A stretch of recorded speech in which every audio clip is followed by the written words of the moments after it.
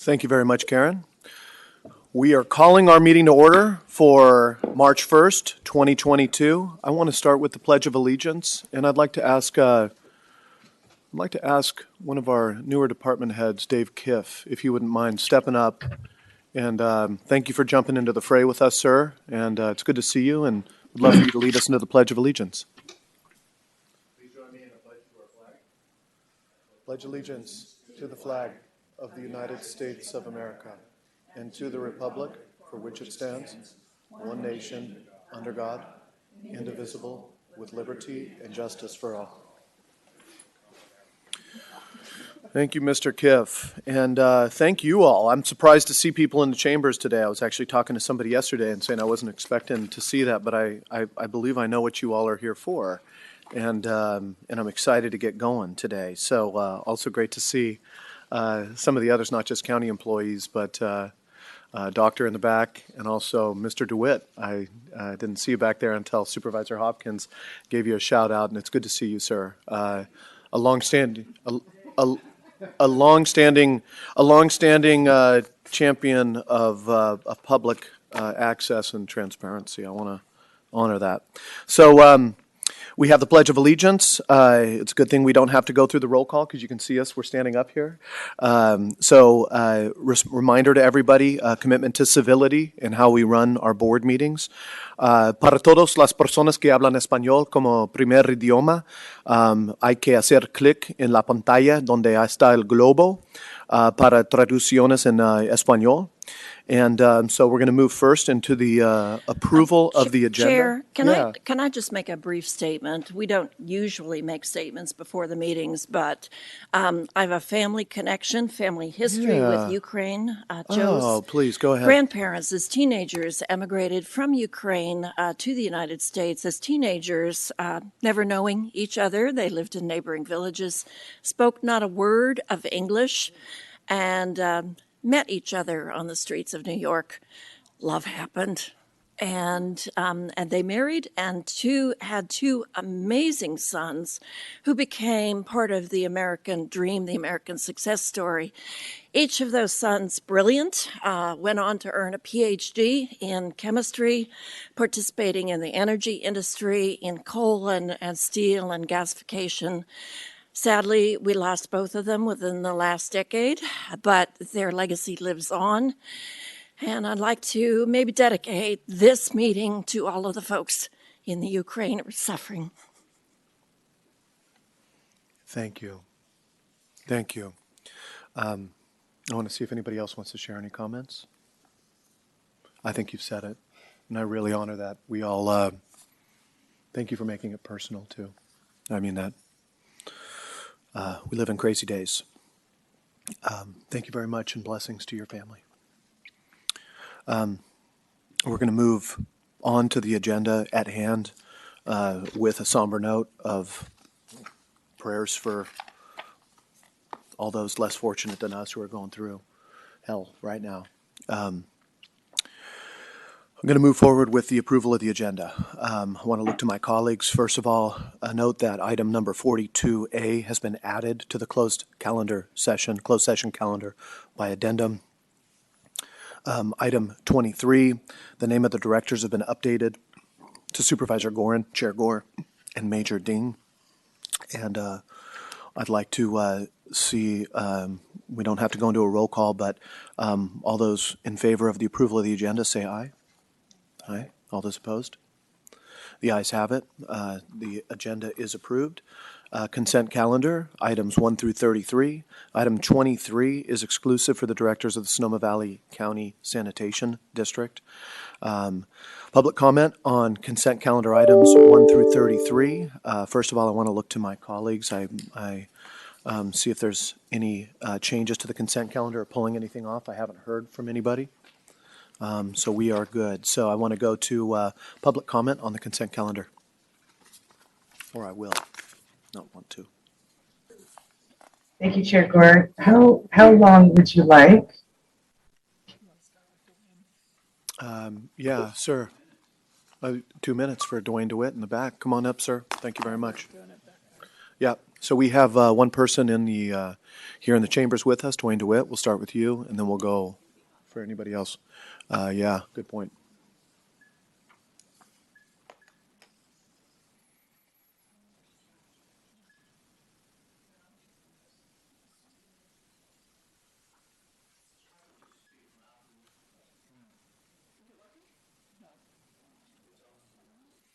Yeah, we'll try and get it live. We'd love to have the folks who are online be able to hear too.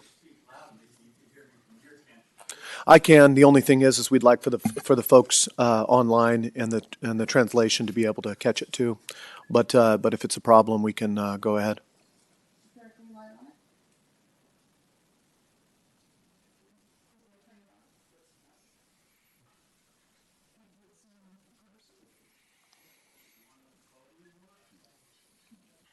Give us just a second. We'll figure it out. Thank you.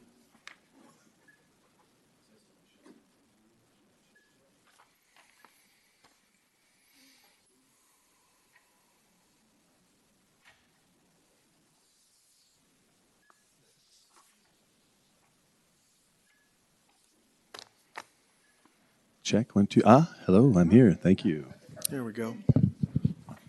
Thank you for your patience. Go, sir. Come on up. Thank you, sir. My name is you. Dwayne DeWitt. I'm from Roseland. On the consent calendar this morning, I had wanted to ask a question, and hopefully you could answer it today.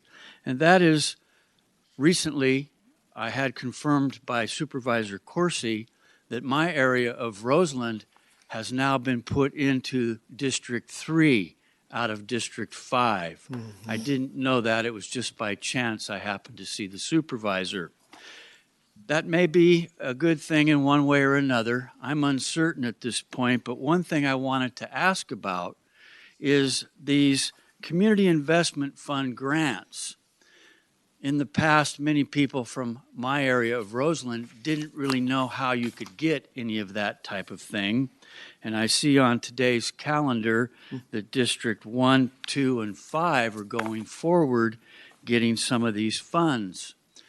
With our area of Roseland now being in District 3, I'm hoping that Supervisor Corsi could reach out to the people of Roseland and let them know about how they might be able to get community investment grants. This is something that typically organizations might know about, but the average citizens, the average taxpayers in the area, they're not as informed. We have a number of ad hoc type groups, community groups that come together, such as Roseland Action, Friends of Roseland Creek, Hughes Avenue Neighborhood Association, a number of different groups that have done good things over the years, but they had never really heard about these community investment fund grants. So I'm hoping that Supervisor Corsi will reach out to us now that we're in his district and welcome us with open arms, even if I'm included. And with that in mind, also, Sonoma County has 3 sister cities in Ukraine. We have Chigorin, Kanov, and Cherkasy. I've been in the Cherkasy group for over 25 years. My last trip was 2 years ago. Really? Thank you for looking out to help the Ukrainians. Thank you. Thank you. Okay, point of clarification, just on the community investment grants. I believe there's a follow-up that can happen here, but just so that you know, is that there is a process to apply through each office, and applications come into the different supervisorial offices. And depending on how the supervisors allocate their budget for that, it can either go into community grants or to staffing or to other kinds of things associated with the cost and function of a supervisorial district office. So, okay, sounds good. Have a response.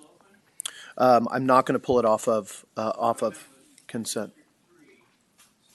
I'll allow for comments from Supervisor Corsi here at the end, but it's a rotating. Also, every budget year it refills back to the same amount, so it's not a one-time allocation. So every July it does, and I'll allow Supervisor Corsi to weigh in at the end here.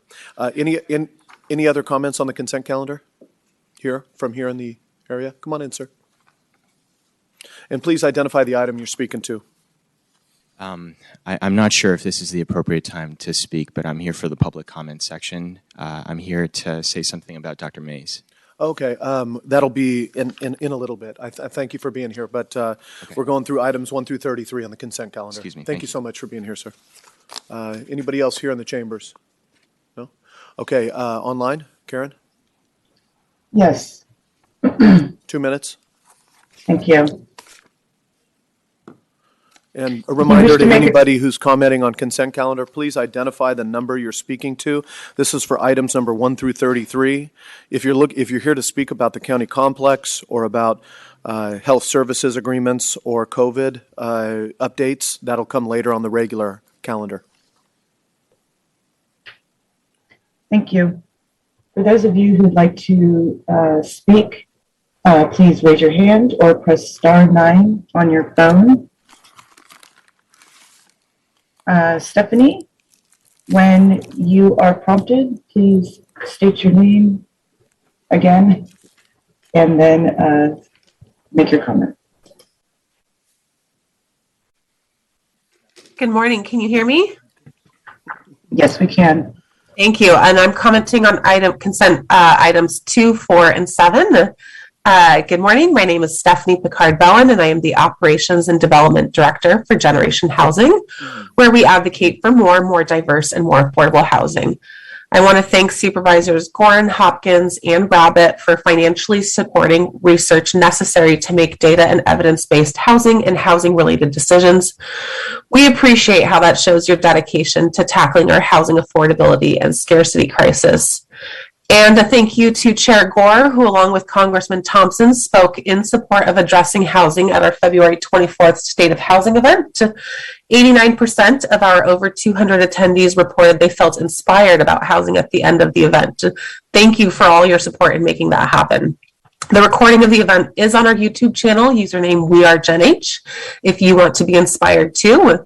We look forward to working with all 5 of you on the housing solutions we discussed in the future. And as always, thank you for your service.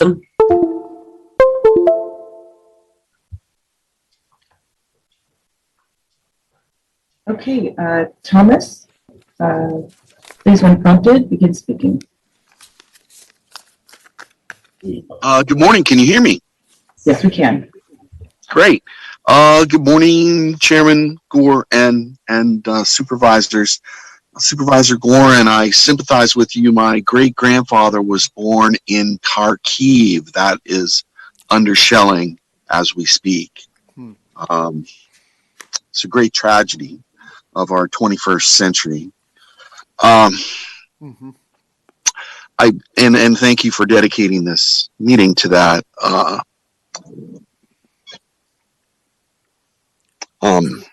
Forgive me.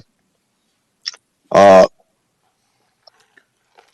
number 27, item 27, it's about the airport, and it just seems a bit strange that you have one of the first items of the regular calendar is about rental agreements, and on the consent calendar is $8.5 million of budget expenditure regarding the airport that is not really discussed. And so I would ask you to pull that from the consent calendar and put it on the regular calendar to discuss that, because we don't really have a public discussion of the airport. $8.5 million expenditure in that.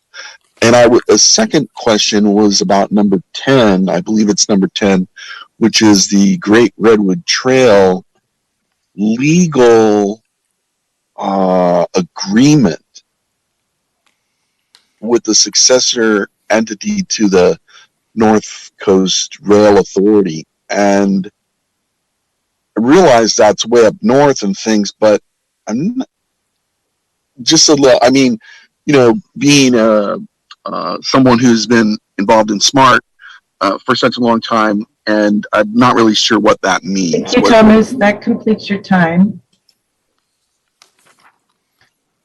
Our next speaker is Andrew. Please, when prompted, begin speaking.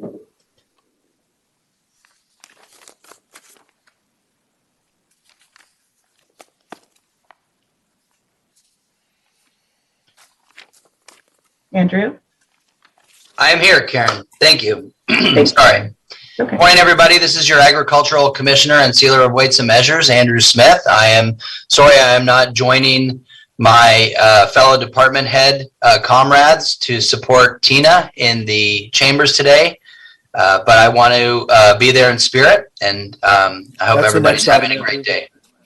Thank you, Andrew. That's coming up on the regular calendar. Yes, I know. I'm speaking to item 33 on the consent calendar, which is the gold resolution proclaiming March 1st through 7th of 2022 as National Weights and Measures Week in Sonoma County.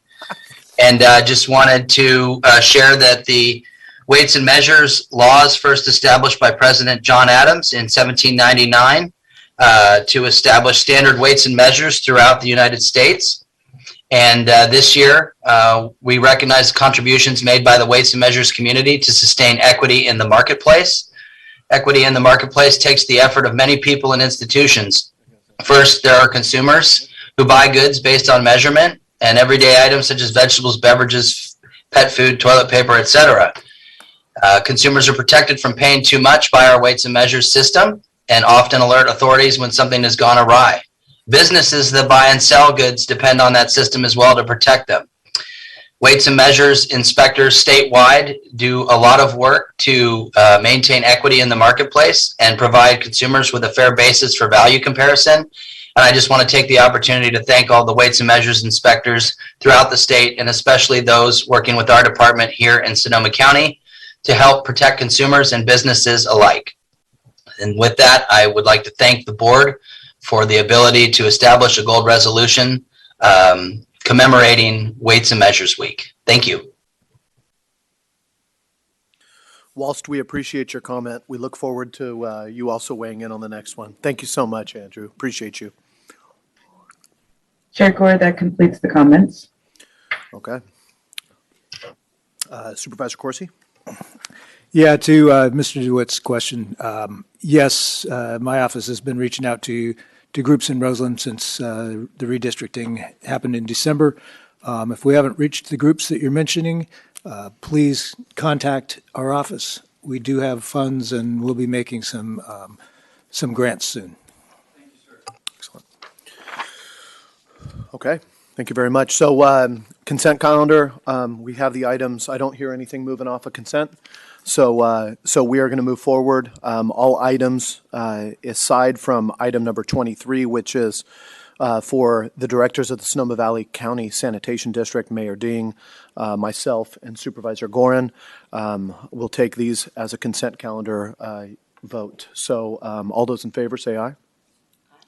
All those opposed? The ayes have it. Unanimous. Thank you very much. Okay, moving onward. Grab my notes. Now, it gives me great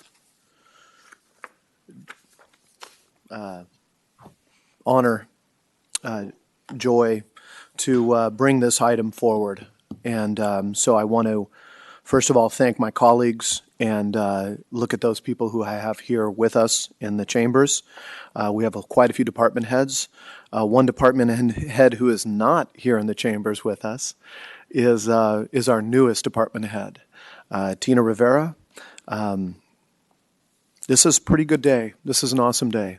I want to thank you for what you've done for this county, for the employees in health services, for the community as we move into this item. So, Christina Kramer, I'm going to pass it over to you.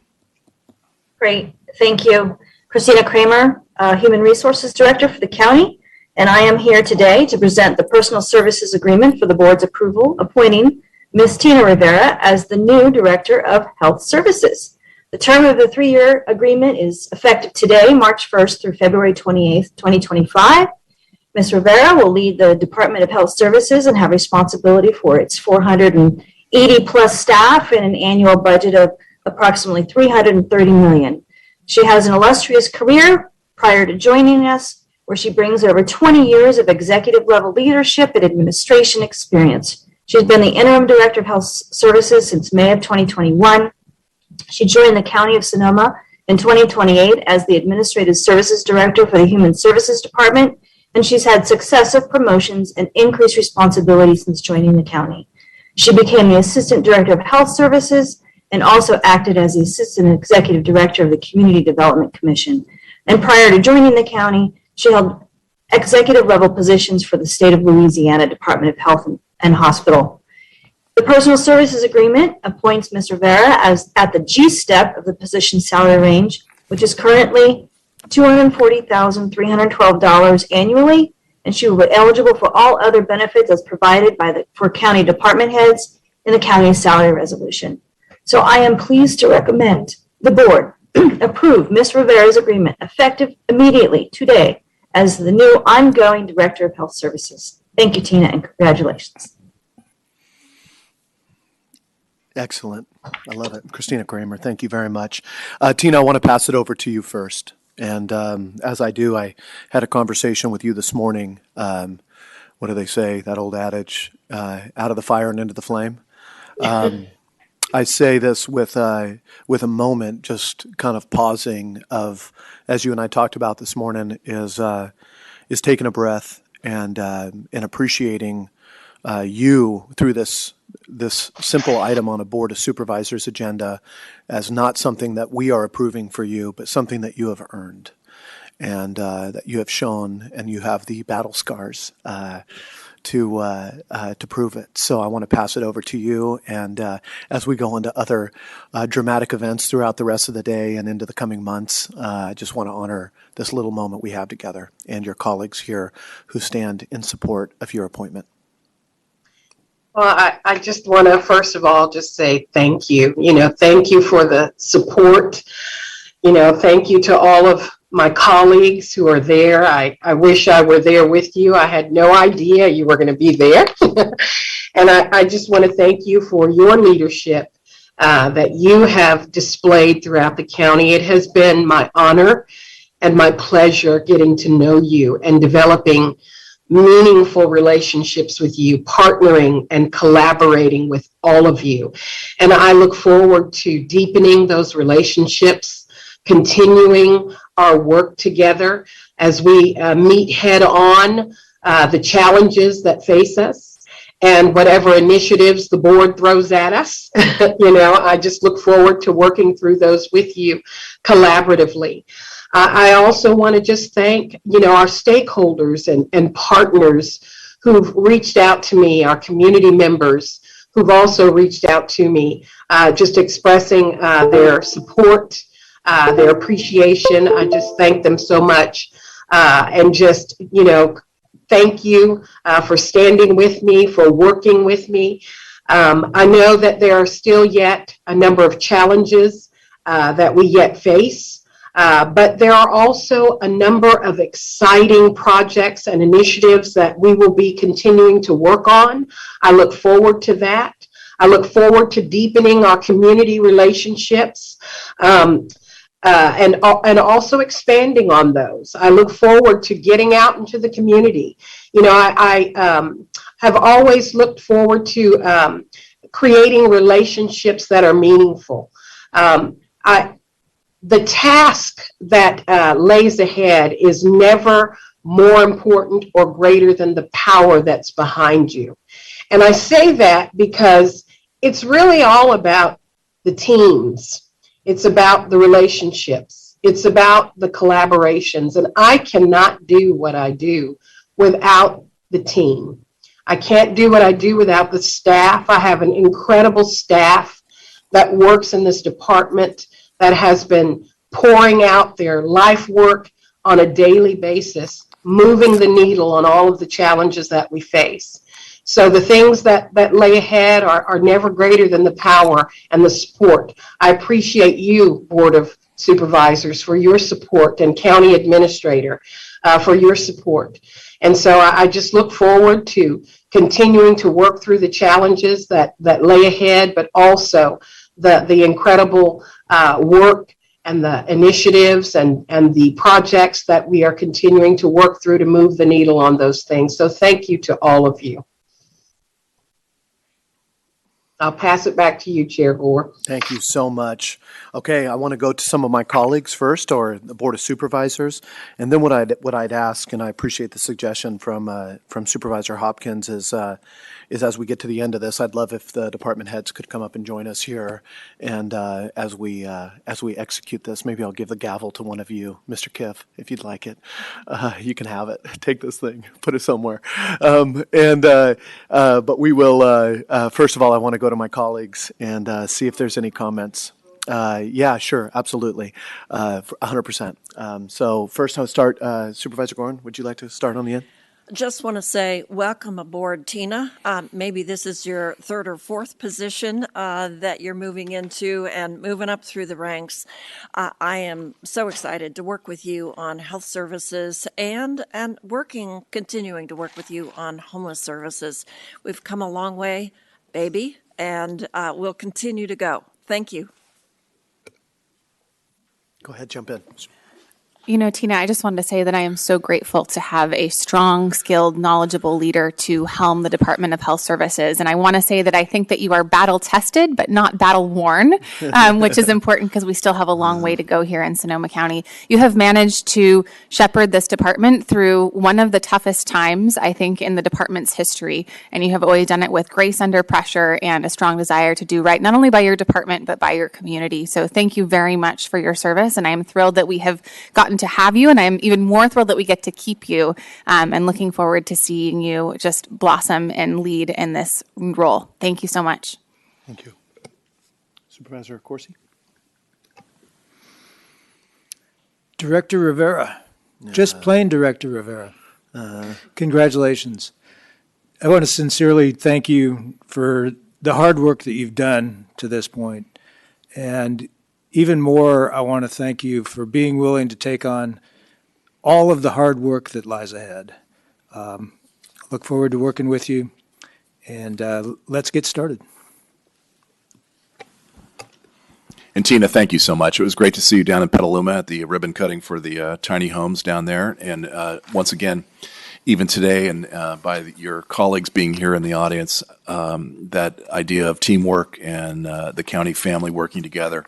Been a tough couple of years, obviously, more so in health issues and public health for sure, of trying to stay ahead of things and everything else. And I know that you've been juggling a lot of balls in the process. Thank you for doing such a great job. Thank you for your commitment to the county, and thank you for continuing to work on behalf of the citizens and residents of Sonoma County, and very much appreciated. So thank you. Thank you, Supervisor. I want to go to public comment. First of all, in the chambers. Mr. DeWitt? Hello, my name is Dwayne DeWitt. I'm a respiratory therapist from Roseland with decades of experience, and I'm glad that you've made this hire. Hopefully, Ms. Rivera will know that Roseland, according to the Portrait of Sonoma County Update 2021, is now the lowest on the list for Human Development Index. We have a disadvantaged, underserved, and overburdened community that has problems with environmental justice and social equity due to brownfields and asthma. Childhood asthma is high. We have pollution from diesel, particulate matter. We have a lot of different issues that need to be addressed, such as housing. Mr. Gore just mentioned the Petaluma tiny homes. Seniors and veterans extended stay suites could help with the homeless that are there in Roseland. If you've read the Press Democrat recently, you see a story about the mud pit.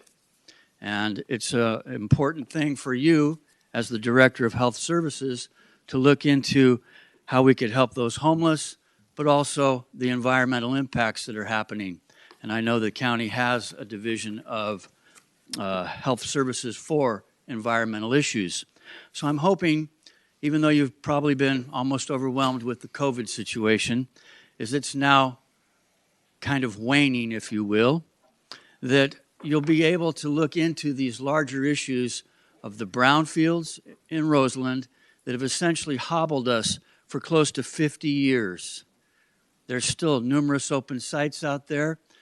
We helped to get a grant to the county of $392,000 in the past from the United States Environmental Protection Agency to look into phase 1 assessments of brownfields along Roberts Avenue.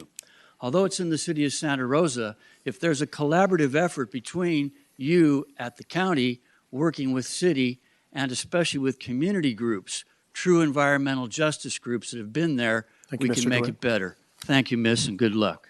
Thank you. Others on public comment? And once again, if there's anybody online, this is not to COVID updates. This is specific to hiring of this position. Yes, thank you. If anyone would like to comment, please raise your hand or press star 9 on your telephone. Chair Gore, there's nobody who would like to speak. Okay, bringing it back to the board. I'd like to just say one thing as we finish up, which is, agree upon all the comments that everybody's had, agree upon where we're at, and that leadership is an amazing thing at this point in time with all of the demands upon us, all of the disasters, all of the disruptions, all of the change. And hell hath no fury like somebody's willing to lean into the storm, right? And hold their hands onto the wheel.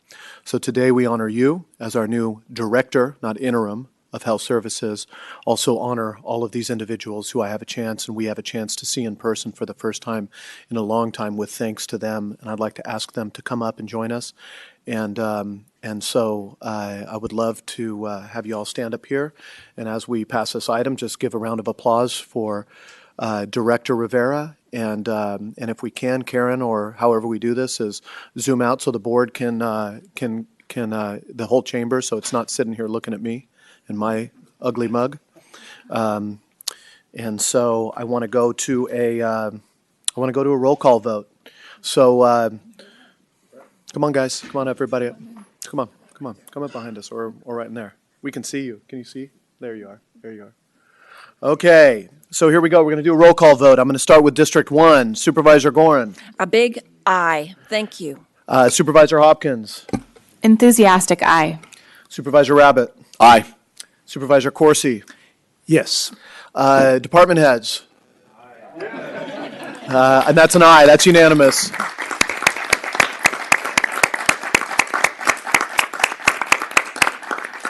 Yeah, that's good. Thank you all so much. Thank you for joining us. Appreciate you all. Okay, Tina, we'll see you back for some fun.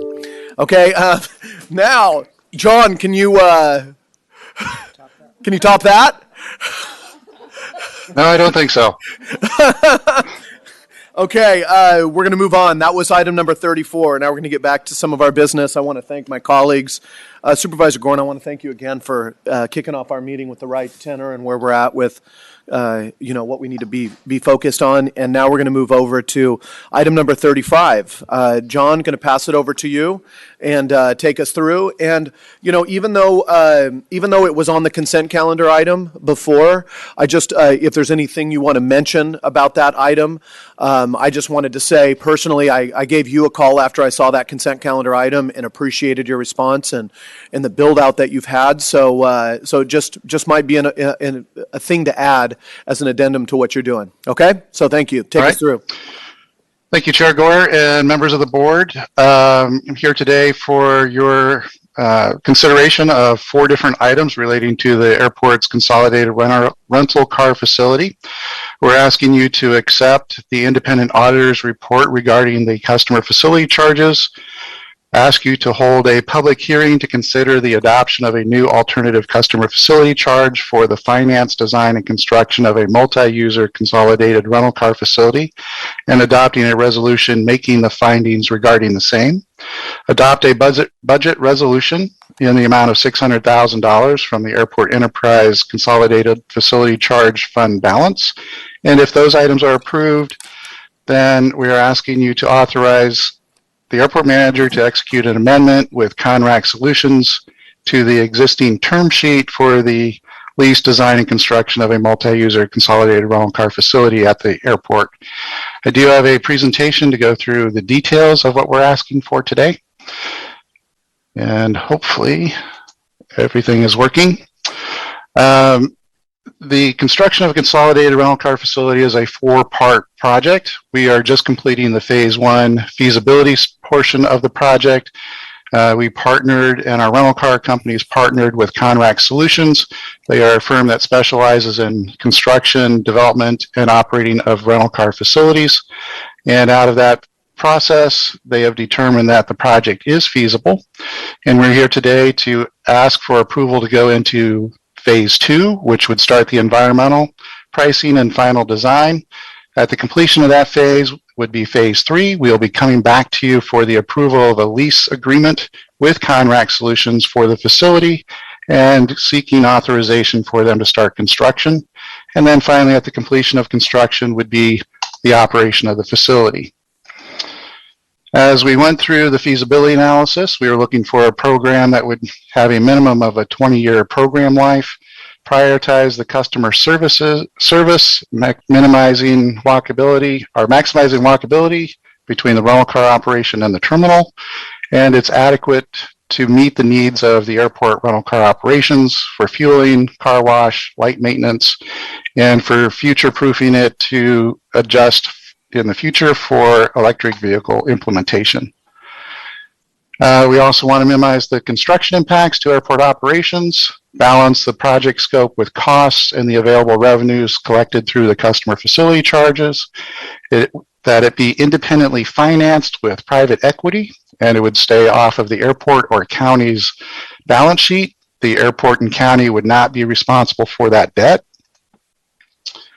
And we also looked at the feasibility and the scope. Right now, we have approximately 192 spaces available for our rental car partners. There are many times where that is not adequate for their current operations, and they are out of vehicles for our passengers. And through working with our rental car operators, we have selected the option E, which would provide 409 spaces and meet the near-term and long-term needs of the rental car operations. We've looked at how that would fit in the current airport operations. This is the existing map. We're looking at constructing the facility at the western edge of the long-term A parking lot and shifting long-term A to the east. That would construct the facilities here with the entrance into the facilities for customers for dropping off of Airport Boulevard just before the terminal. We would shift the entrance to the long-term A lot slightly to the east. Both the rental cars and long-term parking lot would exit on Ordnance Road and return back to Airport Boulevard and avoid going through the airport loop. We did provide some renderings in our report for your consideration. It is a very straightforward building. Does meet the needs of our 4 current rental car operators at the airport. We just complete phase 1, which was approximately $230,000. The phase 2 for the environmental design is estimated at $2.1 million. Construction is estimated at $15.6 million at this time, and a total cost of $18 million. We are proposing that at the end of the design and environmental to do a 30-year lease with Conrack Solutions. At the end of the lease, the assets would be turned over to the airport. It would be private debt and equity financing the project. And Conrack Solution and their equity partners assume all of the risk on the cost of the project. Based on the phase 1 feasibility and the costs that have been identified, it is recommended that we go to a modified customer facility charge that is allowed under state law of $5.80 per transaction day up to 5 days. Right now we are on a $10 per transaction, and that is how we're funding the feasibility analysis. At that rate, that will cover the cost of construction, design, and building of the project. And that rate is agreeable and acceptable to the rental car operators at the airport. And that fee would start at the end of March if your board should approve that today. We did see a transactional growth up until the pandemic, and we are starting to return to the pre-pandemic levels.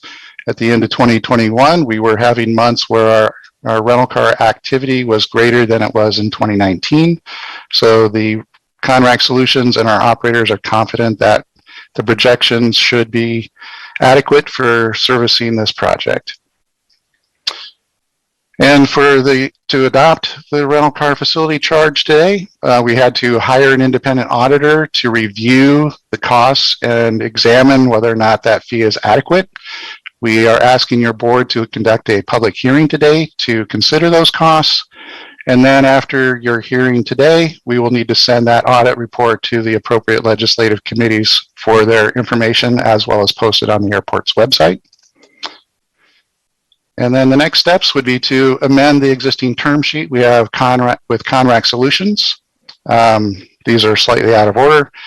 Approve a resolution to amend the airport budget, and at the end of phase 2, we will return to your board for consideration of the final lease agreement and adoption of the environmental document for that construction. And with that, I am available for questions. Thank you very much, John. Johannes, Director Hooverts, anything you want to add, or are you good? You're muted. Sorry. You're muted. Thank you, Supervisor Gore. I have no other comment other than I want to make sure that we address your question regarding the consent item. John, do you want to tackle it, or? Sure. Sorry for that. I got wrapped up on the slides and it wasn't part of the slide, so I apologize for that oversight.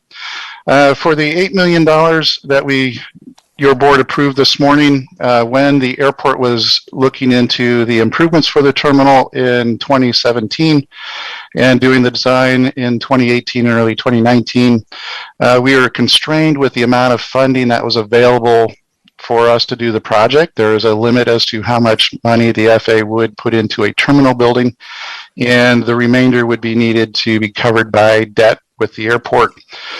So the terminal did not include some of the amenities that we would have preferred to include on the project.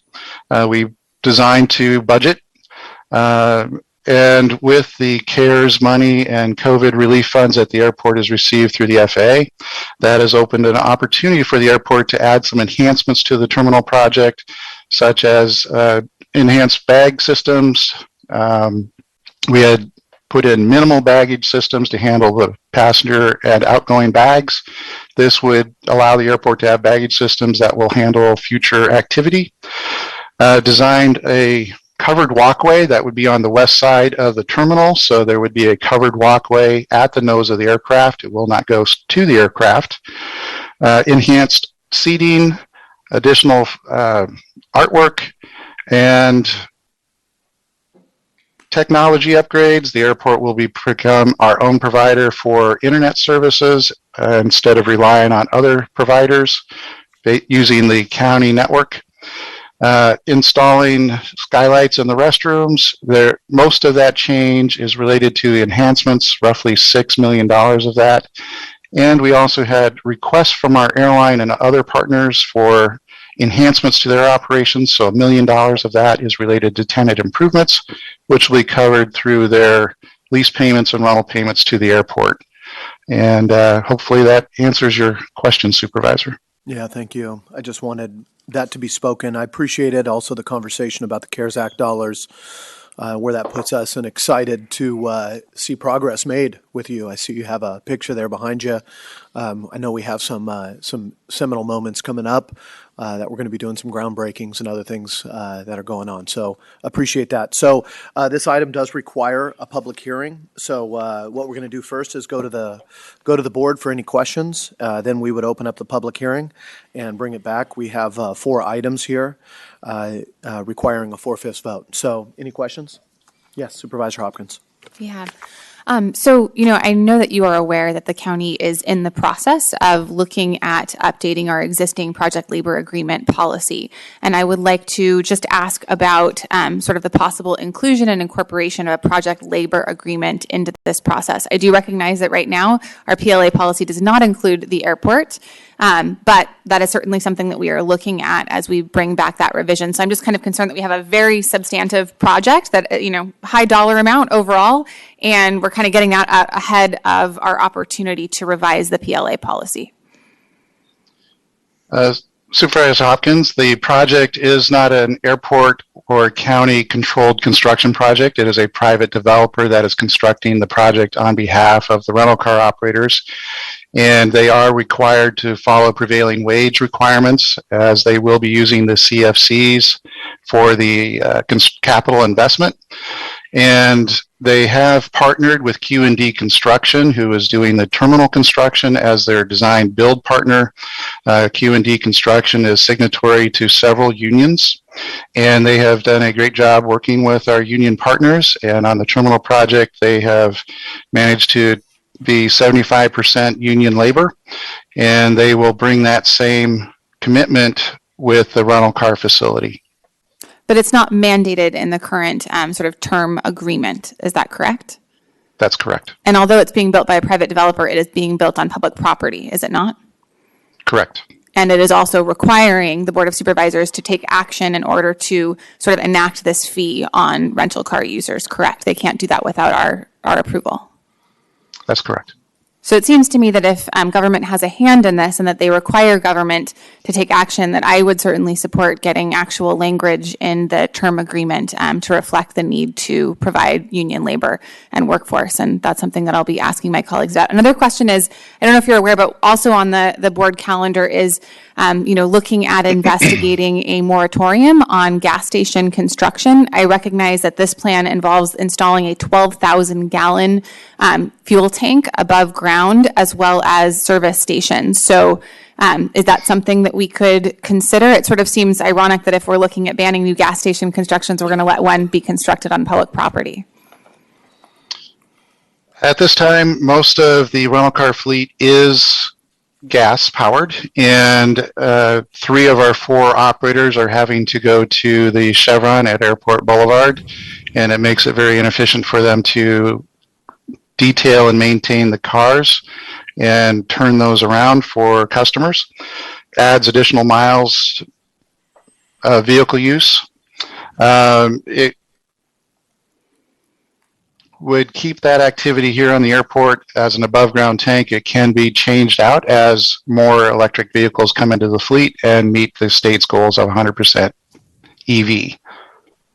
I do think that there's, an opportunity because battery capacity has really come a long way over the past few years, and we've gotten a lot more electric charging stations, including at the places that people love to visit in Sonoma County, that we really look at transitioning towards electric vehicles. And I would much rather see EV chargers than a 12,000 gallon fuel tank.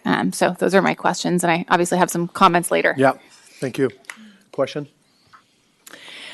I think Supervisor Hopkins just asked a number of my questions.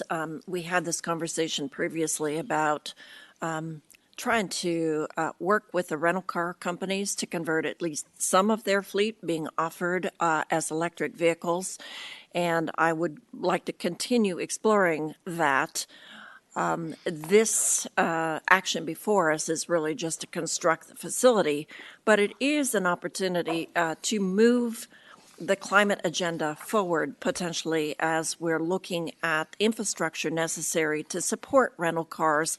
And I'd like to see some electric charging facilities for some of those rental cars being offered as an option. Is that possible, Mr. Stout? Yes, they will be required per Title 24 to include charging station as part of the design activities. Right now, the airport has 14 EV charging stations available at the airport. Enterprise is the only operator that currently offers EV vehicles for rent. They, however, do not have many in their fleet here in Santa Rosa.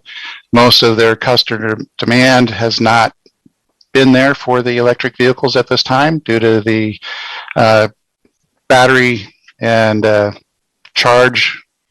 They want to make sure they have charging stations available.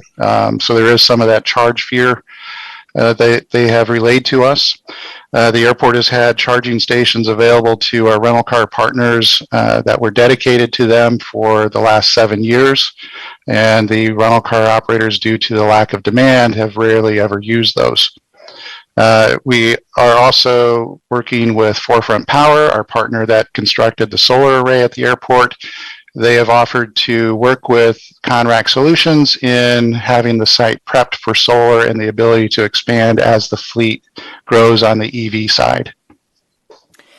Well, I think a number of us were very concerned that the Postal Service dodged that and made the decision not to purchase electric vehicles. I think it is time for Sonoma County to push that envelope and push the rental car companies to offer them. And we can work with Sonoma County Tourism to advertise that we are working at moving forward into becoming more of a green economy.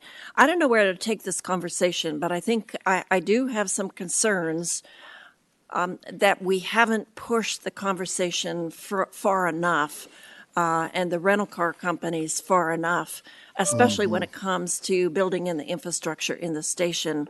Sonoma Clean Power and SETA, RCPA are working drastically on creating more electric vehicle charging stations throughout Sonoma County. And I think the point of origin for some of those cars is actually at the airport. So I'll listen, learn, but I have some concerns as well. There is the opportunity when our rental car master agreements are due to expire in approximately 2 years that we could have that discussion and look to having a certain percentage of their fleets be EVs on their master agreements. And we also could create the infrastructure at the rental car storage place to put EV charging stations right at the front and those gas-powered big vehicles at the back, so people have to walk to get them. Just saying. Thank you. Good comments. I think just one more clarification. I think this is a good one. Is John, can you explain a little bit further about the 2 years from now, but even maybe the climate ad hoc getting later into conversations later about recommendations and working on this? John, 2 years from now, and how long are the contracts usually for rental car companies, and how does it come up from time to time? To comply with FAA requirements, we are required to treat all operators equally. So we do master agreements for airlines and rental car agencies, so they essentially have the same agreement. Those agreements are typically 5 years and less. We came before you approximately 3.5 years ago to redo those master agreements with the rental car agencies, and so they have approximately 2 years left on that 5-year term. And we do look to industry standards and take that as an opportunity to update those agreements with any changes that work for our particular airport. And then they would apply to all operators since they are all at the same time. Thank you. Other questions? Supervisor Rabbit? Yeah, no, thank you very much. Thank you, John and Johannes, for all the work. Just thinking about the airport and where it's come, I think when I first got on this board, there were no commercial flights to the airport, or they had stopped and were discontinued. And then we were so excited to get that first carrier back into Sonoma County. And then, of course, today you read about in the paper, you read about the increase in as a percentage of pre-COVID. So congratulations on that. It goes to show you that our future, I think, is bright. And I'm really excited about the terminal improvements that have taken place, and totally supportive of the additional improvements, the walkway, and the additional amenities that were added back into the project. And I appreciate the comments that were made both on the rental car front and even the construction on the PLA. And I know originally the PLA was, they were frowned upon at federal because of the FRA, but in this one, it seems like a totally different circumstance, being a privately funded entity. I'm looking at walk me through the experience of someone coming to the county to rent a car. Do they go over to the center? I'm used to the larger airports where you go and the desks are actually at the rental car center. Is that the case here, or are those desks still in the terminal? And do you go get the car, or does the car come to you? And the reason I ask is, I'm looking at a big swath of asphalt and wondering what that experience is going to be like. And I know that parking lots are really just storage for cars, but we've come a long way in terms of how we design parking lots to actually have some sort of amenities. I'm glad to hear that we're prepping it for solar. I'm looking at it, and wondering how you're going to do your stormwater management and bioswales and everything else, because there doesn't seem to be any planters or strips in that. I realize at the same time, it's drought, it's the airport, are trees appropriate or not? Certainly if you go the solar route. But just walk me through how one picks up a car and drops it off. All right, so we will keep it's not designed as a full rental car facility. It is more it's called a QTA, quick turn area. And so it's more for the servicing and storage of the vehicles. The pickup and the transactions will still take place in the terminal. We are adding new rental car counters in the area near the new bag claim. And so they will have their location next to bag claim as customers leave the aircraft. And then, yes, they will have to walk to that area of the long-term lot. It is about a 500-foot distance from the front of the terminal. We don't have the exact layout and how they'll have the drop-off versus pickup cars yet. Right now, it's all conceptual, and they'll work through that as they do the design elements. And for stormwater management, they will have to meet those requirements for retention on site. They can do that either by retention, like you mentioned, with bioswales, or they can do it in tank systems under the pavement. That will be analyzed as they do the construction or design documents. Yeah, I appreciate that. Obviously I might have a bias as opposed to going through tanks, especially in this area, which I understand is problematic to excavate. So perhaps the bioswales might be a solution that could also bring some a little breakup to the sea of asphalt. And again, I think it's important. Tell me how we negotiate with Conrac, or not Conrac as a company, but the whoever's going to be privately financing this, that they actually don't skimp on either the design or the build, and that we actually get that quality of a product. Because I'm worried that, I mean, that's maximizing the amount of cars on that particular site right up to the fence lines. But is that the facility that we want to have the facing our tourists traveling into Sonoma County? When we were looking at potential partners in a P3 opportunity, we did point to the long-term B parking lot as a recent project that incorporated landscaping and made it look better than just it's still a sea of asphalt, unfortunately, but we did make that look much better than our long-term A lot. We identified that and highlighted that as how we would like the lot to look. Conrac Solutions believes in aesthetics as well. They want a good product. They want to have their name associated with high quality projects.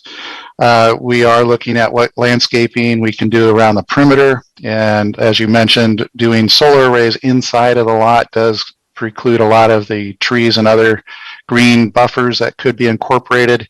And all of that will be going through as we do the design.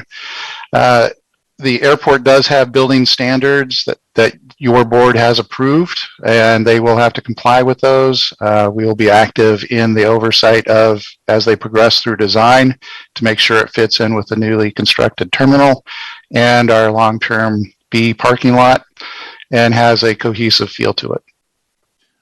Very much appreciate that. And I think that's the goal, right? Is to make sure that whole experience, because I do think airports are the modern day railroad terminal of yesteryear. So I'm also glad to hear on the art front with the additional dollars as well, because I think that's pretty standard fare these days as you arrive into a new facility to have that kind of amenity. So thank you for that. Thank you for the work, and look forward to making sure that we keep on top of that kind of standard going forward. So thanks. Okay. Supervisor Corsi. Thanks. And I appreciate the previous questions, and so I won't repeat them. But I do think it would be a great idea for the rental car companies to market the EVs, and there may be some potential for partnerships with Sonoma County Tourism and their responsible tourism campaign to try and convince people when they come to Sonoma County to consider the planet, consider the environment when they're renting a car. Just a quick question. I know that the rental car users are paying for this, but there are elements of this this agreement that looks similar to another item on today's agenda. And I'm wondering if this is actually a P3, a public-private partnership.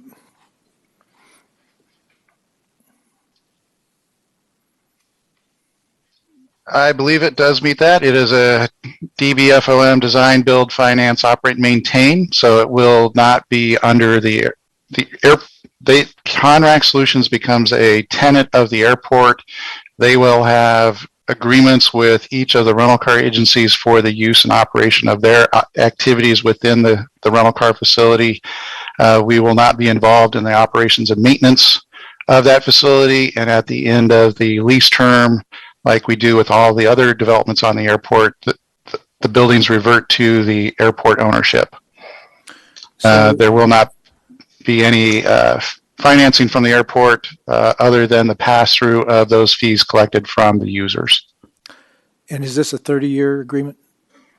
It is proposed as a 30-year agreement, yes. Okay, and so these facilities will be owned by the county in 30 years. That's correct. Thank you. You know, I have one follow-up question from some of the stuff that came up, which was specific with the initial part about project labor agreements and or our existing contracts and construction at the airport. So the first thing, John, is that if I remember correctly, when we went through the airport terminal expansion, PLAs were not allowed to be a part of that. Is that correct? That's correct, because we are using federal dollars in that project, and at the time the FAA was not allowing those partnerships in projects where their funding was involved. Has that changed as a policy? Not that I'm aware of. Okay.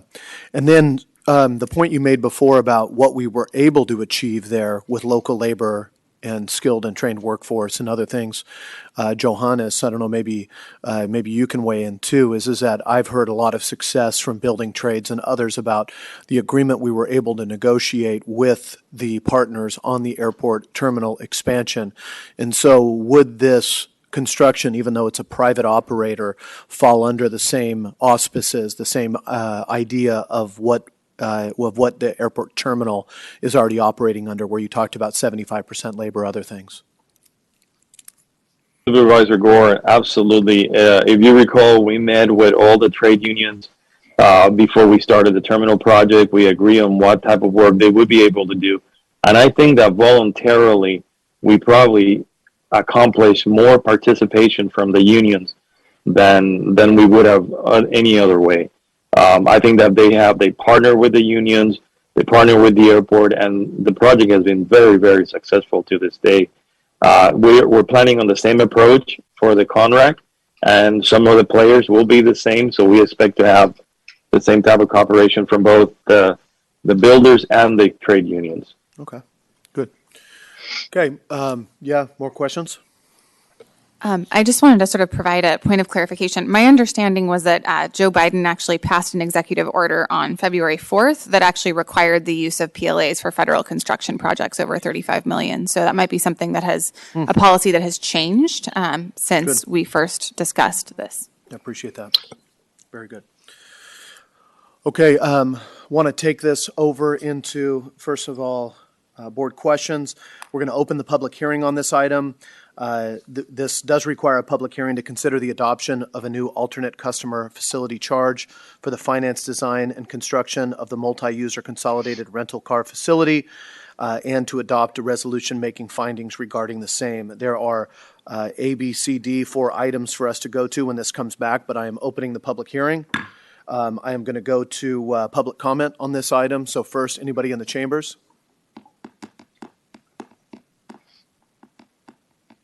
Nope. On the item for the terminal? Okay. So if not, we're going to go to those online. Any comments on this item, Sonoma County Airport? Yes, we do have a few. Okay. 2 minutes apiece.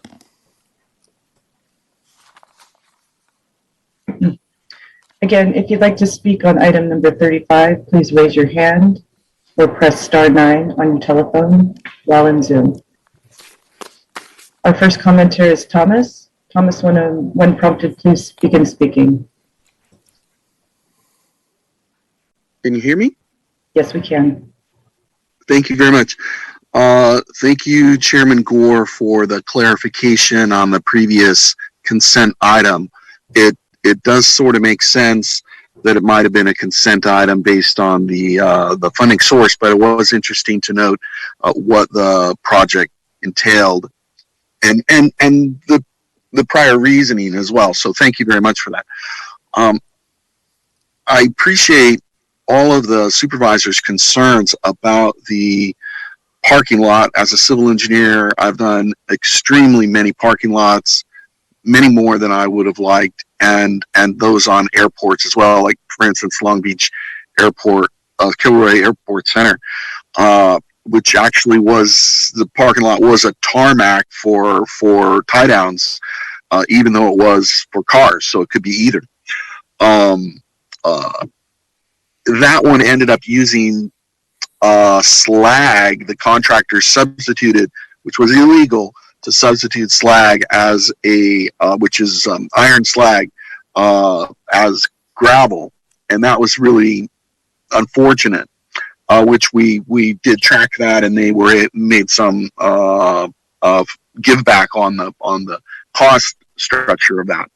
But I appreciate the Supervisor Rabbit's comments about swales and things. Maybe they could have a permeable concrete that would allow water to actually penetrate it, and it's a lot better. It also doesn't create a heat island.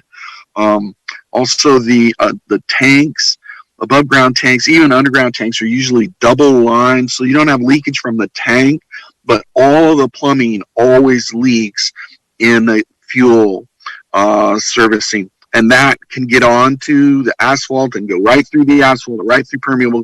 So that's a real problem, and maybe you need to have. Thank you, Thomas. That completes our time. Thank you very much. Others? Fred? Yes, two more. Fred, when prompted, please begin speaking. Good morning, Chair Gore and members of the Board of Supervisors and county staff.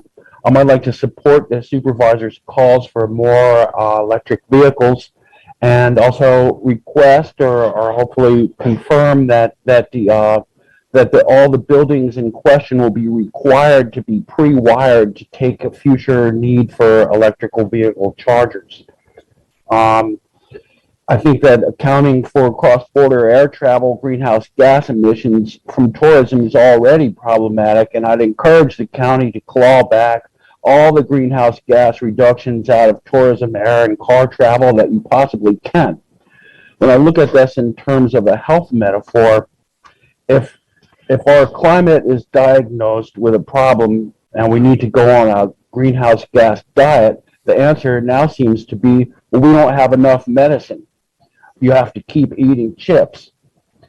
I think that that's not a good enough answer at this point, and that all holds barred have to be taken off to get as many EV chargers in the tourism industry as possible, so that tourists will take these and not have the excuse that there's no place to charge them. So I'd like to just encourage everyone to double down on the EV, and also for climate justice to make it possible for lower income people to buy these vehicles, because right now they're cost prohibitive, and if you're a blue collar worker like me, they don't have EV trucks where you can, how am I going to get an EV truck to go to the job? So we need help on the EVs all the way around. It's a great idea, and keep up your good work. Thanks very much.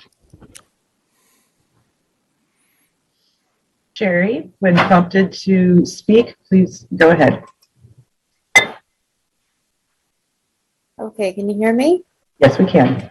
All right. Good morning, Chair Gore, members of the Board of Supervisors and staff. My name is Cherie Cabral with the North Bay Building and Construction Trades Council.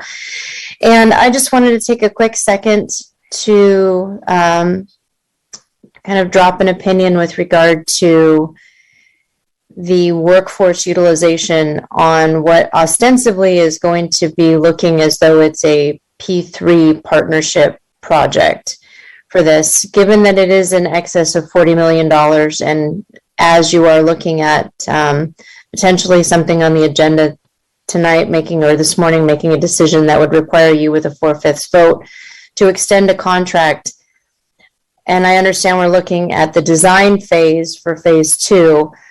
But if that contract includes phase 3, and it would make it incredibly difficult at some later point in time to break them apart, I would like to respectfully request that this body take into consideration that this is a $40 million plus opportunity, that ultimately the cost that's being borne by the county, it is on county operated property, county owned property, and eventually will be taken over by the county, to look at this as an opportunity, just yet another opportunity to create local jobs, to create apprenticeship pipeline opportunities, and to use dollars that are going to be generated locally to do local good. So I'd like to ask you to take that into consideration. And I also would say that with regard to the electric vehicle side, you really do have a chicken and an egg issue.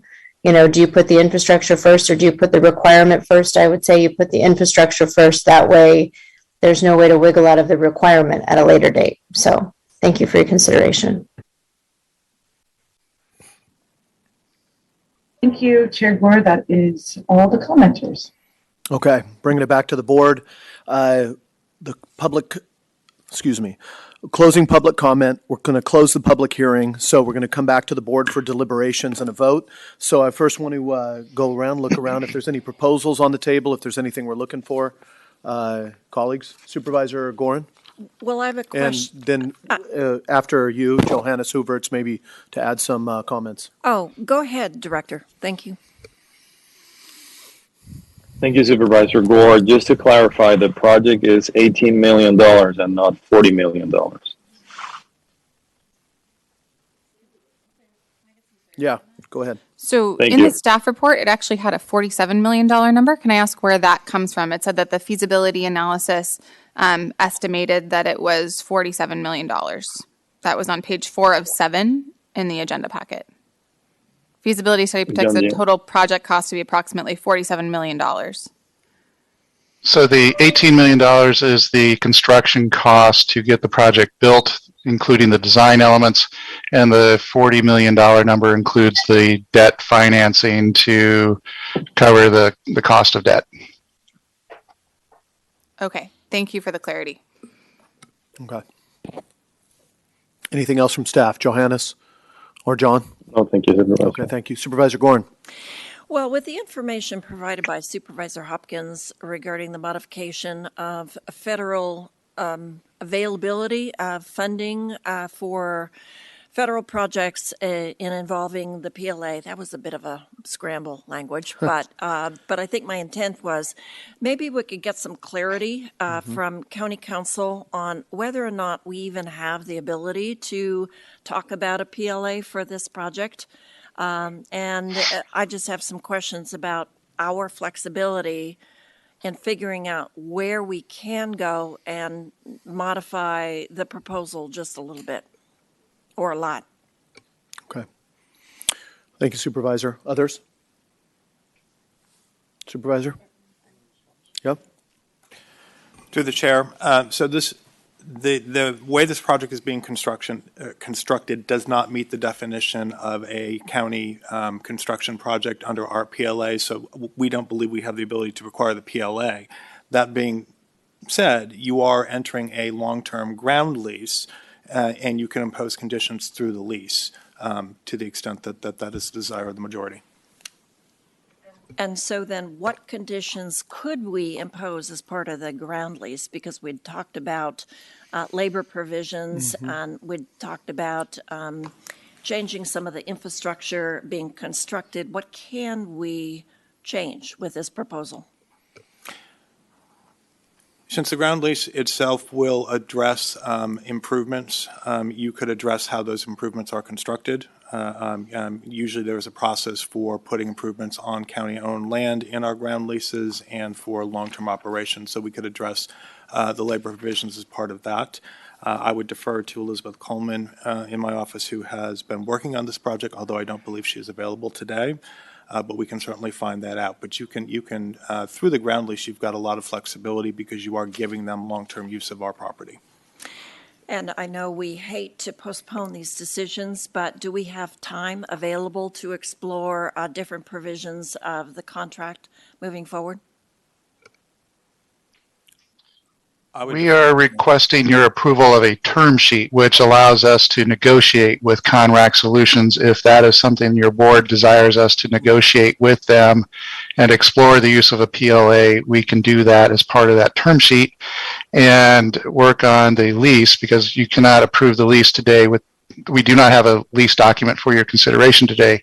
The environmental needs to be completed before you can take action on a full lease agreement. So we hear that you would like us to have them pursue the potential for a PLA and ensure that the infrastructure is in place for electric vehicle charging and as many EV charging stations as we can do at this time, knowing that they will have to go to 100% EV fleet to meet state law at some time. Thank you, Mr. Sad. I really appreciate that clarification, and I think that satisfies my need, because those were the two issues that I think should be included in the negotiations moving forward, and maybe a little clarity around as many charging stations as we can get. We might try to put a number on that or a percentage on that. And through the chair, really quickly, just for clarity, in the lease terms, we can put a requirement that we negotiate method of construction, additional requirements beyond minimum standards, and you can do additional terms, just adding additional costs. Okay. So whatever the board desires. I want to make sure I continue going through any questions or comments, and we're going to come back for maybe some proposals on the table. It sounds like we have a potential way forward on this. Supervisor Corsi. Yeah, I want to make sure I understand what we're hearing here. County Council is saying that we don't have the ability to require a PLA under the ordinance as it exists. As I understand it, there's an ad hoc of the board that's looking at that ordinance with potential changes in mind. I'm wondering what the timing of that ad hoc is and how that might fit into the timing that is seen as necessary by staff for the airport project. Through the chair. Jump in. According to our significant items calendar, the ad hoc is slated to come back May 3rd to the board with either an update or some recommendations on the PLA policy. Okay. That's good to know. Has the ad hoc met yet at this point and formalized? Will there be a charter coming back as a part of that? Okay, good. Supervisor Rabbit? Yeah, it seems to me that we can move forward, but just by simply, the most important element, I think, is the threshold dollar amount. And just to say that this particular project, through the lease negotiation of the property, will be subject to no matter what that amount is. So that takes care of that. I know there's some other language issues, but I think that we could at least get the term sheet so that you can start that piece going forward. As we go forward with this, I also want to make sure that the overall dollar amount, who came up with the actual number of spaces? And is that projecting out demand how many years out? Because I think that what we want to do is not is to keep the price the same, add the additional conditions, and get what we get. So that was developed in conjunction between Conrac Solutions and our rental car partners. So they looked at the historical data for transactions and the number of cars that each firm was renting, looking at the growth projections that they had historically, and then looking at the FAA passenger forecast for the airport and the airport's master plan for future passengers. And then they did use that as the basis and worked backwards. They're projecting about a 48% growth over the next 20 years. And that space requirement does meet that estimate. I appreciate that. I guess at the end of the day, you do have room for negotiation as you go forward with the term sheet. I just want to make sure that staff has that so that they can be successful at the same time with the additional requirements. So appreciate that. Thanks. Okay, thank you. From my side is I want to go back to this point. What's that? Yeah, absolutely. Do you want to make a proposal or questions? Clarification? You can jump in. Yeah, absolutely. I just wanted to sort of check in terms of process. I know that the term sheet, kind of as it's written, does include that 1,300 gallon gas tank. Would there be an opportunity to sort of modify that to request a project alternative that doesn't include that? Sort of as part of the process today, because I want to recognize that while we're not voting on the construction, we are voting to approve sort of this design contract that has these particular elements called out. So if we have problems with one of those elements, or we'd like to see, say, an alternative, right, that only had EV charging stations, wouldn't now be the appropriate time to modify that? I think there would be a concern from our rental car partners, since right now 98% of their fleet is gas-powered vehicles. It does cause the need for additional labor and creates issues with servicing the cars during the busy days, that they have to take an extra half an hour to take the car to the Chevron station up the street. So I think they would object to having to have a tank removed completely. We can discuss if there's an opportunity to have a smaller tank that would still meet the near-term needs while looking to going to a full EV system. Yeah, I mean, and I guess that I would respond that I have a concern that my kids won't have a planet that's habitable. So that might sort of outweigh the potential inconvenience. Are we investing in kind of the infrastructure for the future, or the infrastructure, quite frankly, that should be relegated to the past as quickly as we possibly can? So I certainly would be interested in project alternatives when it comes time to proposals. Might make a suggestion.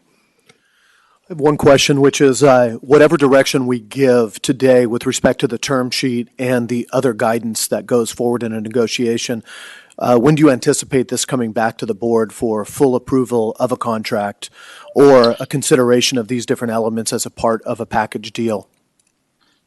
We anticipate that the lease and environmental will not be complete for about 18 to 24 months. So towards the end of 23 would be the soonest we believe we would see the full package. We can do a couple check-in points as we work on the design elements and as they get more information on the environmental side, and do check-in points with your board. Okay. Well, I think that's appropriate as well. We're looking at a large project, and how do we sequence it is going to be important. I think, two different things that we have going on. Obviously, this project is being usurped, and rightfully so, by a couple other things with our strategic planning pillar, our climate investments, and then at the same time is our PLA review and our projects and how we're built out. So once again, I want to see if there's any other comments or other items. I'm hearing I can see a little bit of a consensus coming around, but I want to make sure I go to maybe a proposal from the board on the floor. But before I get, do you want to do that now, or do I just want to see if I have any other things that are outstanding? So let's cut it up. Let's deliberate a little bit. Supervisor Hopkins, we'll start with you. Thank you.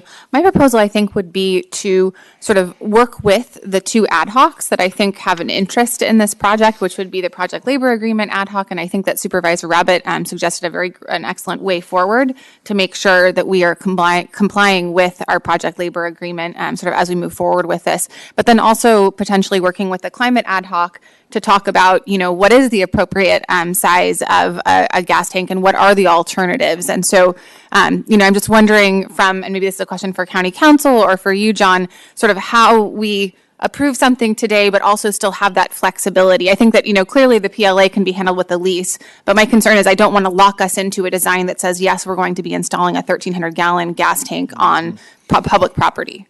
Well, I think the question, as you talk about, we're going to bring back this other item on gas stations and other things within the unincorporated area.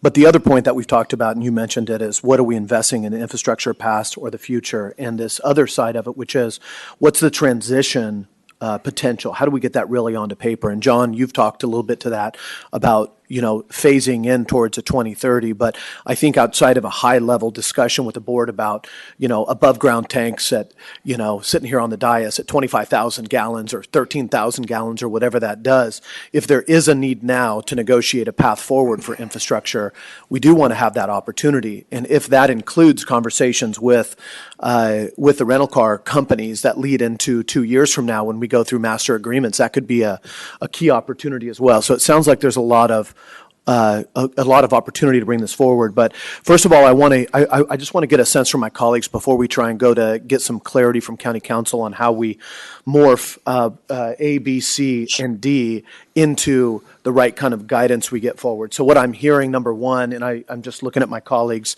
is there is an opportunity for us to move forward with a term sheet, but with direction given from the board. And I'm hearing number one is that the look at with the project labor agreement ad hoc, and also Johannes and John could go and negotiate already and bring that up as a prime consideration as a part of the term sheet to the companies about what we're at. Obviously, between the world of what we had, which was Johannes, what was already negotiated with the airport terminal expansion, is the floor, and the ceiling would be a PLA. And then Supervisor Rabbit, as you're talking about, the threshold, and Supervisor Hopkins talking about county land, it also makes me think about us being pitched a couple of years ago to do a private project on the fairgrounds that would somehow obviate a PLA. And so there is this discussion about our land and what that really means. So I think it's totally appropriate from my side. I want to see if my colleagues, just by nodding, are supportive of that going with the PLA ad hoc, and for Johannes and John to put forward. So that's a yes, and thank you for that consideration. The second thing that we've talked about is electrical vehicle infrastructure. One thing that I would love for either the climate ad hoc or the PLA ad hoc to take up as a part of that is something that we've looked about, which is EVITP, electrical vehicle infrastructure training programs, how we actually get those out on the ground. There's something been passed at the state, acceleration of that.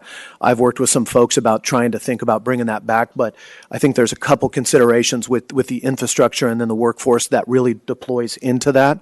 So if we do that, once again on the side of where we're at, I think, John, what I'm hearing from the board, and Johannes, and I want to get a nods if it's from the board, if this is what I'm hearing, is that we're going to give direction to you. You move forward with a term sheet, but there's also negotiations that need to happen about the deployment of the electrical vehicle, and further negotiations on how much capacity transference of gas over.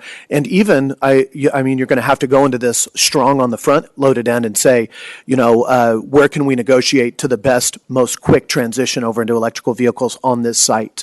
So is that what I'm hearing in general from our board? And then I would say specifically with check-ins with the two, one is an ad hoc on PLAs. The second one would be the pillar from the strategic plan with the climate portion. I'd appreciate maybe, since you guys have also proposed and we have approved some electrical vehicle charging sites and other deployment, is this idea of the EVITP, this electrical vehicle infrastructure training program consideration. And then what we would do at the same time, Johannes and John, is maybe you'd work with the county administrator, the chair and the vice chair, and agenda review to identify a sequence time when we come back and see it this year to see how your negotiations are going in further direction, and then hopefully you get the direction you need to be able to execute an agreement and go into environmental and other things. So first of all, seeing if I missed anything out before I go to staff. Thank you for that suggestion, and I was reminded that we received a note from IBEW talking about the need to certify those folks who are actually involved in installing the electrical vehicle charging stations. Yeah. And so I think it's a good opportunity to not only work on the training program, but also make sure that we use that expertise to install the infrastructure. Well, and the irony about that program is that's more of a training certification program that requires you have contracting licenses to do high-level work. It is not a PLA in the sense that it requires union labor. It just requires a certification standard to be able to work on this infrastructure. So I think that, once again, if I can, just because I want to make sure we're good on the Brown Act, if I'm talking about two different ad hocs, if you're checking in with two ad hocs, Supervisor Hopkins has to be careful in between because we're working this two ways. So the climate group cannot, you can't participate as a follow-up in any conversations, but you've already said where you're at with that. there's a side for the labor agreement that goes into a check-in with that. The other side, even though there's a labor component, the EVITP, because it's a part of this infrastructure and the electrical side, and then the negotiations, and John really getting out there, telling the folks what our board is giving you direction towards in terms of negotiating, and then checking in with those ad hocs and then identifying a time to come back to us. Johannes and John, Johannes first, and then John. Sorry, I apologize. David, Supervisor Rabbit, do you have one thing? Well, I was trying to understand in terms of process, because I thought I heard that we wanted to get a term sheet out and about, and I guess I'll look to John and Johannes if the check-ins with the ad hoc. I'm not sure why we would check in with the ad hoc or the PLA if we just say that this will be subject to with no threshold amount. That takes care of that, notwithstanding any potential language changes that we'll work through, but at least we get that on this particular project. And then I think the question is, how do you deal with electric vehicles, knowing that 98% of the existing rental fleet is gas-powered? If I can add some clarity on this quickly, it might help the discussions move it along. The term sheet's non-binding. This is to give direction to staff to go negotiate the lease. We can negotiate the terms. We can address, the infrastructure and how it's dealt with over time or shift. If that's appropriate, the board will have a chance to change that when we come back, because we can't adopt the lease or final terms until you do the environmental review. So that'll be coming first. This is to guide negotiations for staff, and I just want to add clarity on the labor side. We are not going to have a PLA, even though we're saying waive the threshold. We're doing it through the lease because that's what gives us the bite at the apple here. It's not a county construction project otherwise, so we wouldn't have the ability to impose a PLA. I like that. Call it how you may. If it quacks, if it walks, it's a duck. It achieves what's needed. So I'm looking back. Johannes, I want to pass it to you and to John. Any clarification on what we said or any more guidance you either want from us or suggestions you want to make for us that puts you in a position to go back and negotiate as you need? Supervisor Gore, thank you. I think we have the guidance that we need, and thank you for recognizing the transitional period that we need moving from gas to electrification of our fleets. We are committed to local labor and electrification at the airport, reliable and sustainable sources. And we want to do what's right. So we are committed to that, and thank you for understanding that. Mr. Stout? Thank you for the direction. That is exactly what we need. And they do have representatives watching the meeting today. And I don't know if they're authorized to speak on behalf of Conrac Solutions, but they understand what you're asking for, and they are willing to work on those elements that you're requesting to be negotiated. And we have the direction we need. Okay, I want to be clear now. So that was the direction in general. Now we got to put it into some kind of a ability so that we don't lose all this as we walk away and it strands away. First thing I want to do is look at the item before us. So item number A, accept the independent accountant's report regarding customer facility charges collected pursuant to adoption of the CFC rate and analyzing the project costs prepared by Marcius Genie and O'Connell LLP. That does not change with respect to what we have already talked about, does it? No, it does not. Okay, good. Second, we have held a public hearing to consider the adoption. We've closed that public hearing. Third would be the adoption of a resolution authorizing budget adjustments to the TPW final works budget for 2021-2022, $600,000 from available airport enterprise consolidated facility charges fund balance. That does not change with what we've talked about here. That's correct. So we're still good with that. And if the new alternate customer facility charge is approved, but approved under the conditions that we have talked about, then it would come back as item number D. And I'm wondering if we pass that now or if we bring that item number D back to the board when you do your check-in. John or Johannes, any guidance on that? I guess I would need to ask Mr. Pittman if with this, since it's authorizing me to sign on behalf of the county for a a term sheet that gives guidance to staff on the negotiations. Is that something your office can incorporate the changes from the board for me to be able to then sign, or does it need to be modified, then brought back for their consideration? I would, through the chair, assume that we would take the direction the board has given to staff, and we will modify the agreement. So we would need a formal action on D to allow Johannes So we'd to approve sign. D with the understanding that you would add the direction from the board into that, and then John would still have the ability to sign. This is an existing this is a term sheet. This is not to sign a final agreement. And then John and Johannes, just so I get a sense, are we talking about negotiating, checking in? First of all, I want to thank Supervisor Rabbit for the discussion before about there doesn't need to be per se a check-in with the PLA if we're in agreement here as a board that we already have an established threshold, and this is underneath it, and this is on county property. So I'm looking at my colleagues right now and just understanding, and thank you for bringing that up, and thank you for championing it. And Supervisor Rabbit, I think that's clear cut. Supervisor Corsi, I'm going to go to you in just a minute, but you want to comment on that, or do you want to? Okay, and I'm going to come back in a minute. So once again, isolating this down further. So there is a check-in though with the climate pillar on terms of the transition. And what are the plans based? I think the key there is that you've heard the direction from the entire board. So it's to go and pursue your negotiations and then come back and maybe present to the ad hoc or the pillar before you come back to us and see where we're at with different things. So is that clear? Yes, and that action would actually be necessary with the approval today. Then Conrac Solutions would be able to start getting into more detailed analysis and design activities, and getting before the ad hoc on the climate action early would be very helpful, so they can incorporate those concerns into their design elements. Okay. And so that would happen actually fairly quickly, getting that feedback. Thank you. Okay, Supervisor Corsi, did you have anything you wanted to lay in on? Okay. Council? When you're ready. My recommendation on the motion is you're going to move items A through D and delegate authority to TPW to sign the revised term sheet subject to review and approval form by council. We will make sure that the direction of the board is integrated.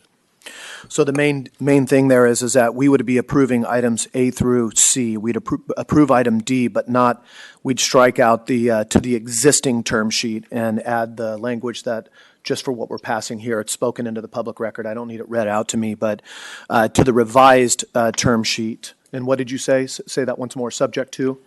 Authorize Transportation Public Works to sign off on that term sheet in a form approved by council. Okay. So that's what we have before us. I'm looking around, want to see if there's a motion on the table, just because. So moved. Okay. As stated by council. Okay. Second. Okay, thank you very much. I'm glad. This is productive conversation. All those in favor say aye. Aye. Aye. All those opposed? The ayes have it. Thank you, Johannes and John. Thank you. Get to work. Thank you very much. Okay.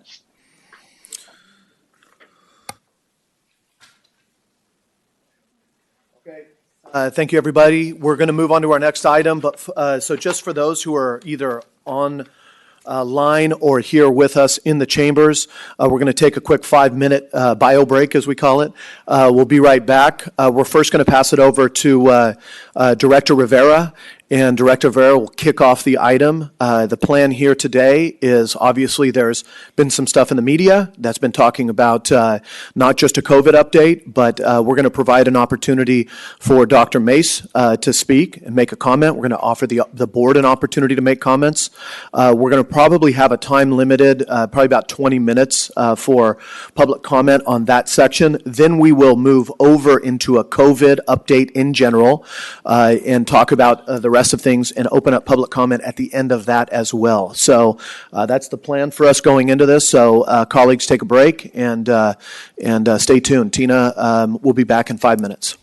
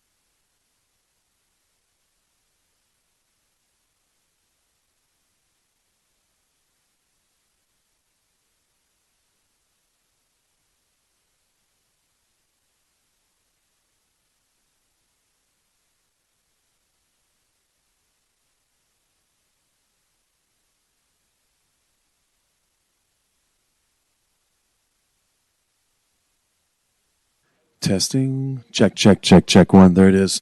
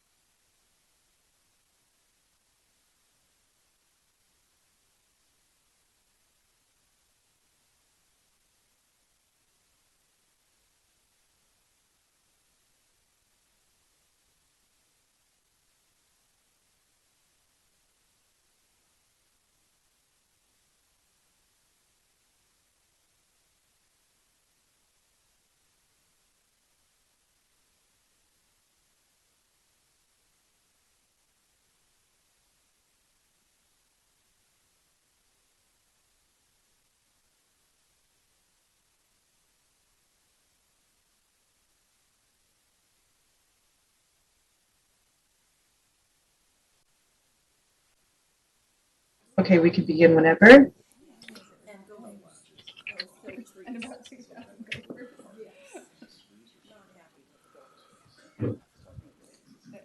Chair Gore, we're ready to start if you are. Okay, thank you very much, everybody. Thanks for joining us. We're back in session. We're moving on to item number 36, COVID-19 Emergency Response Update and On-the-Move Agreement Amendment. I like that we're putting the On-the-Move Agreement Amendment front and center on the title of this. We've talked quite a bit about this item and specifically On the Move's role in our equity initiatives out into the community. And so I want to thank them before we move into this item. First, as I mentioned before, we're going to have some statements made, and then we'll move into public comment. What I'm going to do is first of all go to Tina Rivera, Dr. Mace, allow the board members to make comments. I'm going to open up, as I mentioned before, a quick well, not quick. I mean, we'll see what it takes. But public comment on the statements that are being made by Dr. Mason, by the board, and that would be looking to keep that to 20 to 30 minutes, about a minute apiece for folks online. We have quite a few folks there. Then what I would do is go back into the general COVID update, the business update, and from there we would track that forward and allow public comment at the end of that, which would be distinct from this first issue. The other thing I want to let folks know is that before we move into this, is that the professionalism and what we require as decorum here in the board chambers is important to us. I want to, outside of all the comments that might be made by either Dr. Mace or by my board members, myself, or others, is I want to encourage everybody to be germane, be respectful with your comments. That's the best way to be heard by our board and by everybody here. If there is anything that is outside of that or out of line, I will be asking Karen on our Zoom to cut people off. I want this to be done in an appropriate way. If there's questions, concerns, support, or otherwise, that's all open. That we are in a public forum, but at the same time, the onus is upon all of us to act responsibly. So, with that being said, I want to pass it over to Director Rivera. Once again, congratulations on taking your post to kick off the first part of this item, and then we'll keep moving forward. Thank you, Chair Gore and members of the Board of Supervisors. As Chair Gore mentioned, before we begin our COVID-19 update today, our health officer, Dr. Sundari Mace, has asked for an opportunity to make a statement in light of the media coverage regarding a separate issue from our COVID-19 update. So with that, I'll turn it over to Dr. Mace for those statements. Thank you. Thank you, Director Rivera, Chair Gore, and members of the board. I want to reiterate my regrets and apologize once again to the public for my actions that led to the recent news coverage. I admit I made mistakes with a serious lapse in judgment, and I take full responsibility for those mistakes. I deeply regret that this occurred. I also regret that I was not more forthcoming concerning an incident that occurred in 2014. I had been told that this case would be legally expunged from my record if I completed every task asked of me. But I've since learned that these things never completely go away. And in hindsight, it would have been better if I had been upfront.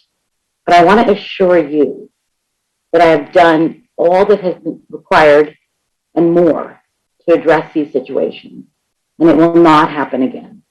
I also want to assure you and the community that these incidents have not in any way interfered with my ability to do my job during this pandemic.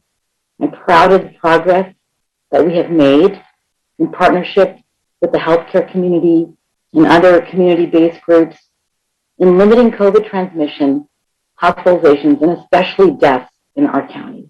I look forward to continuing to do all that I can to support this effort and other public health priorities moving forward as health officer. Thank you. Thank you, Dr. Mace. Thank you for your service over the last 2 years of chaos. I want to thank you for your comments today.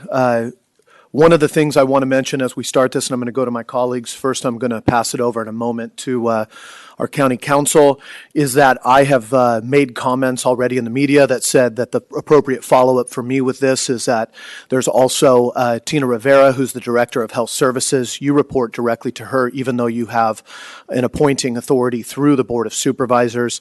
One of the things that I think I want to stay away from is any issues with respect to an HR discussion here today or anything of the like. There's been conversations about this being personal on personal time versus personnel. If you add another N to it, it can change.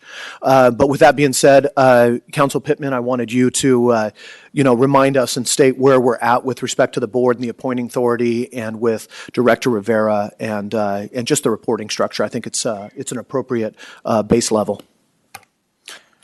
Through the chair, at the request of the chair, the public health officer is an unusual creature of state statute.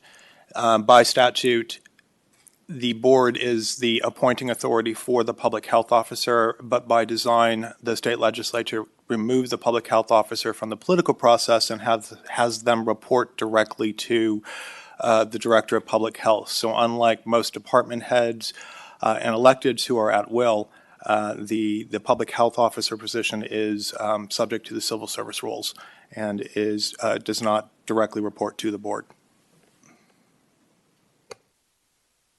Thank you, Bob. Okay, I'm going to go to my colleagues, see if there's any comments that anybody wants to make. I'm going to start on this end, looking around. On that end, any comments to be made right now? Supervisor? Dr. Mace, thank you for your statement and your presence here today and for the last 2 years. We could not have gone through what we've been going through the past 2 years without your professionalism, your experience, your knowledge, your leadership in helping us understand COVID transmission and the best public policy moving forward. You've helped to assemble an incredible team of professionals, of contact tracers, who have been working with you and health services every step of the way. My faith in you, it continues to this day. And I know that a number of my friends and colleagues have had challenges with alcohol consumption in the past. Many of them have chosen to remain sober for the rest of their lives. But I said to you at the beginning that we will learn from you, from this experience, understanding the seriousness of driving under the influence and knowing that this experience will inform us all, but does not interfere with the job that you have been performing with us, for us, in protecting our public health. So thank you today for your statement, and we appreciate your presence every day. Thank you. Supervisor? Thank you. I also want to say thank you for your service to our community over the past 2 years. And I know that we have had many conversations, some of them quite public. And what I am looking forward to most is something that you shared with me a couple of days ago, which is how can we use this as a learning moment for the community? How can we use this as a teachable moment for the community? And now that we seem to, hopefully, knock on wood, be through the thick of the pandemic, that we have opportunities to tackle other health challenges our in our community, including DUIs that we see out in our community. And I know that you made a personal commitment to me to really lean into that work, and I look forward to working on that with you. And on a personal note, I do want to acknowledge how challenging it is to have this intersection of the personal and the public. I do think that it is a testament to your work in the community, the number of people who have come forward in support of you during this challenging time. At the same time, I want to acknowledge that we do have trust that needs to be rebuilt with the community and in partnership with the community, and I look forward to that journey. Thank you. Comment? Anything? Yeah. First of all, I just want to make sure that everyone understands that there's in no way do I condone the behavior that we're talking about today. There's no excuse for driving while intoxicated. There's no question about that. We all know it's wrong. And a decision to do it isn't a mistake. It's a choice. And it's always the wrong choice for any of us who makes that decision. Dr. Mays made the wrong choice. She's lucky that she was stopped by police before something worse happened. She was arrested. She informed her boss. She admitted her guilt. And she accepted the consequences. Consequences that involved legal, financial, professional, and personal consequences to this day. As far as I can tell, from what she tells me, from what I've seen, this has not affected her work. And that's my primary concern now, 14 months later. This is not a small matter, but it's far from the biggest matter or the most urgent matter that all of us have in front of us. We have more important work to do, and I'm ready to move on to that work. Supervisor Rabbit. Yeah, no, thank you. I appreciate the words of my colleagues. Obviously, again, I think personally it's always disappointing, to say the least, to hear of, quite frankly, anyone driving under the influence and putting people at risk. Thankfully, again, no one was hurt in these occurrences, but that might just be by pure luck. I think a couple things. Obviously, when you're in the public realm, like it or not, you are held to a different standard. I'm sure if you're in private practice, this probably wouldn't be the story it was today. And these do have an impact then on trust and credibility. I think that's just a given and something that needs to be worked on going forward. I think this body is willing to work in that vein to make sure that we can continue to be proactive, and especially in these times, difficult times. I think the other thing that we need to really look at is this board, this body, this county needs to look at the address of flow of information. I think we're to find out when a newspaper story breaks, and then understand that a couple knew within the county, but not the board. I think we really need to look at that and ask ourselves, what can we do to improve that flow of information so that we understand better as these things come forward. And I do think that's an important piece of the learning process that we're all going through at this particular point in time. So as was said, there is a lot of work to do. We are not out of this yet, although we are in a better place today, and it's nice not to wear a mask in here, although I have it here in my pocket because I'll be wearing it later in the store and elsewhere. But we want to make sure that we keep the county safe, as you have done through the last nearly 24 months now, 23 months going forward. So that's it. Thank you for the opportunity. Thank you. From my part, we had a conversation, Dr. Mace. One of the things that I relayed to you was that uniquely and strangely, your position and what has happened over the last 2 years puts you at a level of public scrutiny and public prominence that is what we're used to living with, but not a lot of other people within our institution, right? You know that. We've talked through this. You've accepted blame and guilt for making a mistake. I think you also understand why people are fired up about this, is that because they have received health orders that have talked about safety and health and risk reduction. At the same time, I want to draw a clear distinction between folks who want to take that all the way over to a character issue or play it into something far beyond. We do all make mistakes. The true test of our collaboration and our work together is what happens from here forward. Like my colleague Supervisor Rabbit just mentioned, I am going to state that when we go into closed session performance reviews with either our county council or our county administrator, I want to review once again. I don't want to. We have to review this issue of who, know, when. Once again, it's a unique thing, and I don't say this with respect to you and the media and other things. I say this because we are the appointing authority of the health officer, but at the same time, we are told you did inform your supervisor at the time, and you did that appropriately. But when there's even an announcement that comes out that says the county knew, but then board members are called and say, did you know, and should we have known or otherwise, I want to disassociate you with that conversation, okay? So that's one thing, Dr. Mace. On the other side, I just want to thank you for being here with us today and standing up. Over the past 2 years, you have oftentimes received threats and character accusations that have been far beyond what anybody in any professional setting would ever expect, but you have stood in the face of that, and you have to stand in the face of this as well. So I want to acknowledge that you're here with us today, and that us building the trust and the respect and whatever comes in the future with us as a team in Sonoma County is dependent from this day forward. So thank you to my colleagues. I want to go to public comment, as I mentioned before. For anybody who wants to talk on this item, this is very unique.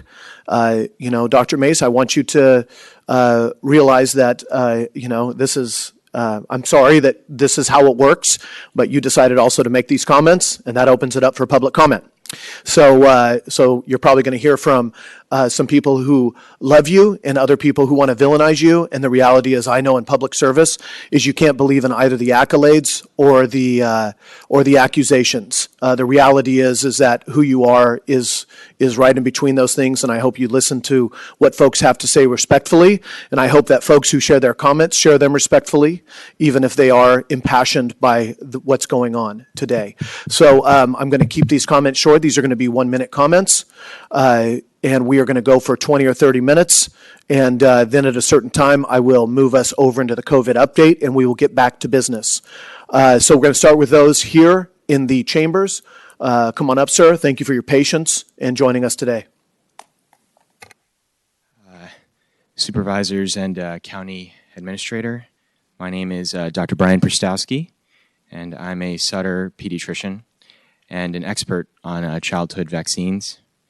I've taught pediatrics locally for 13 years, and many of my students are working as primary care family physicians all over Sonoma County. In medicine, there is no treatment more effective than prevention. And for children, nothing in medicine has saved more lives than vaccines. We, your local health professionals, have been relying on Dr. Mays for guidance throughout this pandemic. And she has been nothing short of trustworthy, with an emphasis on safety, which we really need in our Sonoma County Public Health Officer.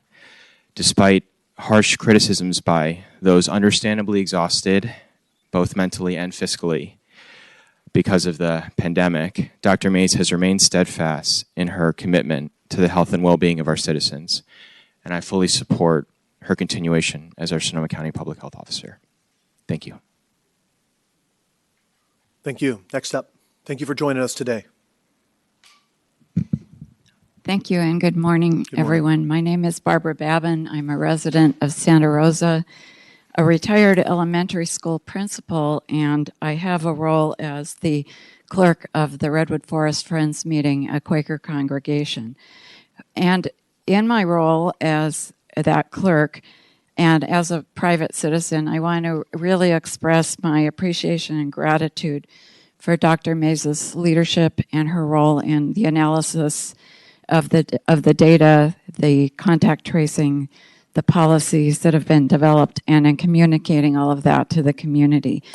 This information has helped me personally and my family to stay safe, as well as our congregation to make reasoned decisions about how and when and if to meet again in person. As a person who has been an administrator in 3 different school districts, I really urge this board, this County Board of Supervisors, to review your personnel policies in terms of not only how does information get to you, but what kinds of public statements are you and staff going to make. In the education world, this kind of thing is confidential. We don't talk about a person's job history, their performance, or their personal lives to the media. Thank you very much, ma'am. Appreciate it.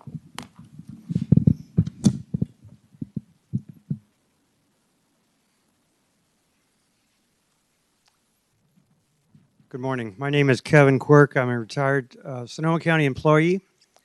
I worked as a probation officer for 8 years and then for 22 years in the drinking driver program, working with people with multiple DUIs and also people in the first offense program. And I want to thank Dr. Mays for the excellent work she's done, helping us deal with COVID in our community. I have absolutely no criticism or complaint about her professional performance as a county employee, but I do have a concern. And I know this has been difficult for Dr. Mays, but I think certain things need to be said and to be thought about. And one of them is that this is not an isolated incident. Dr. Mays had an earlier DUI in San Diego County. Local paper has provided extensive coverage on these matters. And then a subsequent event in December of 2020 in Alameda County. Due to, I believe, very effective, aggressive defense by a defense attorney, Dr. Mays was able to have a reduction of charge to alcohol-related reckless driving on the more recent event, despite a BAC of 0.014. And I will tell you, in my professional experience, it's rather unusual for a 0.014 blood alcohol level to result in a wet reckless conviction. So her defense attorney was very good. That allowed her to avoid some of the consequences of a second DUI within 10 years. Specifically, she didn't have to go through the multiple offense program, which is 18 months long, the program I used to work in. Thank you, sir. I apologize, but your time's up. Thank you. And thank you. May I proceed? No, thank you. I appreciate you. Well, I simply want to recommend she be referred to the Employee Assistance Program of the county for assessment. Appreciate you. Thank you for that. Thank you, sir. We're going to go online, I believe. Oh, we do have one more? Hey, thank you. Come on up. Thank you for being here, sir. Good morning. This message is to the board. My name is Elena Lua Elliott, and this message is directly mostly to Dr. Mays. Dr. Mays, consider yourself a very lucky lady. My sister, Rosa Lua, was killed by a drunk driver because he, on his third DUI, had a driver's license that was valid. Now, you have a problem. You also have a doctorate degree, which is probably why, with a very expensive defense attorney, you were able to reduce your San Diego charge. I'm speaking from the mother that is now raising my sister's twins that were 3 years old at the time my sister was killed.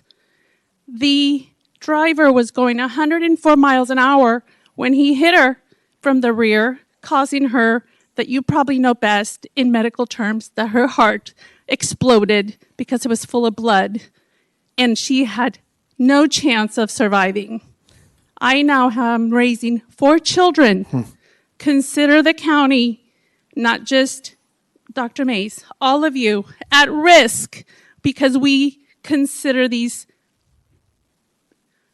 offenders nonviolent. Thank you, ma'am. You have a problem, please get help.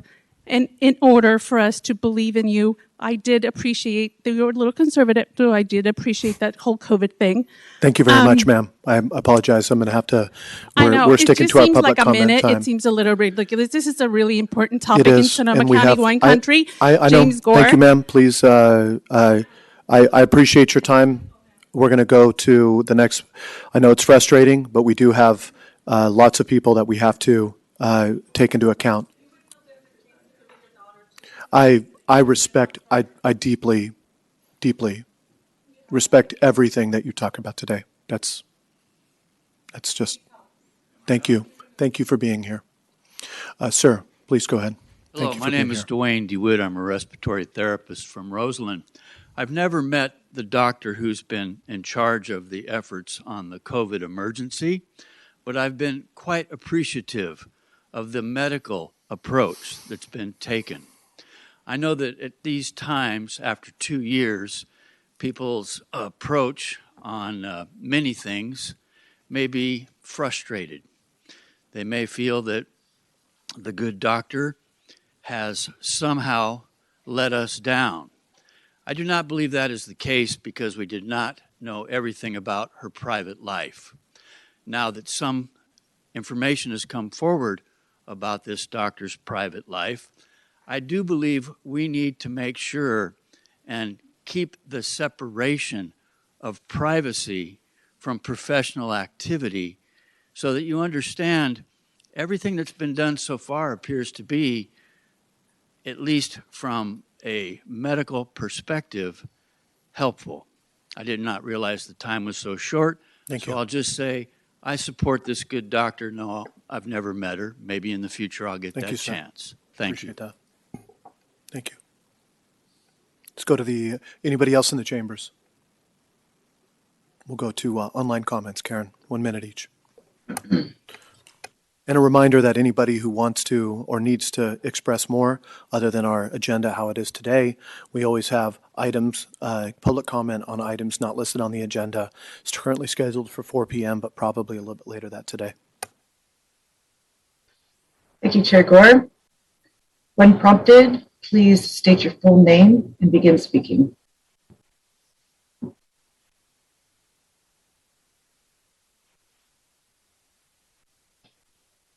Hi, this is Dr. Kathy Allard. Good morning, everybody. I'm just actually calling to find out what your hiring process is, and I think the public, it would be helpful to know that with Dr. Mace's position, I understand that the competitive process for her hiring was waived, and I'm wondering why that decision was made and when it was made, and why other candidates were bypassed automatically without any due process. Again, I think the public would need to know. And was a background check done at this time? I think it's really going to be helpful for people to know that. And I'm just also wondering if you knew about her Form 700 issue for her disclosing her financial status and making various disclosures that she had not completed that for the year 2020. And for 2021, she was actually did not disclose her Georgia property. I'm just wondering if you know what we can do about that. Thank you. That completes our time. Thank you. Sherry, please begin speaking. Hi, my name is Sherry L. And I just have a sincere, deep concern with Dr. Mace's position at the public health office in our county. She has a disease that causes impaired cognitive function. I'm asking Dr. Rivera to remove her. I have alcoholism in my family, so I understand. You are our public officers and work for us, the people. We deserve to have our voice heard. This unending state of emergency does not have sufficient evidence. COVID-19 emergencies are all done. Please let her go. Thank you.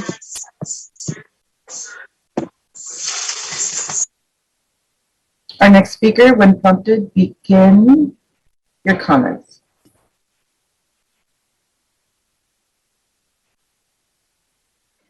Hi, can you hear me? Yes, we can. Hi. Good afternoon, board. I just want to say I'm really concerned about the board's decisions. It's obvious that Dr. Mays' recent DUI was waived because her husband, Gregory Mays, is an Oakland attorney. I find it interesting that she, Gavin Newsom, her husband, the attorney, and the current director of public health for the entire state, Mr. Aragon, all graduated from Berkeley together. Isn't that coincidental? Also, Mr. Gullickson told me in an email this week that I'm extremely misinformed. I've asked him, verbatim, I am misinformed and I'm a threat to society. I've asked him for 6 months where I can find Comirnaty in the county, the only FDA-approved drug.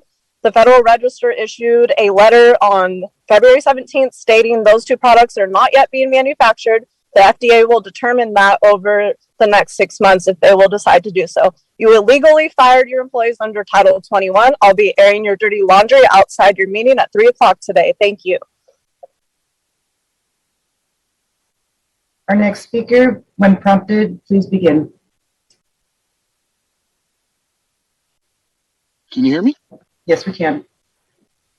Hi, thank you. I wanted to thank Dr. Mace for her admission and understand that the mistake was in becoming inebriated because at that point you have diminished capacity. That's the whole point about driving under diminished capacity when you're exceeding the limit. But I do thank you. Christ came into the world and he took on humanity, which is our frailties, so that we could see, do forgive me, that's my faith, is that he took that on so that we could understand that he already suffered everything that we would suffer and still forgive. So we need to forgive, but you add to your experience in this way. You become more human now to help. Hey, Thomas, that completes our time. Please remember to state your full name and when prompted, begin speaking. Hi, my name is Fred Alabach, and I'd like to stand in support of Dr. Mace. I've written 2 letters to the Board of Supervisors, one of which I shared with the Index Tribune in Sonoma today. DUI is a serious offense. At the same time, Sonoma County is an intoxication destination.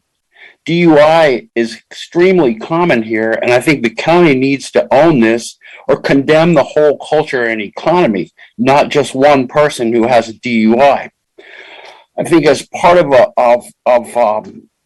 having a DUI or having any other kind of fault is that a public shaming and recrimination comes out. And this is part of the redemption process. And the critiques that people are making have their role.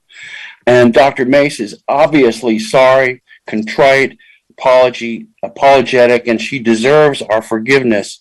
The critiques have our role, but now people are piling on as well, and that's an unfortunate thing. And so let's not get the pile on. Let's allow Thank you, Fred. That completes our time. Thank you. Our next speaker, when prompted, begin.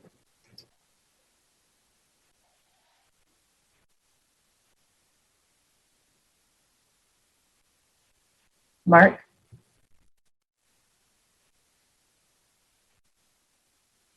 Mark, can you hear me? Yes, thank you. This is Mark Lovato. Thank you for this opportunity. I've been the medical director of Coastal Valley's EMS agency for about 30 years. And Sundari Mace has been one of the best health officers that I've had the opportunity to work with. She came into this position in very trying times, and her performance has been uniformly excellent. Sundari brings with her a vast knowledge base in medicine and public health. And importantly, she has demonstrated a clear ability to work with a wide array of constituents to solve very difficult problems. And finally, she remains dedicated to the people of Sonoma County. I hope that I have the opportunity to continue our work together in the upcoming years. Thank you.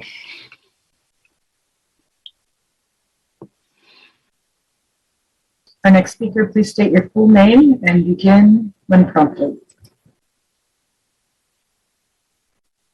Hello, my name is Jacob Yarrow, and I'm calling in to express my support for Dr. Mace. As someone who works as a presenter of performing arts performances, I've paid close attention to public health guidance over the past 2 years. Outside of the medical profession, I'd say few have paid as much attention to CDC and California Department national efforts in the performing arts industry, and more than anything, our Sonoma County public health efforts. During this time, Dr. Mace has shown great leadership and judgment. I haven't agreed with every decision, but I've always found integrity and strong reasoning behind these decisions. During the recent January health order that closed indoor events, she met with many of us who work in that area to work through our concerns and to better understand our needs for health and safety guidance, like 4 or 5 different times. I greatly appreciate those efforts and all of her efforts through the last 2 years. Please state your full name and when prompted, begin. Good morning. My name is Lucinda Hammond Gardner, and I'm a member of the Sonoma County Epidemiology Team. I've worked in public health infectious disease for 20 years, and during that time, I have not encountered a more professional, thoughtful, or reasoned advocate for public health than Dr. Mace. We have been so fortunate to have her strong leadership during this pandemic. She consistently utilizes data and the latest research to make the best decisions for our community, despite the tremendous pressure to do otherwise.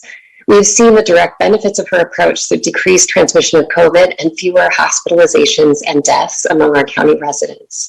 I ask the Board of Supervisors to please continue your support for Dr. Mace and her excellent work as our health officer. Thank you so much for your time.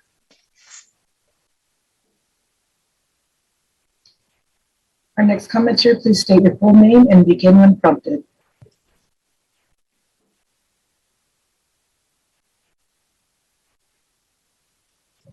Hello, my name is Jenny Mercado, and I also am a member of the Sonoma County Epidemiology Team. Throughout this pandemic, Dr. Mace has earned staff's trust and admiration for her work ethic, intelligence, and strong commitment to protecting the health of Sonoma County residents. Working alongside her the past 2 years, I can attest that her strength of character and professionalism in her role as health officer have never wavered. She has not made policy decisions lightly and has thoughtfully reviewed data, consulted experts and stakeholders, and made evidence-based decisions to preserve the health of our county, even when these decisions prove politically unpopular or difficult. I acknowledge Dr. Mace's exemplary work performance and look forward to having her continue working to preserve the health of this community. Thank you.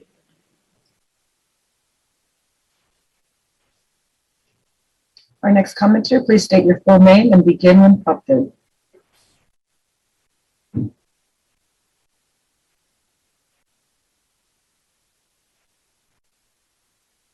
Hello, can you hear me? Yes, we can. Okay. Hi, this is Skylar Palacios. I want to thank the board and Chair Gore for first allowing us to speak, and thank you, Mace, for your role. I am concerned about the whole situation, and I do hope that she's getting the help that she needs and is being medically assessed. And I just want to point out that it was, as mentioned by other people, luck, and that if the tables turned the other way and something tragic happened, this would not be questioned. So it is possible that if she's not assessed, that something bad could happen. And I just want to point out that that could be reflected back to the board, whatever decision is being made. I do want to point out that I have had interactions with Dr. Mace, and unfortunately, most of my questions have not been answered. And I would like the supervisors and Tina Rivera, Director Rivera, to know that a video recording of our meeting was captured and it's available for the county. Please. Our next commenter, please state your full name and begin to speak when prompted.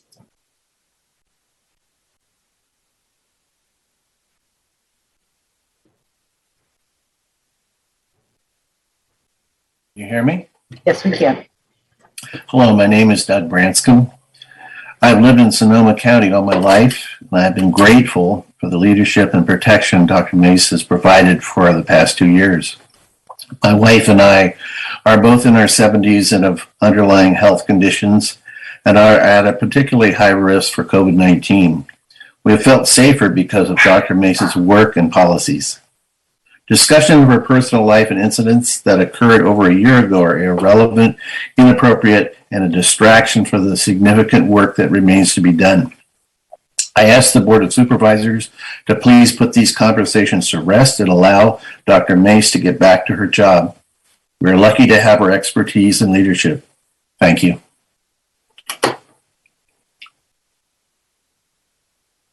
Our next commenter, please state your full name and begin when prompted.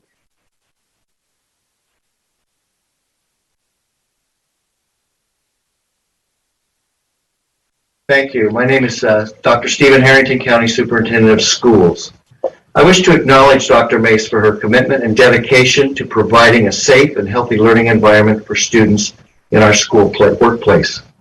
We meet weekly and even on occasion weekends to keep this community safe and open to the students and parents. I have worked in multiple counties for over 51 years as a public educator, and as a superintendent for 39 of those years, I have worked with multiple health directors, and she has been one of the best and most exemplary that I have had the privilege to work with in my professional career. I just wish to say thank you for the dedication and caring she shares for our students and for our schools.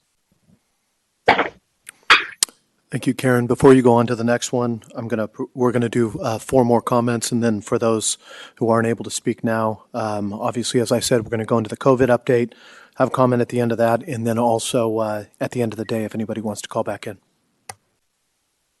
Thank you. Our next commenter, please state your full name and begin when prompted. Good morning. My name is Alegria de la Cruz, and I'm calling in my capacity as a board trustee for the Santa Rosa City Schools, the largest district in our county, who, with the support, leadership, and expertise from Dr. Mace, shouldered many difficult and controversial decisions to protect the district's children and staff with comparably better outcomes than the rest of the state. So with that, I want to join the voices in our community that thank Dr. Mace for her work throughout the pandemic, and to share that I do not have concerns about her ability and capacity to continue serving in her role. I also want to recognize the impact that public service in difficult times has on the bodies, the health, and the well-being of public servants, and in particular of women and women of color. As a leader in a public educational institution, I hope that this example allows us an opportunity to model how to talk with our community and our kids about how we meet the multiplicity of challenges before us, including the health and safety of women of color in leadership, the need to ensure we maintain civility and safety in public discourse, how to address barriers to seek and get mental health supports, and most importantly, time. Thank you. Our next commenter, please state your full name and begin to speak when prompted.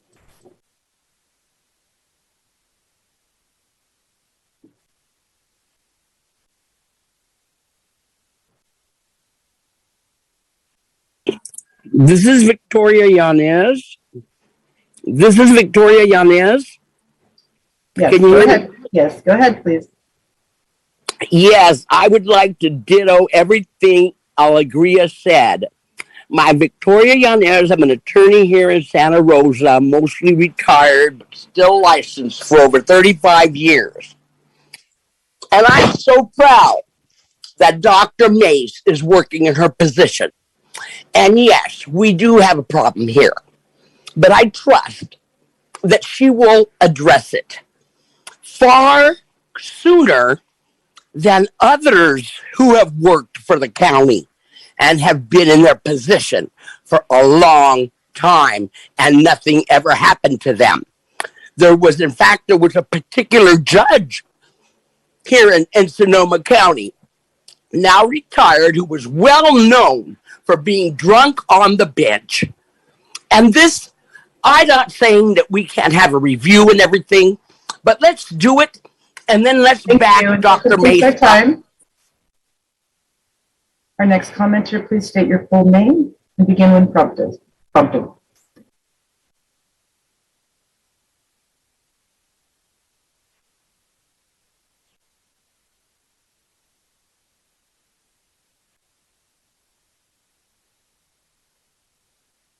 Lori? Hello. Hello. Go ahead and begin. Okay. Thank you. Yes, I'm calling as a lifetime resident of Sonoma County. I've been very involved in following the COVID response by the team that we have in our county, our representatives, and our health officer. I know that there's quite a lot of concerns. It's a difficult subject, but there are people saying that, and Mace is saying herself that she doesn't feel that her job was impaired or that her work was impaired. However, there's several of us who have always had questions about how she was carrying out her duties, and in some cases, why she was reporting things that we didn't need and refusing to give us the information we did want.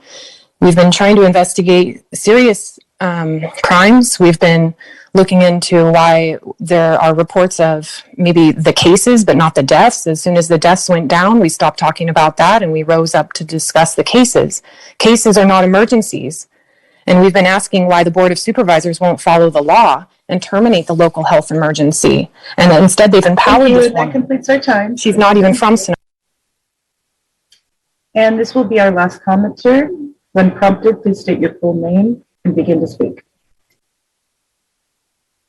Oh. Hello, everyone. My name is Dr. Jenny Fish. I am a health professional working in Sonoma County that's fought for equity and community, and I come here in support of Dr. Mace, who I haven't always agreed with, but has led us in COVID in an admirable way with integrity. She's also a woman of color who's been undermined and questioned at every single step and held to a higher standard by the press and the community than multiple white male leaders that we have seen. These times are unprecedented, and Dr. Mace's public health leadership gave us some of the best COVID outcomes in the entire country. So what does this say about the pressure of the realities that leaders of color have to face? Now, this isn't an excuse for a DUI, which can't be condoned, but I believe this is an opportunity to explore what restorative justice looks like. And I stand with you, Dr. Mace, and look forward to working with you in the future. Okay, and that completes our public comment on this topic. Okay, thank you very much. Dr. Mace, I want to thank you for standing before us and opening that up by opening it up in this way, even though, as has been mentioned, it was on your own time, personnel, and there was reports to your supervisor.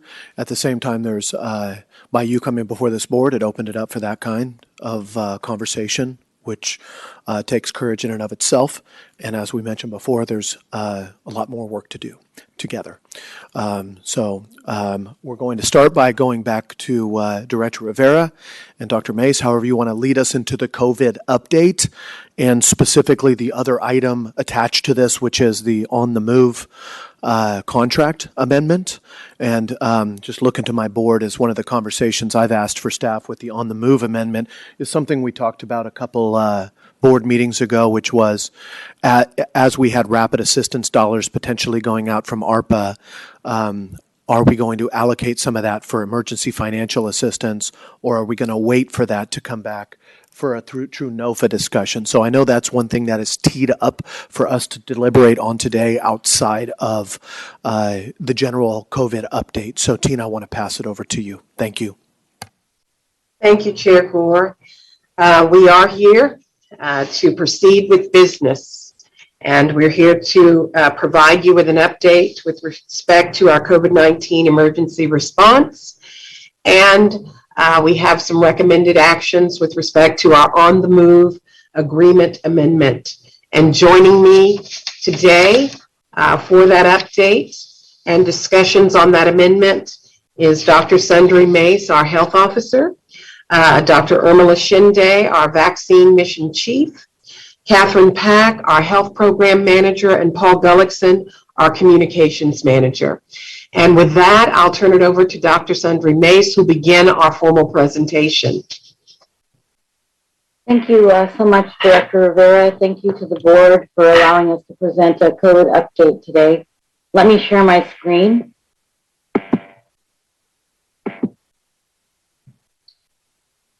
Trust that you can see the screen okay? Okay. All right, so let me give us an update. We're in a much better place than we have been. Our metrics as of yesterday are 18.8 new cases per 100,000 residents per day, with a 5.5% overall test positivity. And we're down to 31 currently hospitalized patients with COVID.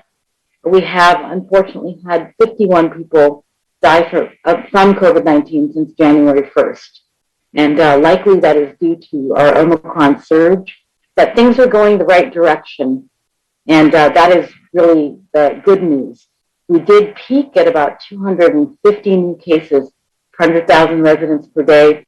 So we're significantly better, like the rest of the Bay Area. We still have disparities in terms of COVID.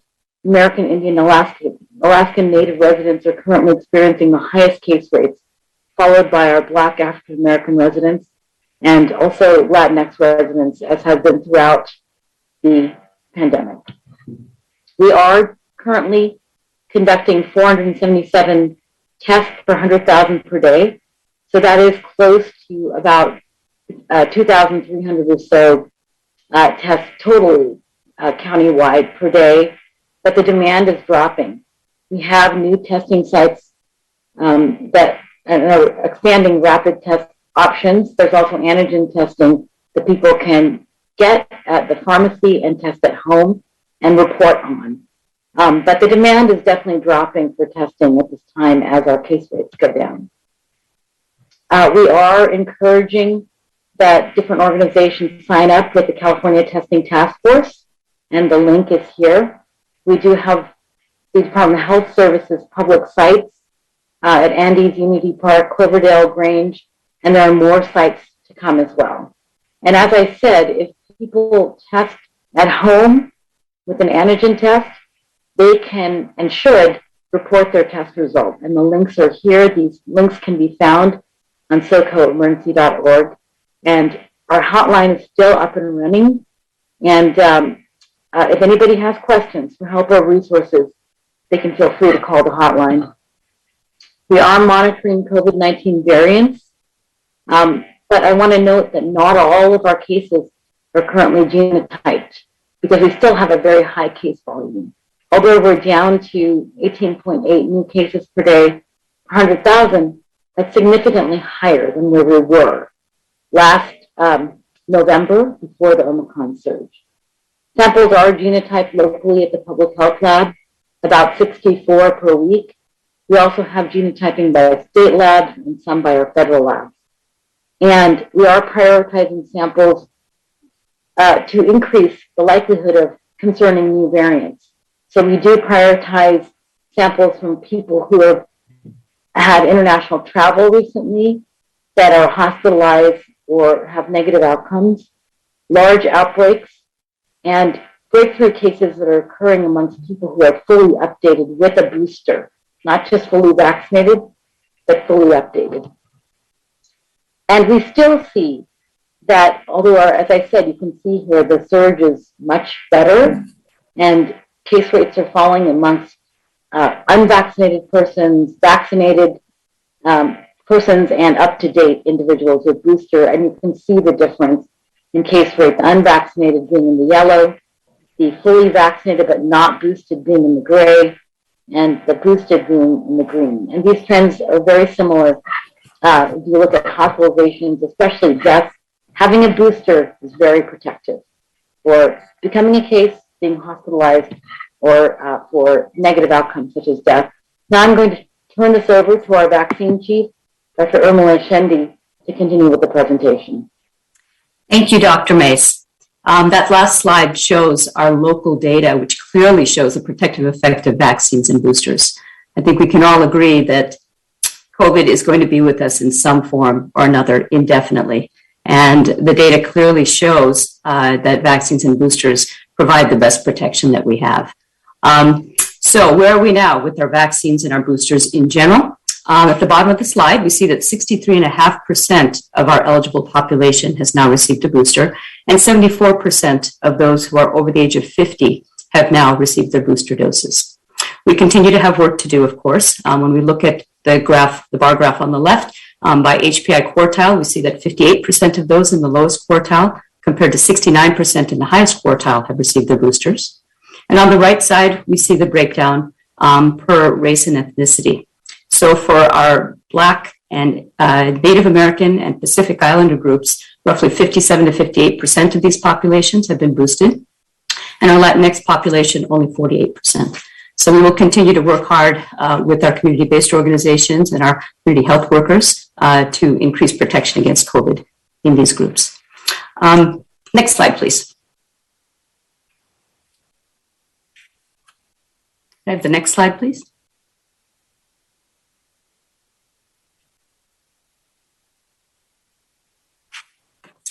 I believe Dr. Mace is frozen. Frozen, yeah.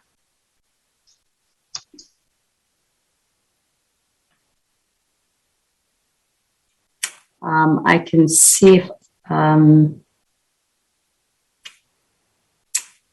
able to pull it up. Or if someone else is able to pull it up, would appreciate it.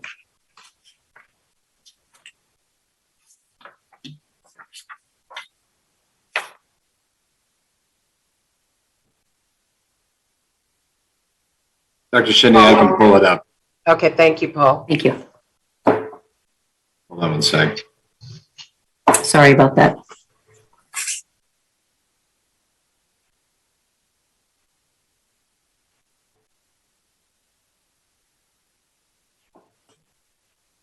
Thank you. If we can advance to slide 9, I think is where we are. Right. Sorry for the interruption. My internet service went out briefly.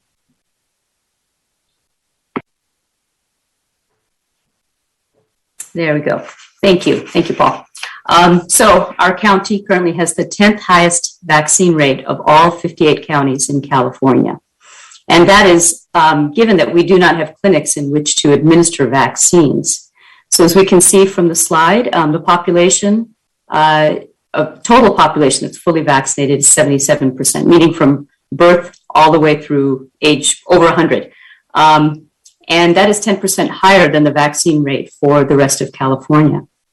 In terms of our mortality, cumulative deaths, we have 58% fewer deaths per 100,000 residents compared to the rest of California. That is very significant. In terms of cumulative cases, 25% fewer cases per 100,000 residents than the rest of California. All of this didn't just happen. This took a lot of work. And the reason is, of course, multifactorial. It started with the steadfast leadership provided by Dr. Mace, Dr. Baldwin, initially by Dr. Barbie Robinson, and continued with Director Tina Rivera. And their leadership allowed for autonomy and innovation and frequent pivoting to meet the needs of the community. Leadership also encouraged active listening and involving many different points of view, leading to collaborative efforts and relationships that really didn't exist prior to the pandemic. Examples include constant, effective communication with community-based organizations, community health workers, and promotoras who have consistently advocated for groups that may not have a voice. Also included federally qualified health centers and small and large health systems and SCMA, all of whom provided the bulk of the vaccines at either their clinics or at fixed sites that were supported by the county. It also involved relationships with fire agencies, law enforcement, and first responders. And cultivation of these relationships and teamwork throughout the community has led to the successful health outcomes that we have today. It's been meaningful work. And we've lost our slides. If we can have slide 10, please. Thank you.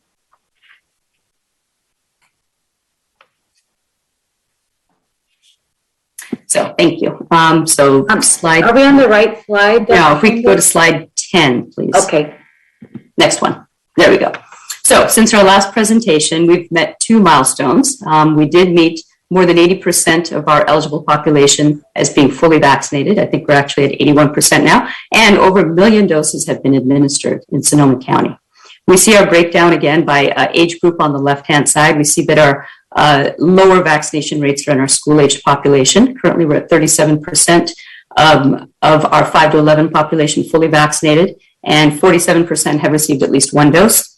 We will, going forward, continue to provide opportunities for students as well as for the entire community to be vaccinated through high school clinics. 8 such clinics will be established in this month and into April, and then 4 additional ones at elementary schools and at middle schools. On the right-hand side, we can see the breakdown by race and ethnicity. And next slide, please. So in terms of our equity measures, currently 26% of our doses were administered to residents in the lowest HPI quartile, compared to 27% in our highest quartile. On the right-hand side, we can see that 80% of residents in our lowest Healthy Places Index quartile have received at least 1 dose of vaccine, and that compares to roughly 88% in our highest quartile. So again, we will continue to work with our community-based organizations to try and narrow these disparities and continue to work hard going forward. And I believe that's it for mine. Yes, if I can have Dr. Mace review the health order amendments, please. Thank you. Yeah, thank you for that. Sorry for the loss of internet there for a few seconds. We are going to have a health order amendment. The amendment extends the compliance date for the twice-weekly testing requirements of non-boosted personnel in fire law, EMS, dental, pharmacy, and temporary disaster shelter workers, and K-12 education until April 1st rather than March 1st. And this is due to the fact that we still have some problem with supply of testing, and we have ever-changing requirements from the state, and we're following the state to the extent possible. The booster vaccine verification and face covering requirement for non-boosted personnel in these settings remain in effect, and we will be meeting, as we regularly have met throughout this pandemic, with our stakeholders, specifically with fire law, EMS, and the schools later this week to discuss making any future changes to these orders. And now let me turn this over to Director Rivera for the next slides.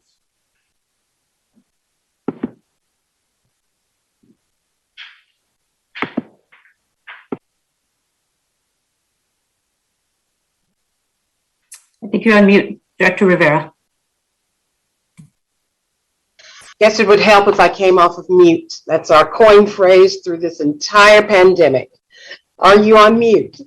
So anyway, the Quarter Project, of course, has been responding with economic financial assistance throughout this pandemic. They've been providing culturally responsive case management, immediate need referrals, resource navigation for services such as mental health services, legal aid, food aid, assistance with vaccinations, COVID-19 testing, rental assistance, etc. These culturally responsive case management approaches to services are to mainly our Latinx and indigenous language speaking individuals. And it's of course been during this crisis, during times of disaster. And the goal has been to provide what we would call a safety net, basic needs support and help in order to stabilize individuals and families who've been facing times of crisis throughout this pandemic.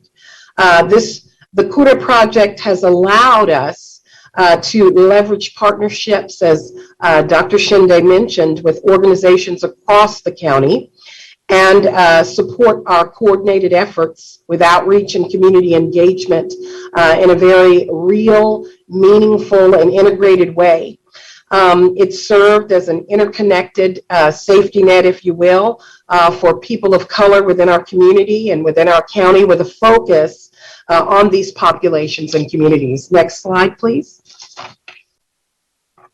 So when we talk about the distribution of the emergency financial assistance, to date, CURA has distributed approximately $8.5 million to high-need, low-income families that have been impacted by COVID. With respect to the amount of county funds that's been distributed, it's been over $7.7 million. And other funds that CUDA has received has been the amount of $750,000. So the average daily burn rate of economic financial assistance has been approximately $29,000 per day. And during the surge months, what was seen was an average daily burn rate of approximately $63,000 per day. So what's anticipated with respect to the number of applications that are still to be processed for economic financial assistance, as of February 23rd, there were still 791 people sitting and waiting on the waiting list. So what staff are reporting is an average of 50 individuals that are added to that waiting list every single week.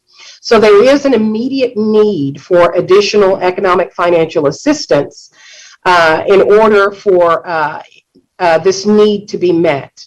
So CUDA has the ability to reach an estimated 2,117 individuals by the end of this fiscal year. So as there's been some calculations, what would the long-term need look like? So there's an estimated 9,500 individuals that are still yet to be served. And this particular calculation was used and based on methodology by looking at some census data showing the number of low-income Latinx individuals here in our county, and considering the COVID positive rate of Latinx individuals minus the number of Latinx individuals that have already been served by the CUDA project. So we know that your board approved $9 million to the Office of Equity and Human Services. And so our recommended action, next slide please, is to take $3,875,000 of that $9 million in response to this immediate need. So we're recommending that you authorize the Director of Health Services to execute a fourth amendment to an agreement with On the Move, who is the parent agency for the CUDA project, for this continued COVID-19 emergency response, which is an immediate need as we have run out of economic financial assistance, increasing this year's fiscal year contract by that amount, the $3.8 million, for a new total not to exceed the amount of $18,338,000 through the end of this fiscal year. And then also to adopt a resolution authorizing those budgetary adjustments for this current fiscal year. And with that, that ends our formal presentation, and I'll turn it back over to you, Chair Gore, for comments, feedbacks, and questions. Thank you very much, everybody. Thorough update, some pretty big high-level numbers where we're at with vaccination rates. At the same time, acknowledgement of where we're at with the state orders and us being in line with those. Looking at the next step currently with the masking mandate being removed in early February, earlier this month. Now we're moving towards schools moving out. I know that for the one thing I would ask Dr. Mace, as I heard Superintendent Harrington on the line, is what are you seeing with schools right now as they're preparing for that? One of the things that in my school where my kids currently go, they still have masks on indoors, but they have moved over towards outdoor and recess, allowing kids vaccinated to do that. But this is a small private school. This is not a public school. I'm just wondering what you're hearing from the schools in terms of preparing for this March date. Yeah, thank you very much for that question. I do want to give a quick update on the latest from CDPH following CDC on masking guidance that just came out. So there is no longer a requirement for masking of unvaccinated persons in general indoor public settings. It is a high recommendation, the same as for vaccinated persons or boosted persons, a high recommendation to wear a mask in indoor public settings, the requirement is no longer there. For schools, the plan from CDPH is to move towards, again, doing away with the indoor masking. That will be effective March 11th, which turns out to be a Friday. Therefore, schools will likely implement that on March 14th. And again, it gives plenty of time for schools to make their decisions on how they want to move forward. We will work very closely with Dr. Harrington and superintendents of schools to provide as much support and information as we can as schools decide on what they want to do. We'll also be sunsetting or doing away with our high recommendation for outdoor masking of students, given that everything is moving the right direction. Case rates are dropping. In the next, hopefully, week or so, we'll see an even greater decrease in case rates. So that is where we are currently with masking. Our plan is to align with CDPH at this time. Okay. And for those listening, CDPH is the California Department of Public Health. That means the state orders. Dr. Mace, do the schools have the ability or the authority to invoke their own mandates, whether it's related to masking or other kind of things? That's always been my understanding. I believe that question may be better for Dr. Harrington, but it's been my understanding that schools can do more restrictive things on their own if they like. I don't know if Tina or Paul or Dr. Chende want to comment on that. That is our understanding, Dr. Mace, and I know that Sonoma County Office of Education is reviewing that right now with school districts as we speak. Well, I think we can look at that as a follow-up too. Thank you very much. Other questions from my colleagues? Supervisor Gorin, Supervisor Hopkins, anything? Supervisor Corsi, you good? Supervisor Rabbit? Okay, I have a couple more I want to hit, which is at the last board meeting when we came forward, I want to follow up on this item. One of the things that I discussed and the board discussed was continuing to, let's just be real, learn from where we've been and learn to where we're going. There is always the potential, even though we're moving from the pandemic to what's being called at the state as this endemic classification, which is living with COVID. Let's just call it colloquially that. We have a high vaccination rate. We have other things that are moving along, but I want to be in a position with the rest of this board that we know what the protocols calls are for either variations in the future that could potentially come before us, or on the other side is quite honestly is other things, other pandemic-related issues. This is a very unique issue insofar as we, after our fires, put a lot of time and effort into improvements, after action reports with the Department of Emergency Management to be ready for what was to come. I, as an elected official, I think my colleagues too, want to be in a position to look at folks and say, honestly, here's where we did great, here's where we did okay, here's where we did not. As I was stating, this was in response to the most recent health order as we were transitioning chairships and all these other things where there was no coordination with the Economic Development Board and others. And I'm not here looking to blame or go into the past. The goal here is to use this time that we have before us to also continue to do these either mid-action or after-action reports to say, this is how we're going to review this stuff going forward.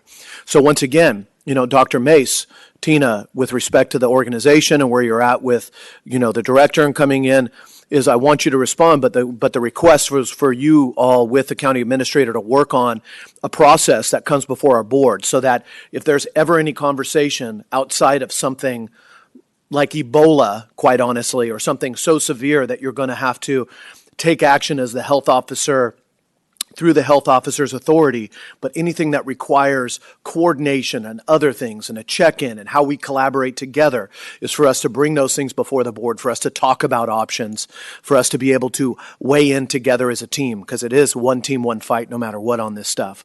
So Tina first, and then Dr. Mace, just some thoughts around using the time we have, and now Tina moving into the director position to work with the county administrator and you two to bring back to us at a future update.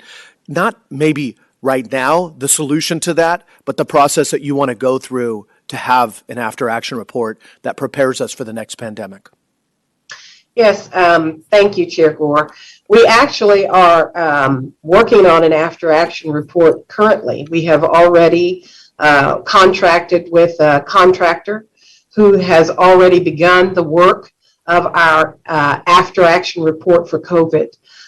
So they are in the throes of doing that right now. They've already begun their interviews, they've already begun their assessment, things of that nature. So that's already, that work is already going on.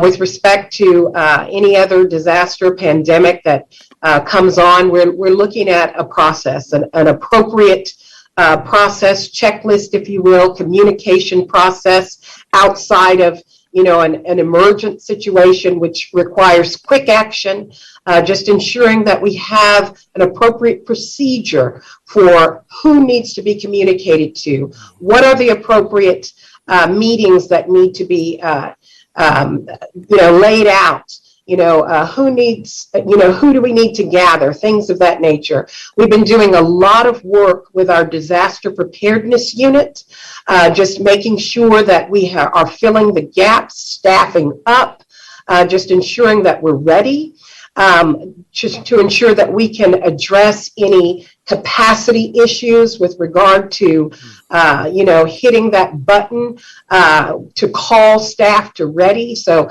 these are things that we've been working on for the last several months. So I don't know, Dr. Mace, if you have anything to add to that. So I just want to assure you that we'll be bringing those things to you. Just to add that, that the work has begun, as Director Rivera just said, and I'm committed to providing the best input so that we have something in place for exactly, hopefully, knock on wood, no more situations, but in case, that we'll have a good report and way forward. Thank you. Well, this is unique because we had established a top-in-class Department of Emergency Management after our 2017 fires that got us to the Kincaid fire response and then what we've seen going forward. And then with this, we switched it over to where Department of Emergency Management and Health were at the table together, and then Incident Command, how is that embedded into your system? So also with you all, with the ARPA money that is internal with you in terms of winding down, if there's any opportunity that you want to come back to us and look at what this, how this liaises over with your work, if you work with DEM to set up an Incident Command style of system, what is it that needs to be addressed? Because I think a part of it is issue-based, but another part of it is coordination. Third part is how are you organized? Are you organized to be able to set up that incident command structure? So once again, appreciate you all. I think that's a core thing that I would love to work with you on going forward, all of us. So Tina, one simple request would be for the after action report. If you have somebody doing interviews, reach out to the supervisor offices, and for us, maybe with our district directors to weigh in. We had a lot of the direct contact with the community on what was the good, the bad, and the ugly with how we've traveled through these tumultuous times. So we want to weigh in on that. Okay. I don't see any other questions from my board, so I'm going to go to public comment. First question is for those in the audience. Do we have anybody, audience? For those in the room, do we have any comments from anybody who's here? Doesn't look like it. So we're going to go to comments for those who are calling in. We're going to do 90 seconds. We're going to allow you to make your comments, and we're going to run this through, and then we have another item before we break.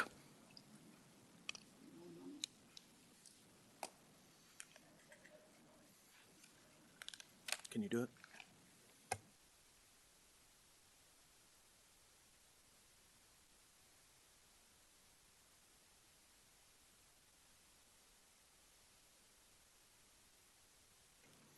Give us just a moment while we continue to manage our way through our tech.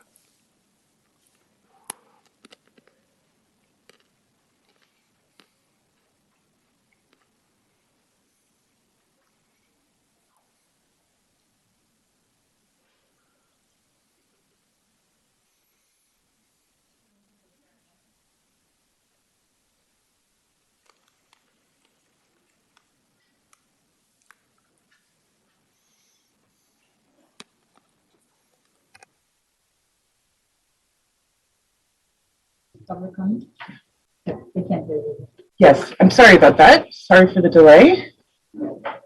Let's see here. Can you hear me? Yes. Okay, thank you. Okay. For public comment on this item, if you wish to speak, please raise your hand in Zoom or press *9 to raise your hand. Our first commenter, please state your full name and speak when prompted.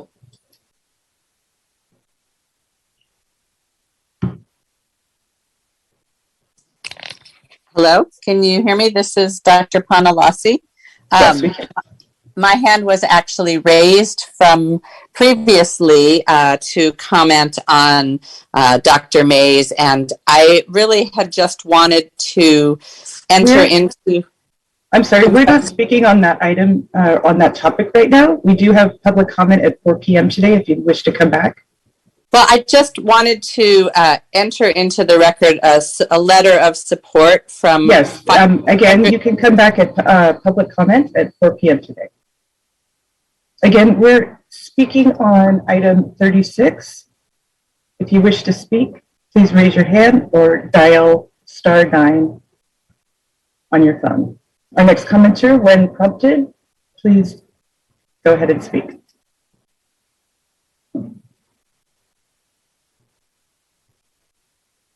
Hi, yes, my name is Lori Turner. I'm calling in response to this topic, number 36. The health order amendment is requiring an emergency use authorized device in order to support people's families or in order to get essential access, like shopping and work for the county and for other first responders. And that is just blows my mind. I don't know why you guys aren't listening to your constituents, and that you have given, for some reason, you've given Ms. Mace the authority to break California Health and Safety Code 24172, which an individual has the right to refuse consent to a medical experiment without duress, coercion, or influence. And even though we're talking about the masks being removed, you guys are still just hiding in the background about vaccine passports. And we know what's coming down the line. This is against California Civil Code 51, California Government Code 12926Q, and the Health and Safety Code 24171, confirming the right for an individual to determine what is done to their own bodies.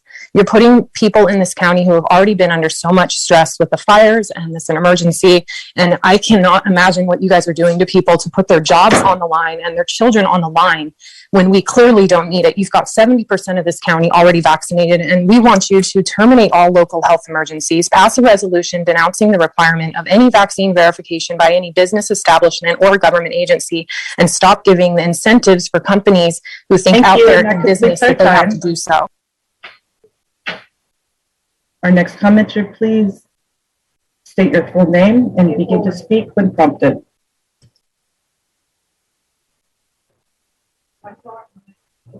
Hi, hello Board of Supervisors and Community. My name is Jocelyn Beretta, and I'm the Executive Director of the Botanical Bus and part of the Cura Project Collective. I want to share with you the impact we have had and continue to have with support from the Cura Project. The Botanical Bus is a bilingual mobile herb clinic that empowers holistic health by and for Latinx and Indigenous people through culturally relevant, community-driven programs. We meet our Latinx and Indigenous clients where they're at vineyard work sites and family service center hubs to provide upstream, culturally relevant health services, including massage, acupuncture, somatic therapy, diabetes prevention and care, clinical nutrition, and herbalism. Our programs led by Promotora community health workers include farm worker clinics and wellness workshops. In 2021, as part of the Cura Collective, the Botanical Bus organized 19 farm worker clinics to provide 984 direct integrative health services to 339 clients. We organized 20 wellness workshops to provide bilingual, bicultural, integrative health education to 355 community members. We organized 7 Train the Trainer workshops to reach 291 community health workers from partner community-based organizations. We organized 98 hours of conventional and complementary health education and community leadership trainings for our team of Promotora community health workers. And we distributed 574 mutual aid herbal care. Thank you, and that completes our time. Our next commenter, please state your full name and begin to speak when prompted. Hello, everyone. My name is Dr. Jenny Fish. I'm a co-founder of HPeace. I want to address two different things. Number one, support of CURA 100%. CURA has been one of the most important interventions in our county for equity and has made incalculable differences for my patients. CURA should really be part of any ongoing Sonoma County equity efforts for sustainability. I also want to address the Sonoma mask mandates. I want to elevate the voices of promotoras and community health workers in Sonoma County who are asking all of you to actually keep the mask mandates in schools. We have some of the best outcomes in the country in terms of COVID outcomes, but there's persistent disparities that have not changed. And this is true in schools as well. And so we know that cases tripled, right, during the Omicron surge. We know that 33% of cases are in more lower resourced HPI quartile 1 communities versus 19% in more resourced communities. The numbers of Latinx students far surpass all other age groups and all other groups. And we really need to prioritize in policy the needs of our most impacted children. The AAP still recommends universal masking. San Francisco City Schools is still keeping the mask mandate. And we know that strong recommendations don't necessarily work. So thank you for your consideration.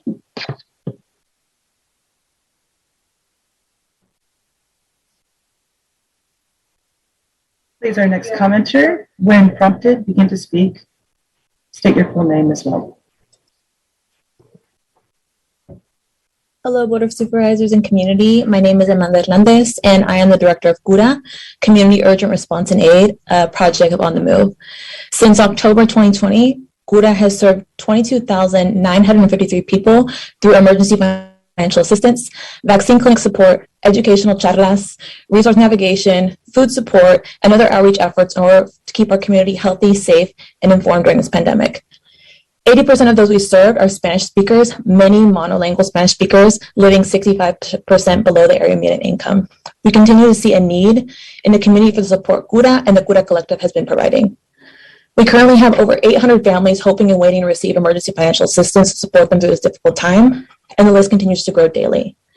Many of the families of Sonoma County continue to bear the burden of the long-term effect of the pandemic has had on their household, including limited food access, losing their homes, having to choose between the expenses they're able to pay in order to provide for their family. And the biggest need we continue to see is the need for a safety net like CURA to support our most vulnerable community members so they continue to not only live, but thrive in Sonoma County. Thank you.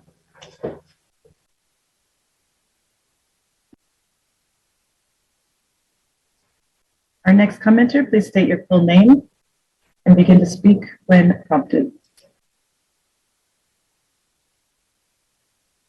Dr. Mason, board, thank you. This is Thomas, and I spoke before, and I just wanted to thank again Dr. Mace for her leadership and helping us through the pandemic, which I wasn't able.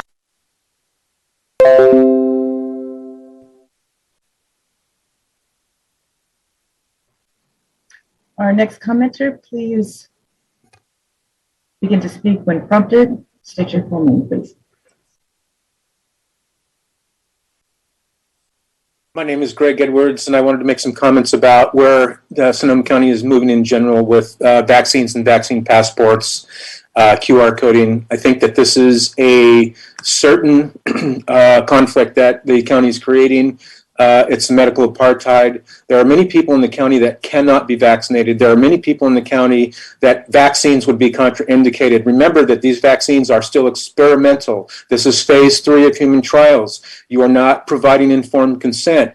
You have not provided informed consent at any stage. You're not collecting numbers on injuries of young children, of teenagers, of 20-year-olds and 30-year-olds and 40-year-olds. You're not exposing that information that's on the CDC, on VG Access, produced by the WHO. You're ignoring all of that science there. In fact, Johns Hopkins came out with a study just recently that said all non-pharmaceutical measures amounted to 0.2% effectiveness. That means lockdowns, masks, tests, contact contact tracing all amounted to 0.2% effectiveness. So you have no numerator and denominator. You're just using numbers to create a pandemic, such as tests, positive tests. Those positive tests are largely irrelevant if those people are not symptomatic. We know how this is running. We don't want vaccine passports here because that will be, for sure, a medical apartheid, and it's a violation of the U.S. Constitution and state constitution. Our next commenter, when prompted, please begin to speak. State your full name.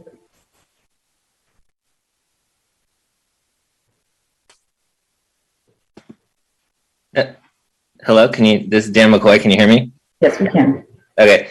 Hi, yeah, I wanted to comment on the entire COVID emergency needs to end. It's over, and you all need to just accept that and believe that, because the people don't want this stuff anymore. The Omicron surge, everyone got it. We're all immune now, and any further action by the board and the supervisors to mandate these vaccines, continued masking, it's all theater. It's all intended to create this perception of the continued pandemic so they can keep doling out these lucrative millions of dollars. I'm opposed to this $3 million. It's basically, they want to create a situation where they can redistribute wealth under the guise of this pandemic. And that's what it's been about the whole time. And everybody knows that. And if they think they can cancel the mask mandate just so they can save their midterm election hopes and then bring it all back again, it's not going to happen. This is over. You need to just stop. And I hope that the people are smart enough to see what you're trying to do and continue to fight as we've fought this whole time. We're very close to victory on all this, and we're never going to stop until we have our freedom back and you can't take it away again. That's it.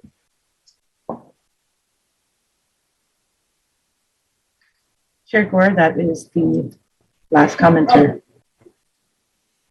Okay, thank you very much. Bring it back to the board. A couple things I want us to go into. Number one is we had an update overall, but the other thing is I want to look to my board for consideration of the other items that are before us.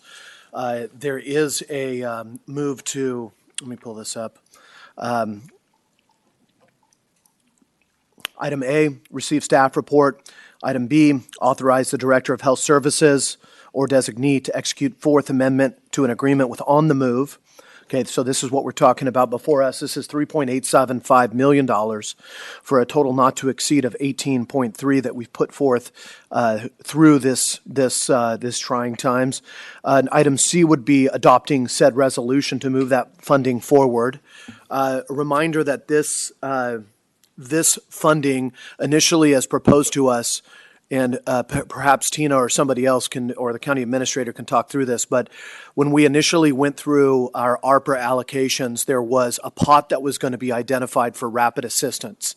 That was one area that we focused on different programs and different ways we could focus on those most disadvantaged, the issues that we face with respect to rental assistance, food programs, other things like that.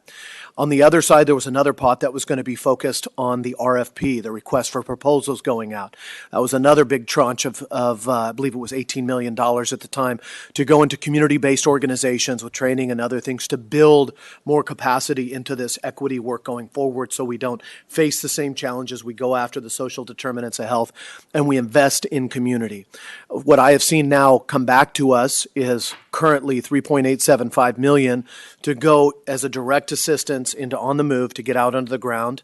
There's another discussion of the larger pot being pushed together of not rapid assistance and the community-based work, but pushing those into a unified request for proposals and request for information.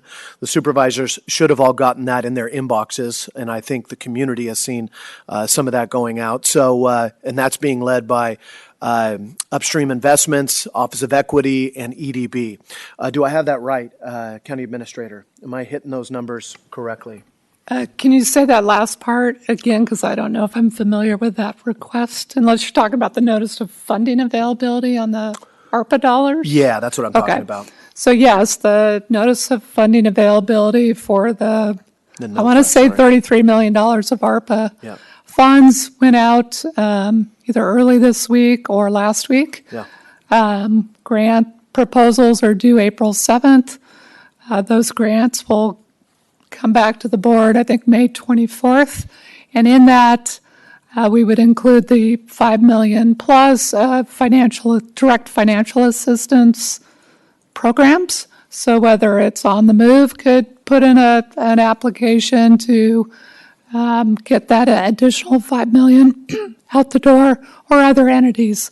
But there's still $5+ million of direct financial assistance to go out in the new fiscal year. Okay. Any questions from my board or comments on that? Okay. So just want to state, and it sounds like some of this is before us. The one thing that I'm interested in, my colleagues, is we have 3.8. We have another 5 million that would go into rapid assistance. The question is that whether we open it up and have On the Move put in an application towards that, or whether we set that aside as a potential allocation for On the Move to be utilizing that. But one of the things would be, what is the breakdown of On the Move up until now? So do we wind that into the application as what's being proposed and have the On the Move proposed for the additional $5 million in rapid assistance and others, and accept the item as is, or do we set aside that amount of money and request maybe 3.8 million now and then request updates before we allocate the rest? County Administrator, go to you first. Thank you. My recommendation to the board would be to keep that $5 million in the NOFA, and On the Move can submit an application. So I don't see a need to direct that to On the Move at this time. The application has a lot of review parameters that are, I think, important that we see what people put in, and the board can make those decisions in May. Okay. Any of my colleagues? Anything you want on this? Anything? Supervisor Corsi. I'm supportive of the recommendation for the 3.8 million, 3.9 almost to On the Move right now. I think that we should keep the rest of it competitive. On the Move can compete in that $5 million pool as well. But, the report says we've got 9,500 people who remain to be served. I want to make sure that we've got all the boots on the ground that we can to get that money out. And if that's On the Move, they will succeed. If there are others who can do it, I just want to make sure we get it out soon in the best, most efficient way possible. Okay. Any other comments? I know that. Or a second? I know that the rental assistance has been really problematic for the county and Cura to move through this and is desperately needed. I know when we had this discussion a number of weeks ago, I said rental assistance is imperative. How quickly can we get this out to the community? And we'd hope that we could get it out sooner than we have, and I know that looks like the funding level is pretty much static, and we're going through the processing of those applications. Do we see that there is any additional funding on the horizon, because the economic insecurity from COVID is continuing to wear on so many in our community? I appreciate that. I want to come back to that just because we have a motion on the floor. I do want to see if we have a second for that motion. And I second that. Okay, and then that question can be a part of it. I Great. appreciate that, Supervisor. So, the economic financial assistance, here's a question out to somebody who can respond on this. That money is more flexible, so it could be used for rental assistance or food or other things. Tina, do you want to lean in on that? For On the Move, and just with respect to Supervisor Gorin's comments, do we see other things on the horizon that could help with that kind of financial assistance? And the processing, how are we getting through that? Okay, good. Yeah, correct. The economic financial assistance is more of a cash aid, which is, has been truly instrumental in those individuals who had debts or we're needing food assistance, things of that nature. This is a need that, a gap, if you will, where individuals were not able to get and did not qualify for our emergency rental assistance program, or they filled that need other ways by racking up debt. So this cash aid really assists in recovery and resiliency, if you will, and really fills that critical need and that critical gap. So this is essential in getting folks the assistance they need and getting them on their feet. Tina, is there anything with respect to the processing of, just since Supervisor Gorin asked about it, the processing of our rental assistance dollars? That's been a lot of red tape from the state and the feds. Now, that's a question that Dave Kiff would have to We'll answer separate for that. you as far as that's concerned. Okay, I appreciate I think that. there's been a request with respect for some additional funding that may be left over and remaining with respect to any additional dollars that were left on the table from other counties. And where that sits, Dave would have to report out on that. Okay, thank you.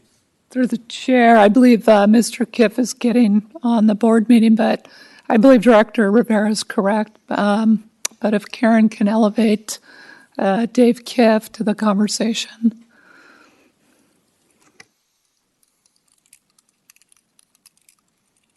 Mr. Kiff, looks like you're joining us. Maybe not. He has not logged in as if he does, we'll tee him up. But otherwise, we would request some kind of an update to the Supervisor Gorin specifically, but the rest of us on overall on the rental assistance pot that has been helpful but problematic. Okay. So the other side of this is that there's results-based accountability built into the entire NOFA process, which deals with metrics and the success rates and other things that we've put out onto the ground. That's a good thing. So I have a motion a motion and a second to move forward with the item before us. I'm looking to my colleagues.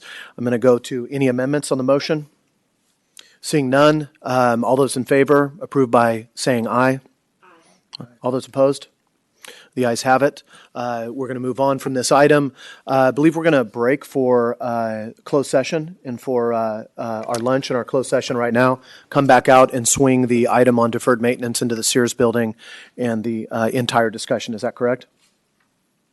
Yes, that's my recommendation. Okay. So for anybody who's listening now, we will recess and we will reconvene. Council Pittman, give me a timeline on closed session and us coming back. We need an hour for closed session. Okay. We will be back at 1:15. Looking forward to having everybody back here at 1:15. Thank you. Recessing.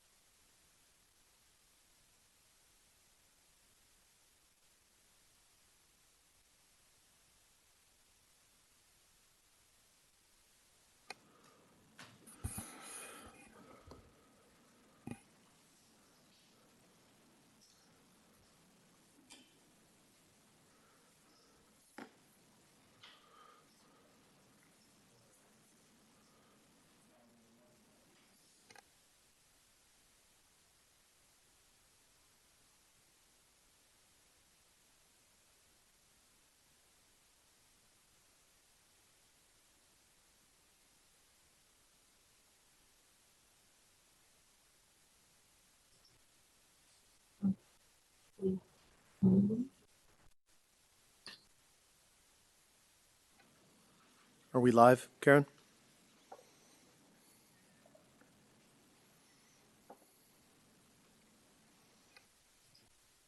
Chair Gore? Yeah. I believe we're ready for public comment Okay. Mistake on on my closed part. session items. Mistake on my part. Anybody who's online or here in the board chambers, anytime we recess for a closed session, we have to provide public comment on that prior. Seeing if there's anybody, first of all, here in the chambers on closed session. Doesn't look like it, so we're going to go online. A minute and a half to anybody. Comments on closed session items. If you are wanting to comment on closed session items, item number 38 through 42A, please raise your hand or dial *9 on your phone while in the Zoom app. We have one commenter. Oh, not anymore.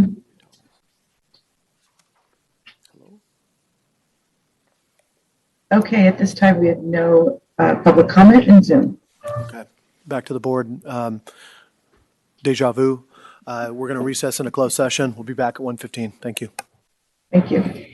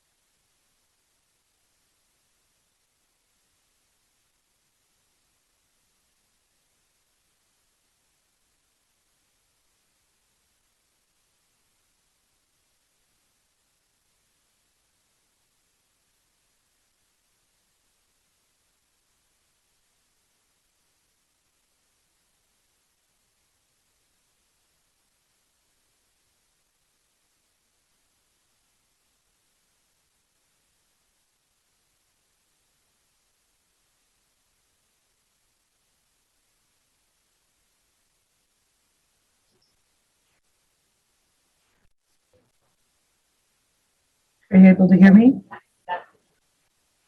We're about to get ready.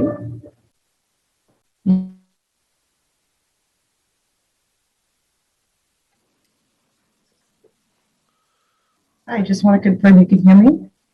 Yes. Okay, we can start whenever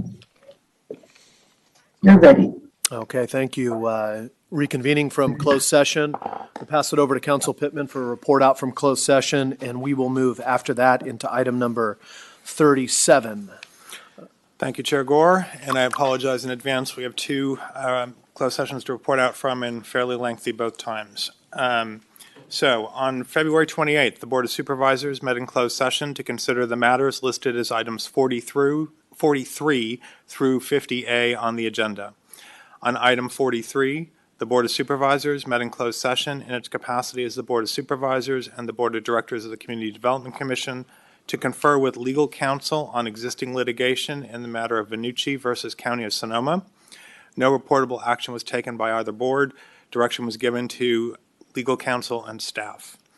On item 44, the Board of Supervisors met in closed session to confer with legal counsel on existing litigation in the matter of Hanakazal versus County of Sonoma. No reportable action was taken. Direction was given to legal staff and counsel. On item 45 was withdrawn by addendum before the meeting and was not considered by the board. On item 46, the Board of Supervisors met in closed session to confer with legal counsel on existing litigation in the matter of Anaya Jael Hernandez Perez versus John Brenchick and the County of Sonoma. No reportable action was taken. Direction was given to legal counsel and staff. On item 47, the Board of Supervisors met in closed session to confer with legal counsel on existing litigation in the matter of Sonoma County Fire District versus the County of Sonoma. By a vote of 5-0, the board gave approval for the settlement of the claims brought by the Sonoma County Fire District and California Fire Chiefs Association against the County of Sonoma and the Sonoma County Health Services Department pertaining to the exclusive provision of emergency ground ambulance services in Bells Healdsburg Ambulance Services Historic Service Area, EOA 2, with the following terms. The settlement became effective if and only upon the county's decision in its sole discretion to withdraw the request for proposals for exclusive operating area 1 with the intent to reissue the RFP with a start date for a new contract no later than January 15, 2024. Sonoma County Fire and Cal Chiefs shall dismiss the litigation over EOA 2 in its entirety. Sonoma County Fire shall honor the exclusivity of EOA 2 except to the extent of one or two specified occurrences. County shall use its best efforts in good faith to amend the EOA 2 agreement with Bell to include additional specified recitals and terms. Sonoma County Fire and Cal Chiefs shall not challenge an exclusive contract extension with American Medical Response as the current provider for the emergency ground ambulance services in EOA 1 until January 15th, 2024. Excuse me. Sonoma County Fire shall honor the exclusivity of EOA 1. County and Department of Health Services shall hold a workshop to solicit feedback from EMS providers and stakeholders for revisions to the RFP within 60 days of withdrawal.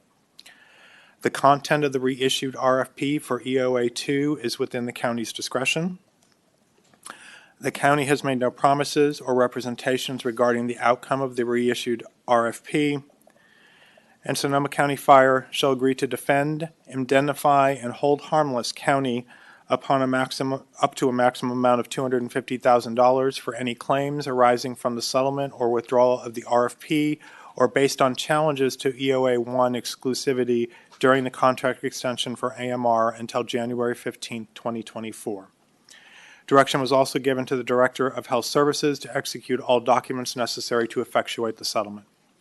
On item 48, the Board of Supervisors met in closed session to confer with legal counsel on existing litigation in the matter of County of Sonoma versus Homayun Anderson. By a vote of 5-0, the board approved the settlement offer submitted by property owner Sefer Homayun for outstanding cannabis taxes at 1645 and 1681 South Wright Road in Santa Rosa in the total amount of $210,000, and further directed legal counsel and staff to release the related cannabis tax liens and all claims against the property.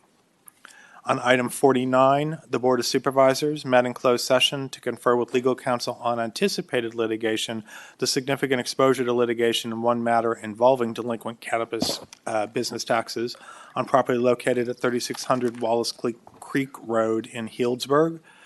By a vote of 5-0, the board approved the settlement offer submitted by property owners Andreas McDaniel and Edward Newell for outstanding cannabis business taxes in the amount of $57,330, and further directed legal counsel and staff to release all liens against the property.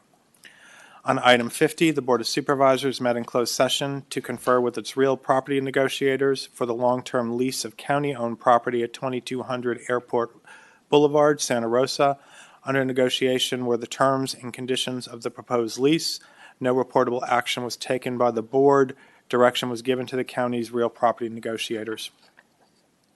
On item 50A, the Board of Supervisors met in closed session in its capacity as the Board of Supervisors, the Board of Directors of the Water Agency, the Board of Commissioners of the Community Development Commission, and the Board of Directors of the Agricultural Preservation and Open Space District to confer with the agency's labor negotiators for all employee organizations and unrepresented employees. No reportable action was taken. The boards gave direction to their labor negotiators. That concludes the report out from February 28th. This afternoon, the Board of Supervisors met in closed session to consider the matters listed as items 38 through 42A on today's calendar. On item 38, the Board of Supervisors met in closed session to confer with legal counsel on anticipated litigation, the significant exposure to litigation in one matter involving a personnel issue. No reportable action was taken by the board. Direction was given to legal counsel and staff.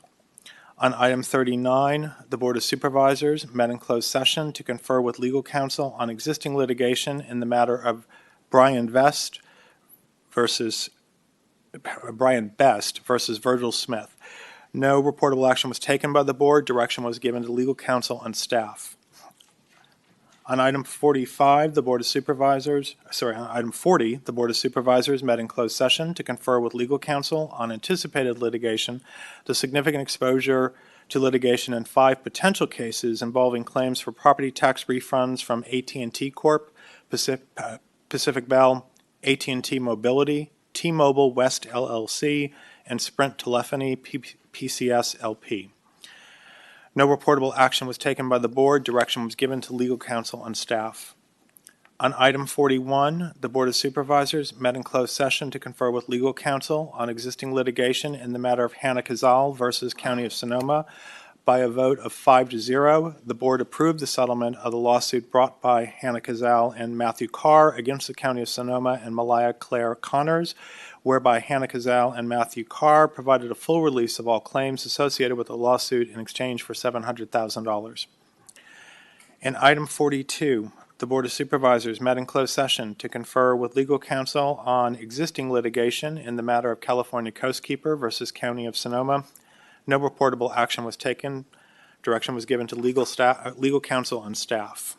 On item 42A, the Board of Supervisors met in closed session in its capacity as the Board of Supervisors, the Board of Directors of the Water Agency, the Board of Commissioners of the Community Development Commission, and the Board of Directors of the Agricultural Preservation and Open Space District to confer with the agency's labor negotiators for all employee organization and unrepresented employees. No reportable action was taken. The boards gave direction to their labor negotiators. That concludes today's closed session report out.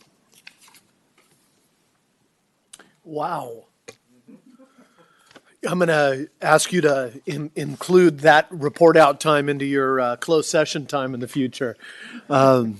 Appreciate you, counsel. It shows a lot of work that's being done that nobody ever really dives into. Each one of those issues has tens, if not hundreds of hours of work locked into it. So now we're going to move into our afternoon session. Reminder to anybody who's here or online is that at 4 p.m. we have a time certain for public comment on items not listed on the agenda. The goal for us is to get through the next 3 items before that 4 p.m. time. If not, we will push the public comment to 4:30 or to 5 or whatever needed on that. We did have item 37, which was identified as deferred maintenance alternative to new county administration center. Before we broke for closed session, we pushed that until now. So now we have 3 discussions and 3 items lined up. The deferred maintenance alternative. Number 2 is the new county government center proposed financing plan.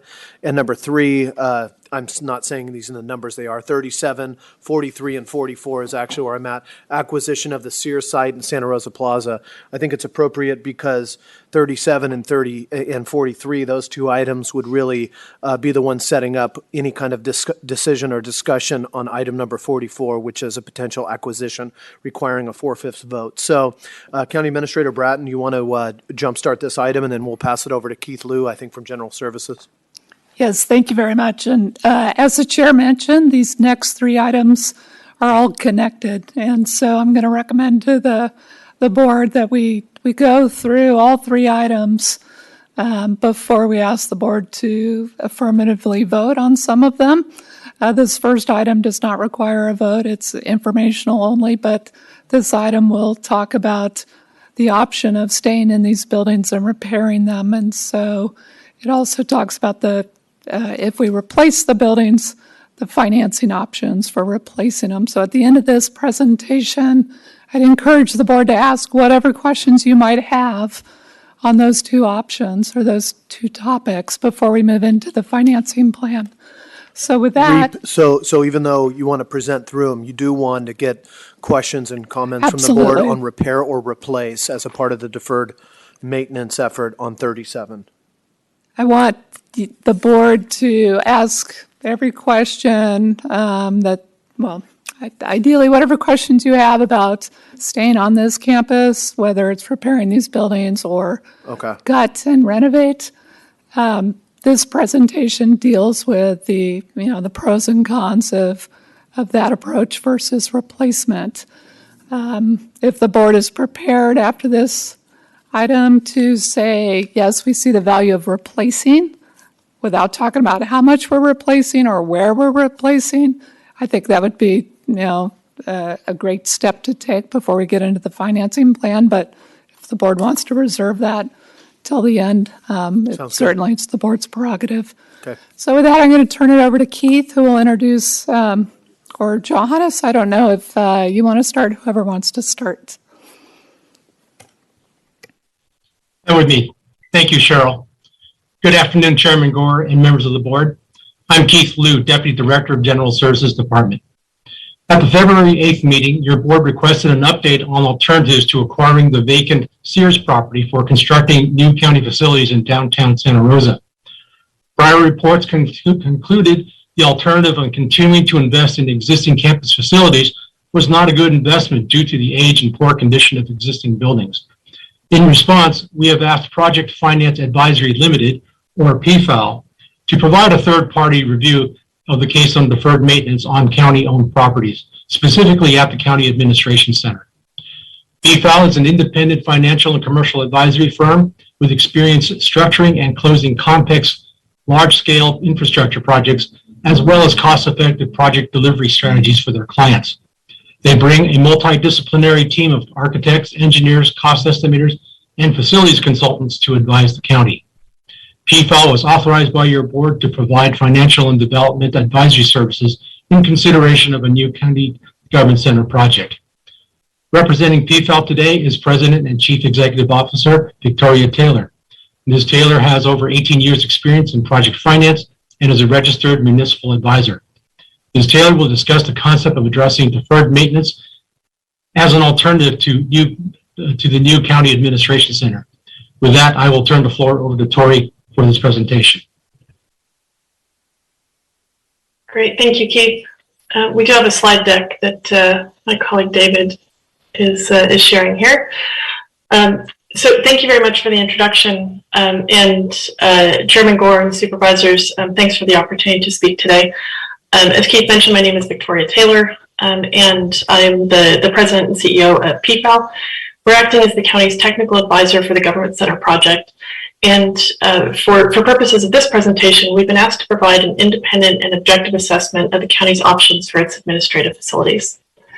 On the next slide, my colleague David Gloss and I will be presenting our analysis and findings on the county's deferred maintenance liability. We'll provide a few worked examples that we've developed, and we'll also provide PFAL's analysis on the Government Center's optimal delivery method. And as you've mentioned, these are related to the financing presentation and also this year's acquisition items that will be heard later today. On the next slide, this timeline serves as a reminder that we are distilling a lot of past work and analysis that's been done in this presentation. For the last 13 years, the county has investigated options for a new government center. And two of the especially germane dates on this timeline are first the 2018 deferred maintenance presentation, which is where county staff presented the results of a facilities condition assessment that was performed by a firm called VFA in 2014 and made a series of recommendations to the board. In December 2019, the board approved a series of goals and objectives for the new county government campus. On the next slide. The goals and objectives that were approved in December 2019 were extensive, but the ones that we think are most salient to this presentation are: one, the effort to improve access to services, two, to make a good investment decision, and three, to improve the sustainability and resiliency of the county facilities. On the next slide. Put very simply, our objective analysis is that the current facilities do not meet the needs of the community, constituents, or staff. Continuing to spend money to maintain these facilities, given their age and condition, is frankly an unwise waste of taxpayer money. And while it's impossible to perfectly quantify the cost of all of the options that are available, based on our experience and our analysis, we can provide recommendations to the county on their best course of action. On the next slide. This slide presents a lot of information, and I'm going to try to walk you through it relatively quickly. We were asked to consider just the options related to addressing the needs at the current facilities without building new. So this is what that slide does and sets them up in kind of a pro and con comparison. So the first option is for the county to do nothing. And so that means that the county would be maintaining the status quo. And some of the issues of that are described in further detail in the next few slides. But we do want to mention that there is a significant cost to this particular strategy. So in 2026 dollars, we've assessed that the total liability for deferred maintenance, and this is just for the 2014 deferred maintenance liabilities, has a total cost of $367 million. So this excludes any of the additional deferred maintenance that would have arisen since that 2014 report was written, and also the effects of accelerated deterioration of the buildings that we would expect to see given the age of the facilities. Some of the main cons that we want to point out are that the volume of deferred maintenance that the county currently bears has potential to negatively impact the county on a larger scale. And the reason for this is because we know that the rating agencies are starting to take a closer look at municipal deferred maintenance and incorporating some of those liabilities into their analysis. And this is sort of similar to the way that the rating agencies looked at unfunded pension liabilities, which the county was familiar with and addressed a few years ago. So what we're observing is that while the rating agencies would look at this deferred maintenance and potentially penalize municipal issuers, there are similarly upgrading issuers where they have provided plans to address their deferred maintenance liabilities. One example is that Washington, D.C. in 2018 issued a report that explained how they plan to address their deferred maintenance, and as a result, they got upgraded to AA+. Why is this important to the county? The reason is because the higher your rating, the lower your cost of debt. And so what this means is that this growing financial liability that exists for the county has the impact to have actual cost implications down the line. which is something that the county needs to take into consideration. In the next row, we discuss the option of renovating the existing facilities. And what this would entail would be a series of modifications intended to improve building performance. And the main issue here is that renovation can be suitable for buildings in good condition and that are within their useful life. But it is a significant risk for buildings of this age. And if you've ever seen the money pit, you know where I'm going with this. Basically, the county could very quickly lose cost control over renovation projects. And importantly, lose the opportunity to incorporate modern sustainability and energy efficiency technology that are incompatible with current building infrastructure. There's a really good discrete example of this cost control issue that's currently happening at the administration center. So you're probably aware that the west bathroom plumbing is currently being rehabilitated. The original scope of work for that effort was just about $200,000. And when that work started, it was identified that the corrosion of the plumbing system was actually far more extensive than anybody had hoped it would be. And so the result of that is that more repair work has been needed. So that $200,000 budget has been increased to $500,000. The materials that are being used have had to be scaled back, and the work isn't done yet. So the expectation is that this project will actually be more expensive than the current $500,000 budget that's currently in the capital plan. So this is just a discrete example, and so you can kind of magnify that into the buildings as a whole.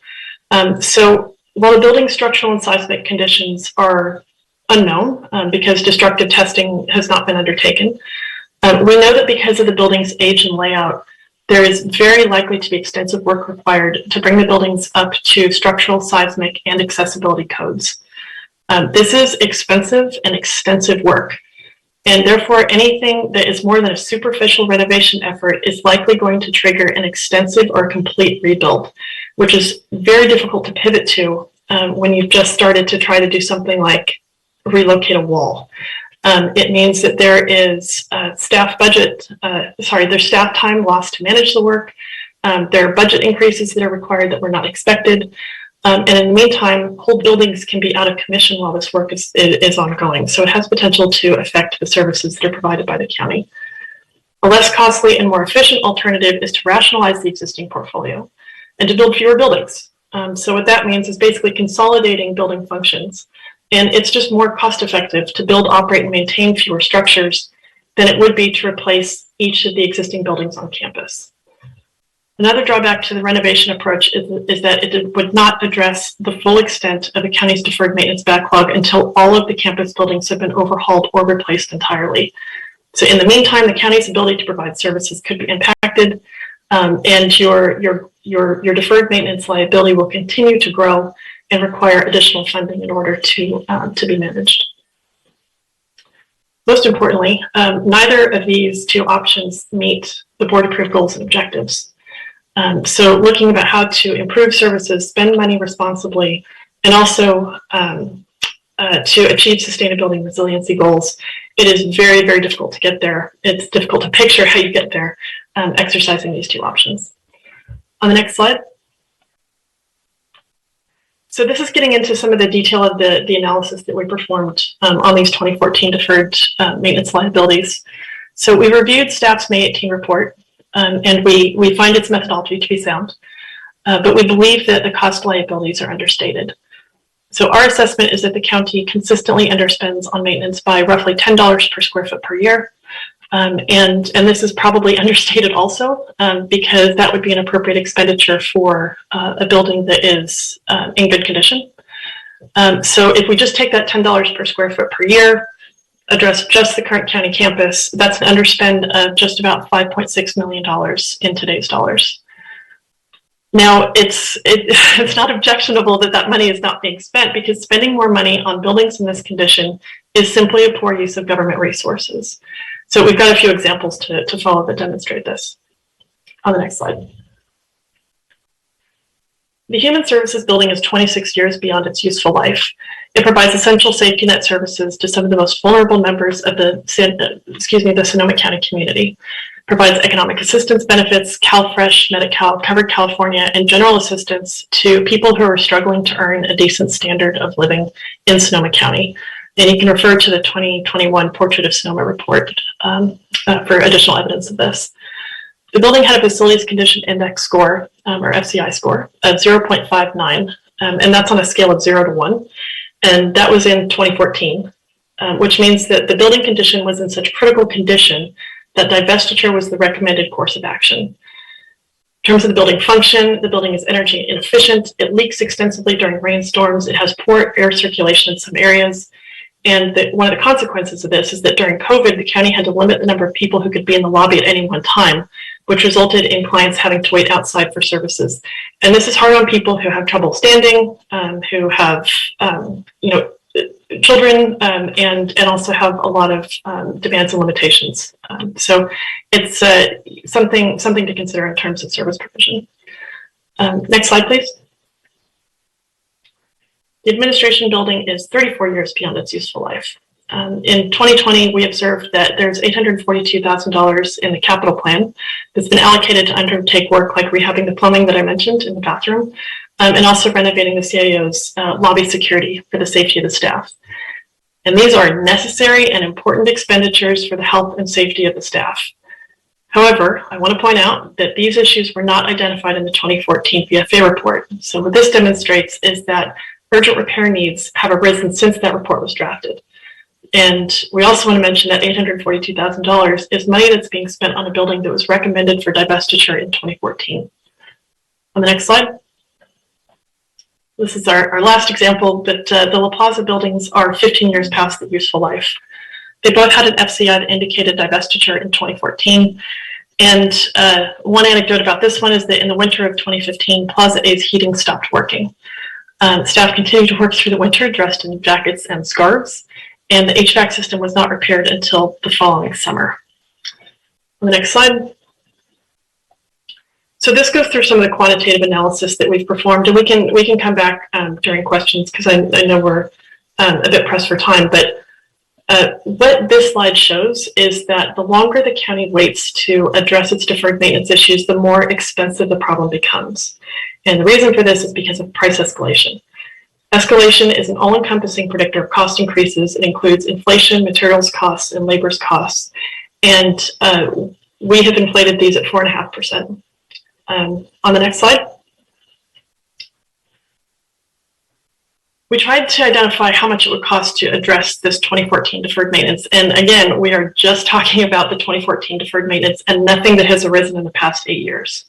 So just looking at the 2014 number, if the county was to utilize all of its deferred maintenance funds, so that's $8 million plus an additional $750,000 annually, you could pay down your 2014 deferred maintenance in 30 years. And by the time that was done, you would have spent $624 million. And the Health and Human Services building would be 86 years old. And we also want to point out that you're still fighting escalation even as you're spending this volume of money. In the first 10 years, you can see that the volume of deferred maintenance continues to increase, and that's because of escalation. So that means that your conditions will worsen even with the spending increase that you'd be doing. There are obviously a lot of problems with this strategy. On the next slide, we'll point out just one of those, which is that the county cannot spend that amount of money without hiring more staff. So right now, the county's deferred maintenance repair work is limited by the amount of staff that it currently has. So based on current staff completion rates for maintenance, we've calculated that the county would need to hire at least 15 more mechanics to complete the work at the pacing that's shown in the previous slide. So if you hire 15 more mechanics, that has a cost of about $3 million annually. And I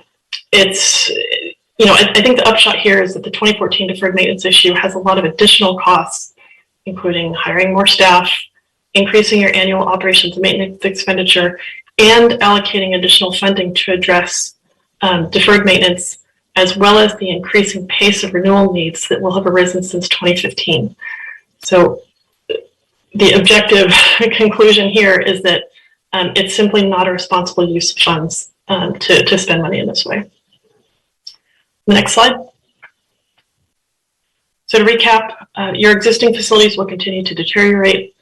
Your maintenance will be required on prior renewals, resulting in increased costs beyond what we've already shown. And there is a growing financial liability that could impact the county's credit rating and increase your future borrowing costs. The next slide. We know how difficult it is to make a decision about a major expenditure, and we want to acknowledge that and provide reassurance that other jurisdictions are in a similar situation and have opted to address their needs by investing in new capital projects. So this concludes the doom and gloom portion of the presentation, and David is going to talk about some of the delivery options that we analyzed. Thank you, Tori. So for a new facility, we assessed various delivery methods, including real estate type, project finance style, and public-private partnerships. This included common types of delivery, such as build-to-suit, design-build with traditional debt financing, and design-build, finance, operate, maintain, or DBFOM. Using the goals and objectives established by the board in December 2019, we eliminated build-to-suit because it does not include county ownership. Additionally, we have seen other jurisdictions experience costly setbacks under a build-to-suit model, such as in Alameda County recently. On the next slide, we will further compare DBFOM and DB. Previously, your board directed us to perform a study of procurement options. A P3 can take many forms, all of which are intended to manage risks and control costs. On the left, you see the most traditional type of project delivery, design, bid, build, with municipal debt financing, muni bonds. Immediately to the right is a form of P3 called design build, which transfers some risk. It includes an architect designer team that teams together with a constructor builder to better manage constructability, change orders, and schedule. A DB finance is, however, financed by the county with municipal bonds on balance sheet. As we move to the right, increasing private sector participation comes with additional risk transfer. We reviewed all of these options on a qualitative basis, and we do not recommend a full privatization seen at the far right, and which does not meet board objectives such as ownership and loss of control. We further focused on those best suited meeting your board's goals, and we thus recommend a form of delivery in the middle, shown in the middle of the spectrum, called DBFOM, design, build, finance, operate, maintain.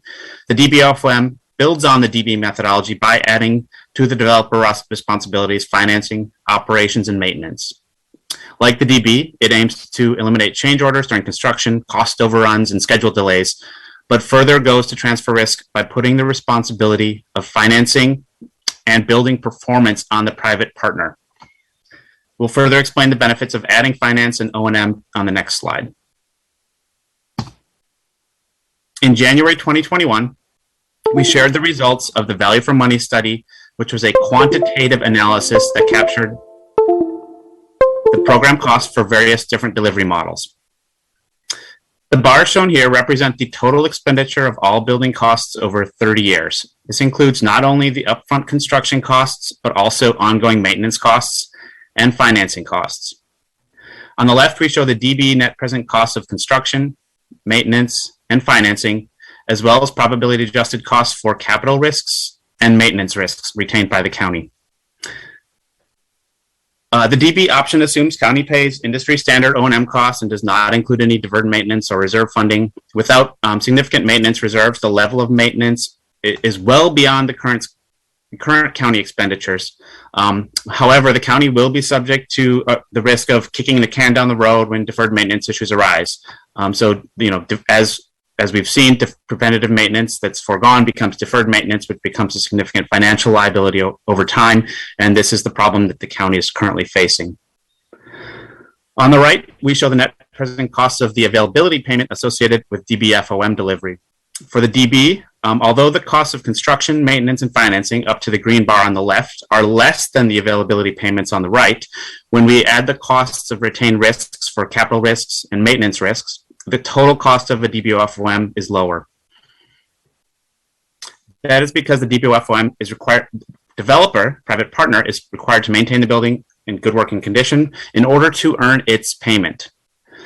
Thus, the DBFOM commits funds to routine maintenance, establishes reserves for major maintenance, such as replacing a roof in year 20, as an example. Failure to meet building performance results in reduced payments, and for this reason, we see the DBFOM procurement method as the best to address the county's significant deferred maintenance problem.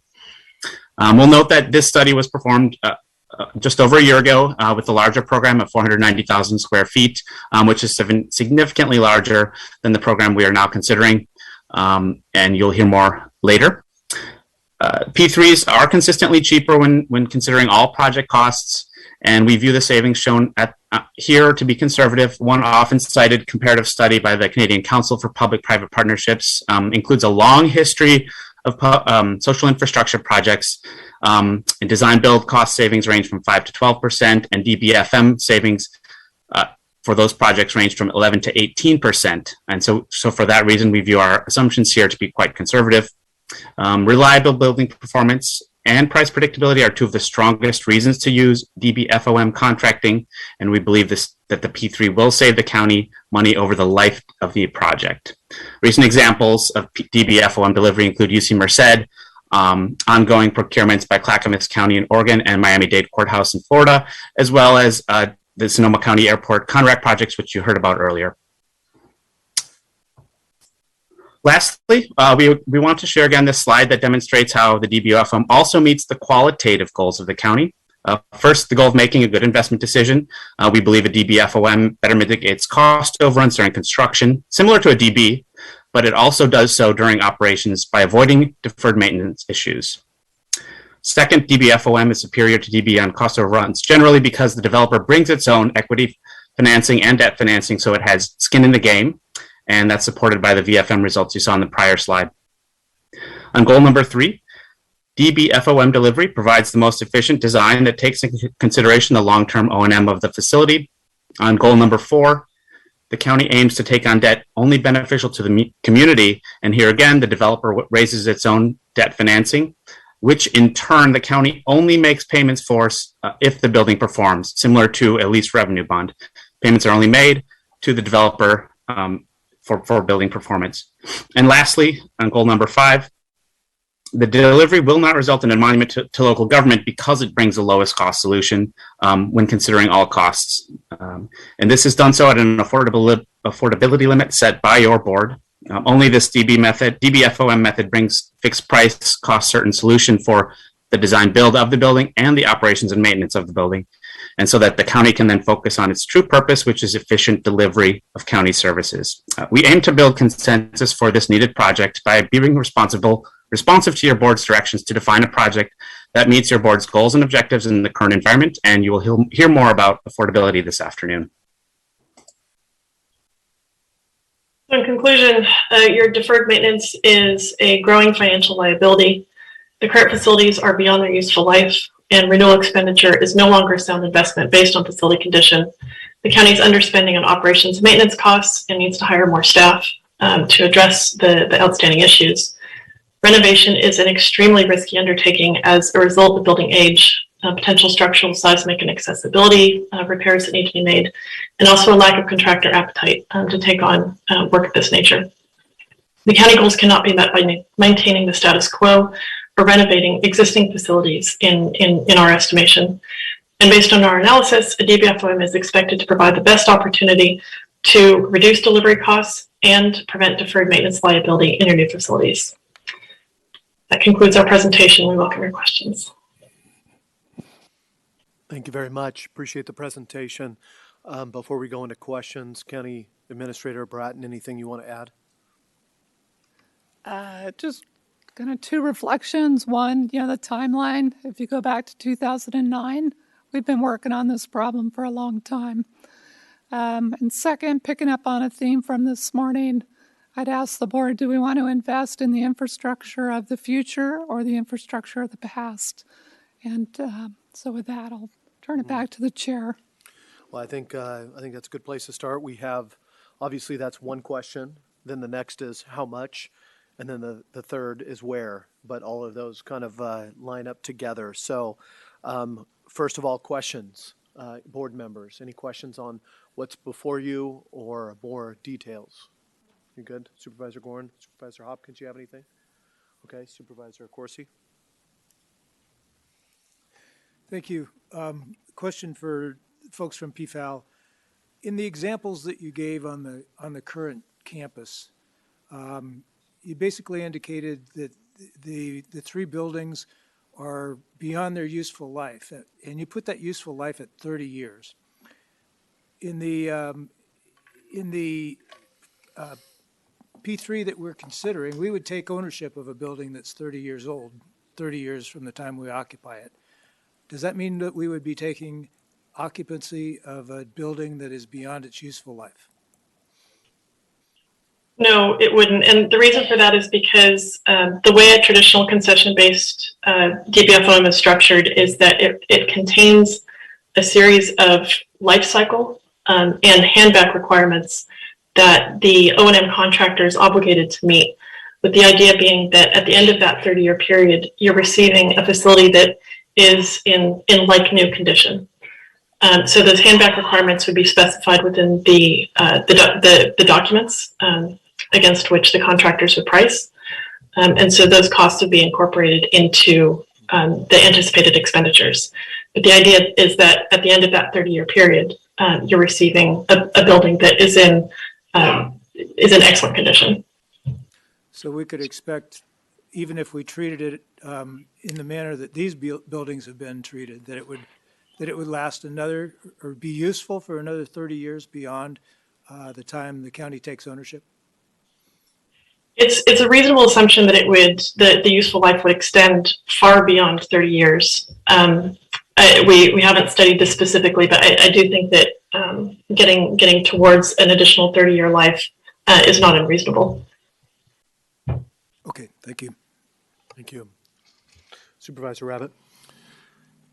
Yeah, thank you very much. I have to admit, I was sitting here and I reached out. I'm not sure why this item in this fashion was brought forward in this way, because I know that conferring with the ad hoc, doing nothing was never an option, nor was a renovation of the existing buildings, unless there was a majority of the board who wanted to understand that.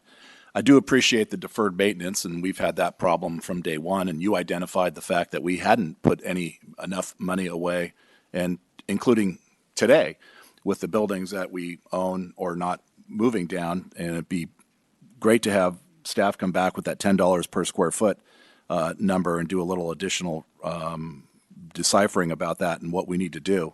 Asset management, sinking funds are all things that prolong the life of infrastructure. And if you don't do anything, you just build it in 1954 and sit in it for forever. The systems are going to fail. The roof is going to leak and everything else along the way. And we all know that from being homeowners, I believe. So I think that we need to figure out a cohesive model, not just for a new building, but for every building that we own going forward. And thank you for bringing that to our attention. Again, I look forward to the discussion. I think the idea was never renovate one-story buildings that were built in the 50s.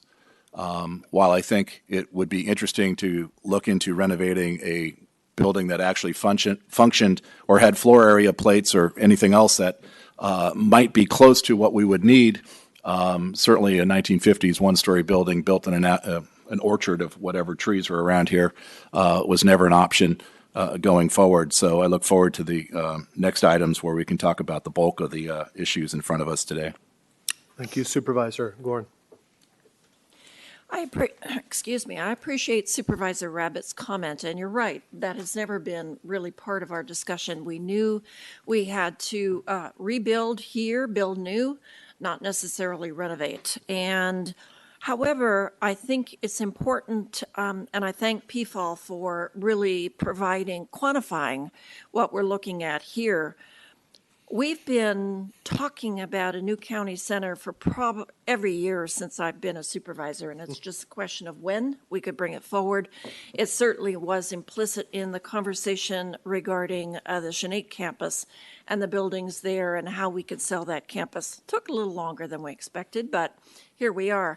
And what is missing, I think, from all of the community conversation is any recognition of the status of our existing campus. And so they're taken aback, and I don't blame them, when the conversation came out most recently about the cost of the Sears acquisition and new county campus there. what's missing in that is the cost of building here and of doing nothing. So I think it's important to look at all of the pieces. And Victoria and David, thank you so much for bringing this forward. We take the state to task for disinvesting and ignoring the status of the Sonoma Developmental Center, and yet we are sort of guilty of that for good reasons.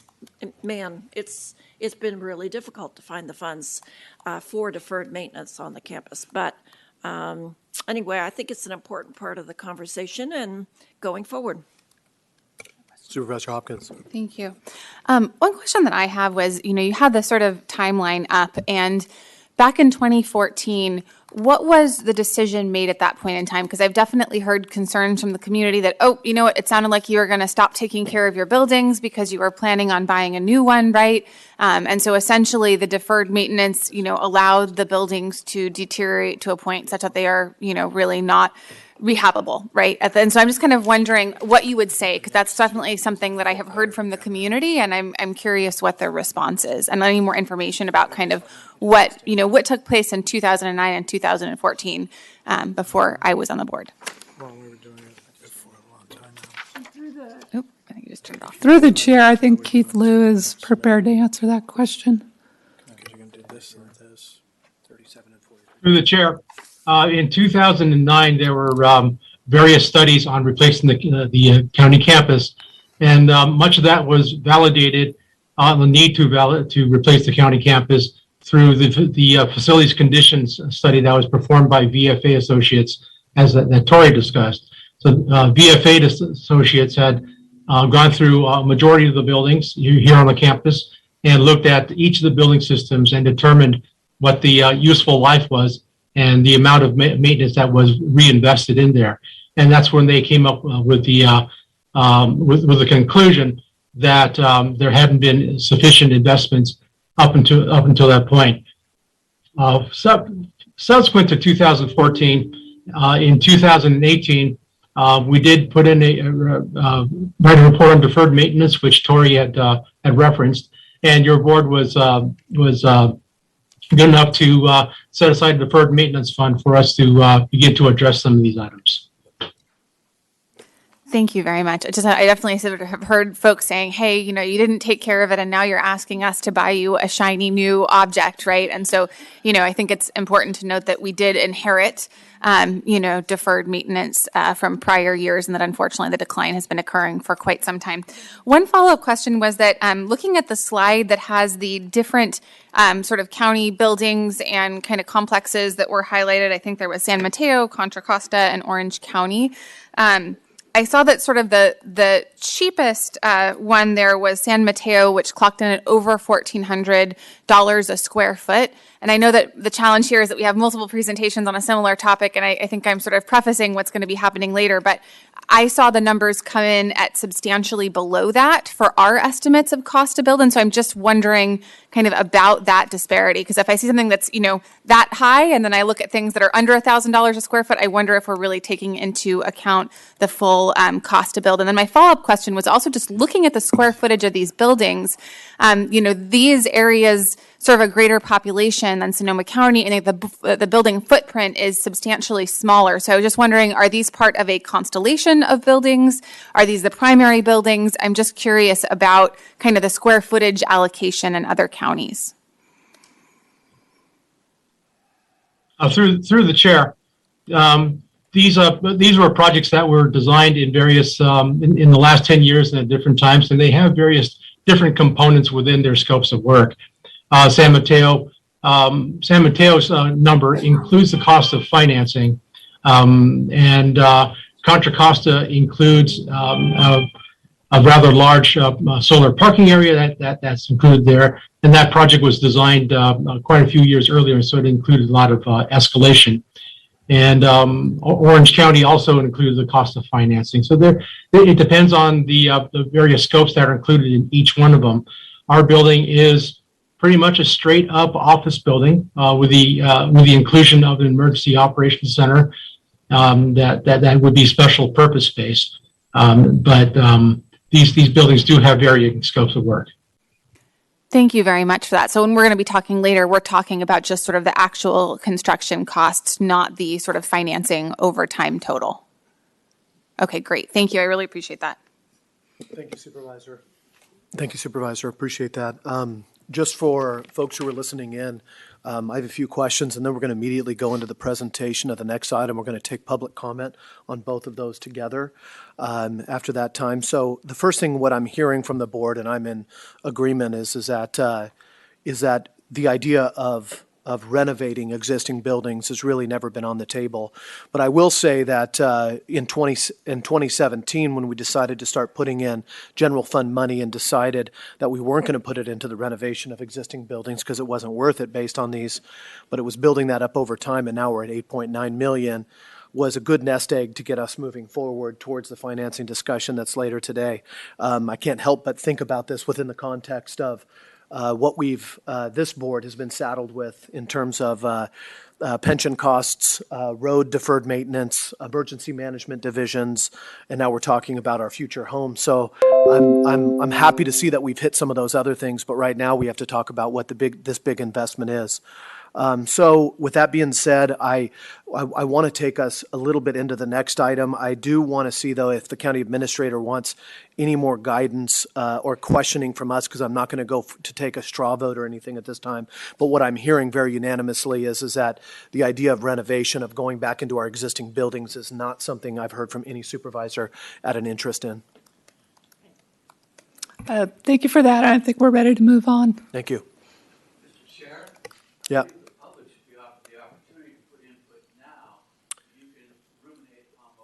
I appreciate that. We're going to consolidate public comment into the two items that we have going forward, so thank you. Appreciate that. I appreciate you being here. Thank you. We can disagree upon that. Moving forward. Thank you, Chair Gore and members of the board. I am Peter Brulin, Deputy County Administrator and Budget Manager for the county, and I am here to present the financing plan for County Center to you. Just to start, on a slide we can pretty much skip over possible actions, impacts, and costs. We've already discussed the do nothing and the rehab existing buildings options, which have been thoroughly discarded. I was going to try to come up with a pre-American Treasure Tom Hanks movie reference for each of these, but was unable to do that, so the money pit is all we'll be able to leave you with. But that does leave us with two options under consideration: rebuilding on the existing site and rebuilding downtown. And just very quickly, under both of these models, as discussed here, we would be demolishing county facilities on the current site. We would be rebuilding a new facility on either this site or another site.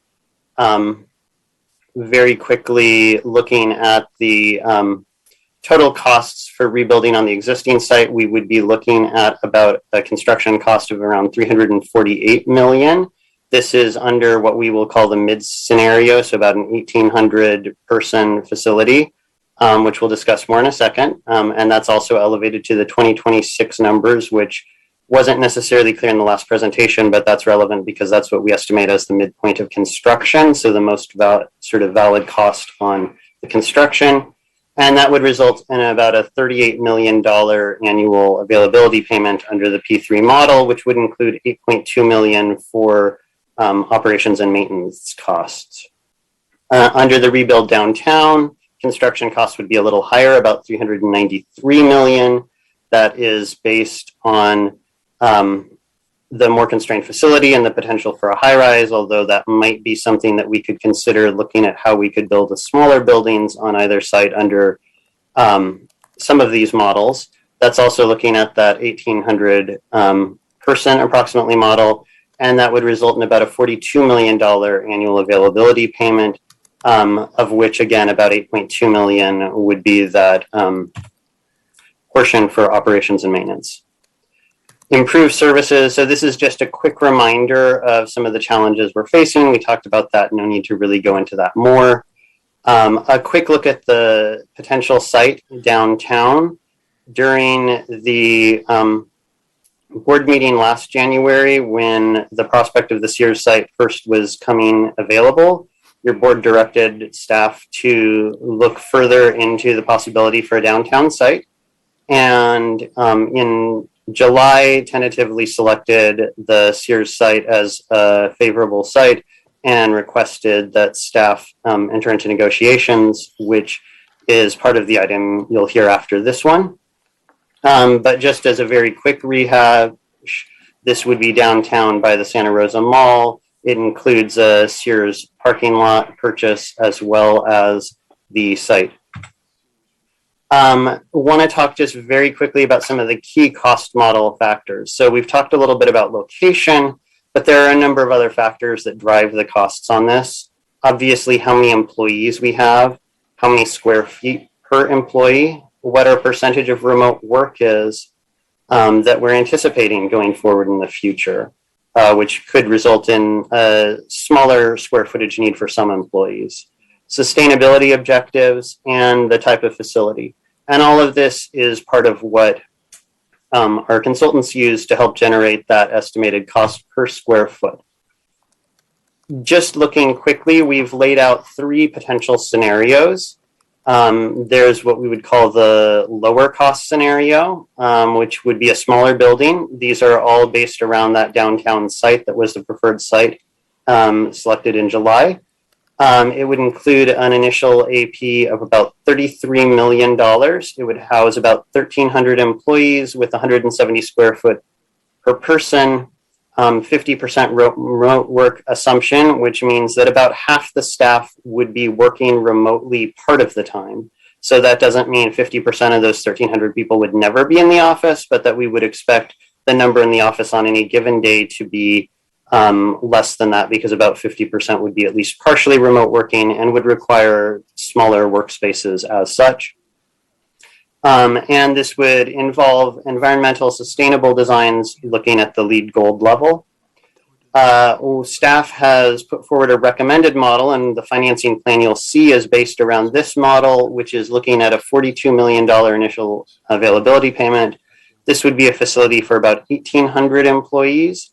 Again, no change on the assumptions on square foot per employee or percentage of remote work. And it would be built to a higher sustainability design of a LEED Platinum design. And finally, we also have looked at something that's a little closer to the base case you've seen in the past, which is a higher cost design of $53 million. This is more of a 2,100 employees approximately. Same square footage on average per person, but the percent remote work is only at 30%. And again, this is back at that LEED Gold standard. Just a quick reminder, we have looked at different standards. All of the standards we've considered do meet the board's sustainability goals, but there are different levels that the board can target as we move further into project design, and those do obviously have a cost impact. This slide just very quickly looks at some of those potential moving pieces that we could look at within adjusting the cost. These have already been tinkered with in those models you just saw. So as you can see, obviously the biggest difference is often if we add square footage per person, then that makes it much more expensive. Sustainability can add to that cost. Similarly, reducing staff on the facility or increasing remote work reduces those costs.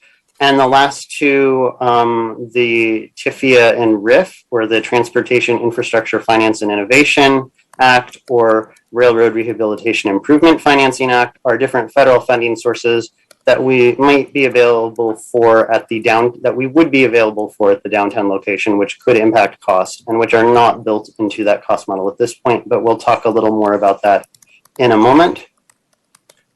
And finally, just noting that in all of these plans, we are looking towards the future at on-site space for a hybrid workforce. We realize that even as we, knock on wood, or particle board is probably the closest thing I can find in my office, are coming out of the worst of COVID, we also realize that hybrid work is here to stay. And so all of these are built around an assumption that we're looking for a space that's going to meet more modern requirements that allow for telework flexibility while still also allowing for privacy. Now I am going to turn it over to Deputy Director of General Services, Keith Liu, to discuss a little bit about some options for satellite services that we are also including funding for in this funding model. Thank you, Peter. Good afternoon again, supervisors. We are responding to the board's inquiry on February 8th regarding neighborhood services. Questions were raised by your board regarding access to services in the farther reaches of the county. 36 leases have been established for satellite services in Petaluma, Santa Rosa, Cloverdale, and Guerneville. Petaluma is a good example of neighborhood services. This satellite site opened on May of 2017 at 5350 Old Redwood Highway in Petaluma. The leases for human services and health service total 22,310 square feet and accommodate 81 staff, with additional staff using the space as drop-in space when working in the field or visiting from central administration facilities. The site also supports nonprofit partners associated with the programs delivered. Human Services stated that they served 32 clients a day before COVID. The annual cost for this site is roughly $495,000 per year at a rate of $1.85 per square foot per month. Next slide, please. For lease alternatives, your board raised questions of expanding neighborhood services and specifically what the county could do for $1 million a year. Staff investigated 3 regions that included Sonoma Valley, Guerneville, and Cloverdale. Assuming that lease rates are an average of $2.25 per square foot per month, and space needs are allocated at the rate of 170 square foot per person, as recommended in the County Government Center, staff determined that 3 leases may be possible for an annual cost of $1 million. Each lease could be 12,000 square feet per site and accommodate 56 full-time equivalent staff. The inventory of available commercial space is and has been extremely limited, especially for spaces of this size. Engaging a qualified commercial broker could identify properties not marketed online or soon to be on the market. And please note that these lease estimates do not take into consideration one-time costs, including workstation acquisition, that is furniture, installation of IT systems, and move costs. Next slide, please. For purchase alternatives, those alternatives are also severely limited. Similarly, a qualified commercial broker could help identify properties not marketed online or not yet on the market. We estimate costs are between $2.6 and $5 million based on past knowledge of the market. Next slide, please. For new construction alternatives, staff estimates that building new similar type of a 10,000 square foot facility would cost between $4.5 to $5 million. This does not include site acquisition costs, nor additional site improvement and utility costs, which are site specific to what the site that's selected. Next slide, please. And then we have the build to suit alternative. Staff investigated the option to enter into a build to suit lease for satellite locations where a competitively selected developer would build a new facility to county requirements and lease the property for a specified period. A build-to-suit lease allows the county to identify preferred locations and offers design control. However, the lessor will be seeking return on investment during the lease term. Preferred location may not be available, and at the end of the term, the county would not own the government facilities. I will now turn it back over to Peter for the rest of the presentation. Thank you, Deputy Director Liu. I mentioned earlier, I gave you a nice preview that we would be talking again about some of the federal financing options, and now is the time to come back to that. As I mentioned, we have confirmed with the Build America Bureau that the downtown site would be eligible for 2 different federal financing programs, the TIFIA loan program and the RIF loan program. There are potential savings for those because they give us a considerably lower than market interest rate. These would still operate as loans through the developer. would still be the person holding the debt or the entity holding the debt. However, they would be eligible under these programs. We are working with their staff to get a letter confirming this eligibility, but they have confirmed that the downtown site meets those requirements. The county center site, because it is not located next to as in immediate proximity to the SMART train or to the downtown transit center, would only be eligible for TIFIA to the extent that it includes transportation projects on that site. So, for example, building a bus terminal on the site might be available if it met certain things, but that's not something that we're envisioning in the primary design there. These estimates of savings of $5 and $10 million are based on the higher cost sort of base case model, but looking at the $42 million recommended model, we would estimate that RIF could save approximately $7.6 million per year. So now I want to talk a little bit about how we are proposing that we can pay for this. As I mentioned, we're looking at a $42 million availability payment. We're actually looking to generate $44.4 million. This includes that $42 million availability payment, plus it allows for $2.4 million in additional funding for costs that are not covered in that availability payment. This might include at the downtown site, lease of parking spaces from the city of Santa Rosa and from the mall, which is estimated at about $1 million per year, and rental costs for neighborhood services at an additional $1 million a year. And then it also has an inflation adjustment of about 3% that leads to that additional $400,000 when taken over the time to bring us to occupancy. And as you can see, this is really coming from 5 main sources, money that should be available already under the current policies, additional funding that would be available out of the general fund from future cost reductions, and request that the board would add $2 million per year for 6 years in general fund capacity to the fund that would eventually go towards this. Programming of $1 million in ongoing community investment fund TOT growth based on growth, and contributions from other funds. And I will talk quickly more about those. So under current policy, as the Chair Gore mentioned earlier, we currently have about $8.9 million that is dedicated towards deferred maintenance. And we have a policy that calls for 40% of growth of property tax above the level assumed in the adopted budget to go into this fund. So basically, this is the gap between our property tax that we assume when we adopt the budget, that we project at that point, and the property tax that is actually there when the final assessment rolls come, which the assessor brings to the board generally in August. So there's always a little bit of a gap there, and we are estimating that based on this 40%, we would generate about $750,000 a year, or another $4.5 million by occupancy, which would allow for an estimated $13.4 million by the time we would be hitting occupancy around 27, 28. In addition, we have cost reductions that we would be looking at diverting towards this program. So we have retirement of debt obligations. We have savings on general fund lease costs, which most of our lease cost savings are not in the general fund, but there is some amount there. And we also would have other anticipated savings, and that would total about $7.5 million in savings within the general fund, bringing us to $20.9 million with this current levels.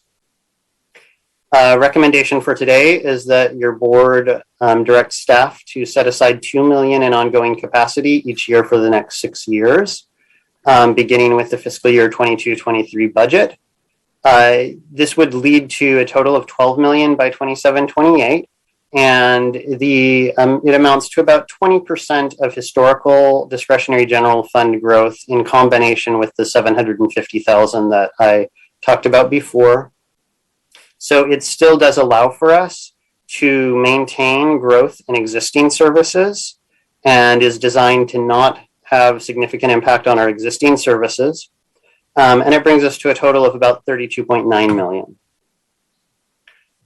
We are also recommending, as I mentioned, 1 million of ongoing TOT capacity out of the Community Investment Fund be set aside. The TOT or transient occupancy tax revenues have rebounded significantly following the pandemic, and in fact have seemed to be reaching a higher level than the pre-pandemic.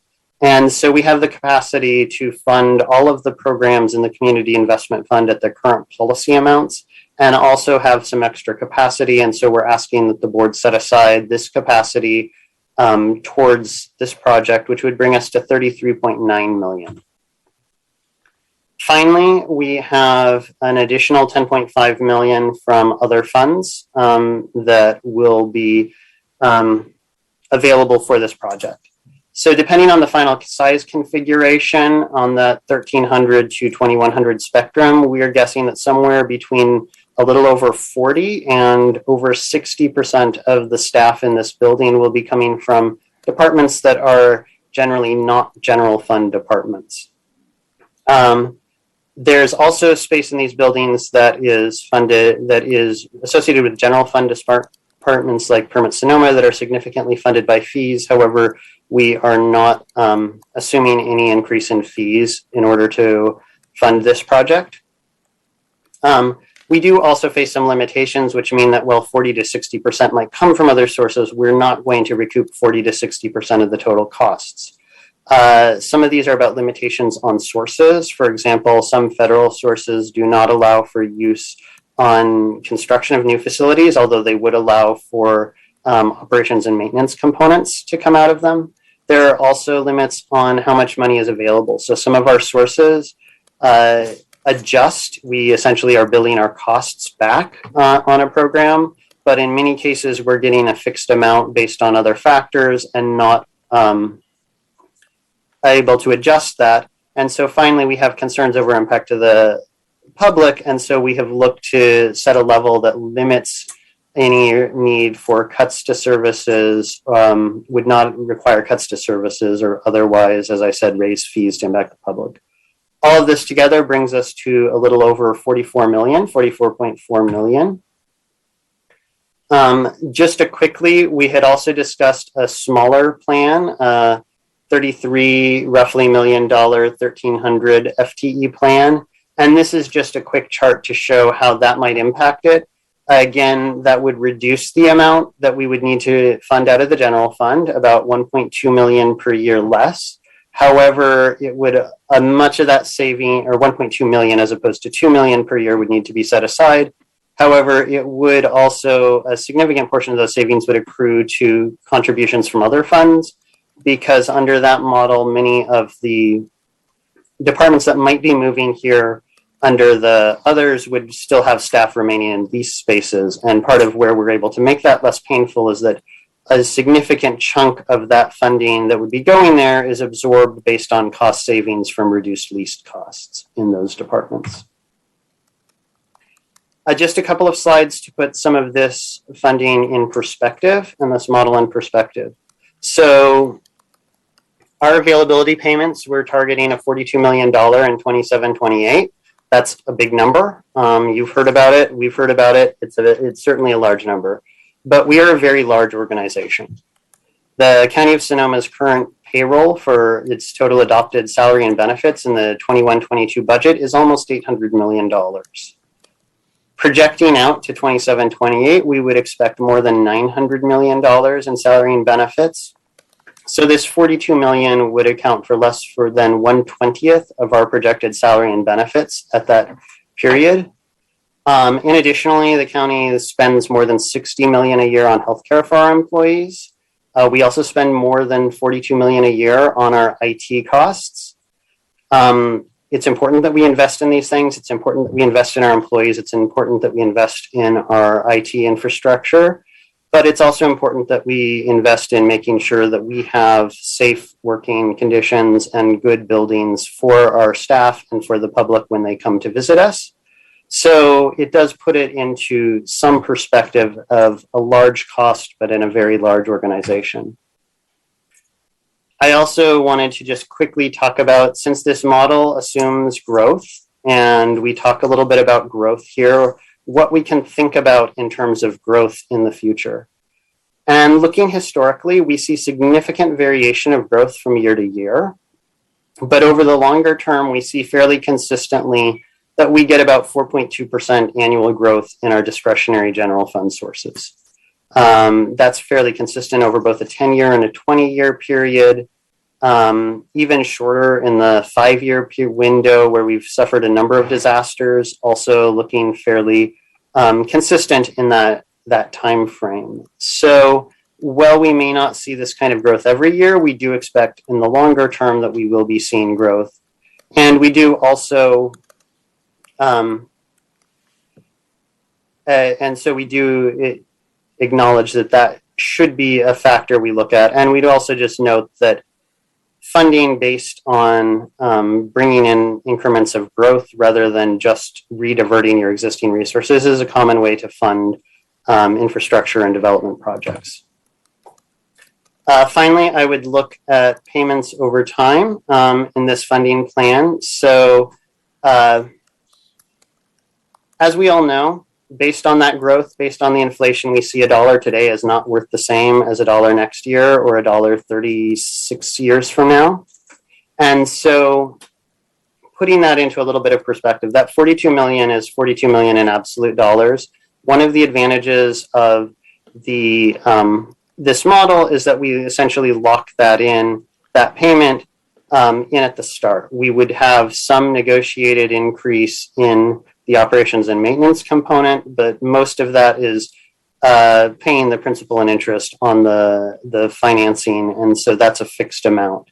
Using that average growth rate of 4.2% I talked about on the last slide, we would expect that 42 million in the year 22-22, that in the year of 26-27, when we're looking at occupancy, this 42 million is worth the equivalent of about 32.8 million in today's money. And that by the time we reached our final payments in 30 years down the road, that would be more like 11.5 million. So this is a significant amount. It will be a significant challenge to get to this amount, but it will be something that is being less impactful each year by year as we go forward. Finally, I just have a quick slide looking again at some of the pros and cons on these. I don't think I need to go through this point by point, but you can see some of the things that have been laid out here on both the good and bad aspects of it. The only thing I would just quickly note is we did have a check mark by TIFIA loan eligible on the rebuild on existing site. And since we put this slide together, we've confirmed with Build America Bureau, as I mentioned earlier, that only specific transit-related projects as part of the construction would be eligible for the TIFIA loan. And with that, I am happy to open it for questions from the board. And we are here and happy to answer as best we can. Thank you, Peter. Thank you, Keith, Johannes, and others.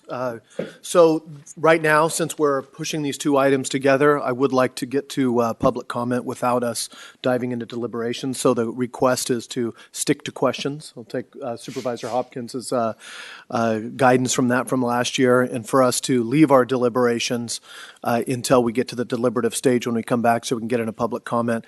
So I have a lot of questions, but I'm going to pass over to the colleagues first. Supervisor Hopkins, do you have some you want to jump into? I saw you leaning forward. Yeah. I was wondering to what extent we are looking at investments in transit infrastructure as part of these projects. Is that something that's being considered at all in the scope of work, or something that we would need to look at on top of the existing estimates? So these projects, as they're designed, do not have a specific transit component in them.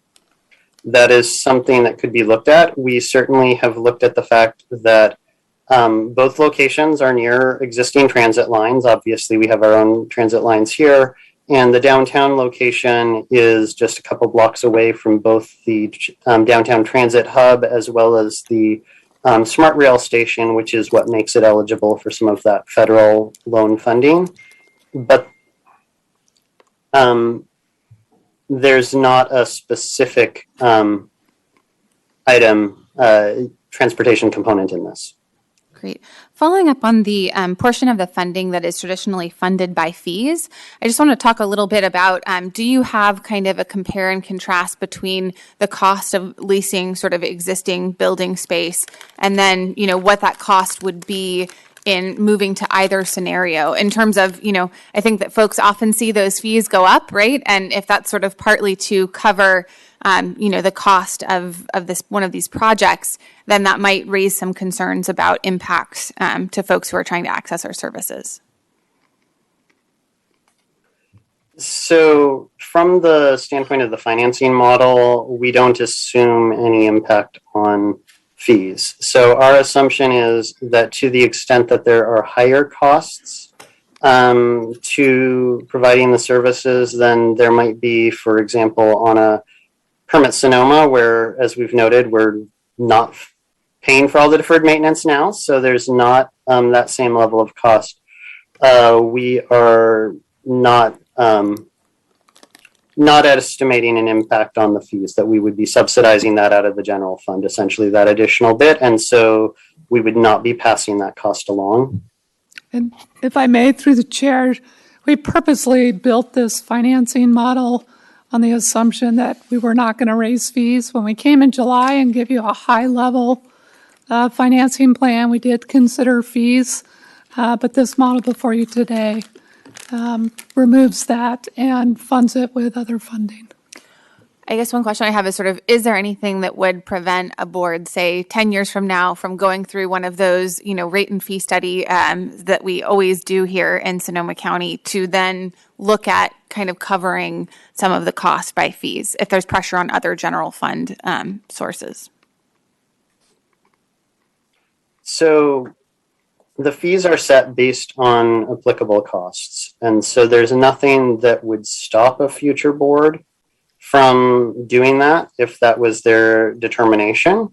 But it is something that we have assumed. I think one of the things, we will be coming this year with the consolidated fee hearing in about a month, and later this month, actually. Time flies. And one of the things that we will be laying out there is that we already, as a county, do not do full cost recovery on most of our fees. We subsidize them to a pretty extensive amount. And so we are not anticipating that this would be something that we would be asking your board to pass on. But as I said, a future board can set the fees up to the full cost of delivering a service, which could include reasonable costs of their space. So, for example, only the space directly related to providing a service could be built into it. You couldn't build additional costs to sort of subsidize the whole thing with fees. That would be not possible, not legal under the California Constitution. But you could pass on reasonable costs, but again, no anticipation of doing that under this model. But so I hear you and I appreciate that, but there isn't anything that we could do today to prohibit sort of a future board from taking that action, as long as they were just sort of covering the cost of the square footage that's being used to provide the service and not, looking at the whole building or structure. To my knowledge, there is not anything we could do today to bind a future board in terms of what they would do on that, other than to register on the record that this is our intent to not do so, which perhaps puts some political pressure on a future board to not make that action, given that you would be clearly stating that at the time it was approved, that was not the intent. Okay, thank you. And then, one question is, I appreciate sort of the costs in perspective, but I guess I was also kind of wondering if it was possible to compare those costs to some of our more discretionary costs within the county budget.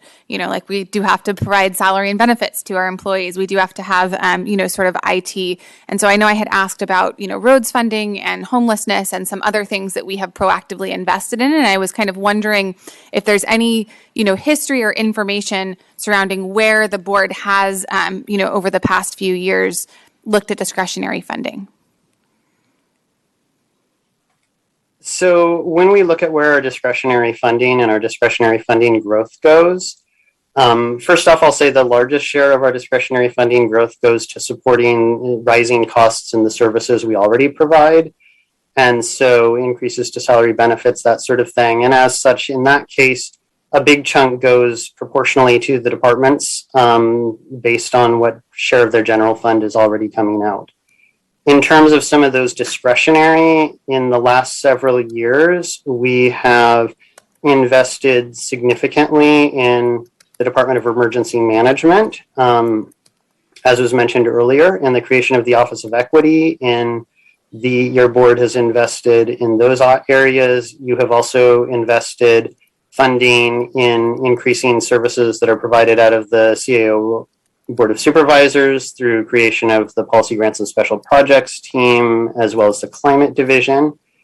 And you have invested additional resources. We continue to invest discretionary resources in roads and have also, I would note that a significant share of the discretionary resources that we have allocated in recent years, that you've allocated in recent years, are coming out of the Measure L funds, the TOT funds, and the reinvestment and revitalization funds. So utilizing those funds, which we don't assume, aside from that 1 million, any funding towards this project, utilizing those sources is where we've seen increases, significant increases to fire services as one of our largest beneficiaries, as well as additional roads funding and additional funding towards other projects.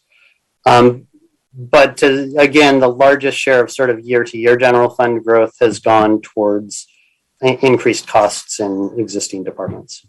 Thank you. And then final question, on the pros and cons, it sort of had good transit connectivity for sort of the rebuild in downtown and not at all on the existing site. I recognize that we do have bus lines that service this area. So I'm just wondering if has there been an actual transit analysis in terms of where county employees live and kind of what lines would potentially serve them? Because I also know that, West County has terrible transit access to pretty much anywhere. And so, we're not really served by transit on, I would say, both the east and the west ribs of the county. I guess my question is sort of good transit connectivity for whom and with what system? Because, it honestly kind of depends on where you live, which location would be more convenient potentially.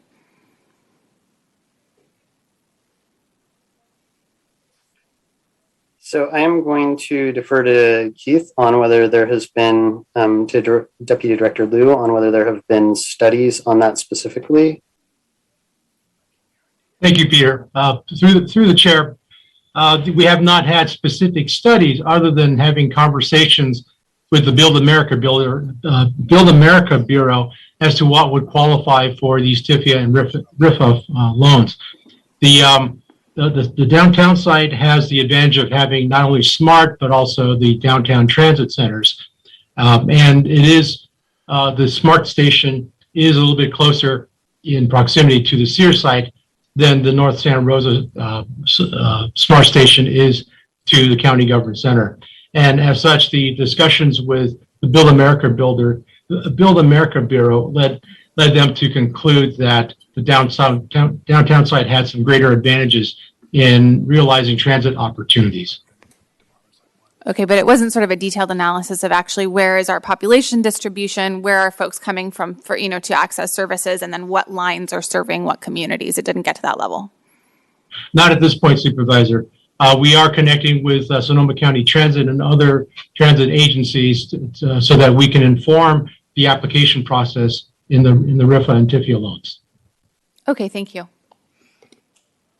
I think I would just add on that we largely have a hub and spoke transit system. And so closer to the hub should generally be more convenient. However, that doesn't change the status of the transportation system as a whole and what may or may not be convenient to an individual person. I can chime in here as well. Chairman Gore, which is to say that there was some transit analysis that was undertaken by the CAO's office a couple of years ago. That probably does need to be refreshed, just so that we're updating the GIS mapping that was done to think about where staff are coming from and also where users of county services are coming from. but that study was done as recently as 2 years ago. And so I think we have a reasonable picture of how transit is currently serving the county. But it could stand to be refreshed and possibly updated to make sure that it's reaching as far as the board sees that it needs to. Thank you. Other questions? Supervisor Gorin, any questions right now? Or more deliberation later? No, but I thank you for reaching out to SCTA. They've traditionally been our repository of modeling for vehicle miles traveled and destinations where people are coming from, going to. And I think I agree with Supervisor Hopkins, there need to be far more exploration linking our current employees and potentially our future employees to transit services in either location. It's been a constant conversation about how we encourage folks to use transit, and I'll have more to say on that in the future. Thank you, Supervisor. Questions? Supervisor Rabbit? Thank you very much. A couple questions on the financing. Just are the POBs charged to all the departments now? In the OPEB, the 1% of payroll, is that not charged to the departments now? Getting back to the question regarding whether or not fees are part of that, if the overhead of departments is higher, doesn't that relate to the fees that are charged? So the pension obligation bond costs, or POBs, which are not utilized in this but would provide capacity for other services shortly after this, and were utilized in the earlier model we showed you last summer, those savings, as well as the other pensionable or other than pension employee benefits. I'm blanking suddenly on my OPEB terminology, but are essentially retiree medical benefits.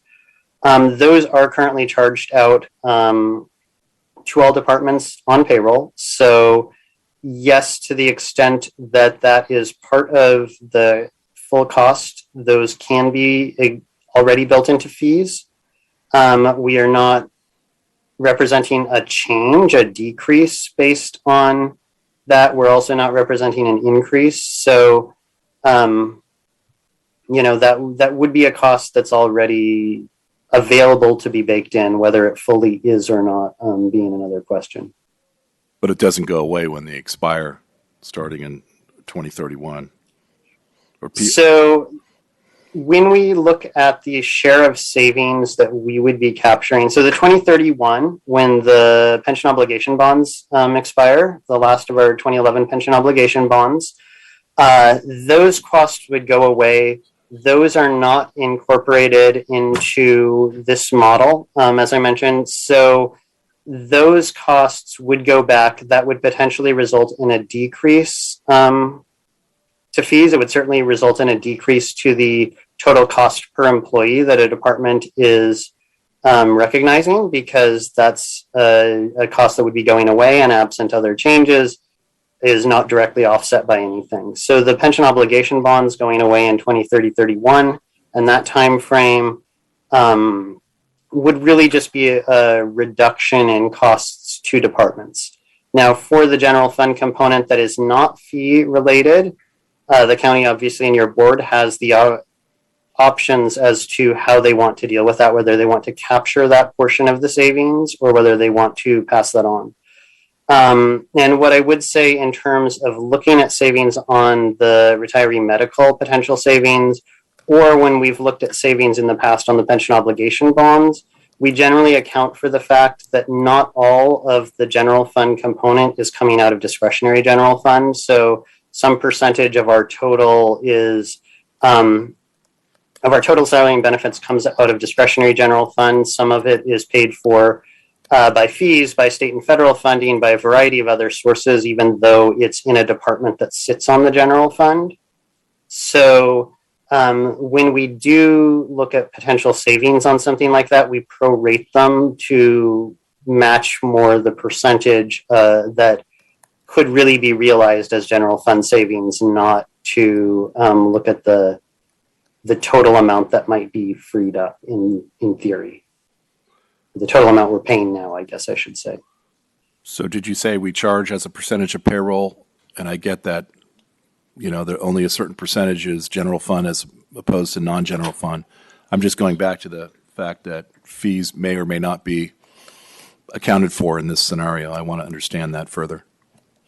So when we look at savings, and again, the pension obligation bonds we're not actually looking at in this, but we are looking at some potential savings out of retiree medical because that's a benefit that's essentially capped and that we are making, through your board's decisions, good progress on paying down liabilities. When we look at that, we are prorating to say not just what share is general fund versus other funds, but of that general fund, what share is recoverable because it's based on essentially the net cost, the discretionary general funds versus what is based on other sources, even though it might lie in the general fund, because it gets, I'm sorry, very technical here. It gets very convoluted. But even within the general fund, we have some discretionary sources like property tax and some non-discretionary sources such as fees, such as grants, such as state or federal, other state or federal funding that is coming into the general fund, but is not available for general purpose. So through the chair, if I may, if I can try and address the supervisor's question. In the funding plan, we have $7.5 million a year in savings. $5 million of that $7.5 is OPEB savings. So to the extent right now departments are picking up that cost as part of their payroll, yes, it's baked into their fees. And so if we just move that over to the county project, you won't see a reduction in fees, but you won't see an increase. So I think that's maybe where you were going. Yeah, I just think it's safe to say that there are funding sources that are department costs, because I know that's a 1% of payroll charge to pay down the $160 million liability that we have there. On the TIFIA and the Railroad Infrastructure Fund, is it one or the other, or can you actually achieve both, or are they precluded from kind of double dipping at the federal level on that? Do you know? Yeah, would you like me to respond to that? Yes, that would be great. So, Supervisor Rabbit, the programs have been used together on the same project before, but there is an 80% limitation on the amount of federal funding that you can use in a project. So there would be a cap on how much you can actually apply. One of the benefits of using a RIF loan for this project is that you can use, you can draw, the eligible costs are 75% of the total project costs are what you can finance with the RIF loan. So that's a significant advantage of using it. So if you were to include a TIFIA loan, you could only add 5% more on top of that, and it's something that would have to be considered by the Bureau. Okay. I spent many a day in Washington, D.C. actually advocating for WIFIA loans, which is water infrastructure through North Bay Water Institute or recycling, which we were successful expanding on the TIFIA. So the other question I have, so on that one, I know that it was based upon the higher, the savings that were said, and I guess it goes to my overall question, and I lost my screen. I'm trying to find out, how does a developer make money on this deal? I see the O&M cost assumptions, the developer's project-specific costs related to management and delivery of project obligations, including developer project level costs, including payroll, accounting, legal, lease costs for any office vehicle needs, insurance costs carried at project company level, independent engineer, certifier, project reporting. I'm not sure if that's one time or ongoing. Can you break down the financing further to tell me how the developer, what return on the investment are they getting out of this deal? I'm again going to ask if PFAL can respond to that. And I'll ask David to chime in too, but the the primary way that a developer makes money off of a concession-based DBFOM is through return on an equity investment. So the project includes a debt financing component and an equity financing component. And that equity will usually have it has a return level that would be submitted as part of the proposal that a bidder would put forward to be considered. So there's a competitive process associated with what the actual return on investment would be. And basically the idea is that a portion of the availability payment is used for O&M costs. It's also used to pay debt service, and it's also used to pay returns to an equity investor. And there are a couple of benefits to that structure. One of which is that, like David mentioned in our presentation earlier, the equity investor has skin in the game. So they are invested and driven by the profit motive to make sure that the project is running according to the requirements that are laid out within the contracts. So what that means is that there is sort of a buffer between the county and the project company to make sure that the project is running according to the county's expectations. What it does is serve to provide a really important alignment of incentives between the developer and the county. And so while that return is being paid, the equity investor stays engaged and interested in the project and makes sure that it's being run to the required standards, basically. And David might have more to add there. You may have mentioned it, but just that the majority of the developers' financing will be debt. It's typically 92% debt and 8% equity. And the last piece I would add is that they typically would own a pool of investments, so that in any one investment may have a year that requires additional investment. They may see a lower equity return in that year, but they were able to ride the ups and downs through ownership of multiple assets, so that it's not that if they have a bad year that they'll have to declare bankruptcy. They can absorb some losses in certain years, and by averaging that out over the 30 years, they would have an expected return, and that will be visible in their at the time of bid. And very much they will not be having excess returns. So it's something that will be visible to the county before accepting the bid. So that's 8 to 10% equity return on investment plus a percentage of what, 4 or 5% on financing? The debt financing, would be in the range of 4 to 5%. And then, what's listed on here as costs is in addition to that as a percentage, or is it included in the 8 to 10%? The costs you mentioned are all included in the availability payment. So those are all effectively just a pass-through cost, and there's no equity return on those. Well, I know it's included in the availability payment. I'm trying to break that down further to understand the total. So 8 to 10% return on investment plus 4 to 5% or whatever at point of initiation for a loan going forward, plus hard costs to the developer. Correct. And to clarify, the total borrowing that the developer brings, if they brought 90% debt, 10% equity, the equity would return perhaps 10 to 12%, not 8 to 10%. Say that again. 10 to 12 on the That's equity? correct. Yeah. So upwards to 20% overall, all in on the developer's side of things. I don't think that's quite accurate. So all of the project costs will be covered between this debt instrument and also the equity instrument. So between those two forms of capital, about 90% of it, maybe a little bit more, would be debt. And then about 8 to 10% of it would be equity. So that's the amount, that's the fixed amount of the capital charge that gets paid in the availability payment. The equity return would be somewhere on the order of probably 10 to 12% for a project like this. But as we mentioned, that's also part of the competitive bid process. Yeah, I know I'm including the financing costs as well in that, but yeah. I mean, to me that's all part of the same dollar amount. We're the ones that are going to have to pay it, and to me that's the way I would look at it, and it makes sense that way.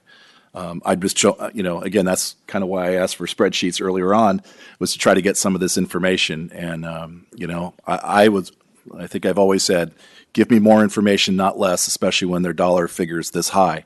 And when it's not necessarily broken out and it's on a presentation, a PowerPoint, it's not really something to make a $1.3 billion decision based on. I want to know who's making what, where, and how, and going forward. So tell me again, aside from as we just taken a step ahead, aside from purchasing the property downtown, was any one-time dollars invested to reduce the financing costs and the annual payment? Thinking again, like everyone who's a homeowner, putting money down to reduce the annual. I see some things that we're financing for 30 years, and I scratch my head. It's like I would never buy a couch and finance it for 30 years. And I feel like there's furniture in here that's financed for 30 years at that percentage plus the equity on top of it. Why would we do that?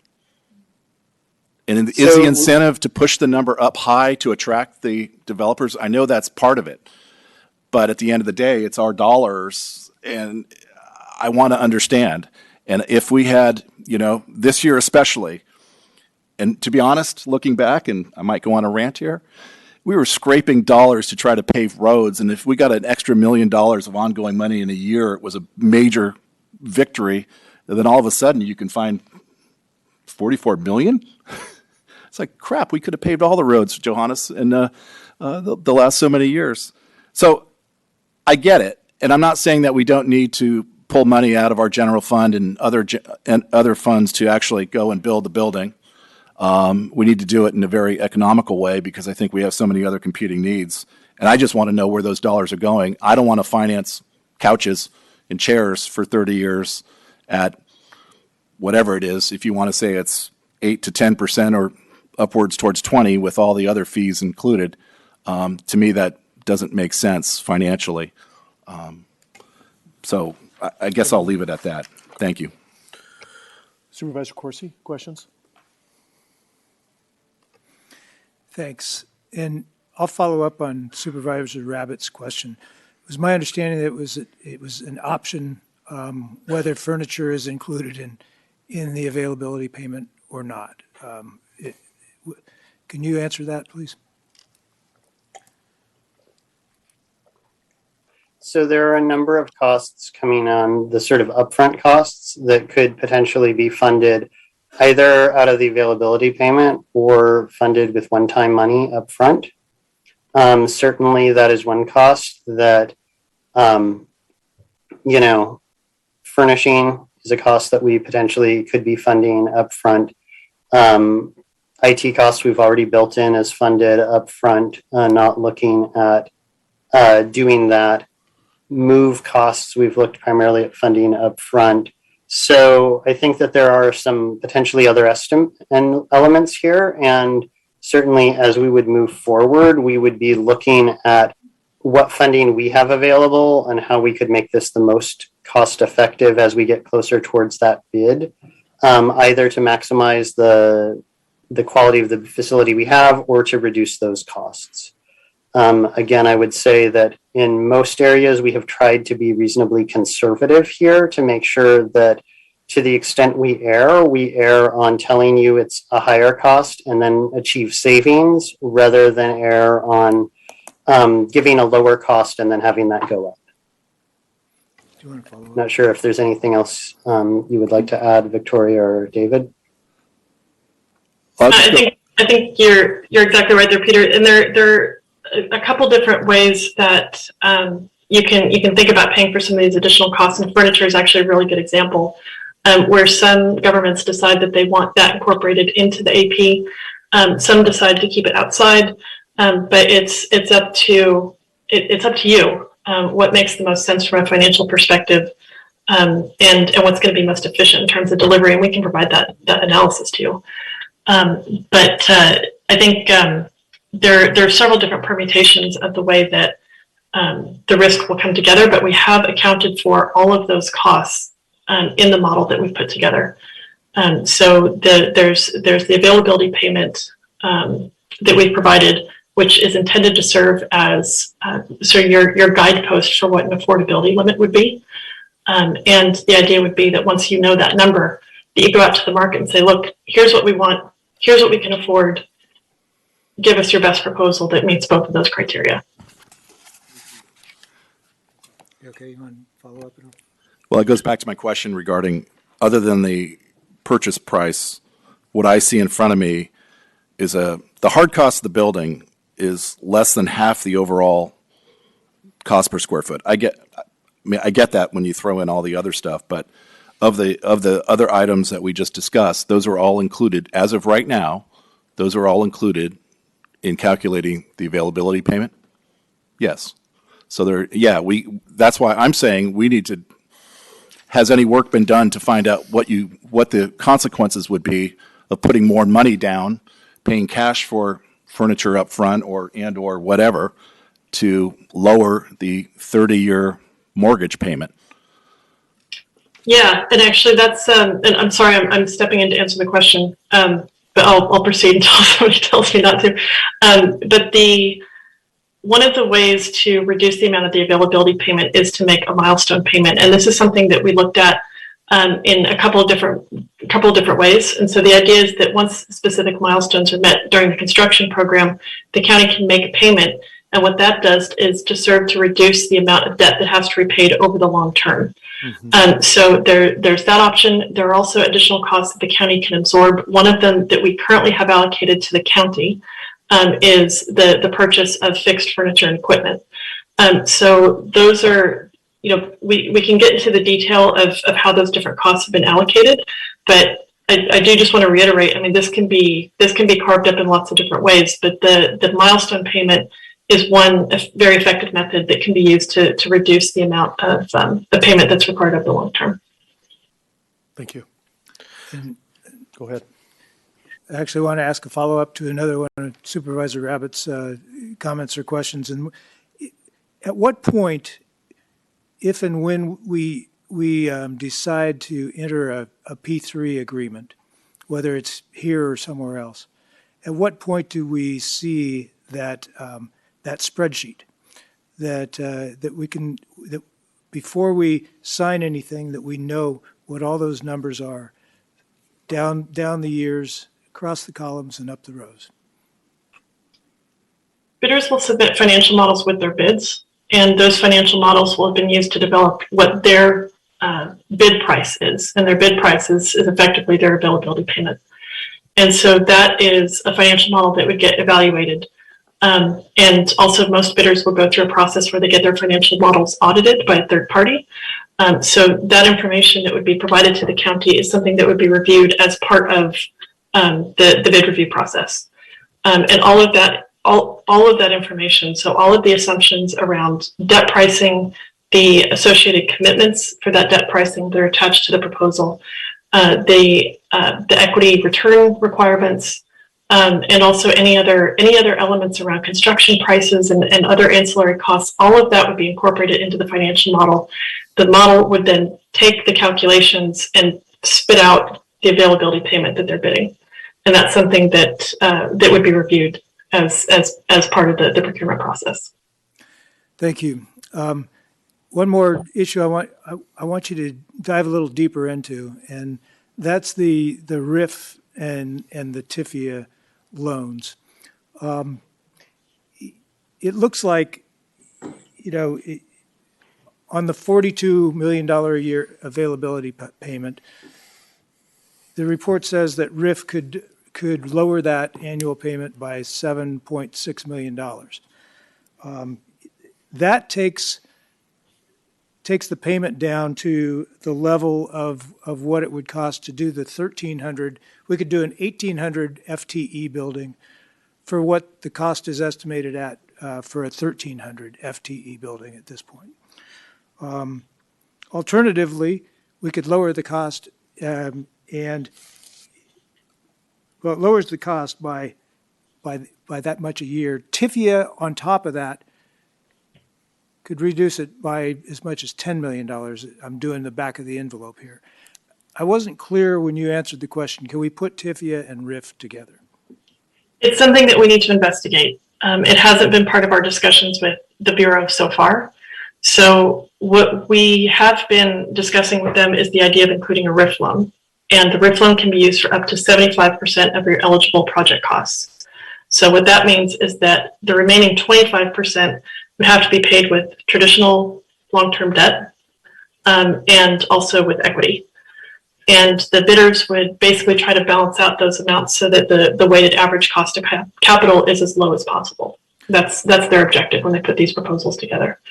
So if you were to pair a RIF loan and a TIFIA loan, the most amount of subsidized debt that you could get into the capital stack is 80% of the total cost requirement. 80? 80. Okay. And that's because there is a federal rule about how much federal funding can go into a project. So if the Bureau were to entertain that, then there's potential that we could pair those two instruments, but that has not been part of our discussions yet, so I don't know if they'd be willing to allow us to combine those two at this point. But we can certainly ask the question. It's a good idea. And then at what point can we actually find out whether RIF is possible or not? At this, what we're hearing now is that this project looks eligible, but when does a if or maybe become a yes? Another good question. So the Build America Bureau, who's the administrator of these two loan programs, has a two-pronged process. So first they determine if a project is eligible. And so they go through the project description, they match it against their statute and also their standing policies to make sure that the project actually meets the eligibility criteria.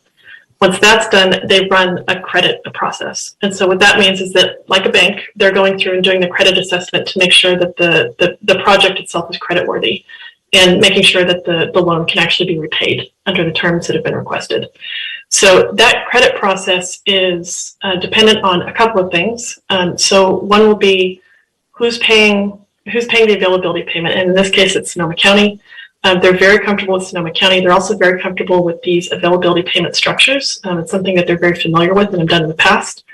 But ultimately, the terms of the loan will be negotiated first by the county initially, which will develop term sheets with the Build America Bureau.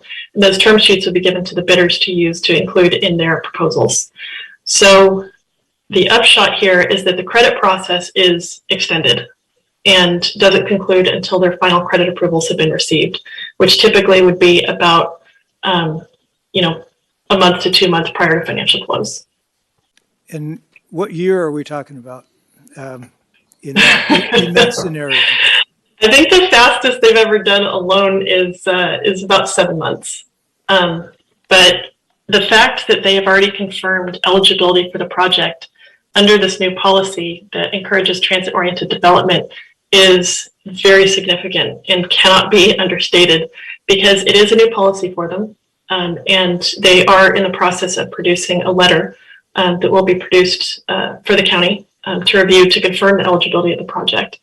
And we've said it before, but it's basically the equivalent of getting pre-approved on a mortgage, where the credit process has to be formalized. But in terms of the sniff test that would have been applied after the eligibility had been confirmed, the county is looking pretty good. And the actual, the transaction structure is one that they're familiar with and have said that they're comfortable with. And when you say they're producing that letter, what does that mean? Are they the letter will right now? Yeah, so the letter will confirm that the project itself is eligible for Bureau credit assistance. Okay. Is that something that we can expect in some short amount of time? We're hoping so, yes. Want to take any guesses about what short means? Ideally the next week. Oh, really? Yeah, it's we know that they've it's just going through some final reviews at the moment. Okay, thank you. Thank you. Couple questions. Anybody else questions before I jump in? You go right ahead. I'll do what you did last year, which was all your questions are asked or all your comments are made by others, but I'll defer. Go ahead. And I'm not sure whether you answered this question or not. There was a reference to the fact that there may be another grant opportunity available because of the proximity to the SMART station. Is this on top of the RIF and the TIFIA loans or grants? I'm not aware of any additional grants that would be available, but the RIF and the TIFIA instruments are debt products. So they're very distinctive from a grant. And I'm not trying to be nitpicky. It's that there's a very different process that the federal government goes through in order to approve these instruments. So it's not the case that we, would go to them and say, look, we want, $400 million, and they can come back and say, well, you can have 200. They determine the amount that you can have based on what they think that you can actually repay. So that's, Thank you. And if you could explore, I read that somewhere, and I'm not sure whether it's correct or not. If you could explore the availability of grants, maybe through the transportation and highways, maybe Johannes can help you with that, or SMART can help you with that. I'd like to try to understand if that is an advantage downtown.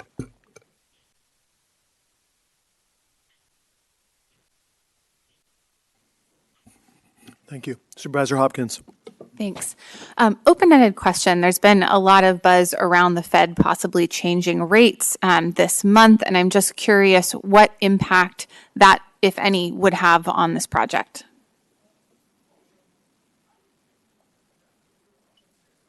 You're right, rates are expected to go up.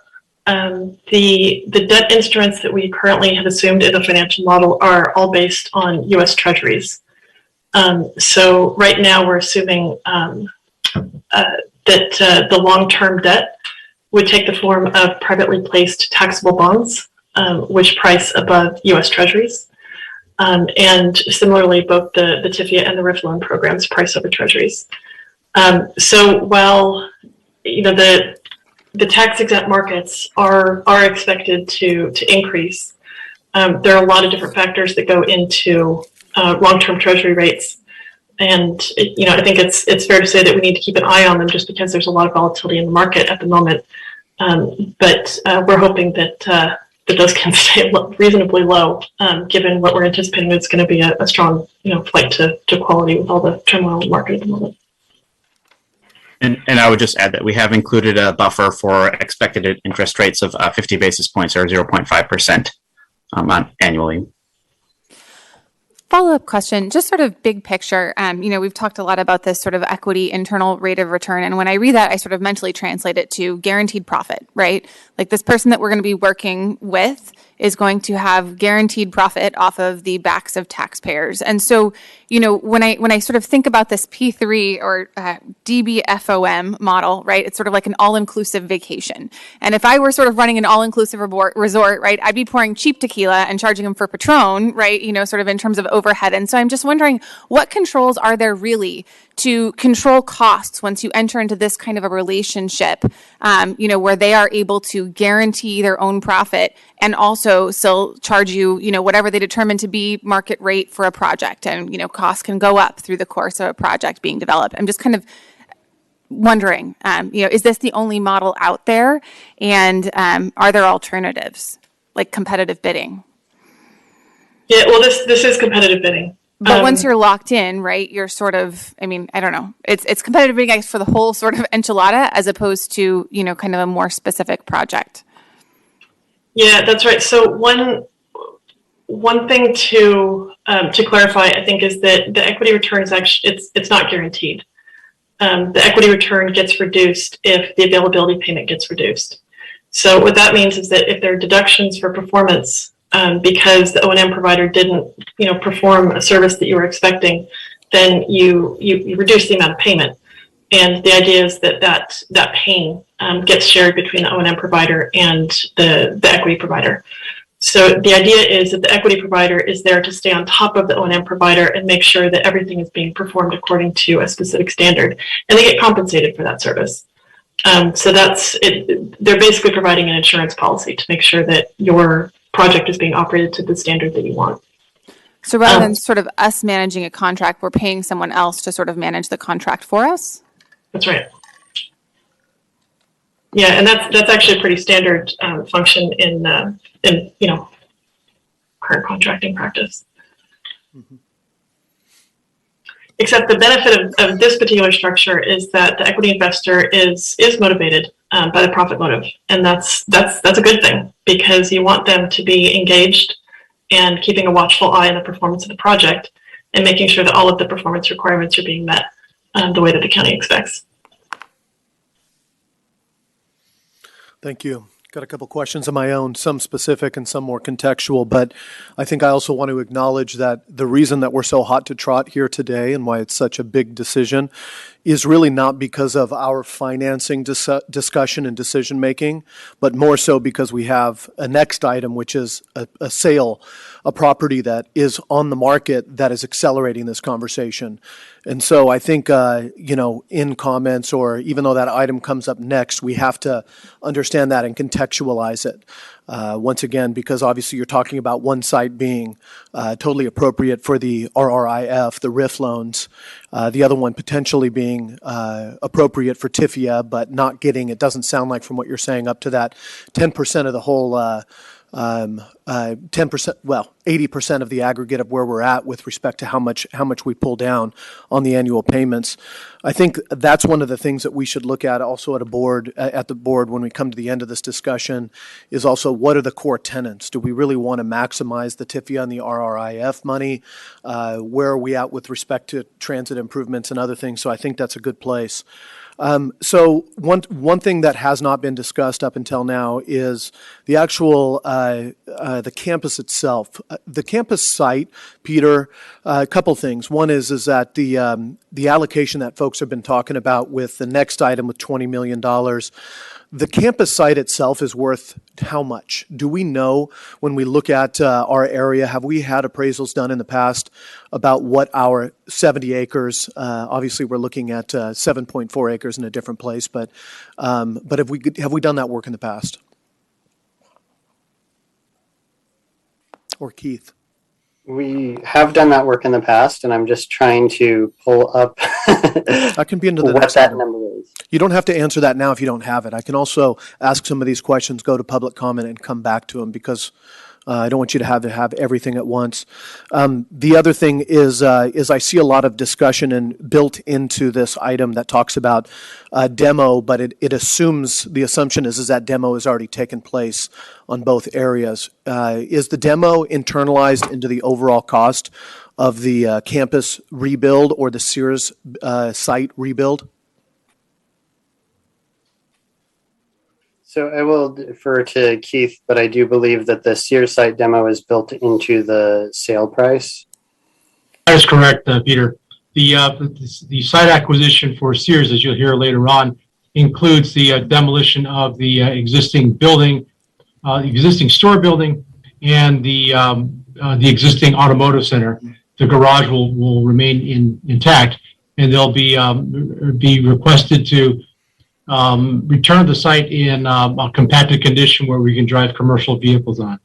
We factored in the cost of demolition into the county center site as well, since we would not want to come back for more money for demolition there. So they have been factored in. Thank you. What I saw at the beginning of the presentation was the assumption is that the Sears building, full build out of the capital costs into it is a $398 million, $42 million a year in terms of our payment over time. The campus build out you had sectioned off as $348 million, $50 million less.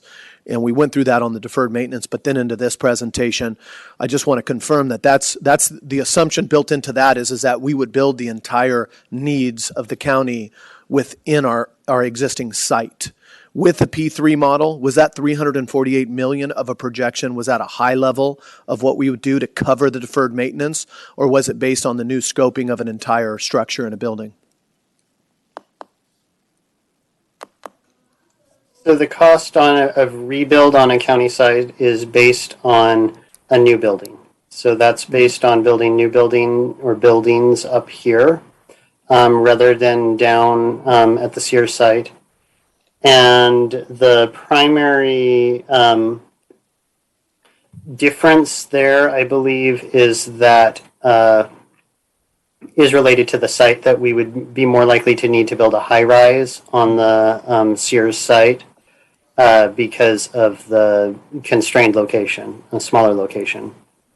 I guess just for me, it's interesting that we talk about it as one number as 348 million, whereas we have three options for the Sears site. So is it based upon the as we talk about the FTEs, the 1,800 FTEs down to the 1,100 FTEs? What was that 348 based off of? So that is based on the 1,800, not 800, 1,800 FTEs. So the same, that's the recommended model, that is the 42, and it's based on the same other assumptions in terms of space for employees, percent telework, and sustainability standards as that model.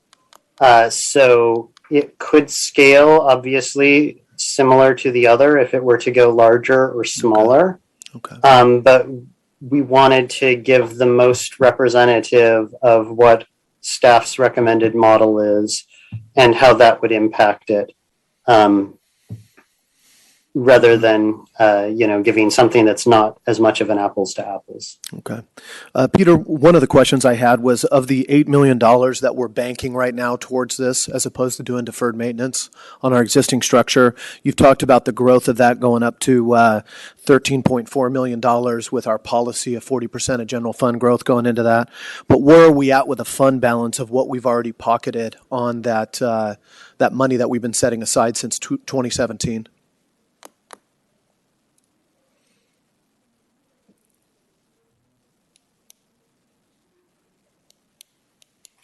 Sorry, trying to pull up a spreadsheet on one side and unmute on a different screen, so that takes just a moment. And through the chair, while he's getting the number, we haven't banked all that money. Every year we spend a chunk of it on deferred maintenance. Yeah. And then we've been spending it on this project with our consultants. So Okay. Peter should have us that number. That's fair. One of the things about the RIF and the TIFIA, maybe Peter, while you're looking up the other stuff, we could ask this question, is that it seems from what you're saying is that the RIF is really looking good for the downtown site, but the TIFIA would apply to both if we did infrastructure upgrades, transit-oriented infrastructure upgrades, maybe here at the campus. Is that right?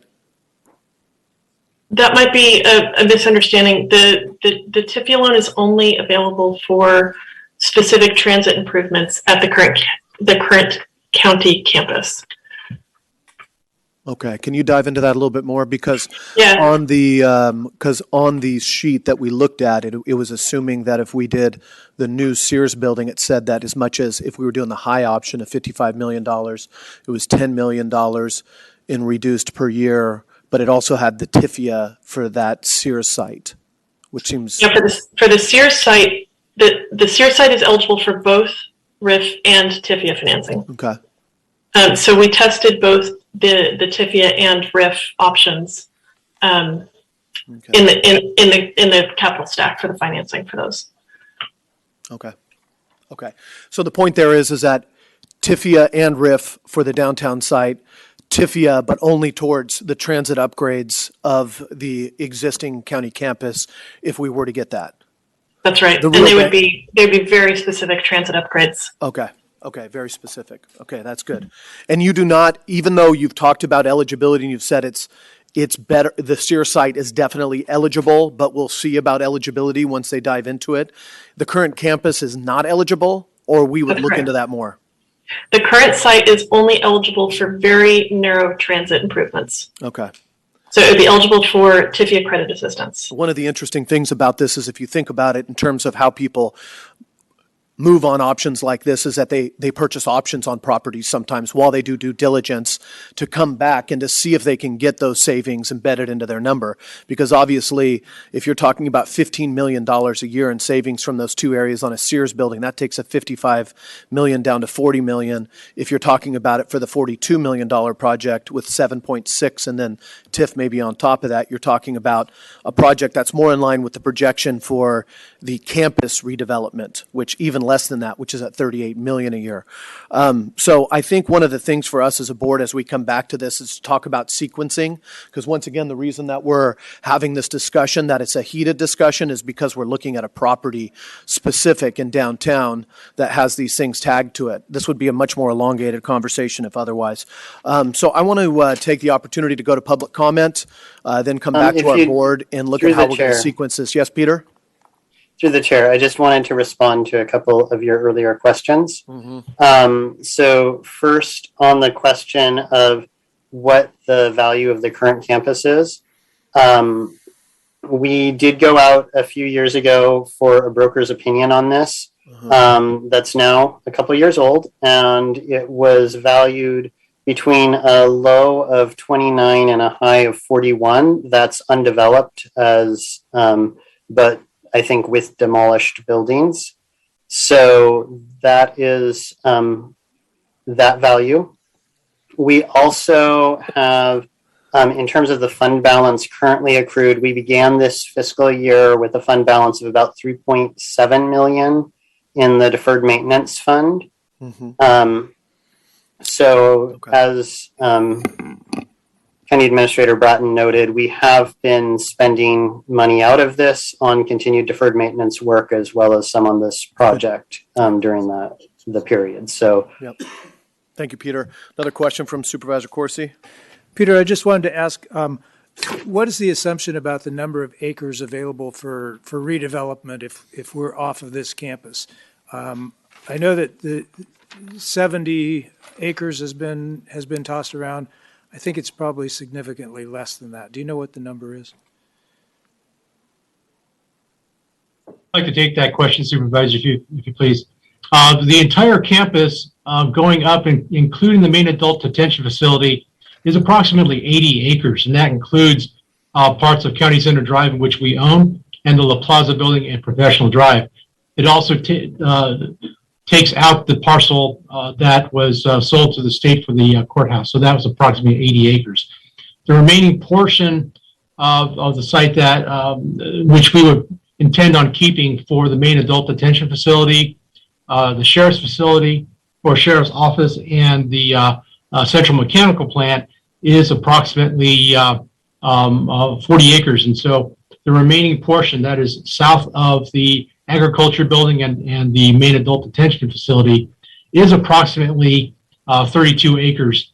And that's a very rough number, but that's dependent on some additional decisions on what functions to keep here. Okay. And that 32 acres was valued at between 29 and 41 million. Was that it, Peter? Those were the numbers, and I believe that was based on a 26-acre estimate.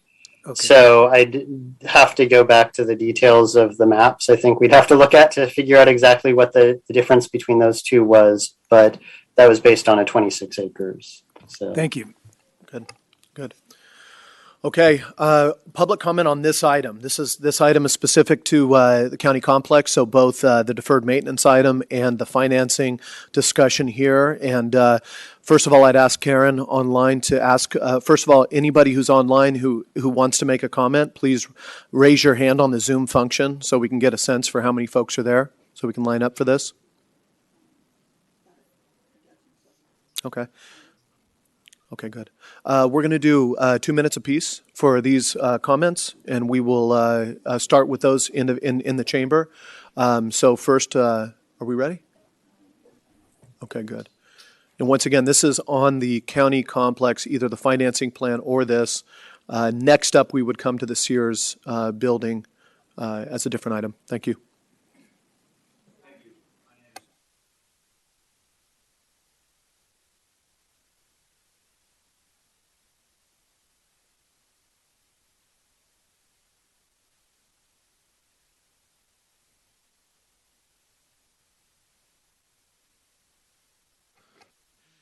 Hello, thank you. My name is Dwayne DeWitt. I'm from Roseland. I wanted to thank you for the comments that were made today, especially the comments from Ms. Hopkins and Mr. Rabbit paying attention to some of these approaches.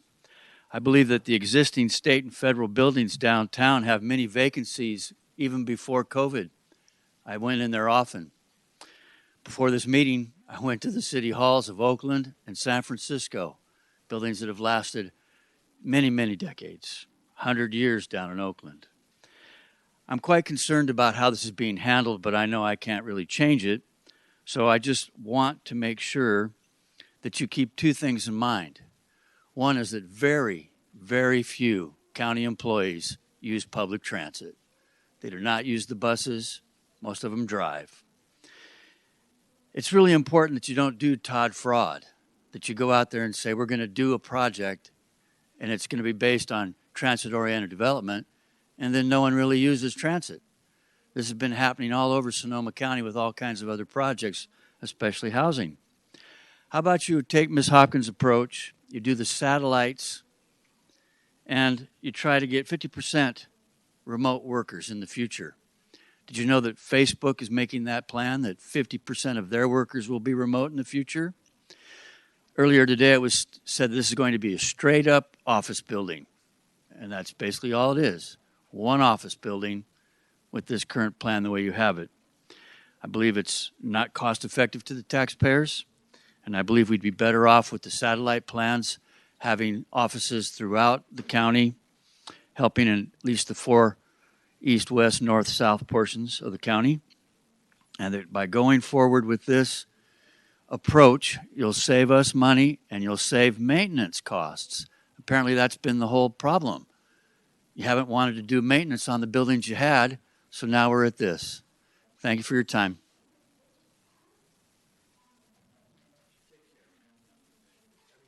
Thank you very much, Mr. DeWitt. Come on up. Thank you. 2 minutes. Good afternoon, Chair Gore, and also members and community listening. My name is Andy Springer. I'm running for election of this board in the District 4 area. I request that you delay all action on 43 and 44. I'd like to talk to you very clearly. Ms. Hopkins and David Rabbit, you guys are spot on digging into some of this stuff. Let me just review it. I heard a bunch of great suggestions today. I think I watched and saw a third of our costs would be what it would take to refurbish these buildings. Mr. Corsi, you also said we'd have a 30-year-old building after we got done with all this, and you're absolutely right, but the person presenting said, no, that wouldn't be the case. These buildings are going to be 30 years old no matter what at that point. So good observation on your own plan. Just want to say real quickly, if I could, the 50% remote opportunities for us to work remotely as a county makes good sense. What I'm basically asking is that we could please be as lean financially as we are green in our environmental cares. County employees returned just a few weeks ago back to remote working from a directive by our county administrator, and they did a great job doing that. I don't know that it's necessary to build a tower to nowhere right now. I think we should really seriously take a breath and realize that we're still in a discovery phase. I'm not trying to mock anyone. I'm just trying to ask you. I hear all these great conversations today and really good digging into the weeds, figuring out what's going on. And I don't think you're at a place where you can push a button and say, yep, this is what we want to do. You guys still have questions. You're doing really good investigation. You're paying attention to the details. You're asking the right questions, but I think there's more questions to be asked. I appreciate the insight. I appreciate what you're trying to do. I understand the dimensions of all of this. But it's not time right now to vote on this, make a big decision. You need to not act on 43 and 44. Thank you for your time. My name is Andy Springer. I'm running for District 4. Thank you. Well, that's a first. Usually people who come before this board who they don't really announce their campaigns when they're doing it, but if that's the case, then go right ahead. We'll Are you addressing go on me? to the next one. Are you addressing Please, you have your time set down. I'm just answering you. I appreciate your concern. Thank you.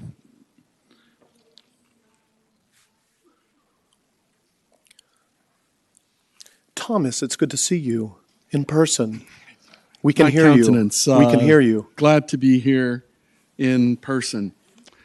The informants, the people from P. Fowl, I believe, were and through the presentation were very accurate in terms of what would happen with your ratings if you continue with these buildings.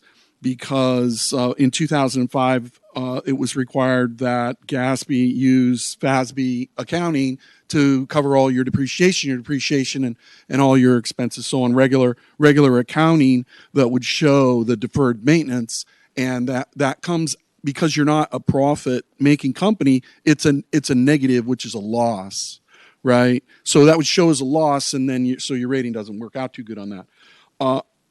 Also in the presentation, they pointed out that they would ask for you to defer from the growth $2 million a year, and then that would end up being $12 million a year that you would use for funding. But I would recommend that you use that also as a sinking fund of those $2 million a year. You'd have $42 million as a sunk fund in order to create a milestone payment at that point after 6 years in 27, 28 at that point. So you would have $42 million that you could use a sinking fund to spend for whether it is a building or it could be for your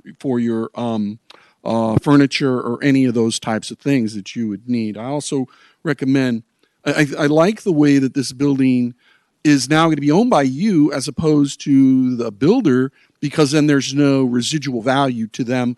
They're going to make their money here. Now that's a loss to them though, because as you can see in your building, by owning it for 50 years, you've benefited tremendously by not having to rebuild or not having to have other payments. But I really think this is great. You've done a really good job of beginning to look at this and sharpen the pencil. Keep sharpening the pencil and getting the details. Thank you. Thank you, Thomas. Others in the chambers on this item? Seeing none, we have about 20 people online, so about 2 minutes apiece. That's 40 minutes to go through the rest of the public comment on this item before we get to deliberation. So just want to pass it over. Karen, go right ahead. Let's start moving through this. Thank you. Thank you, Chair Gore. If you wish to comment on items 37 and 43 in the Zoom app, please raise your hand or dial *9 on your phone. Please state your full name and when prompted, begin speaking. Hi, my name is Jonathan Greenberg. Thank you, supervisors, for having this deliberation. It's a very important one. My name is Jonathan Greenberg, and as some of you know, I've spent more than 42 years as a professional journalist, an investigative financial journalist. What you may not know is during the 1980s and 90s, I was a reporter for magazines including Forbes, Manhattan Inc., and New York Magazine, analyzing very large public information, public structures, large buildings and projects. And I've done analysis. I've read what the general analysis was. And I have to say what we're hearing today is the opposite of what you are trying to do, which is create a program that focuses on building sustainability and responsibility. It is very logical that the most sustainable option is not to tear down what currently exists, but to replace and rebuild as necessary, as opposed to moving an entire building, which all is sunken green costs. And what is most responsible is to do something that we could pay for. The numbers that we have seen are really shocking to me. I've got to tell you, this is largely unfunded. The idea of taking 40% of the growth in discretionary income and saying that it's paid for is really quite ludicrous and not supported, I think, by what the public would want. I want to ask you this. If you want to see, do what's responsible, bring this to a ballot initiative. This is the most expensive project our county has ever undertaken. Make your case to the voters, because we've presented this on the Sonoma Independent, we're on the editor, and nobody on our Facebook page, scores of comments, very few, if anyone, supports this project. I'd like you to look to the voters before you embark on this very questionable road. Thank you very much.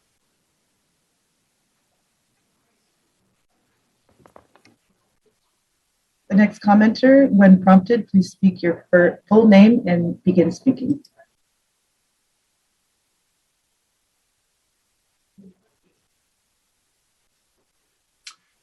Hi, Marty Bennett, Unite Here, Local 2850.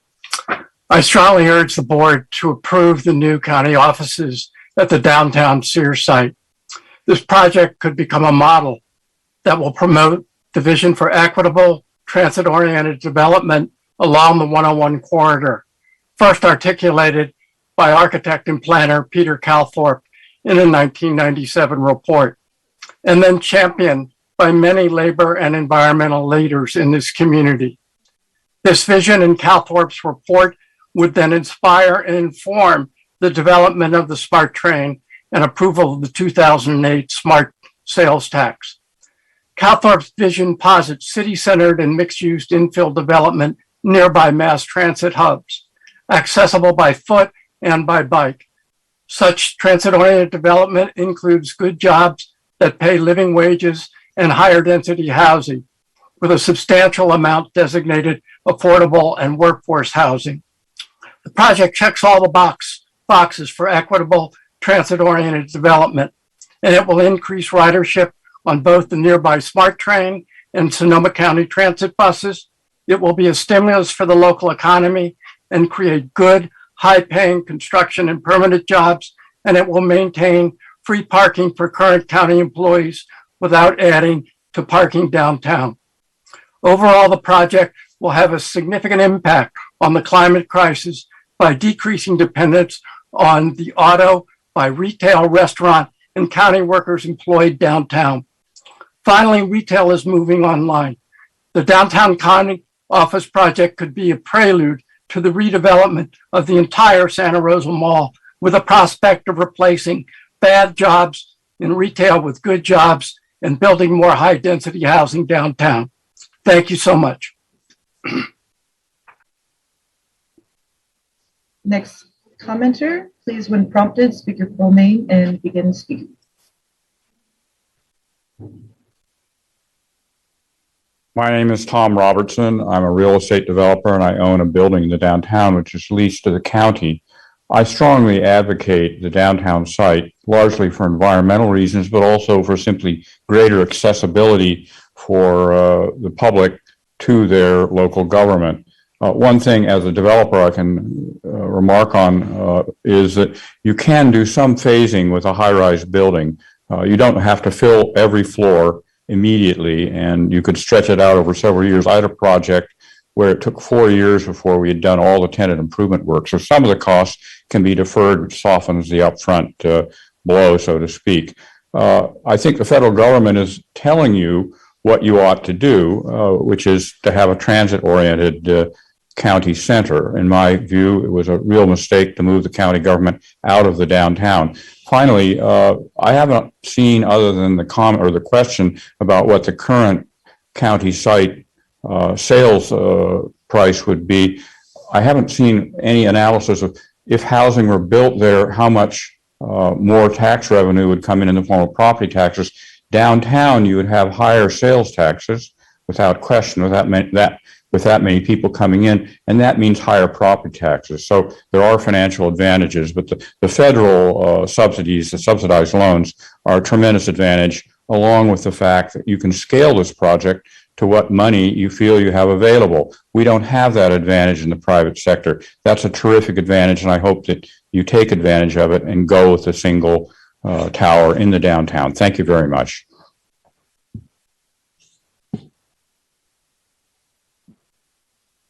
Our next commenter, please speak your full name and when prompted, begin speaking. Hey, Karen, before you go to the next commenter, for the folks who have joined us, I want to thank you for being here. We've run late on the county complex conversation. This public comment is going on with this now. Normally, this would take us quite a long time, and we would defer the public comment that you're waiting for a while. But what I'm going to do is keep going with this public comment, and then we'll probably recess that item and come to you all so you guys can provide your public comment. And then we'll come back to the board because we'll have to stay here later to go into that. But it still will take, I think we still have probably 10 or 12 people, and it's about 2 minutes apiece, so it'll still be about 20 minutes before we get to your comment, but I'll go into it right after that. Thank you. Yeah. Amos? Karen, go right ahead. Thank you. Amos, you're next to speak. Please, when prompted, begin. Hi, my name is Amos Heaton. So I wanted to speak against the move to the downtown. My observation is that many real estate developments exist as a way to shuttle public money into the private sector, and this seems to me to be another example of that. I want to remind folks that we are built on a liquefaction plane, and that's going to add to the cost of building a high rise. And if that building should become compromised in an earthquake, we will be scrambling to move all of county services someplace else. The costs you heard today are far from inclusive if we move to the downtown. Anything that is, quote, subsidized by the general fund is a reduction of services to the rest of the community. Parking. The SMART train has no parking in Railroad Square beyond 3 hours. And we're going to bring 1,500 people into that area. Is the city of Santa Rosa going to let us skate on our parking impacts? What other costs are we hiding that are not inclusive in the costs that are being talked about right now? A little bit of history. Years ago, the county bought the RCU Bank building for $3.5 million. And then we spent $2.4 million to remodel the auditor, controller, treasurer, tax collector's office to be more, in Rod Dole's own words, like a bank. I feel like we're in that same sort of situation. We have a campus. We understand the impacts of the campus we have and how to work with it. And we have room to build there. If we, so I really think that the sensible choice for us is to build where we know. Thank you. The next commenter, please, when prompted, begin to speak.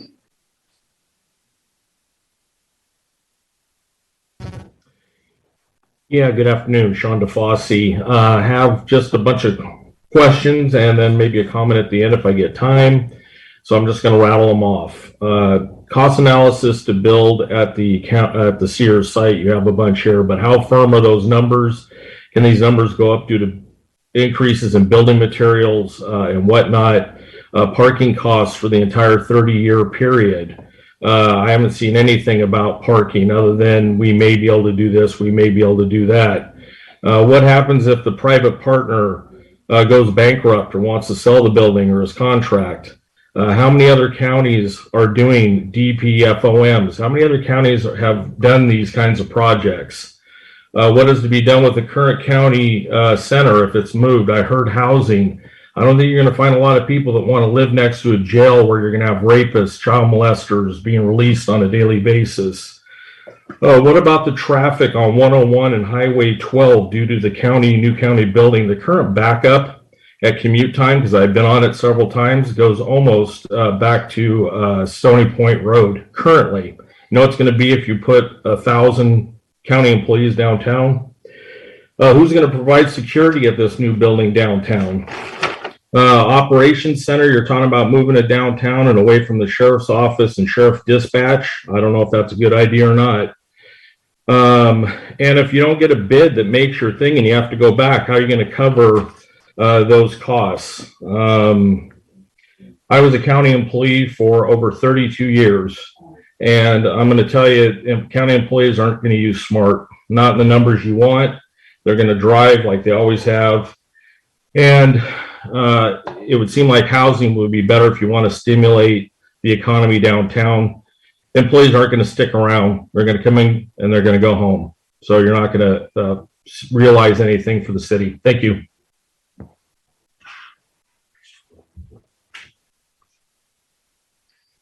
Our next commenter, when prompted, please begin to speak. Hello, my name is Blake Hooper. As staff have shown, keeping the county complex on the current site will ultimately cost the county more and more money and deny the county significant potential revenue gains. We have to protect our county employees, their benefits and future needs, and these presentations have shown that staying put would ultimately create more risk than moving to the proposed site. Furthermore, the proposed location would help increase journeys taken by staff and the public through public transportation, especially by way of SMART and potentially bring you federal funds in the process.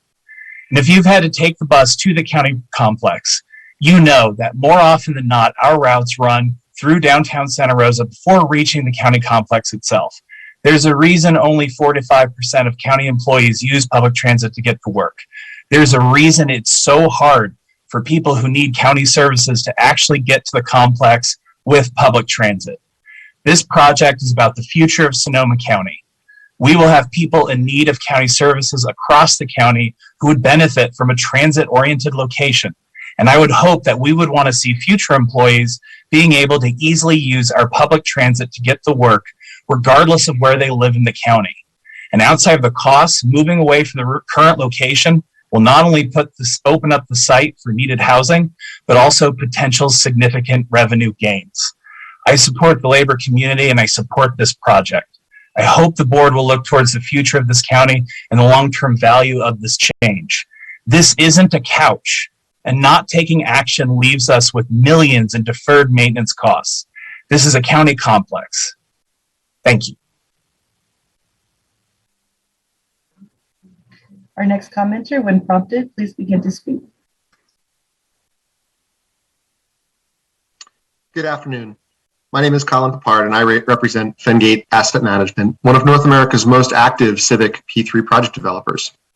For 2 years, Fengate has been gathering a team of the best Sonoma County and Northern California architects, engineers, and contractors to tackle this new administration center. This has all the hallmarks of a project we love. It's large, complex, needs to serve a wide variety of users representing all of Sonoma County, and of course it needs to be affordable. The P3 model that we've spent decades refining will deliver on this challenge. In Canada, where data is more readily available, P3 delivery has driven savings of more than 1.9 billion or 30% across 25 large and complex projects with a combined capital cost of over $6 billion.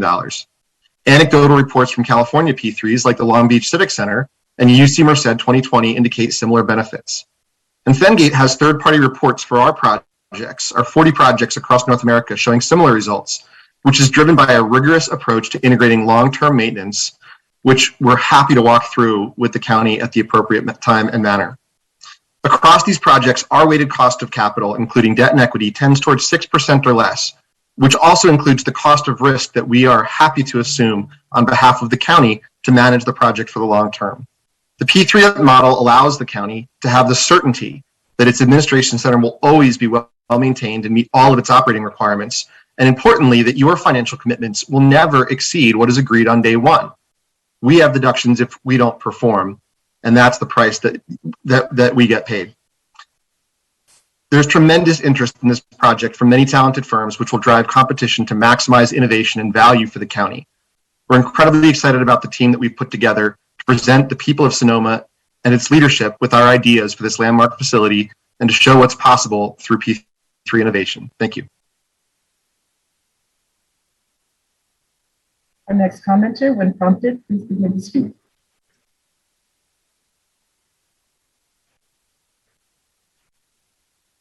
Hi, can you hear me?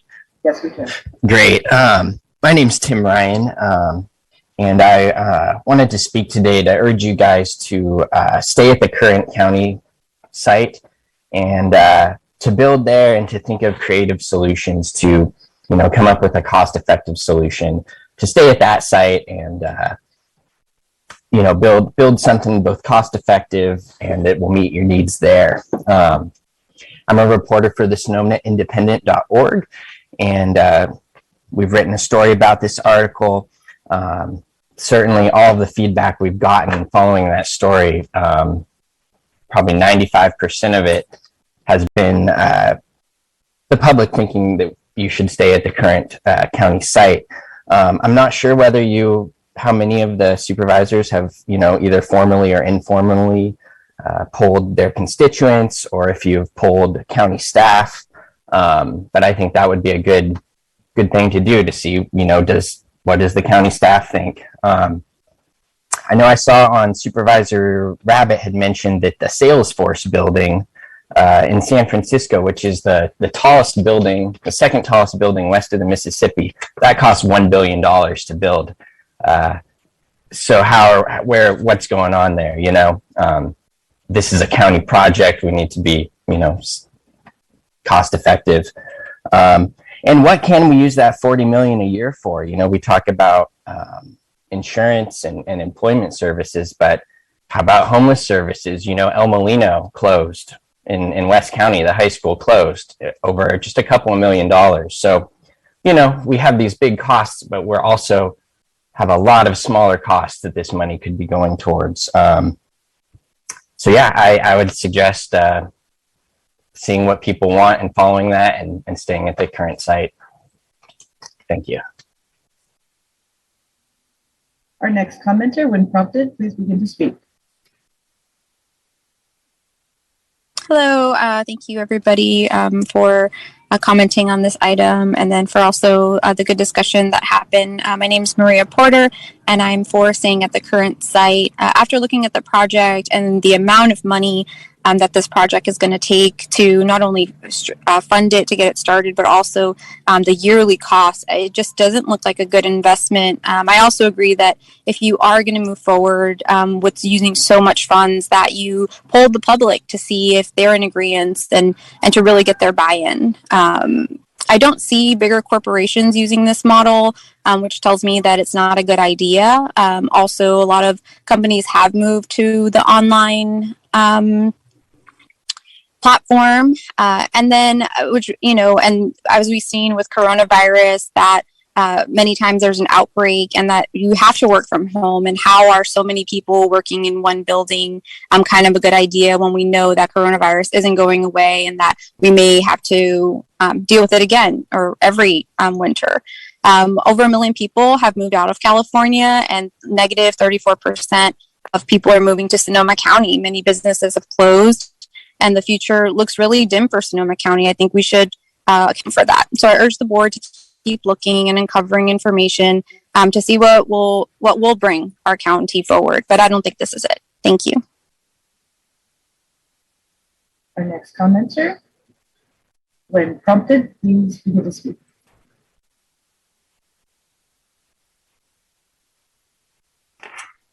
Hi, good afternoon. My name is Lisa Bouillon, and I'm the Executive Director of the Association for the Improvement of American Infrastructure, otherwise known as AIAI. Thank you for the opportunity to provide comments today, and I will be brief. First of all, I'd like to commend you for your willingness to think in a non-traditional terms as you deliver your much-needed infrastructure. AIAI believes this program, procured using DBFOM, will deliver significant value both in the short and long term, providing safe, secure, sustainable facilities to your staff and community, as well as ensuring the long-term operations and maintenance are performed as part of the contract is a tangible solution for your current needs and challenges.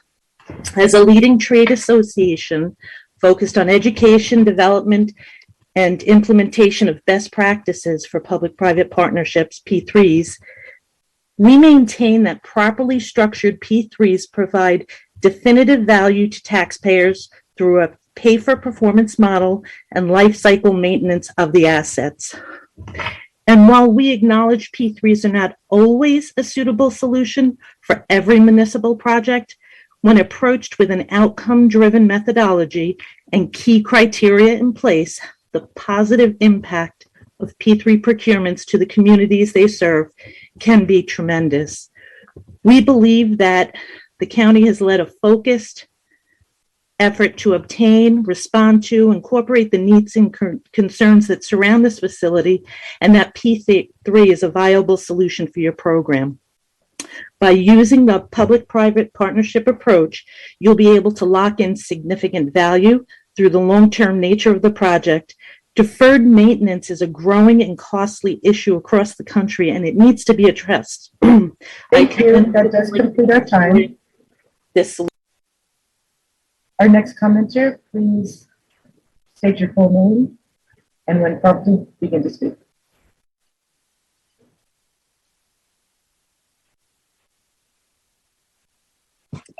Hello, my name is Victor Mabelli and I'm with the Carpenters Union.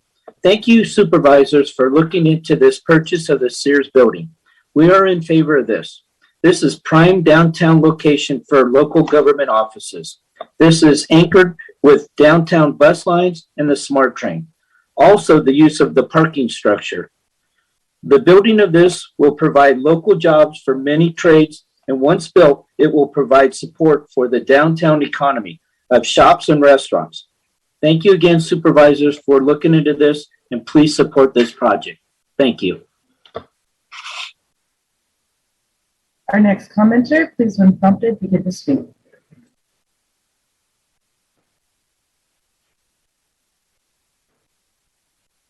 Thank you. My name is Steve Rabinowitz, and I'm a resident of Santa Rosa. I would like to encourage you to purchase this site. I think it has benefits to the whole county. First of all, it's the site with the most transportation options I think you could find. You've got SMART just a few blocks away, which is a system that can carry many people who both work at the site or visit it. And it would be a benefit for the SMART train system as well. The transit center with buses a few blocks away.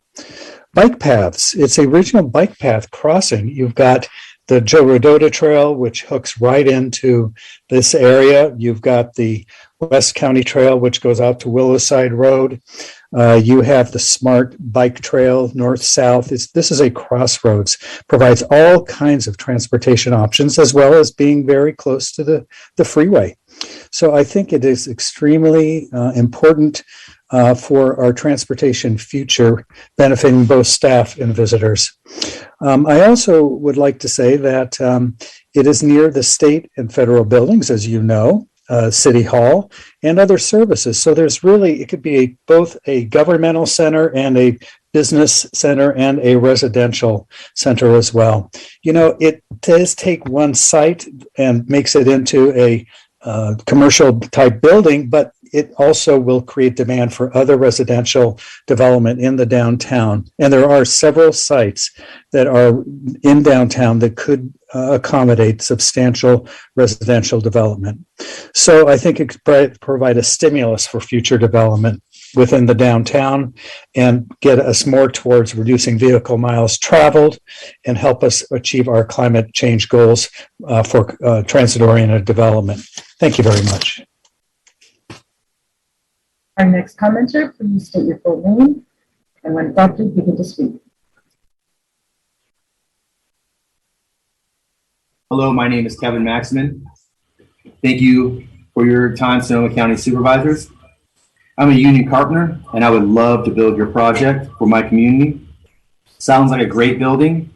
We must adapt to the times and use this large space. Malls are going away, and instead of having a giant empty storefront, I think using it for the community or for you guys, that'd be great. Also, the parking garage right next door, that's also a great bonus. So I approve this project. Thank you very much. Our next commenter, please, when prompted, begin to speak.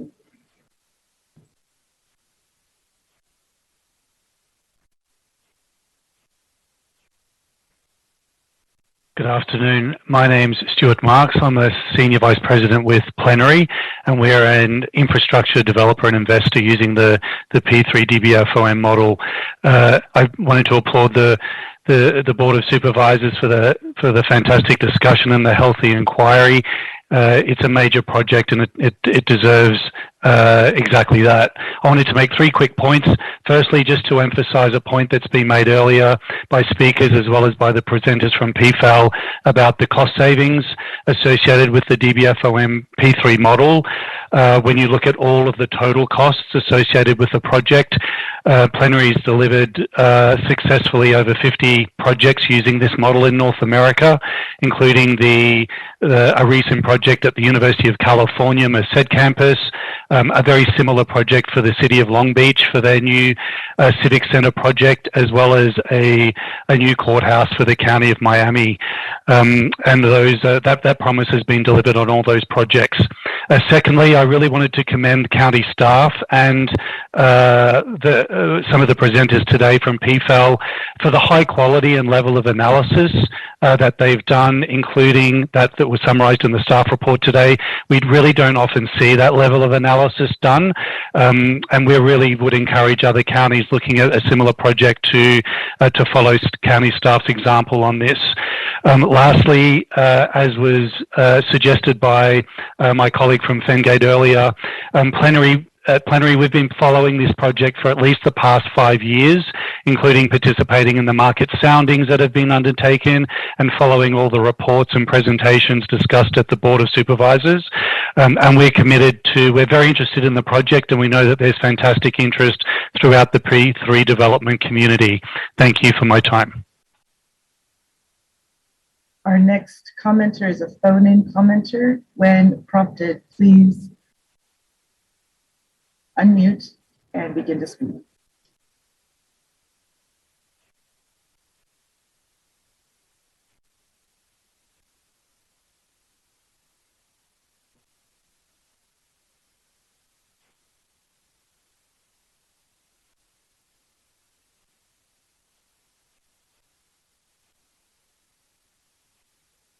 I'm going to move on to the next commenter. Jenny, when prompted, please state your full name and begin to speak.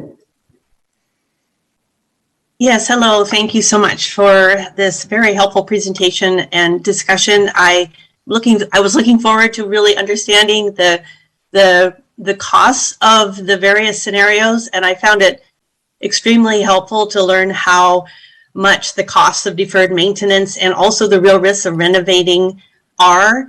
So I believe you've made a great case for why building from scratch is a really responsible investment of our taxpayer dollars. I just want to personally say I'm very excited to consider the Sears site. I live very close to it downtown. This is an exciting development. It can transform our city. It can bring vitality to the downtown that we so desperately need. And of course, having the county building near transit and smart and accessibility by the public, as others have said, are really tremendous advantages.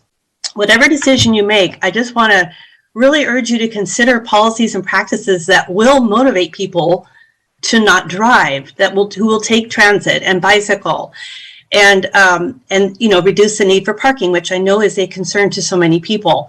What got me thinking about bicycle and pedestrian planning almost 20 years ago is learning that when Stanford wanted to build additional structures on their campus, the permitting agency, I can't remember which one it was, said, yeah, you can, but you have to show you're not going to increase any car trips. So they put programs and practices into place to do just that. So I would like to focus here on the bicycle. There's really a lot more that the county can be doing. You don't currently have a designation for bicycle-friendly business, and we want to see you have that. I assume that a platinum LEED building will include generous bicycle infrastructure, but I would just encourage you to look at what's included there. Are there showers, locker rooms, bike lockers for staff, protected bike parking, a repair station? Time is up. So thank you so much for exploring all these options as you move forward. Greg? How are we doing on time?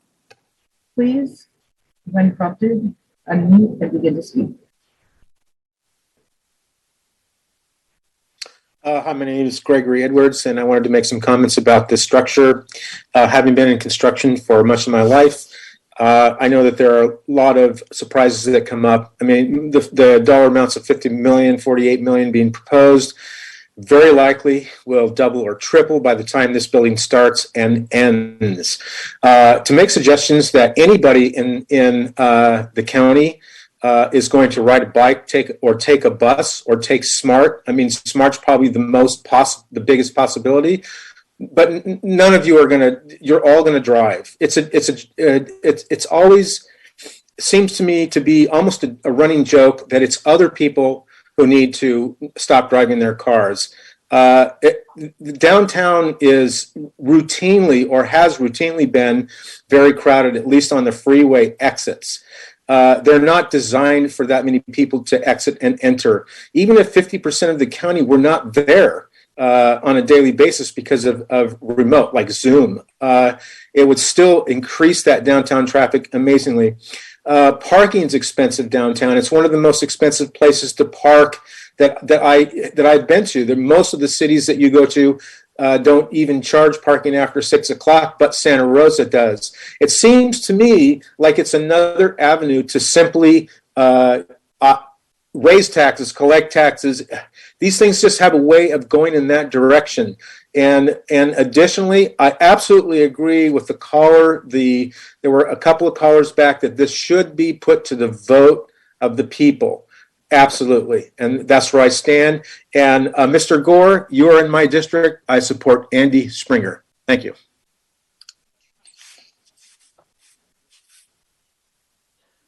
I will try our call-in commenter.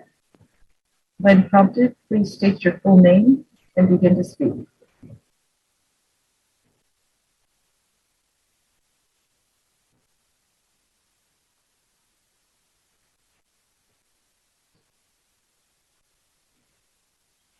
Okay, we're going to move on to our next commenter. When prompted, please state your full name and begin to speak. Hey, good afternoon. Good afternoon. My name is Jansen Treadway. I am a project executive for WebCore Builders. And as a few people have mentioned, I was involved with the UC Merced 2020 project, a similar sized P3 project just a few years ago. And I just wanted to comment on the impact that it had on the community. It was the most rewarding project I've ever been involved with in my career. And it was not just the community that it was in. So there's been a lot of comments about, providing just the downtown area with impact. But this was throughout the county and actually throughout the San Joaquin Valley, which was 7 counties. When the project completed, we were at 82% of the skilled workforce hours came from the San Joaquin Valley. So this amounted to over $130 million worth of wages to the local unions and the skilled workforce back into the community throughout. There were numerous examples of benefits to the community throughout the Boys and Girls Club remodels and other community activities that this project brought to the community. And also I would like to, we have been really engaged with this local trade market and the local subcontractors and trade partners. And we're seeing a ton of excitement about this project. We're very excited about getting engaged with everybody around the county and bringing them into this project. So we support it wholly and really think everyone else should as well. Thank you.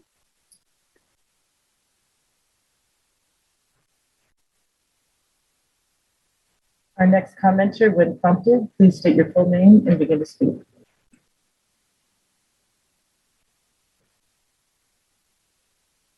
Hi, everybody. My name is Jana Blunt. I am the chapter president for SEIU 10-to-1's Sonoma County chapter.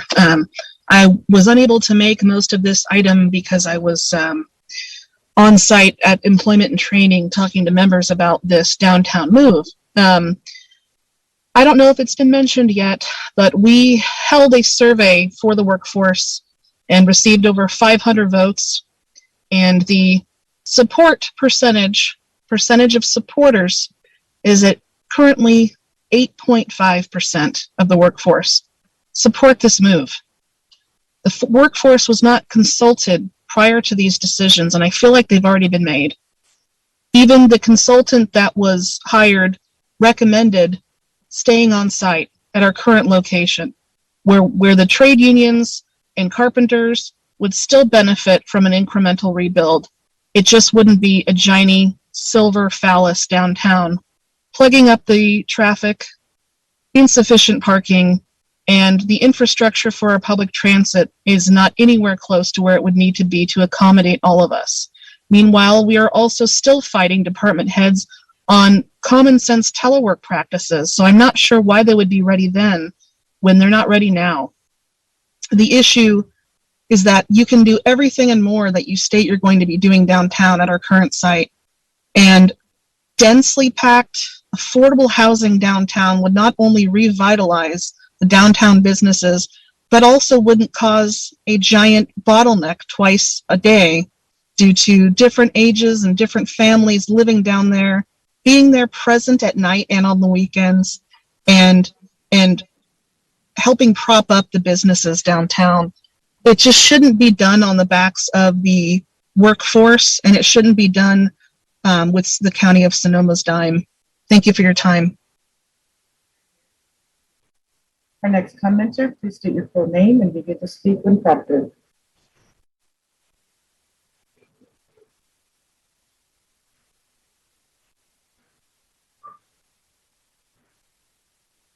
Kathy?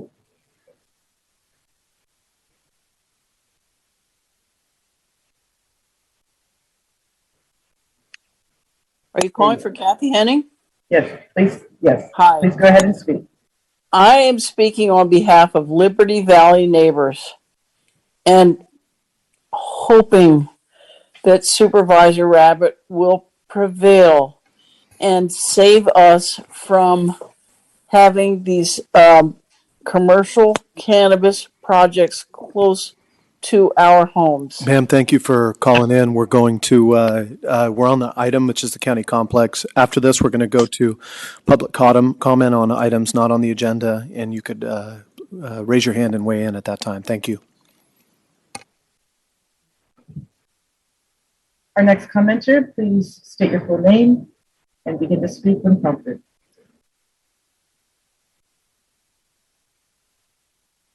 Hello, my name is Don White. I'm with Johnson Controls, the leading provider of operations and maintenance services in P3 models with over 35 building locations in operation in North America. I want to echo some of the previous comments to the attribution of operations and maintenance in P3 DBFOM models for civic buildings.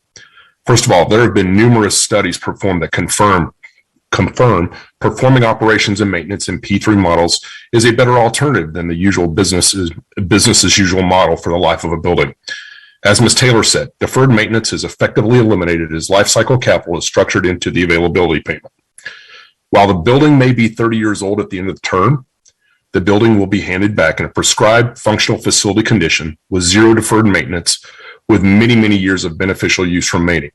And what I haven't heard so far is lastly, the DBFOM model is the perfect means to address and maintain sustainability objectives over the term of the deal. Thank you for the opportunity.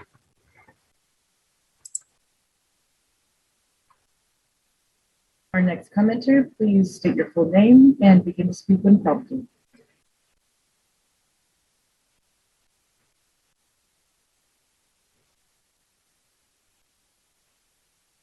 Greg? You already called on me. Okay, thank you. Our next commenter is a call-in. Please, when prompted, state your full name and begin to speak.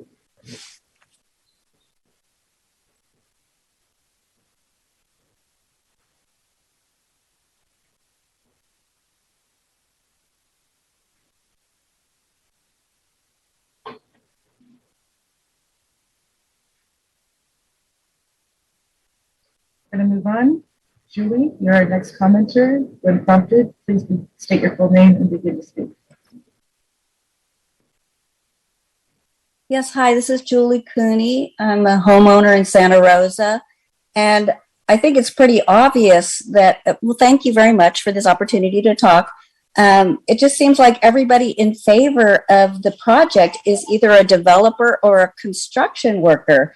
And so I would agree that if this project is that great and it really needs to be pushed forward, that more information be given to the voters and that they get to vote on it. Thank you.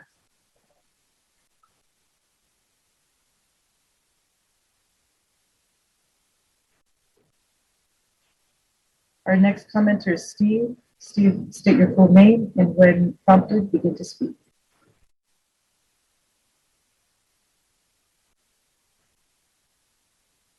My name is Steve Harris.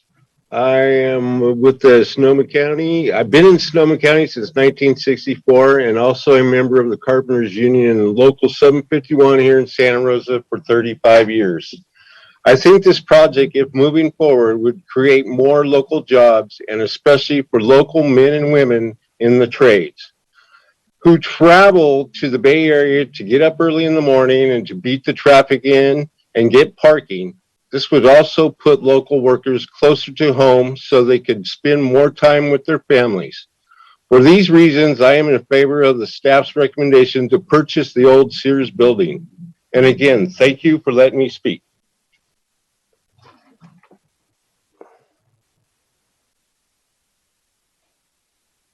Our next commenter, Stephen. Please state your full name and when prompted, begin to speak. Good afternoon. My name is Stephen Cristani, and I'm a United Association Local 38 member, also the principal of our North Bay Apprenticeship School here in Santa Rosa. Thank you, Mr. Chairman and the Board of Supervisors, for giving me this opportunity to address the build-out or proposed build-out of the new downtown county complex. Right here in Santa Rosa, we currently have a student population of 100 plumbers, fitters, welders, and HVAC students. Most of these students are county residents or residents of the neighboring 5 counties, and most all of them have to travel out of the area to secure work for their families and their well-being. A project of this size and magnitude would allow the local, highly skilled workers to work right here at home. They'd be spending less time commuting, more family time, more time for school so they don't tax themselves. And also, this would be a benefit to not only their families, but the community at large. Also, if this project were to come to fruition, you would now free up the existing county properties for any future development, whether it be housing and any other use, and that would be a whole benefit to the community, not just my students. So again, I'd like to thank you for allowing me to speak on this project, and thank you for your time and your consideration. Our next commenter is a phone-in commenter. When prompted, please unmute and state your full name and begin to talk.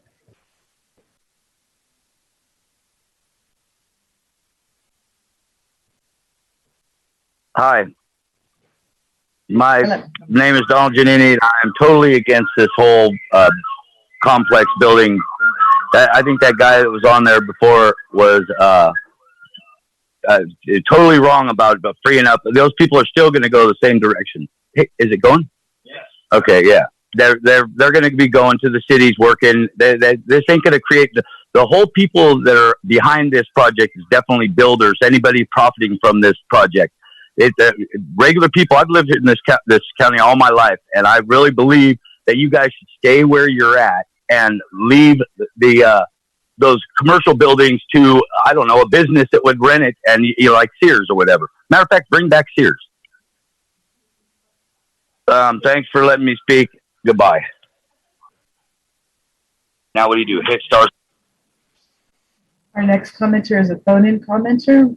Please state your full name and begin to speak when prompted. I believe this is our last one for right now, Karen. So that is correct. After this, we'll switch over to the individuals who have been patiently waiting. Thank you. Yes.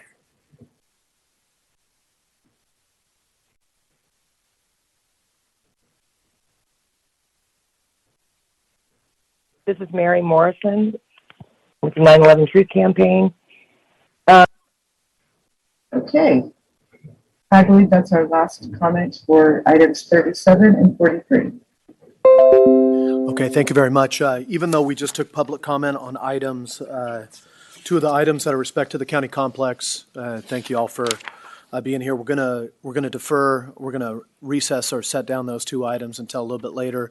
We'll come back to them as a board. We'll probably be deliberating into the evening, but I want to provide an opportunity to go to public comment on items not listed on the agenda.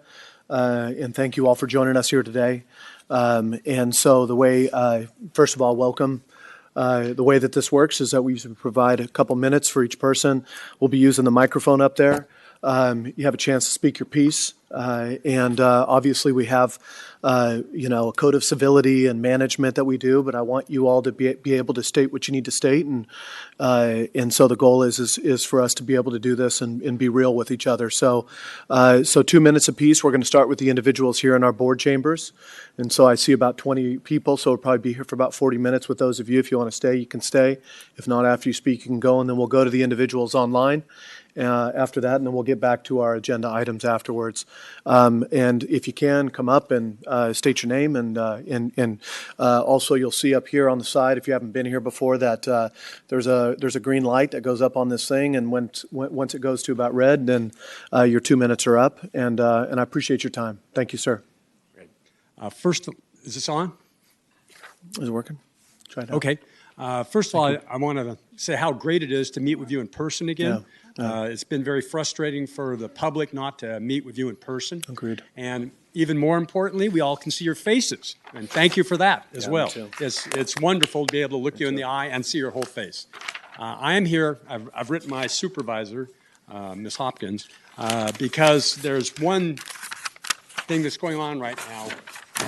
We have a violation of the public trust, and it's shameful, and you should not tolerate a violation of the public trust. Probably one of your highest paid employees, our chief medical officer, has violated the public trust. She has lied to Supervisor Hopkins, and she has 2 drunk driving. Now, we'll never know that for sure because the first one was expunged, and we're not going to trust her to tell us the truth on that. So I'm just going to say 2 drunk driving charges. When you go to hire people, do you ask, do you have 2 drunk driving charges? Because we want you to be head of our medical department. No, you don't ask that. In fact, you would say, oh my God, you're not qualified to do it. Well, this particular doctor we have in place now is not qualified to do that.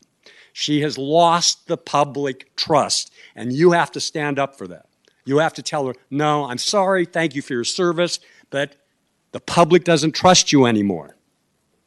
And lastly, it's totally a different matter. If should you decide to keep her, which I hope you don't, she spent 7 years in India. I'm sure that is one of the reasons you hired her to begin with, because she had 7 wonderful years with the WHO, World Health Organization, in India. Have you ever asked her to contact India to see why they're doing 10 times better than the United States on deaths? 10 times better. Have you individually said, wow, how's that possible, Dr. Mace? Could you go and contact your friends over there that you worked with for 7 years and tell us why they're so much better than the United States? I think that's your obligation, should you keep her, to say, tell us why India is better than the United States. It shouldn't happen. Thank you. Thank you. Thank you. Next up. Hi, it's Thomas again, and you know I'm a broken record about the water, so it's not on the agenda. Is everything okay? I'm just going to check the audio. Oh, please go ahead. Okay, and please, obviously with the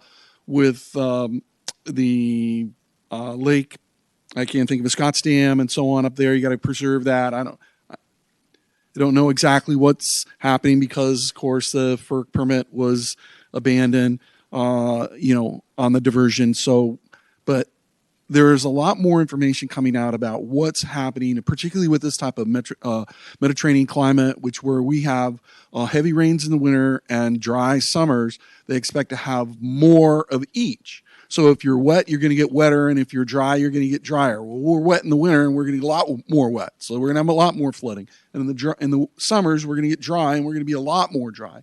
So these are the effects of climate change. And this dryness, in essence, there's a huge things occurred. If I have just a few more seconds, I can't tell exactly. The huge things that occurred are above the Feather River in Colorado and on Mount Shasta, where huge amounts of snow just instantly evaporated, did not end up in the watershed. So they measured the snow, and it didn't end up getting in the reservoirs that they thought it was going to get in. It didn't get in Lake Mead. It didn't go to those lakes. And so where did it go? It got evaporated. And this really strange atmospheric conditions are what we're going to expect. And they're extremely dry. And they just, like the Santa Ana winds, only they're not from the high desert. They can come off the ocean, which is entirely different. We're in a totally different climate. You just can't measure it from the things we had before. Thank you. Thank you. Next up. Go ahead. It would be helpful to see the minute countdown. Yeah. Why don't we have that? Oh, apologize. It's nice to see what second you're on. If I have 2 seconds left, I'd like to know. When did it start? That's just a light. Okay, well, can you hear me? My name's Linda Cade. I'm 4 generations deep, Sonoma County. I've lived here most of my life, worked here. And now I'm retired here instead of enjoying retirement. I'm one of those dirty, unvaccinated people.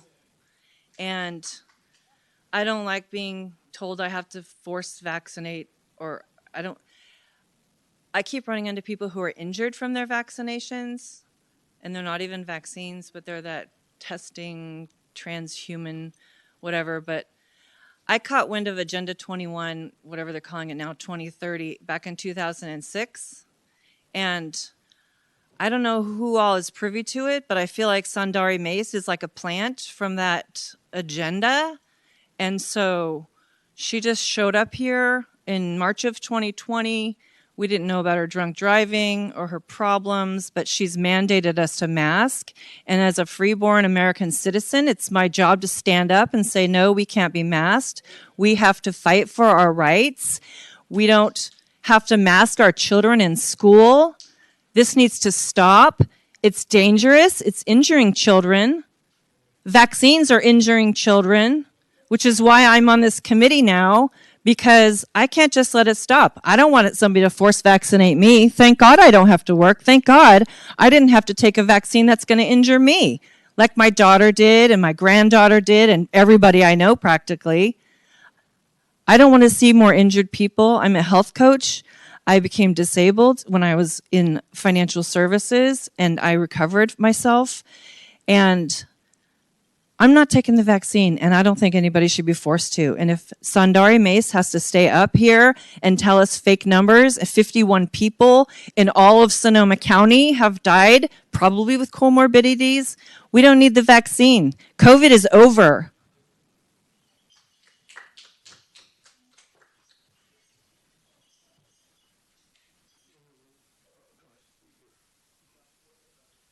We're going to try and get a clock up high. I don't too, need a but clock. Go ahead and take. I got a pretty short, easy Thank you. message for you. Thank you. Very simple. Between Tony Stark and Martha Stewart up there, I think you guys can figure it out. We don't have to ask your permission for freedom. I spent 14 years in the military, and I don't need to beg or plead or suggest that I want to be able to have the ability to not be vaccinated. I was personally harmed by a vaccine that I was forced to take while I was in the military. Anybody forced to do anything under contract is a whole different thing than just being an American. If you guys trust the ability of Sundari Mace to be the chief person to be a part of my safety, that's the woman that was drinking and driving and could have killed me and my child in a car accident. That's the woman who could have possibly done some terrible things to individuals due to her inability to not be sober. Someone who's not sober cannot make a sound judgment. You wouldn't trust someone to work for you who is drunk under any condition. These are issues that you guys seem to want to ignore. When I ask you, or my girlfriend asks you about several things that are going on in the community, you go ahead and neglect us. The white supremacy that's here is outrageous. I'm a black American. My aunt is the 8th richest black woman in the United States. She has better jobs than every single one of you up here. But it doesn't matter. You have to understand something. I'm not asking you for my freedom, and if you continue infringing upon it, I'll show you how I'll take it back.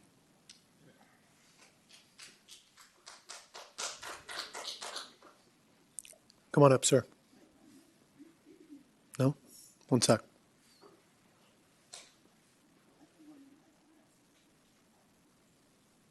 Am I on? Check, check. Am I on? Okay, I think we're ready. Are we ready? Thank you. Go ahead, sir. Hello, my name is George Woodrow. I live in Cotati. It is imperative that you terminate Sundari Mace forthwith. and do that as quickly as possible for a myriad of reasons. I read this story last weekend, the Press Democrat, about her arrest back in December 2020 and how it was adjudicated in July of last year. Also in the story, they mentioned that she had a previous DUI back in 2014 in San Diego. Who is responsible for vetting Miss Mace? That should have come up the 2014 conviction should have come up in a background check. Thus, you're not doing basic due diligence. Her base salary is almost $300,000 a year, over $280,000. But God only knows how much money she has invested in Pfizer, Moderna, and Johnson & Johnson, because a previous speaker mentioned that she spent 7 years working for the World Health Organization in India in their vaccination program over there. And she injected thousands of Indians over there. So how many of those got injured or died as a result of her actions, I don't know. She also was on the board of directors for the CDC, the Centers for Disease Control, in Atlanta, Georgia. So she not only worked for the CDC, she's in a position of leadership. So in other words, she has worked for two of the biggest criminal entities in the world. So in other words, Mace is dirtier than a used diaper. So if you do fire her, it'd be basically like Al Capone going to prison for tax evasion, because you're not talking about all the criminal malfeasance and medical fraud in which she's engaged every day for 2 years. SARS-CoV-2 has never been isolated. Kerry Mullis, the inventor of the PCR test, said it was never designed to diagnose any illness. So the whole thing is fraud from stem to stern. Thank you.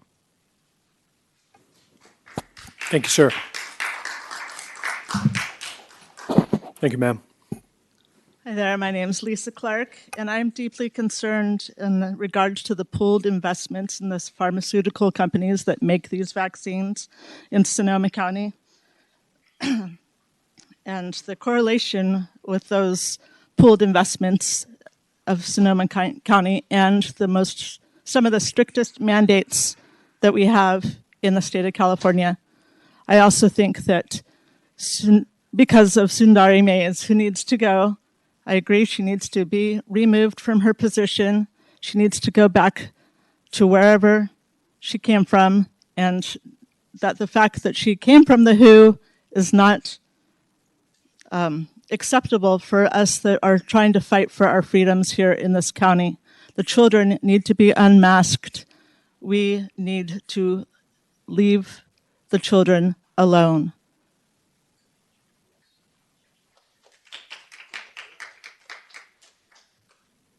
Good afternoon. My name's Christine Veith, and I reside in Santa Rosa, California here.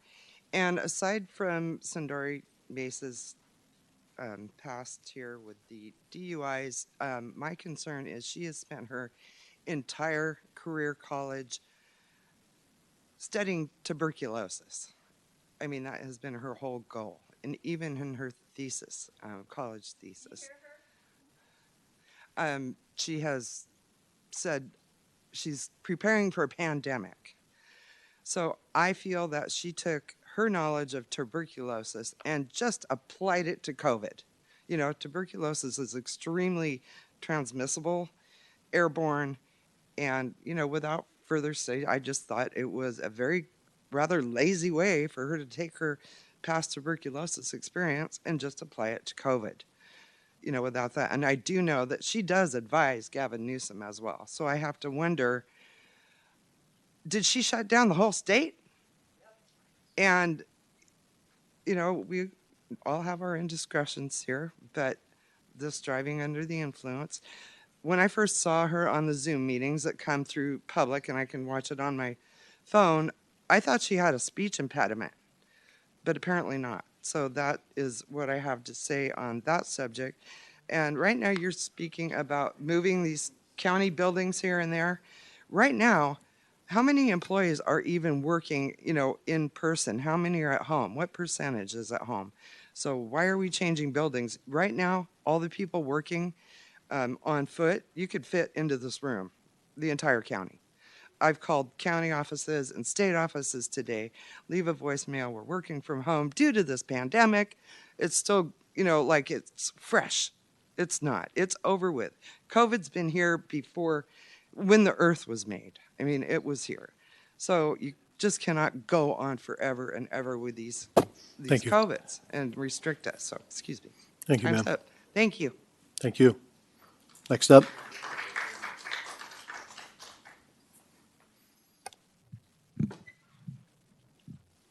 Good afternoon. Dr. Mays has proven that she lacks sound judgment regarding health and safety. 2 DUI convictions in a short time span begs the question, does Dr. Mays have a substance abuse problem? Any sane person would answer yes. How can this county trust her after she has shown such flagrant disregard for the safety of others? She is lucky that her actions did not result in the harm or death of someone else. How can we trust that Dr. Mays won't be convicted of a 3rd DUI in the near future?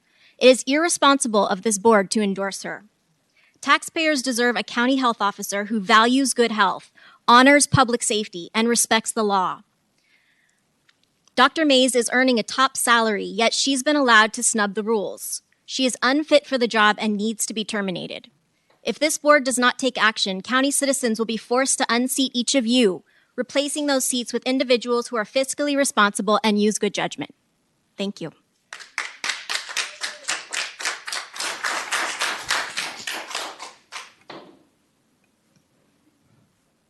Hi, I'm Adina Flores. Y'all already know me. I sent you last week the letters that were published on February 17th from the FDA in the Federal Register confirming that the priority review voucher was approved for both Moderna's Spikevax and Pfizer's Comirnaty. And so what that means is the only vaccines currently available in the county remain under an EUA. The only fully FDA-approved vaccines are not yet being manufactured in the United States, which is indicated in the legal documents that I sent you all. So under Title 21 of federal regulations, you cannot legally fire your employees for refusing EUA products. All the vaccines, masks, boosters, tests, everything right now is under an EUA. And so I asked you to send me supporting documentation to prove why you think you can refuse to abide by federal regulation. Ironically enough, County Council sent me back an excerpt and highlighted and starred the area where it says you can refuse an EUA product. So I'm not sure where the disconnect is. I'm wondering when you'll be hiring back the employees that you illegally fired. And other than white privilege, how are you refusing to abide by Title 21? And as far as bringing equity to the area, everyone who's been vaccinated and wanted to has already done so. You guys are focusing on the minority community. Minorities do not trust you. And I took a PCR test. Sorry, I didn't take it. I turned in a PCR test, never took it, and it came back positive. So what are you actually doing to minorities? I don't think that everyone in this room is guilty of being part of an agenda. I suggest that you read the Bible. I am a Christian, and what's happening right now is in the Bible. So I suggest you go home and read. Thank you.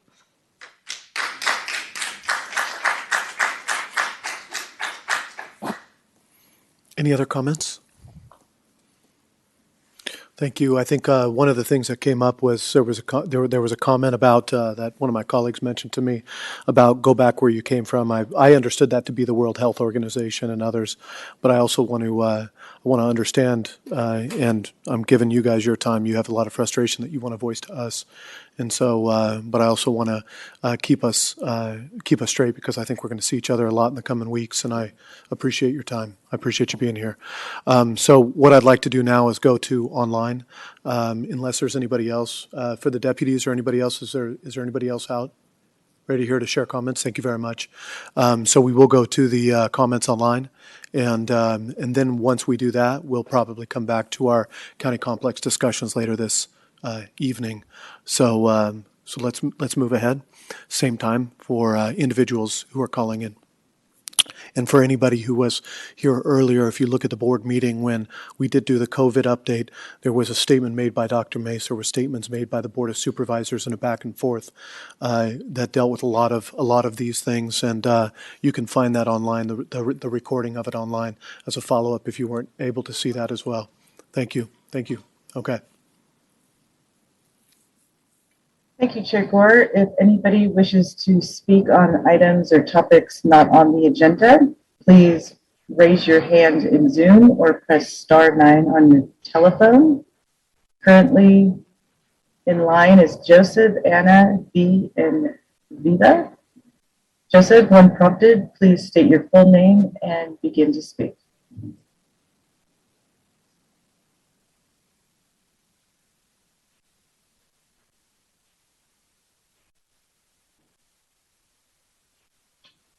Joseph?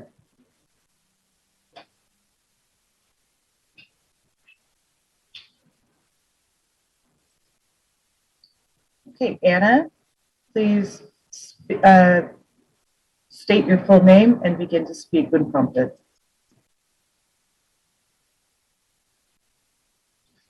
Sorry.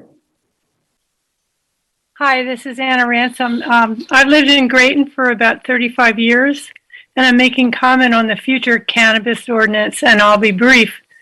My husband, Kerry Fargo, and I support inclusion of a 1,000-foot setback buffer from commercial cannabis projects in areas around unincorporated towns, such as Grayton, Pengrove, Glen Ellen, Bloomfield, and other rural enclaves, many of which have multiple residences surrounded by ag zoning. The requirement for a cup would go a long way to satisfying a health and safety clause in the ordinance. You may recall a large commercial cannabis operation was applied for several years ago on the outskirts of Grayton. Our neighborhood's 592 signatures opposing that project. The support is here for an ordinance with strong neighborhood protections from negative impacts. Thank you.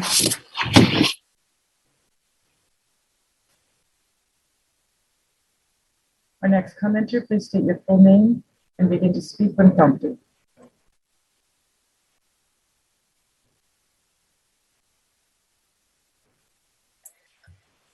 Supervisors, my name is Vi Strain, and I would ask you to please consider the importance of neighborhood compatibility and support rural residents who have written and called the board asking for more protected residential standards as commercial cannabis operations locate here in our county.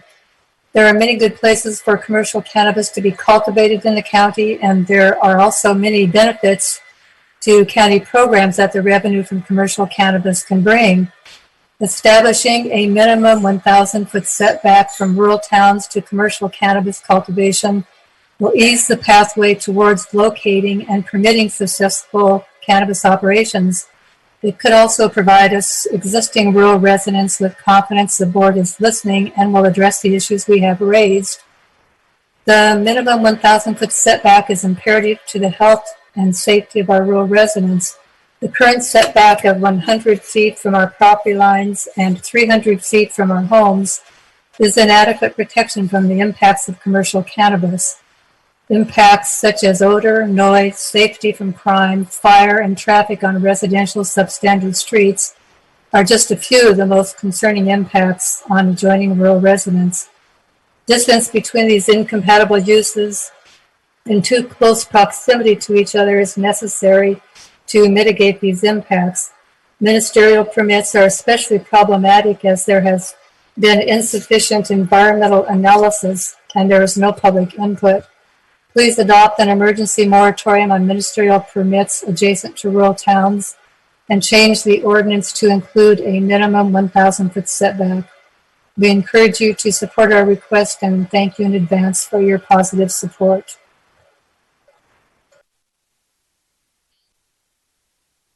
Our next commenter, when prompted, please state your full name and begin to speak.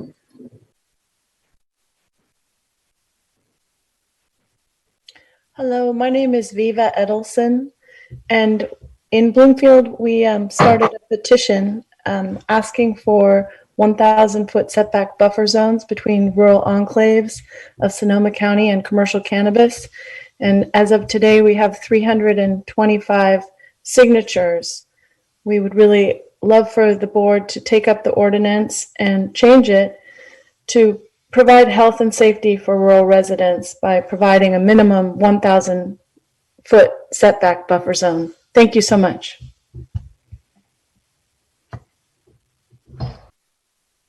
Randy, Amy, and Gina are next in line. When prompted, Please unmute, state your full name, and begin to speak. Hi, my name is Randy Francis. I live in Grayton, and I want to reiterate what the last three speakers said about extending the buffer zone for any commercial cannabis grows to 1,000 feet to protect our rural neighborhoods and residential areas from all of the adverse effects of a cannabis commercial production facility. Thank you. That's short and sweet.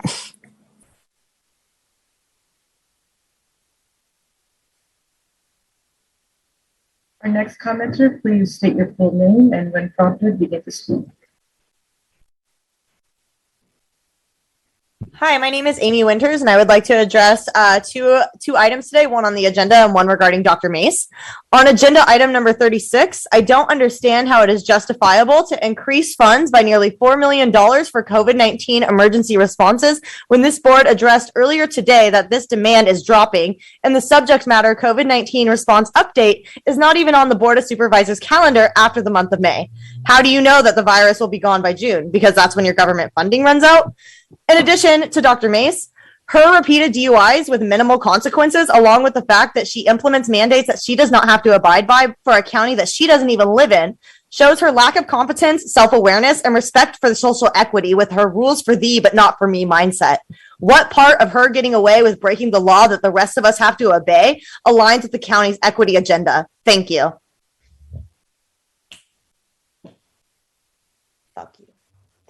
There you go. Hey, Karen, before we go to the next one, I missed somebody here in the chambers. I don't know if you'd like to get up. We're doing 2 minutes for each individual. Please get up, state your name, and you have a couple minutes. It's going to be green up here, and it's going to turn red when your 2 minutes are up, sir. Thank you. Yeah, thank you very much, Board of Supervisors. My name is Dr. Gary Green. I'm an infectious disease physician with Sutter, Santa Rosa. And I actually had given you a letter about 6 months into the pandemic supporting Dr. Mays with signatures from all 7 infectious disease physicians from the county for the work that she was doing. And I just want to let you know that from the medical society and from the medical community, we completely support Dr. Mays. We are very encouraged by the work she's been doing. She's made some hard decisions. She's made decisions with good consequences. And for someone who's seen more than 1,000 cases of COVID in the hospital and hundreds of deaths, that number would probably be up by 5 times that if we didn't abide by the public health measures which Dr. Mays has implemented and the medical community supports 100%. So we're very gracious for Dr. Mays. We're very grateful that she stepped into a situation, an emergency situation, when her predecessor had simply left. And so she's really given heart and soul to the community. I've worked with her on other cases, including tuberculosis, Mycobacterium bovis, salmonella, and she's always been extraordinarily patient-centered, and her decisions have always been for the health and the safety of the county. So the medical community supports Dr. Mays 100%. We're not here to, the medical community is not here to judge her indiscretions, but they don't reflect on her professional and her clinical competency. Thank you. Thank you, sir. Thank you for being here. Anybody else here in the chambers that I've missed? Okay, we're going to go back to the online. Thank you very much.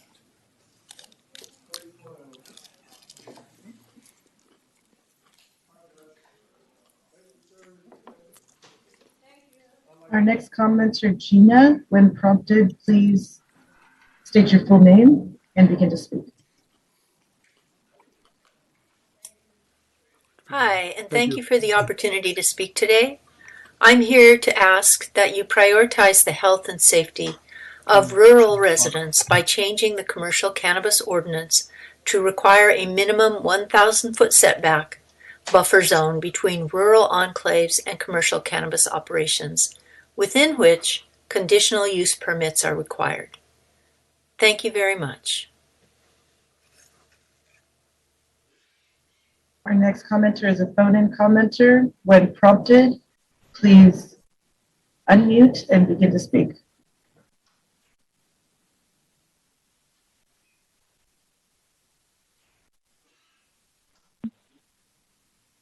John from 9/11 Truth Campaign.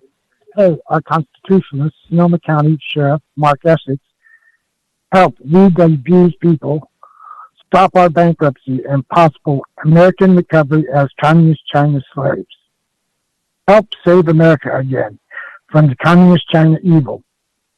Thank you for saving thousands of Sonoma County lives from communist China's so-called wildfire attacks, starting north of Calistoga, that were ignited from the desk of the communist China by a satellite-directed laser beams that demolished over 5,000 county homes. Shown in exhibits 1, 1, 1, 2, 1, 3, and 1, 4 in less than 90 minutes on a Sunday night that killed only 24 residents. No doubt, thanks to you and our deputies, your public servants saved thousands of Sonoma County residents from certain death. We warned your public office. Probably appointed Willie Brown, the wizard of deception.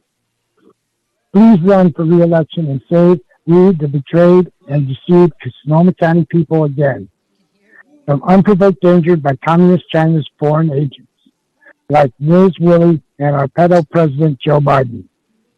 1. On January 12, 2022, your good Deputy Sergeant Brandon Van Camp served we the people 337 million abused and endangered Americans in our 29 trillion Exhibit 2 bankrupted Union of States by aiding our 9/11 Truth Campaign, hold our top local elected public servants, Super Puppet Chair Supervisor James Gore, accountable for publicly demising John's Zoomed public comment on January 10th. Thank you, and that concludes our time.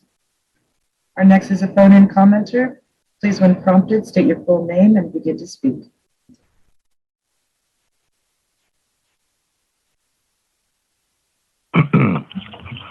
Rob McGilly of the 9/11 Truth Campaign.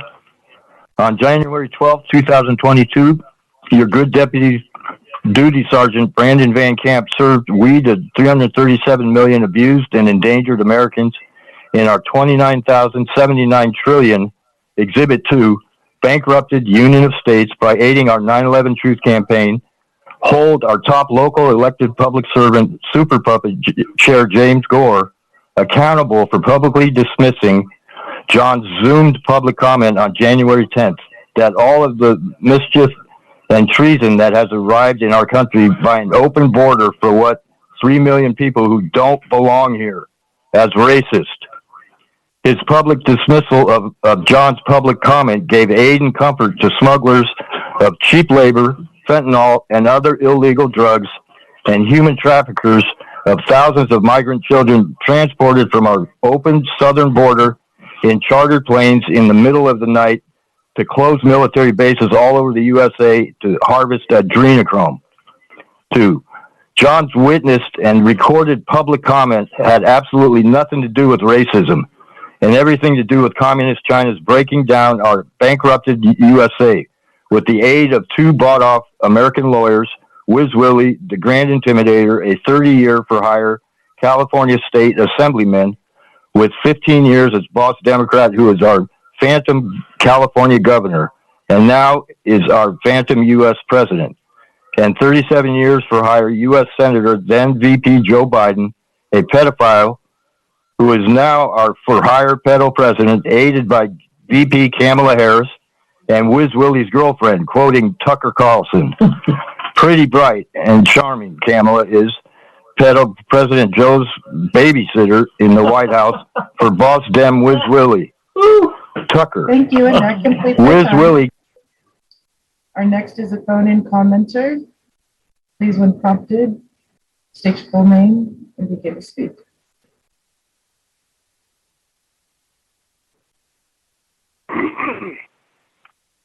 Daniel from the 9/11 Truth Campaign. Our top elected local public servant, James Gore, recorded abuse of his public power by dismissing John's public comment as racist and dismisses our 6,641 abuse news issues that include pedo President Joe Biden's first executive order the day after his inauguration to unconstitutionally and treasonously opening our southern border, U.S. national border, as he determines to be necessary under Martial Law 107243, Authority 1, detailed in the accompanying 10 authorities and 25 exhibits of pedo treason, which is not in pursuance of supreme constitutional law that delegates U.S. immigration to 535 members in Congress, not to the President, to allow illegal cheap labor, drug smugglers, and human traffickers of thousands of migrant children at our southern border to make adrenochrome apparently for Pedo Joe and thousands of the pedophiles in our U.S. governments, all protected by Boss Dim Willie Brown for Communist China. Number 4, for over 40 years, traitors Wiz Willie and pedo Senator, then VP turned pedo President Joe gave aid and comfort to Communist China, breaking down our now bankrupted USA of the once free and brave who are now government betrayed by Communist China's secret psychological warfare against Americans, led by top foreign agent Wiz Willie, who is aided by another Communist China's $31 million Exhibit 3 paid foreign agent, pedo President Joe Biden, who was fraudulently elected Wiz Willie's buffoon pedo president by the Thank you, and that completes our time. Kim is our next commenter. When prompted, please state your. Okay, not Kim. Our next commenter is a phone-in commenter. When prompted, please state your full name and begin to speak.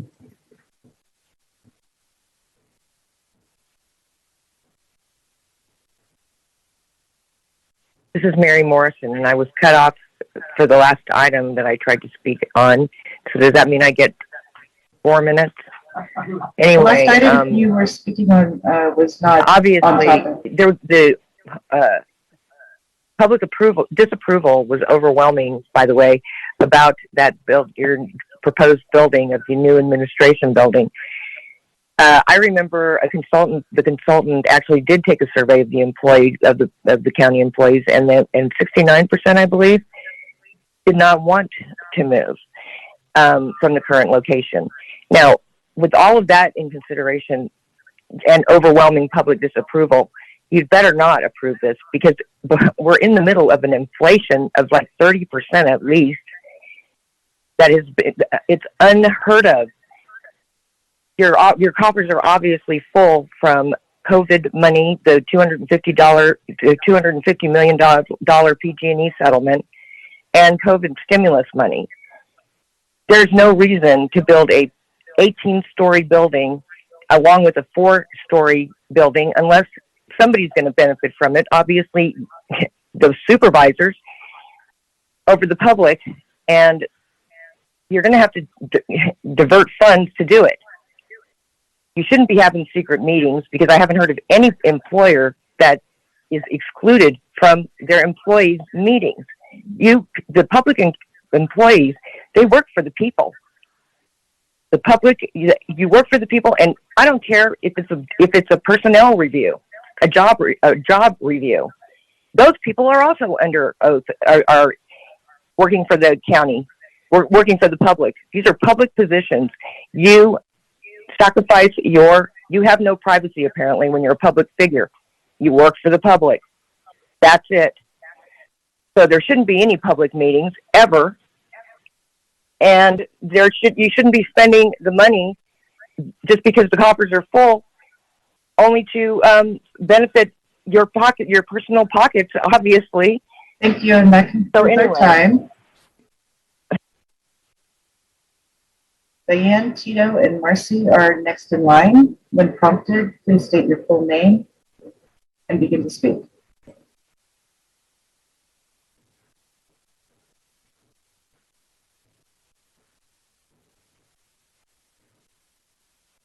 Did you say Diane Martin? Yes, go ahead, please.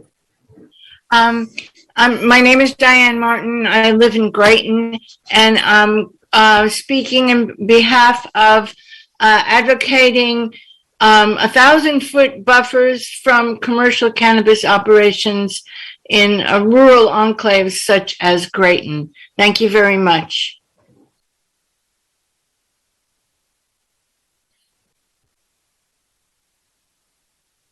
Our next commenter, please, when prompted, state your full name and begin to speak.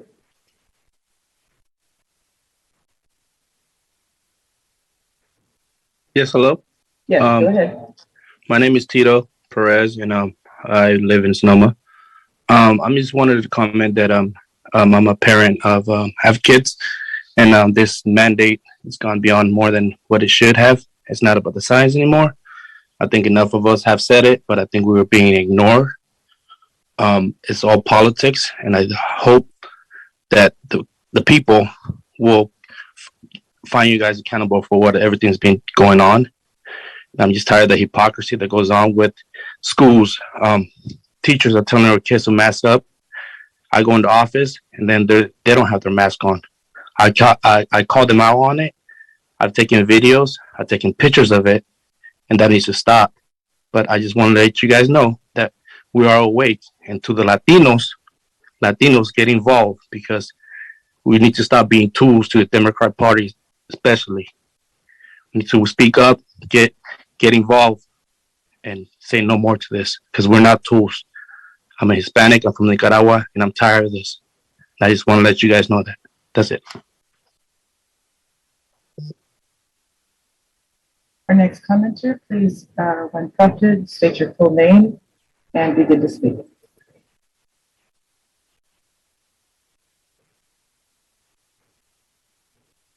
Hi, my name is Marcy Greeley, and my husband George and I live in Grayton. Like all of my neighbors and many who have already spoken today, our concern is for a sensible, common sense approach to cannabis regulations, especially in unincorporated communities like Grayton. We urge and fully support a vote to amend the cannabis ordinance, which now only requires a 300-foot setback from a residence and a 100-foot setback from a property line, even in residential areas.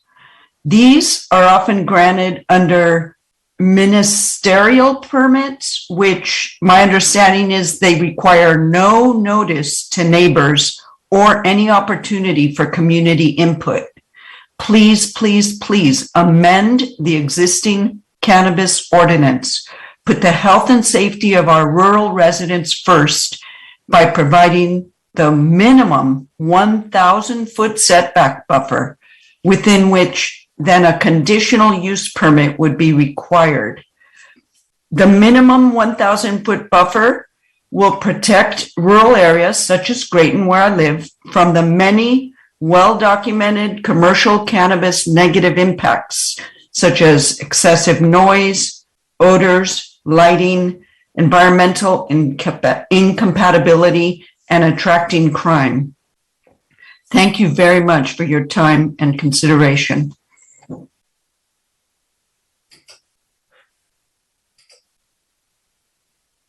Our next commenters are Kathy, Sean, and Rich. When prompted, please state your full name and begin to speak.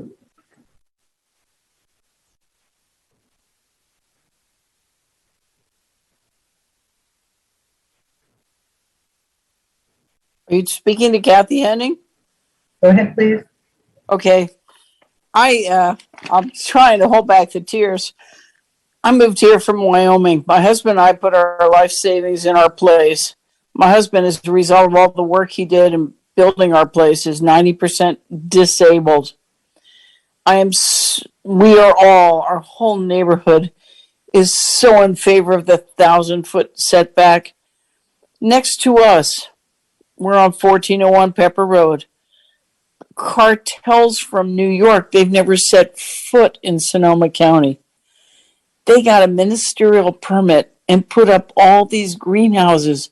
They actually had some within 100 feet of our house. They had to take down because of Ordinance 6245. The next one that's up for grabs is on Pepper Road is Deep East Oakland Pot Company. Well, isn't that like kind of encouraging for They're going to have a tasting room. We got little kids who ride their tricycles on Pepper Lane. Our dreams, our savings, our water, this project on Pepper Lane, that's projected the way it's set up now to use 5 million gallons of water a year. But it just so happens by the law of gravity, they're going to drain the water out of about 3 wells and 20 or more houses. Please, please, supervisors, imagine if it was your house. How would you feel if you had this right next to your house? Just forget everything else, this stench. These are people coming from out of state, have never put a foot in Petaluma. I just pray to God that you people will please listen. Dry wells cannot fight fires. We need great air. We have an elementary Thank school you. right. Thank you, and that concludes our time. The next commenter, please state your full name and begin to speak when prompted. Thank you, Karen. Sean DeFosse. Sorry I wasn't going to speak again today, but after my word salad earlier on your building, 2 minutes is a lot of time to put in questions. But thank you, board.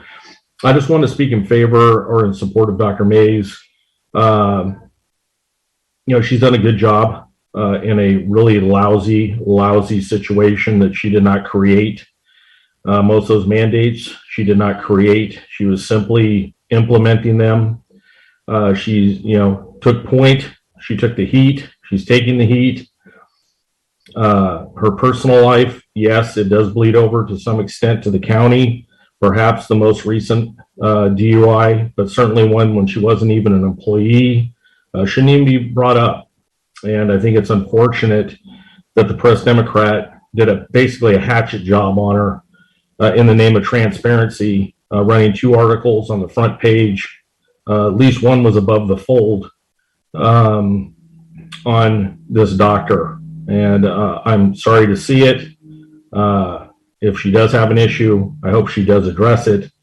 But there are many in the community that support her. And I hope you as supervisors take all that into consideration as you navigate through that with her new boss. And lastly, for those of you that have been on the board, who would have thought we'd miss Bill Pacente coming up weekly from the Red Empire Tax Committee? I sat at board meetings for 10 years as a president of an association and got to listen to him. And I've never heard some of the stuff I've heard today from folks being directed at the doctor and at you folks as well, even if we have differences of opinion. Thank you for doing a tough job, even when we don't agree. Thank you. Thank you. As before we move on, Karen, for those who have been waiting, I want to thank you. I'm going to move our comment period down to 90 seconds. I know that might frustrate some people, but I do need to make time. We still have a lot of hands up online, and we do need to get to deliberation, and I need to keep the board here for deliberation, so we're going to move it to 90 seconds. Thank you, Karen.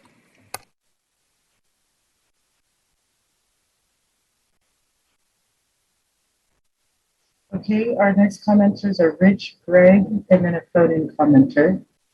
Please, when prompted, state your full name and begin to speak.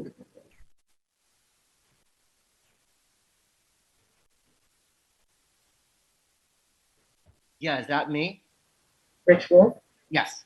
Yes. My name is Richard Wolf, and I live in Grayton, and I just want to support what my neighbors and the communities in the unincorporated areas are saying about needing to have that 1,000-foot buffer. It's vital. It's vital for all the reasons that they're saying, and the water, and just would love to see that change and protect our community. Thank you very much. We can't hear you. I don't know if you can try to speak up. He completed his comment. Oh, I completed my comment yet. Yes. Were you not able to hear that, Chair Gore, at all? I'm sorry, but I can say it again that my name is Richard Wolf. I live in Grayton, and I support the 1,000-foot buffer from cannabis for our communities in the unincorporated areas. Water is vital, all the reasons that have been shared.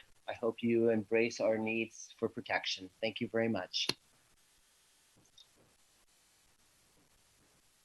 Our next commenter, please state your full name and begin to speak when prompted. Hi, my name is Gregory Edwards. I want to address multiple topics here. Number one, the pandemic. That was a pandemic of propaganda. It's a 99.97% survivability rate. That is not a pandemic. Number two, PCR. That was false positive. If you are asymptomatic and you are positive, that's a false positive. Number three, Johns Hopkins did a study. 0.2%. What is that? Mass tests, lockdowns, all non-pharmaceutical interventions amounted to 0.2% effectiveness. How could Sundari have any more impact than 0.2%? Oh, moving on. Sundari Mays would still be lying if she did not get outed by the press Democrat. She didn't tell you about her drunk driving. Somebody else told you about her drunk driving, and then she admitted to it. The character flaw is not in the drunk driving. I forgive her for that because that's an issue that she has to deal with. It's the lying that creates fraud during the hiring, and it is something that a charactered person would not have done. She is not trustworthy to be in the county. Insurance companies certainly see it as a serious issue, and so do we. Gore, you never responded to my emails. Andy Springer for me. Thank you, and that completes our time. The next commenter is a phone-in commenter. When prompted, please unmute and state your full name and begin to speak.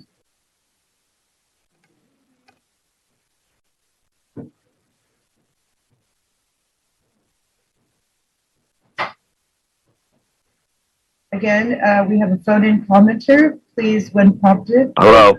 Thank you. I am. Yes, go ahead. My name's Doug. I'm 9/11 Freedom Campaign.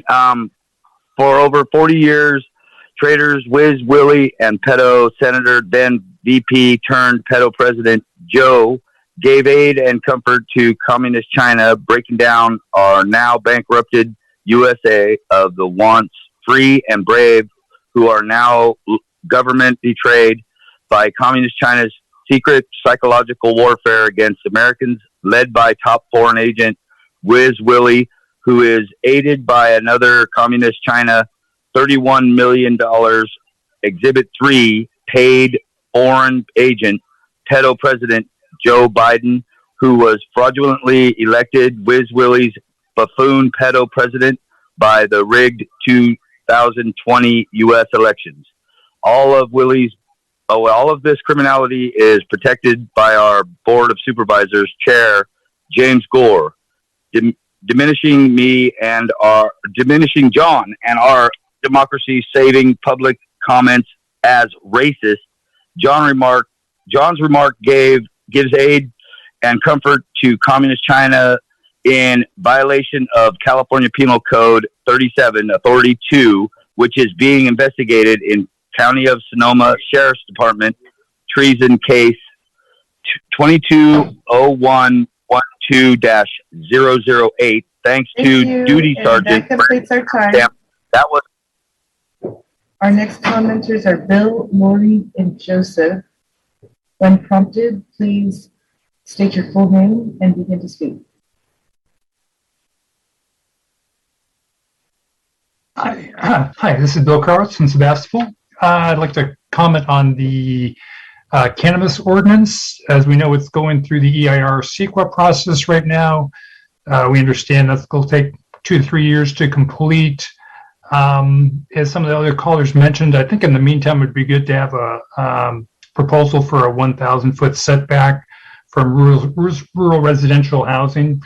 As we've known, most of the supervisors and a lot of the folks here, that we've had a lot of contentious issues over the last few years with this, and obviously I think the reason is when a grower shows up next door to a house, and that's when the problems start. So I think with that 1,000-foot setback, in the meantime, we'd get rid of a lot of the contention and make it good for the residents as well as the growers. Thanks very much.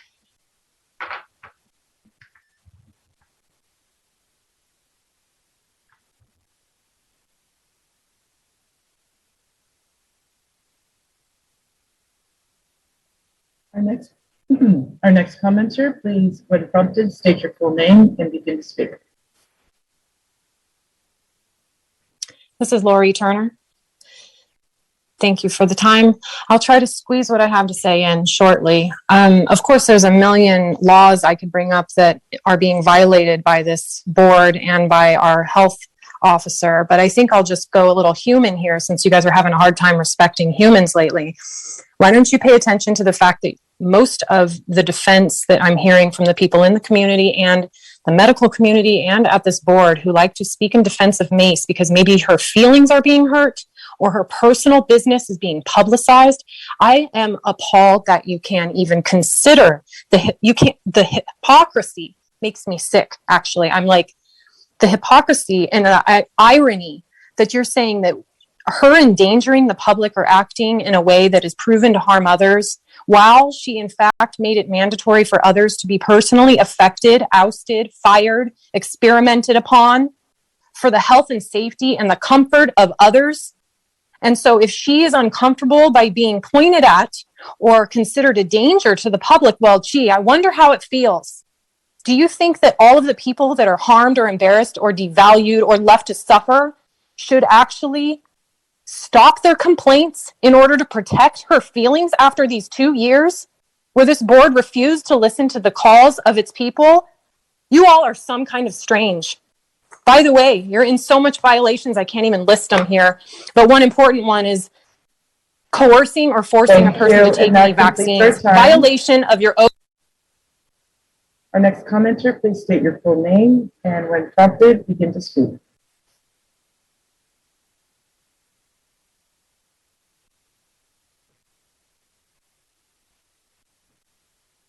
Joseph?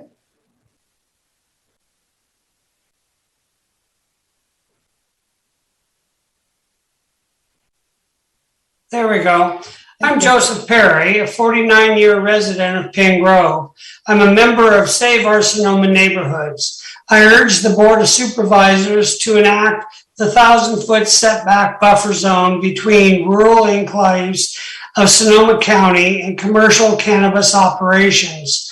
This 1,000-foot setback would replace the present 300-foot setback from our homes. Please change the cannabis ordinance to put the health and safety of rural residents first, but providing a minimum 1,000-foot setback buffer zone, which a conditional use permit would be required. Thank you. Our next commenter, please state your full name and when prompted, begin to speak.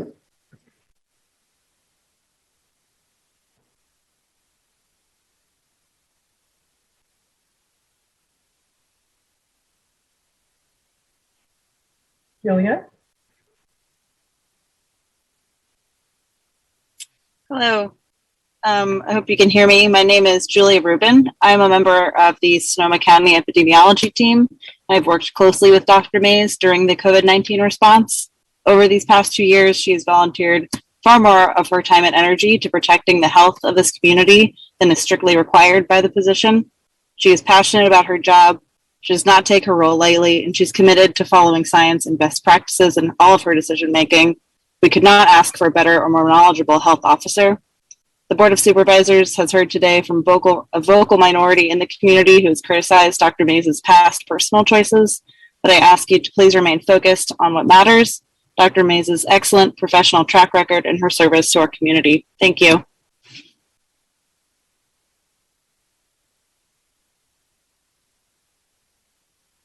Our next commenters are Lauren, Brian, and Mark. When prompted, please state your full name and start your comment. Hi, I'm Lauren Mara, and I'd like to share my support for a 1,000-foot setback for residential property lines from commercial cannabis operations in unincorporated Sonoma County. My home in Liberty Valley is adjacent to a proposed grow and processing facility, which would be 301 feet from the wall of my home. The 300-foot setback is real, and it will devastate our homes, our properties, and our quality of life. So please support the 1,000-foot setback. Thank you. Our next commenter, please state your full name and when prompted, begin to speak.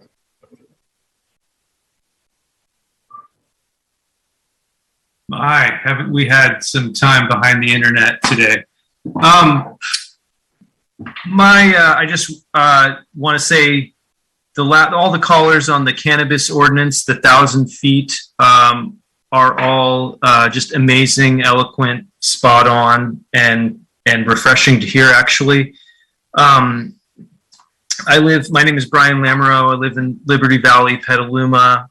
I and my 75 neighbors would adversely be affected by any cannabis operation that's any less than 1,000 feet from a dwelling.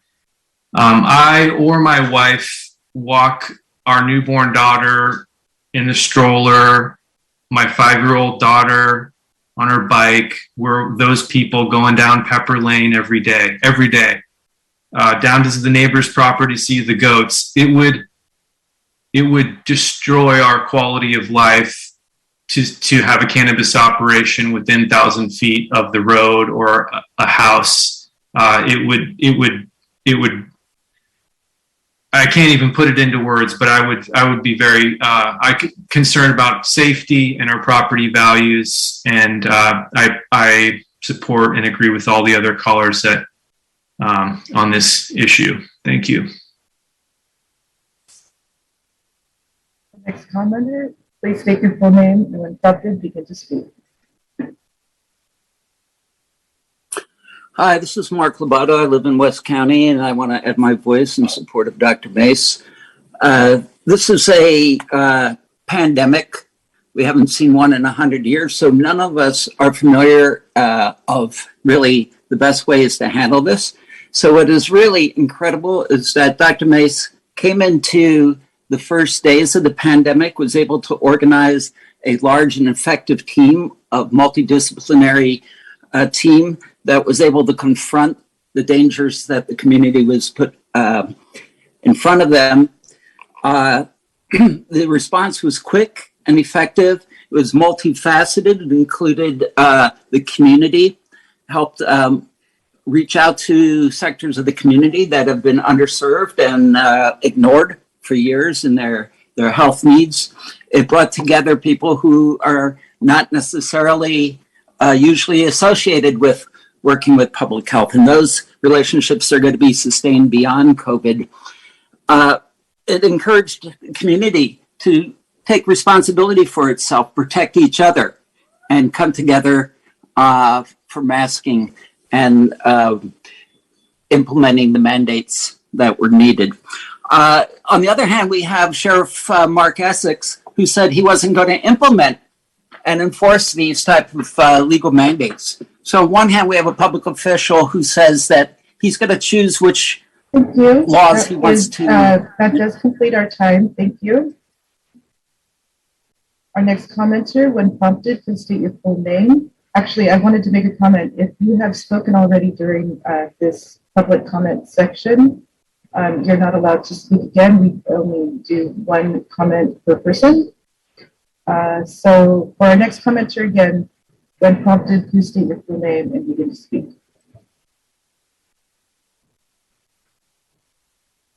Hi, my name is Danny Lenoir, and I am a resident in Liberty Valley.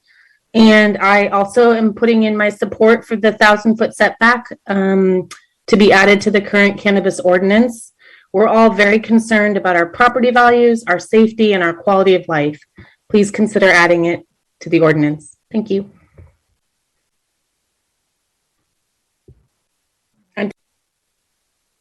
Our next commenter is a phone-in. When prompted, please state your full name and begin to speak.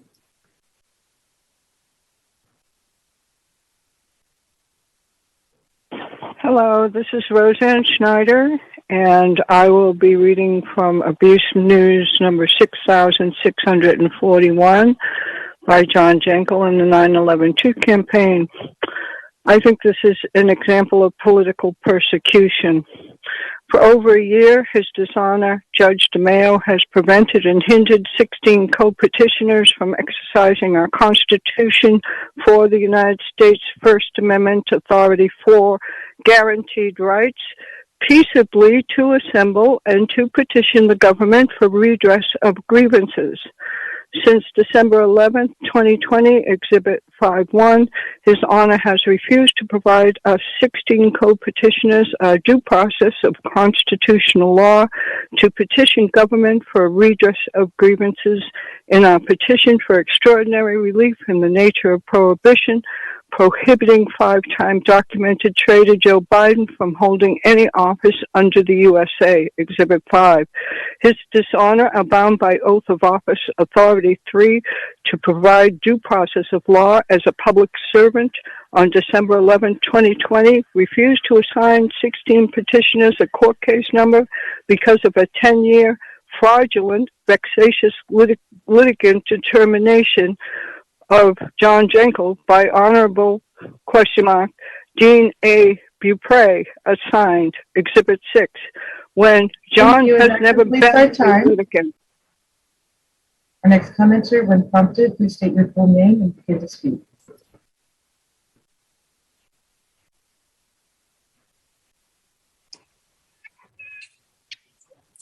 Hello, my name is Maria Porter. I have a lot to say about student mental health that's not being addressed or shared about the children in our county. For example, not a single student attending our public schools has died this year. However, how many suicide attempts, referrals for anxiety and depression have there been? Where's the public health information on that? I'd also like to address the information about Dr. Mace. This needs to be addressed publicly. I'm a community member, and I'm appalled that Dr. Mace, Sonoma's highest health official, has been arrested on 2 accounts of driving while under the influence of alcohol that could have killed innocent lives. A mistake is one time. Being arrested twice shows a pattern of disregard for the law and the health and well-being of our beautiful community. We hired Dr. Mace. When hired, Dr. Mace was not forthcoming about her arrest, and she did not allege the second arrest. This is a pattern of dishonesty. Many people have followed her public health officials, but I will not continue to follow her recommendations. She is not trustworthy, and she's obviously has a flawed moral compass. As a person of color, I expect, even when a person of color, to be held to the same standard as everyone else. ¿Y a dónde están los latinos? Ustedes tienen que estar hablando, si no, no van a tener su voz escuchado. Aquí yo no escucho ningún latino estar hablando. And the other thing is Anthony Termino for governor 2022. Thank you for listening. Our next commenter, when prompted, please state your name and begin to speak.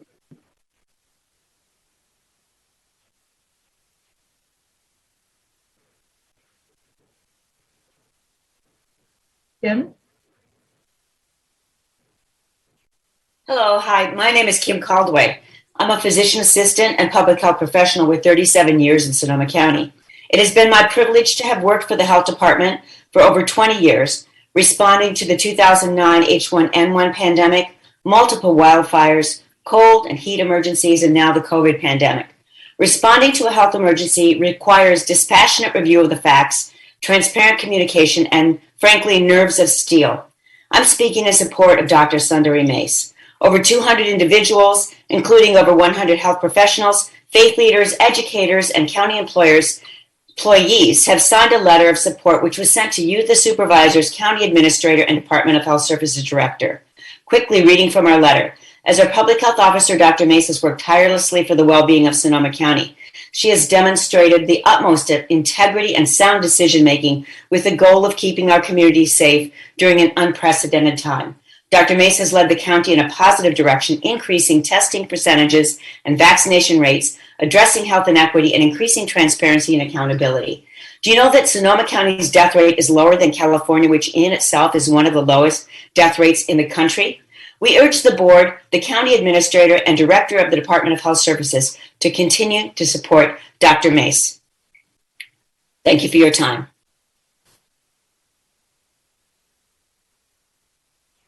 Next commenter, when prompted, please state your full name and begin to speak. Hi, everybody. This is Jana Blunt, chapter president for the Sonoma County SEIU 10-1 chapter. And I'm just calling in because you need to be thanked. I usually feel increased gratitude for the 5 of you during general public comment, and for obvious reasons. You're willing to make decisions that are not always popular among every segment of the public, but you make them anyway because you're responsible for the well-being of the entire county, and sometimes big decisions cause big uproar, but at the end of the day, the community benefits. Not lobbyists, not niche stakeholders, not just business owners or contractors, everybody from Sea Ranch to Pen Grove, on the left, on the right, in the middle, and even those of us way off the map. I'm just grateful for your willingness to make common sense decisions to ensure that everyone's interests are served, not your own interests, and certainly not special interests. You wouldn't rush, you wouldn't saddle our community for the sake of being cutting edge or visionary. Instead, as public servants, you do so, like I do so, with the interest of the majority of us together as a whole, whether or not the community knows it. And lastly, you do what you do for the sake of the long term with the wise expectation for whatever future disaster is guaranteed to be lurking around the corner. I just want to say thank you. Our next commenter, when prompted, please state your full name and begin to speak. Hello, my name is Rachel Zierd, and I'm sure my name is well known to a lot of you on the board. And on tonight, when we have so many awful things in the news, I do want to speak to you about your promise for neighborhood compatibility. And I think that entertaining the idea of 1,000-foot setback to the rural enclaves, I think would mean a lot to us in the neighborhood. I belong to Neighbors of West County, and it would speak of goodwill that can be generated by the board. And I need to say in advance, I'm not anti-cannabis grow. I'm just anti-cannabis grow in certain areas, and I think 1,000-foot setback would certainly go a long way toward helping engender some positive neighborhood feelings. Thank you so much for your time. Our next commenter is a phone-in participant. When prompted, please state your full name and begin to speak.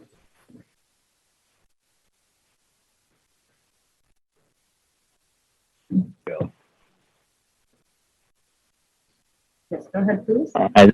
I'm Jankel. Been trying to keep up with this today. You seem to be doing a great job for organized crime and special interests, and not we the people. We're trying to get you to. Am I still on? Yeah. I don't hear it. Go on, John. Yeah. Okay, thank you.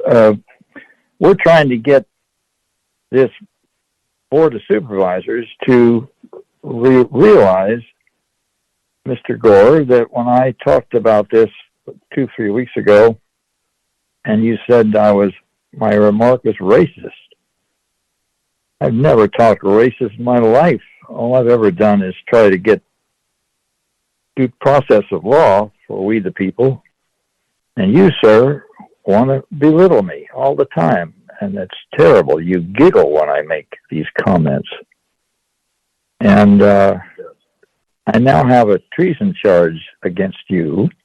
And the Sheriff's Department is going to be on your back. And I'm hoping that you will wake up and help us.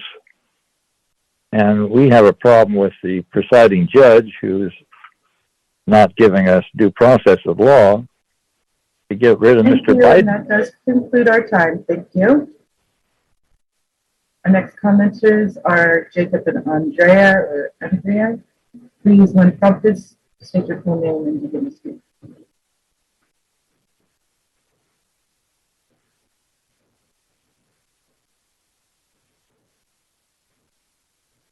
Jacob E.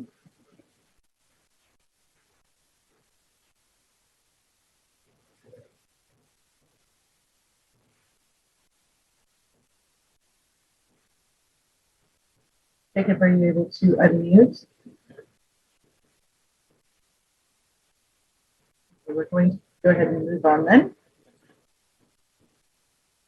Our next commenter is Andrea. Please speak, state your full name and speak when prompted. Andrea Cordarolo. I would like to comment on my disgust with Dr. Mace, our county health officer, who has been arrested for not one, but 2 DUIs and is currently on probation.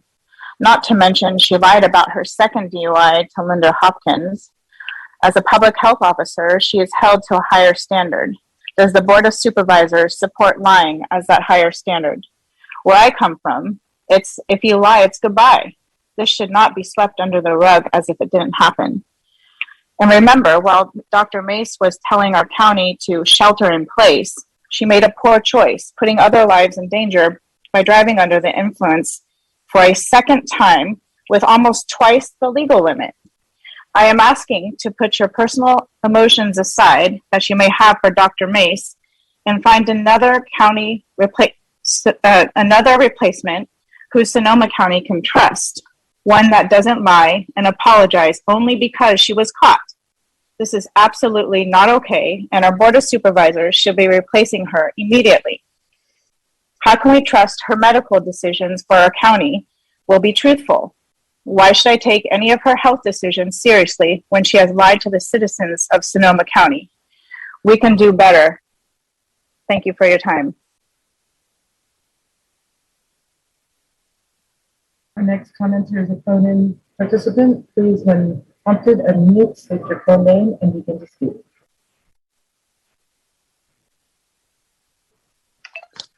Yes, hello.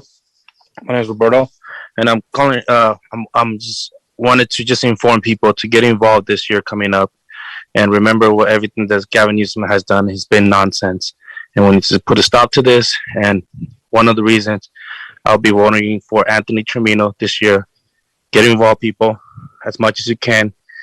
And to Latinos, get involved too as well. Speak up.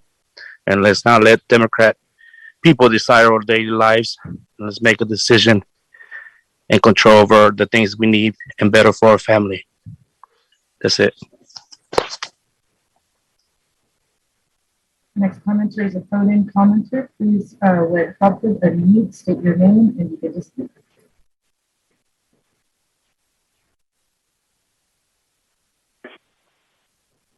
My name is Ian Miller, the 9/11 Truth Campaign. Starting with item 4, all of this criminality is protected by our Board of Supervisors Chair James Gore, diminishing John Jankel in our democracy-saving public comments as racist. His remark gives aid and comfort to Communist China in violation of California Penal Code 37, Authority 2. Which is being investigated in Sonoma County Sheriff's Department, treason case 220-112-008. Thanks to Deputy Sergeant Brandon Van Camp, badge number 1643, and Deputy Robert Crabb, badge 1941, performing their sworn duty under oath of office, quote, without any mental reservations or purpose of evasion, unquote. Authority 3. Thank you.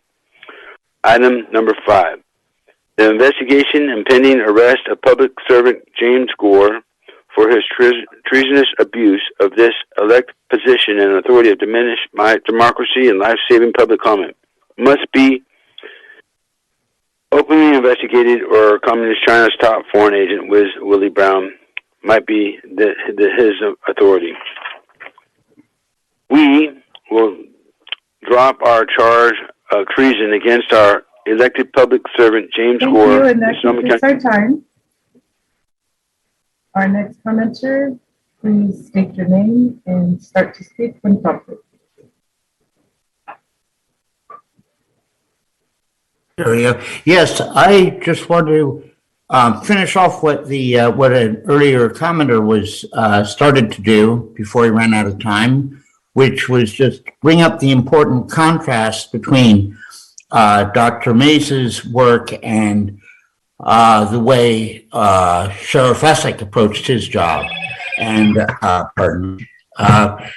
I just think that contrast needs to be held in mind and reflected on.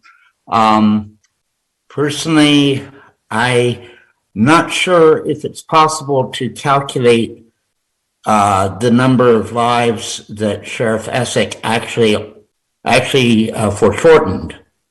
And of course, we all know driving under the influence is dangerous and wrong, and in fact, it's illegal. There's no dispute about that. But contrast the behavior of these two officials. Anyway, thank you very much.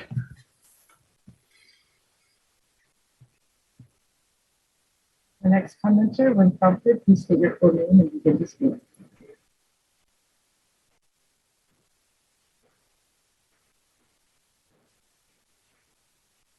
Stephanie? Oh, hi. Can you hear me? Yes, we can. Oh, okay, great. My name is Stephanie Danaher, and I would like to see the setback changed to 1,000 feet. The noise and the activity of the cannabis operation in our neighborhood, which occurs at all hours of the day and sometimes into the night, has ruined the peace and quiet of our neighborhood and created animosity all around. Please change the setback to 1,000 feet. Thank you very much. The next commenter, when prompted, please state your name and begin to speak.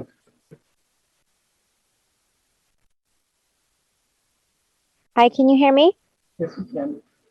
Hi, my name is Michelle Lopez. I'm from Sonoma, the town, and I just wanted to say that, you know, I'm a mother of 3 girls, and I wanted to let you know that my children and myself will never forget how you guys disregarded their mental and physical health. They had to be masked for 2 years. They have to go through segregation, discrimination from their peers if they wanted just to breathe. I want you all to know that, you know, people, wake up, do your research, get informed, and vote. Get out there and vote this year. Anthony Tremino has my vote. Thank you. Our next commenter is Jake. Jake, when prompted, please state your full name and begin to speak. Hello, my name is Jacob Dobrovolsky, and I am a Petaluma resident. I live in the Liberty Valley neighborhood, and I would like to talk about my support for the 1,000-foot setback for cannabis operations.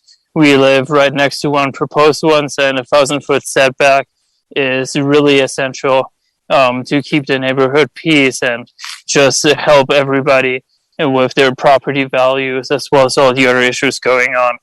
And also we have a change.org petition with over 1,500 signatures.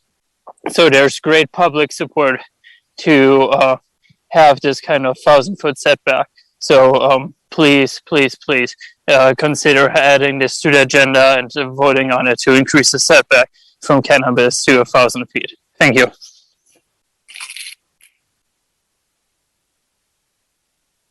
Our next commenter, please state your name and speak when prompted.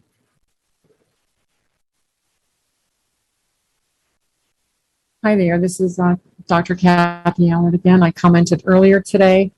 I'd like to have an opportunity to discuss a few issues. As a clinical psychologist who specializes in addictions for the last 32 years and worked with Stephanie Browns and the Addictions Institute and involved with many aspects of treating addicts, I'd like to say that I'm just perplexed at the number of medical professionals that called in today on behalf of Dr. Mace without even mentioning the fact that she may be impaired. It's their duty as physicians and their medical ethical code, just so you all know, the AMA code, and for me, the American Psychological Code, to report and to tend to our impaired colleagues. And Dr. Mace, there's no doubt in my mind, given what I've read and what I'm hearing, that she has an addiction issue. And that should be addressed with the county, whether or not you decide to keep her or not. Clearly, you've made up your mind, which is very discouraging for me.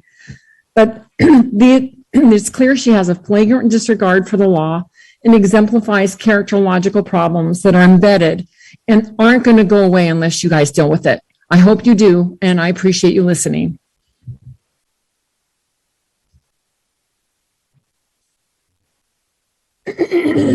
How's that? Next commenter is a phone-in commenter. Please state your full name and begin to speak when prompted.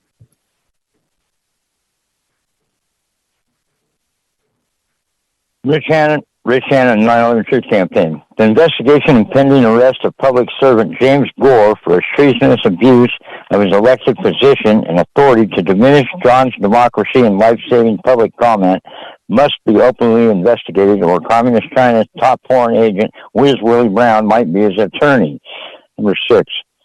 We will drop our charge of treason against our elected public servant James Gore in Sonoma County Sheriff's Department's case number 220112-008 if our Board of Supervisors will support and defend our First Amendment authority for rights to petition our Superior Court, the public accessible one-third judicial branch in our government, for redress of grievances against our presiding Judge Bradford J. DeMayo, Exhibit 4, denying Superior Court due process of law for a petition, Exhibit 5, for redress of grievances, that our California Secretary of State, Dr. Shirley N. Weber, must void all 2020 California votes electing 5 times documented traitor Joe Biden, supported by 5 constitutional authorities. 7. Please, Sheriff Ethnic, run for re-election and help we, the Wiz Willie betrayed people, save our dying democracy by giving aid and comfort, supporting the 9/11 Truth Campaign efforts to enforce our Constitution for the United States of America. The Wiz top client, Communist China, wants to silence us, destroy our US of A, burn our Constitution for the United States of America, re-educate. It's our time. Our next commenter, please state your full name and begin to speak with comfort.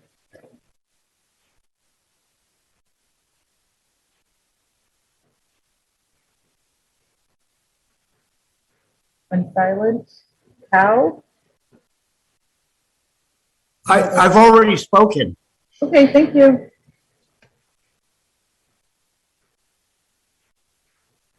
Our next commenter is a phone-in commenter. Please unmute and begin to speak.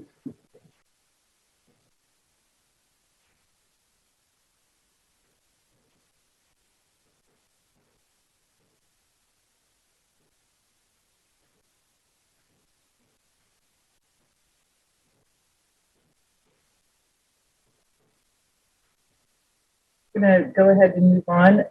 John, you're our next commenter. Please unmute, state your full name, and begin to speak.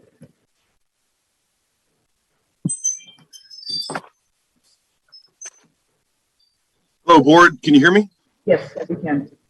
Hello, this is directed right at Supervisor James Gore, Supervisor Chris Coursey, Supervisor Linda Hopkins, Supervisor Susan Gore, and Supervisor David Rabbit. I want to say a huge thank you for what you do. You are leaders in our community, and I really, really appreciate what you do every day. And to sit here and listen to what you have to listen to, I can't do it. I wouldn't be able to do it myself. I want to stand up and high-five you. If I'm in that room, I'm walking around, I'm the guy slapping high-fives at you as I circle your dais there. So again, I just want to say thank you for what you do. You are true leaders in our county, and we are blessed to have you all. Appreciate it.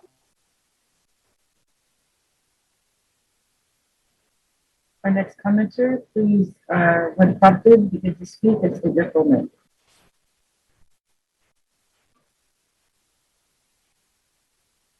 Hi, my name is Rachel Hairston. I'm a full-time single mom of 2 kids, one with special needs who has been unable to attend public school on campus due to the mask mandate. I have schooled him at home through independent study. I lost my entire business this pandemic. I am a veteran who served in Iraq and rose from the ashes of homelessness, only to lose it all this pandemic. I had to fight EDD, and I had to jump through every hoop.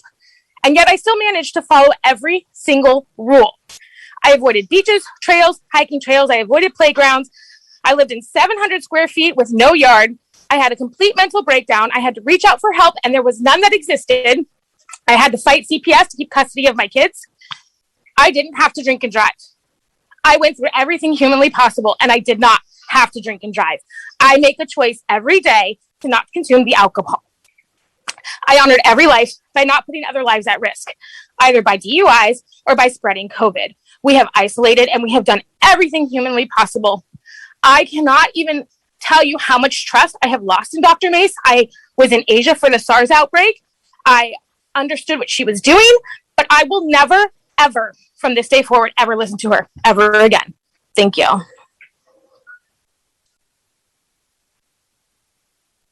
Our final commenter is a phone-in commenter. Please, when prompted, state your full name and begin to speak.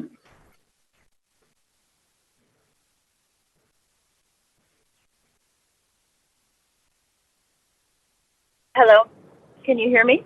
Yes, we can. Okay, my name is Lorinda Merkins. I am calling basically to follow up on some things I've heard, and my first comment is in relation to Dr. Mace, and I have to reiterate what the other people have said, that I have lost complete faith and trust in her just because of so many offenses where she's been dishonest with her revealing her investments, which is required by law in that Form 700, and also with being dishonest about the drinking and driving. And while I wish her the best and that she does get help, she does need to get help. And while that's happening, she can't be making decisions for approximately 500,000 people and our health and the health of our children. So that's my one comment. And then the other thing that I would like to bring up again is I'm very curious how it is not a conflict of interest that the county has millions of dollars invested in Pfizer and Johnson & Johnson. This is something that anyone on this call or anyone listening could check. It's on the county website. It's the GASE 31 report ending in June 30th, 2020 and June 30th, 2021. Thank you. That does complete our time. Thank you. Therefore, that is all the comments for Zoom. Thank you very much, Karen. Thank you for those who called in. Tuesday, start date 6:15 p.m. I do want to not make light of it. Just thank you for being here, those who are still with us. So I want to kind of set and get a check from my colleagues from the county administrator how we pursue the next bit of time we have together and how late we want to go tonight and what decisions we want to make. And I say this because, as we talked about before, is that we have a huge amount of discussion and questions we've asked and other things about financing options. But I don't know about you all, but the idea of us making a decision right now with a vote and a motion on if it's a 33 million or a 55 million or a item that comes back with a calculation or an assumption based on the loans for the different federal programs and other things that we do is, I feel like there's more here to discuss, quite honestly. So I really want to get a sense from the county administrator if we want to go directly into kind of a staff presentation on the Sears site and then bring it back to the board for deliberations on quite a few just discussion items. Get a gut check from each supervisor about where you're at, where your interests are, and what you want to explore going forward, so we don't just hack it up and go straight into motions and other things.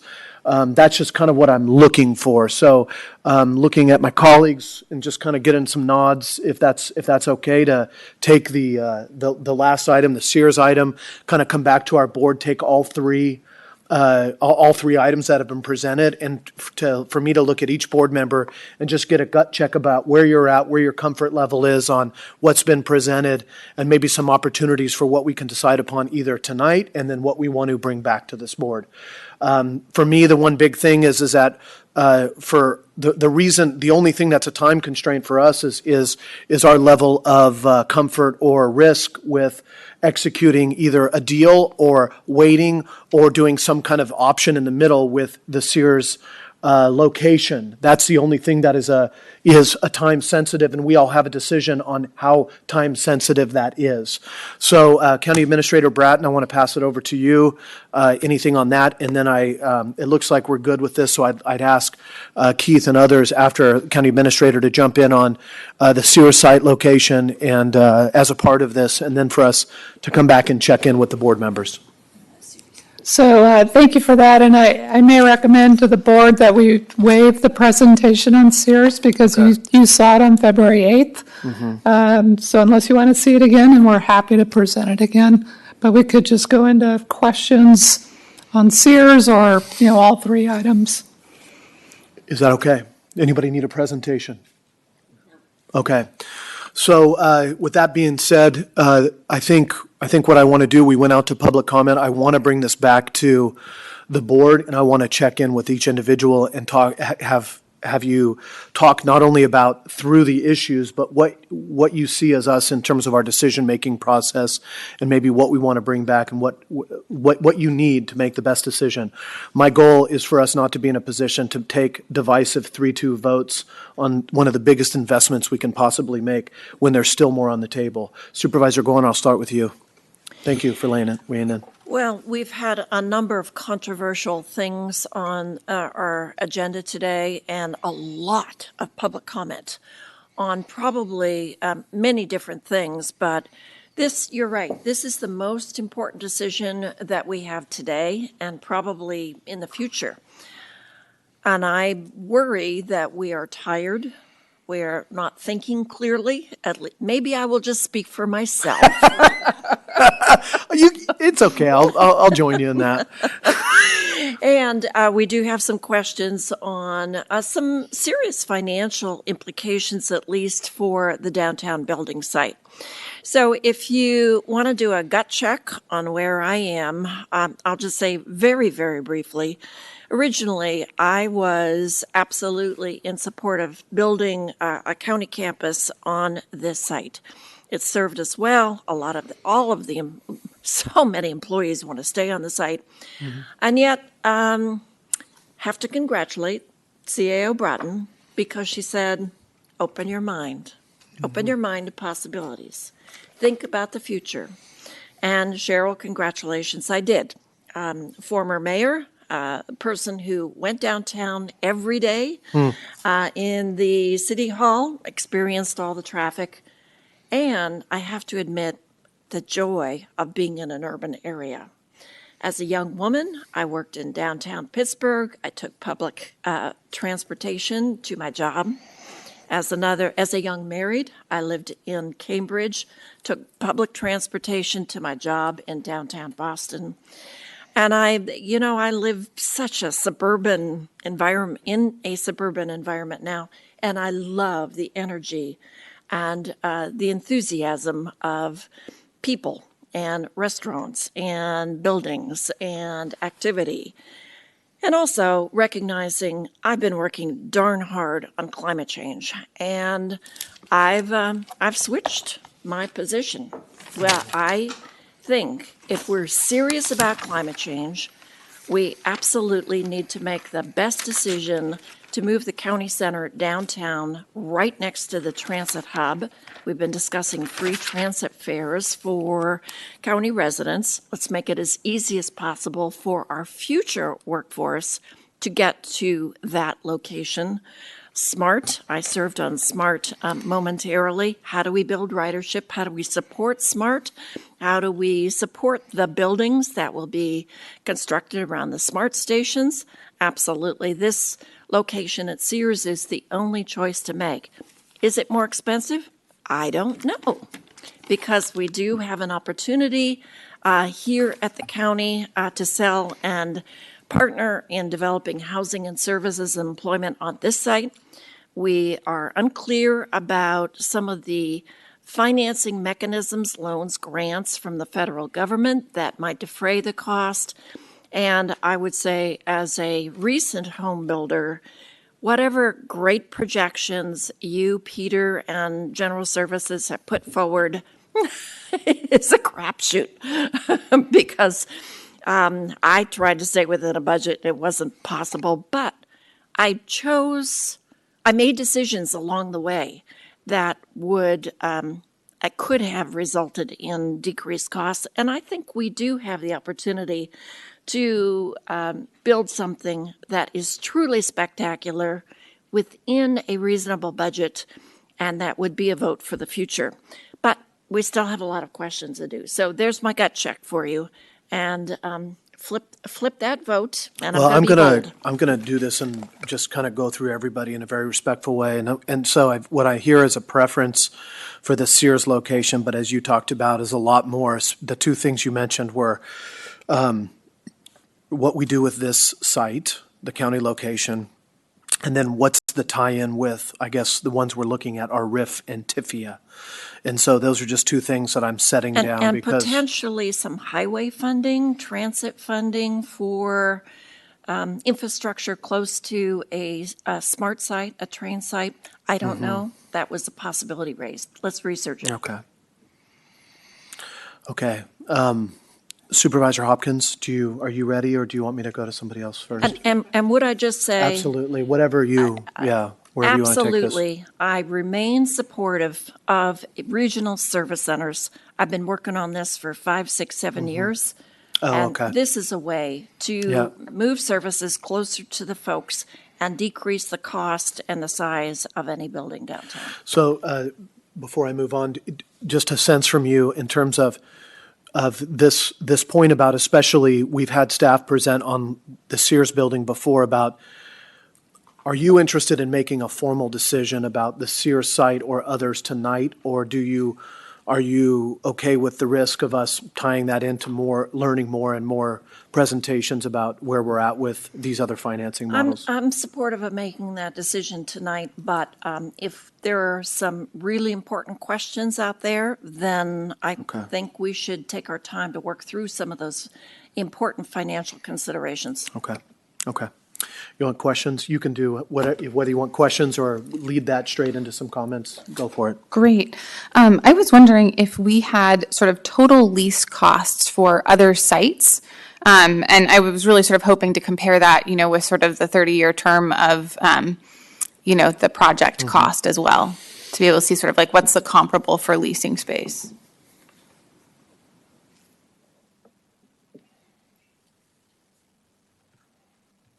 I know one of our largest sort of areas is in western Santa Rosa. And then we also have health services southeast. Over by the airport. I'm sorry, through the chair, can you clarify, are you saying what the costs are for all of our current lease sites, or are you asking for the costs if we were to lease the same amount of square footage as the new building? Thanks for asking. I was looking at the current lease costs, just because, we're not talking about moving the whole workforce. I think I've got a lot of questions and concerns from the community, or there's a thought that we're moving everybody, and so, wherever it is, we're not going to be housing everyone. I'm wondering what the costs for the other over 2,000 employees, right? And through the chair, this is Keith Liu. Our current rent roll for leased properties is about $10 million. And that also includes other leases, including some towers and some warehouse spaces as well. We can go back and have a more precise number developed and present it to you. Through the chair, Peter, do you have the lease costs that would remain that we would have to continue to pay under the recommended scenario where we're moving 1,800 employees into a new building? So I don't have an exact number because there's still question marks about which exactly employees would be moving. I think that under the 1800 scenario, I believe we have looked at something in the neighborhood of 4.7 or 4.8 million in reductions. Does that, yeah, Keith's nodding. So I think that's correct. So we would still have about 5 million, which as Deputy Director Liu mentioned, includes also things like lease of tower space or lease of warehouse space. So it's not kind of exact apples to apples. Thanks. I would just be interested in particular, if we're sort of looking at the potential for the county complex, would it make sense to actually build more capacity and lease less, or sort of what's the cost effectiveness comparison between those two options, especially if you're looking at over, a 30-year time horizon. So if we can get that information in the future, that would be awesome. Other question was with respect to CEQA for the kind of downtown versus the county complex. Now, I'm not a CEQA attorney or a CEQA expert, but it strikes me that, we do have the existing use at the county complex. And so when we're looking at sort of, a redevelopment project, would that sort of make for a more streamlined CEQA process versus the downtown where, it would be a change in use? And then I'm just wondering sort of how in particular VMTs would be calculated, what kind of detailed analysis would be required downtown? Are we going to need to sort of, map where everyone lives in the county and then, make assumptions about driving? Would potentially Caltrans be involved because there might be impacts to 101 off-ramps? Sort of what's the level of complexity for a change of use in the downtown location? Any thoughts on that?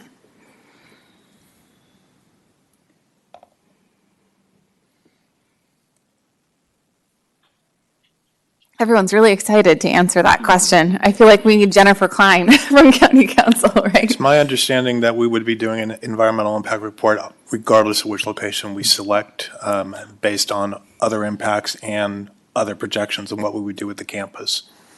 So it looks like we've got another person popped on, Victoria or Keith. Do you have anything to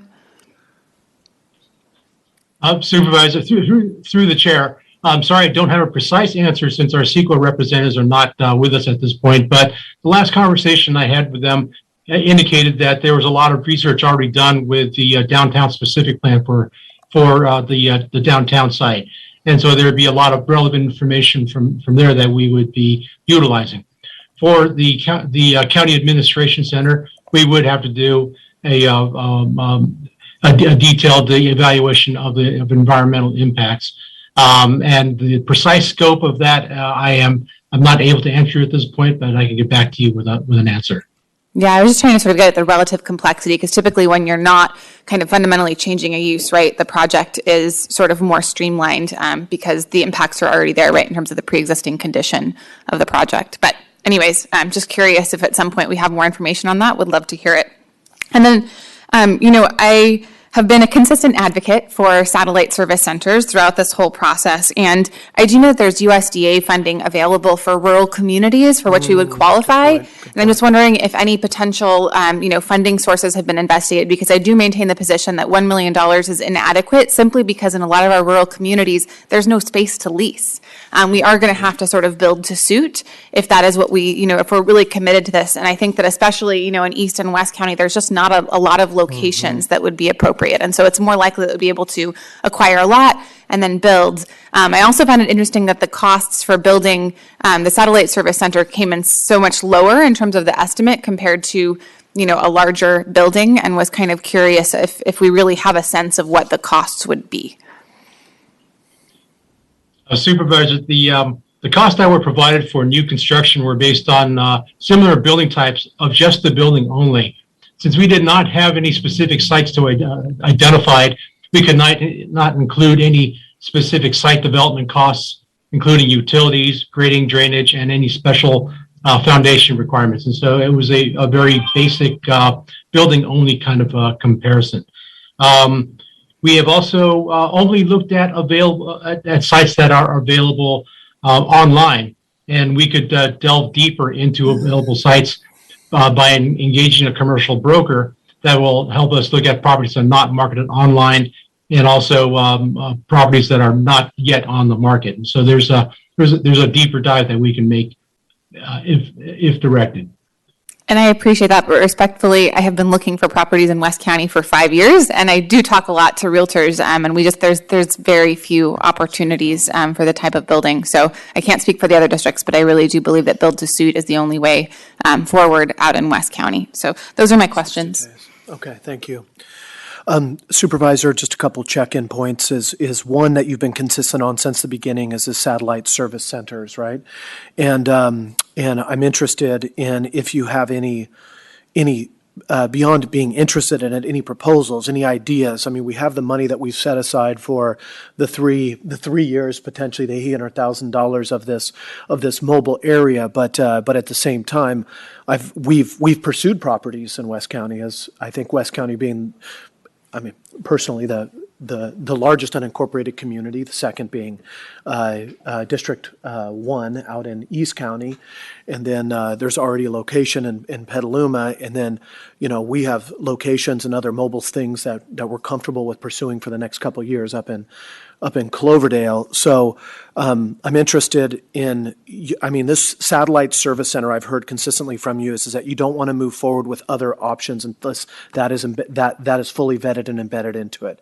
And is that what I want to be just clear with that?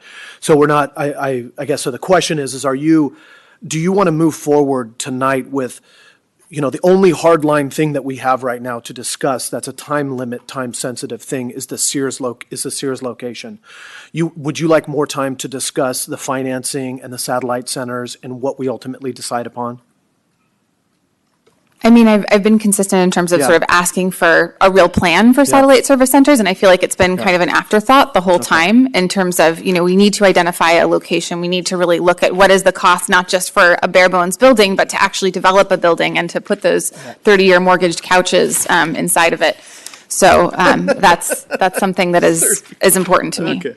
And I'm, in terms of the Sears site, you're the chair. If you want to take an upper town vote on that, we can have that conversation. I think I want to get a sense. There's two items really. There's this big deployment of our finance and our resources, and then there's a property that we're talking about that's accelerating the conversation and making it hot and fiery. And we have multiple ways we could talk about getting an idea of what we want to do with the entire county complex, and then do we want to put an option on the Sears property and look at things like the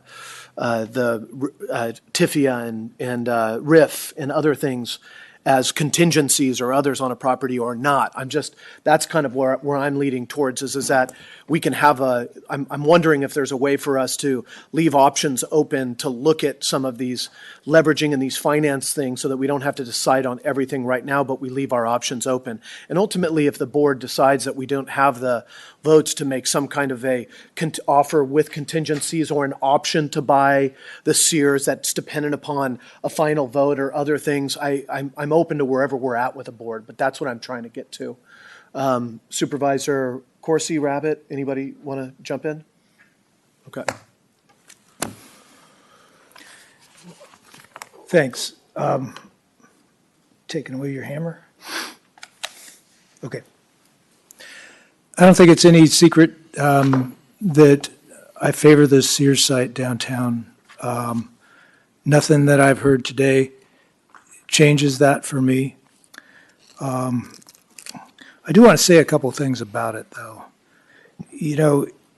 There's been a lot of talk, there's been a lot of suggestions that this project is designed to revitalize Santa Rosa, to bail out the city from its development doldrums, somehow to save the downtown. I say absolutely not. That's not what this is about. There may be some side benefits for downtown. There may be some side benefits for the city of Santa Rosa. But to me, to all of us up here, I believe, and to the residents of this county, this project has to be able to stand on its own as the right thing to do for Sonoma County. It needs to be the right thing to do for all of our residents, for all of our taxpayers, regardless of where they live. The investigation and planning and deliberation about how to create a county campus that's safe and healthy and comfortable for all of the people who work here and all the people who visit here has been going on for years. I've only been on this board for 14 months.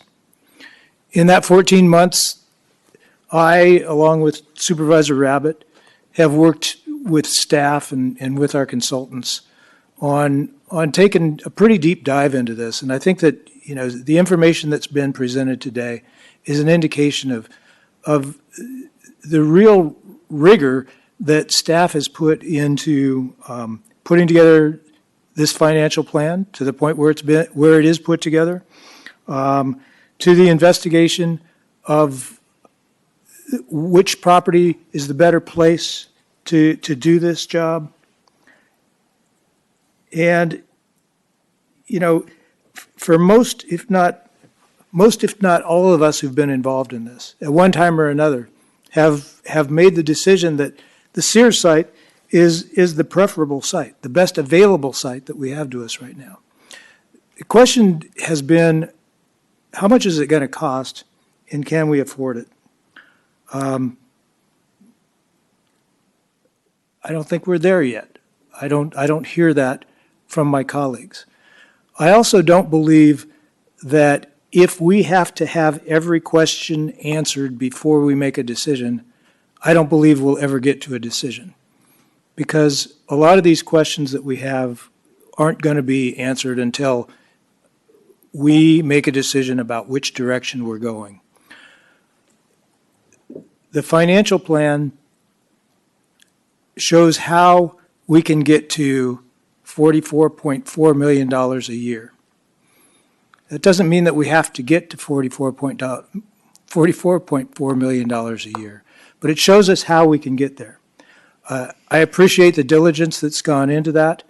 It's not a case of robbing Peter to pay Paul. It's having some fiscal discipline over a period of time and making decisions based on the needs that this county has. The beauty of it is I don't think we're going to need $44.4 million. First of all, we're talking about a RIF loan program that can reduce the cost, the availability payment from $42 million a year to, $34.4 million a year. So that $34.4 million a year is $10 million less than we have been just told that we have the capacity to do with fiscal discipline. $10 million more than what we may need if we can get RIF involved in this. A letter is in production. I can hear the typewriter clicking right now in Washington, D.C. I want to see what that letter says. I want this board to be able to have confidence in what we're paying, to have confidence and a real understanding that when we make this decision, we're not making a typical decision of we're going to have a $10 million project and by the time, people go to work on it and start doing change orders, that it's going to be a $15 million project. When we sign the P3 agreement, we lock in the costs of this for 30 years.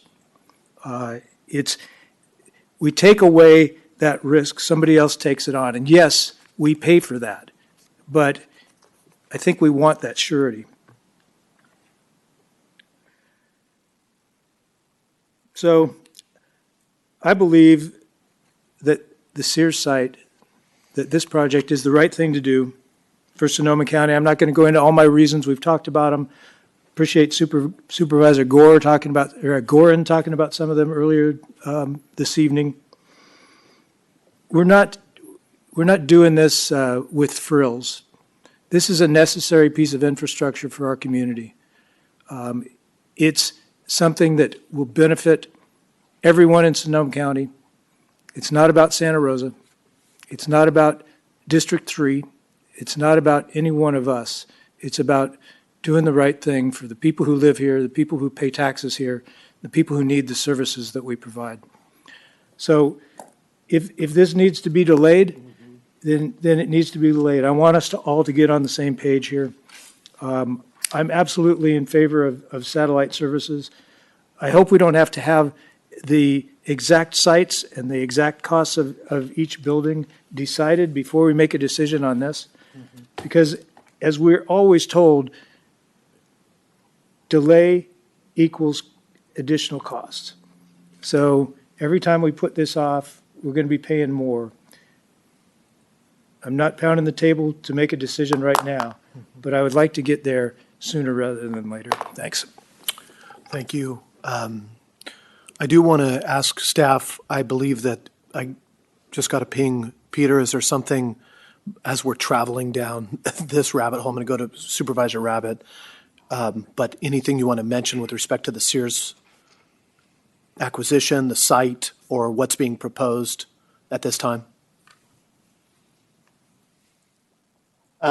So I think that I was going to defer to Victoria Taylor from PFEL, who has been more closely engaged in the Sears conversations than I have, just to give some information. She's both on the RIF and on the Sears site, and may have some information on what we can or cannot expect to do if we're looking at creative options.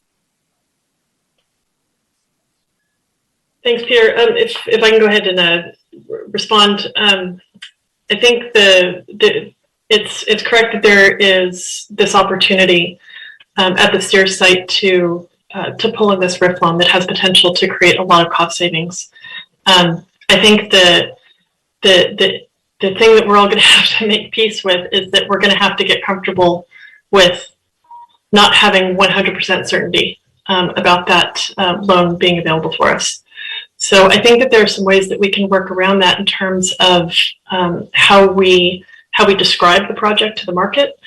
But I think the issue is that because of the way the Bureau timing works, the way the CEQA and NEPA process timings work, the way the acquisition timing and due diligence processes work, there isn't going to be a place where we can get 100% certainty on the RIF loan until it's actually signed. Which is something that would happen right before financial close. So while I think, and while I'm comfortable telling you and the public that we can have a high degree of certainty in that loan becoming available, I think my recommendation to you, and as somebody who's done a lot of work with this loan program, because we've acted as an advisor to the Build America Bureau and also to borrowers of these loans and helped to close about $6 billion worth of them. When we get that eligibility question answered, and the credit process needs to run its course, but I think if we try to insert any sort of, I think kind of contingent elements into that credit process, it's going to make the project very, very, very difficult to advance, both with the Bureau and with the market generally. Thank you. A word of caution. Appreciate that. Supervisor Rabbit? I appreciate everyone's work, and I know that we're trying to go fast and furious. At the same time, there are a lot of questions, and there's still a lot of questions outstanding, so I do appreciate that. And I understand from my colleagues, certainly those that do have stronger ties to Santa Rosa, their desires, and I guess I just respectfully disagree. I look at it the old-fashioned way, as I think, quite honestly, the only one up here who has actually been involved in development, although not a P3, and certainly not to this scale. It is not that it's not that different in terms of how you put together a project and make sure that you can get it built in a way that makes sense financially, looking over the horizon. And we had that call yesterday. I think I asked, and I still can't get this out of my mind. If it were me, we own this land.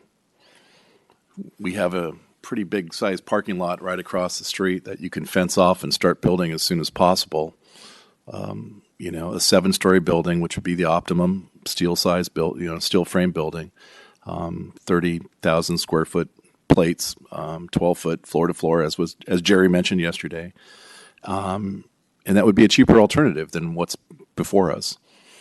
And I'd still like to look at How much money are we going to put down with those one-time costs to really see what we can do about the annual payment? I mean, we have 45% in basically contingencies and escalators built in into that figure. And I know that if you have a contingency that high, are we that satisfied with the numbers that we're using, or are we have that much, we don't have that much faith in them that we have that high of a contingency plus the escalator on top of it? And I keep looking at all those things, and they are really stand out, because I don't think in the private sector that that's what would happen. And truth be told, the reason there isn't an 18-story building downtown built by the private sector is because it doesn't make economic sense. How does it make economic sense for the public sector? I know we're different. I know, we can say we have the money, but we have lots of other bills to pay, as it were, on an annual basis. And I think it is growth through the general fund that I'm most worried about. I know we need new offices. I just want to do it in a phased approach, quite honestly. Take one bite and then see how that turns out, and then move again. And I know that second phase will be more expensive than the first. That's just a given. But at least the payments in the interim will be less expensive than they would be otherwise. And to me, that makes more financial sense. It's a safer route to go for a county that has really had not that much, if any, long-term debt. We have to carve out in our general fund, and that's the huge question that we have to ask ourselves. What percentage are we comfortable with? And, we've still not really had that because every other year that there's growth, it gets swept into those funds and gets spent the following year for growth within the programs that we have. And we could say that we're going to, somehow escalate growth and not count on it, but in the past we always have. So what's going to be different going forward? And I have a hard time with that. I think I've expressed my concerns over and over. I do think that, again, more information is better. PowerPoints are great, but they don't really tell the whole story, and they don't explain everything that I think that one needs to understand when making a financial decision of this magnitude. So I'll leave it at that. Thank you, Supervisor. I heard a couple things which I actually agree with both. Is that more information is better, and you can state that that's evident by the questions that we've had today and the follow-up questions or the follow-up answers that need to come. And on the other side is this point of we have to give a target at some point for staff to be able to develop something. Mm-hmm. So I think in between of that, those is the magic. So, I agree with all of you is that the reckoning is here. We've put the money aside. We've decided to limit our investments into deferred maintenance because we know that this campus is going the way of the dinosaurs in terms of the existing buildings. And so this question about, I think it's a germane question about building big with at one time locking in costs, locking in savings with a partner, building and scaling up. One of the things in my conversation with the county administrator was how much cost of supplies are looking, they're going up month by month and month. But once again, we're still talking about a lot of this anecdotally, even though there have been good PowerPoints and good presentations put together. But we're still talking about this anecdotally, and I don't hear anybody ready to obligate on Tuesday night, March 1st at 6:50 p.m. the county to locking into $33 to $55 million a year based on the information that's before us. So what I want to do is I want to state where I'm at and where I think we should go process-wise as opposed to product. Product-wise, I've been very clear. I do support the Sears location as the primary option, but I also do that with a desire to go lean on that build-out. I'm the guy who's looking at, I like the location, I also don't want to be the person who pursues that as a $55 million endeavor. I even balk at the $42 million a year. I'm looking at a location as a primary win, and then the partnership with the private side and the investment, and then leveraging and scaling up onto that later if we need to. But at the same time, I'm also not I've said this before, I'm not a 10-0 on this, right? I also like the fact that we have a fallback, which is a county complex that's large and that we have control over permitting and we have control over these other things. And so I see it as a great opportunity. So if we were not looking at the Sears building or the Sears site, we would probably be doing 2 or 3 more workshops where we'll go through this, or not even during a regular board meeting, maybe set up a special board meeting where this is the only item, and maybe we call in virtually and we go through more and more. So the question I really want to get to with you all is that I also would like to still give Sears a chance. God, that sounds like a song. Isn't that? I don't know. Peace. What is it? Peace. Thank you. Give peace a chance. Give Sears a chance. Okay. But if we don't have the votes to do that, then I'm okay with that. If we also don't have the votes to secure it, and we have to go through more due diligence and do another meeting and then see if it's still on the market and go after that, I'm okay with that as well. The game changer for me is not only have I been supportive of it overall for the leveraged impacts, but this idea of being applicable to RIF. And I understand, Victoria, what you're saying. You're like, I can't promise you that, but you're like, it looks good and it is eligible and it is built for this program. So I'm never going to promise you that or the timeline, but it looks good. So what I want to come back to the board with is less the conversation about us deciding on financing. Staff has heard a lot. They need to meet with us about follow-up questions. We need to talk about building out a full area of the satellite projection in the offices. And then the other thing I think we should decide is, do we feel comfortable with what kind of option is on the table for Sears with a good earnest to give that an option, or are we going to risk losing that site and still maybe even pursue that site, but not with putting in an option today? That item that I have on the Sears looks to me like it requires a 4/5 vote. Is that correct? Looking to the county administrator to obligate the earnest money, the $500,000. That's correct. That's the way it's set And up. so what I'm looking to my colleagues at is that are we okay with putting aside the financing discussion for now and having a conversation on if we want to make that offer to keep Sears on the docket now, or if we want to just bring this all back as a board and see what happens with Sears in the interim. And so I've had 3 colleagues, myself and 2 others, who have talked about an interest in downtown. I want to do this in a very open way. If you're not comfortable, if you are comfortable, but I'm interested in hearing from my colleagues if we want to ask questions about this Sears building and dive in on this site location and link it to satellite services or whatever. Yes, before we go on. Just a point of information, and that is, if the board wants to dive deeper into the financing plan, that's going to have to wait until after budget, because Peter's been carrying that and we're in the middle of preparing our budget. So, if we want to look at the Sears side, or, it's the general services team, that's a different situation. But more information about the financing plan, it's likely going to have to wait until after budget. So I just wanted to put that out there.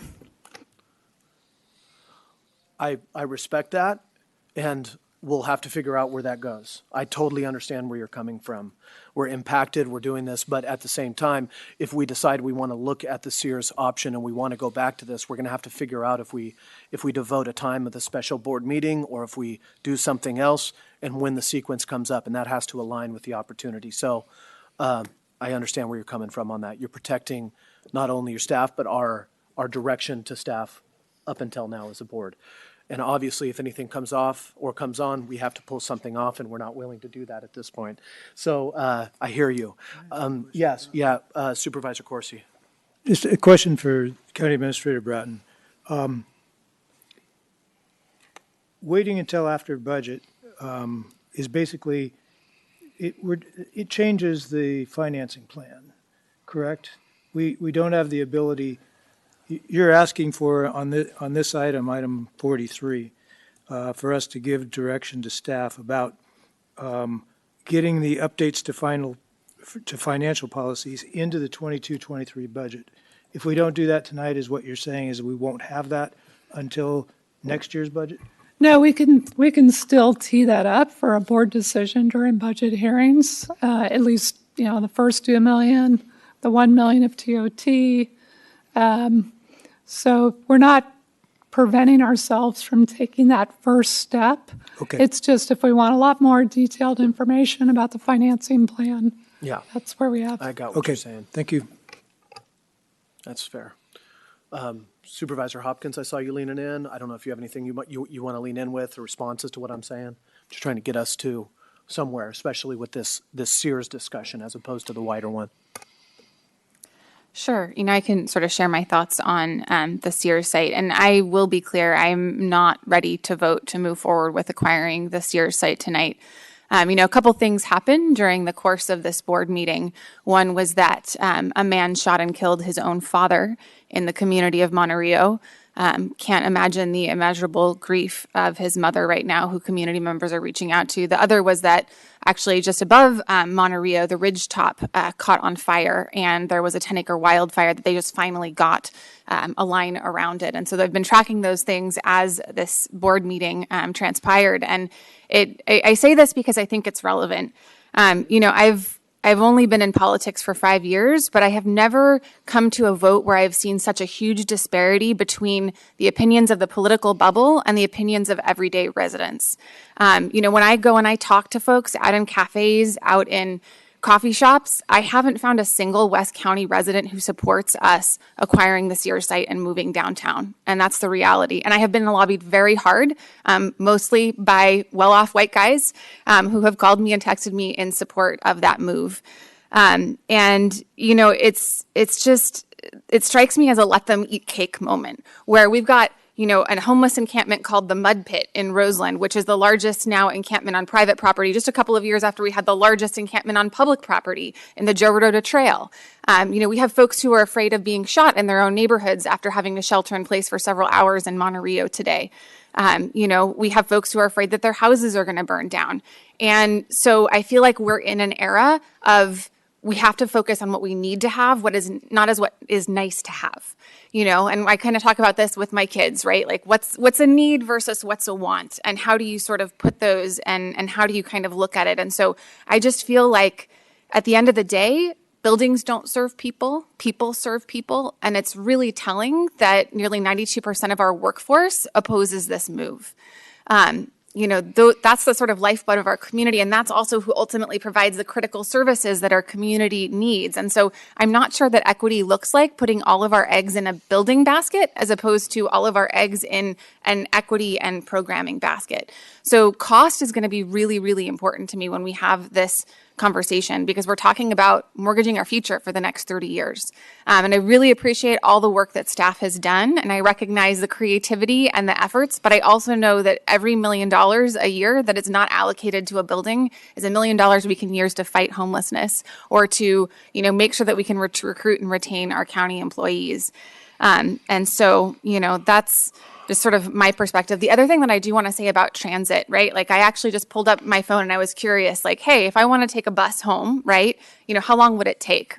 And I think the challenge with transit is actually the transit system, less so than the location. And I think that investments in the transit system and making it fare free and making the bus system more frequent and making more direct routes that are express routes so it doesn't take as long to get home, those are all critical investments that we need to make.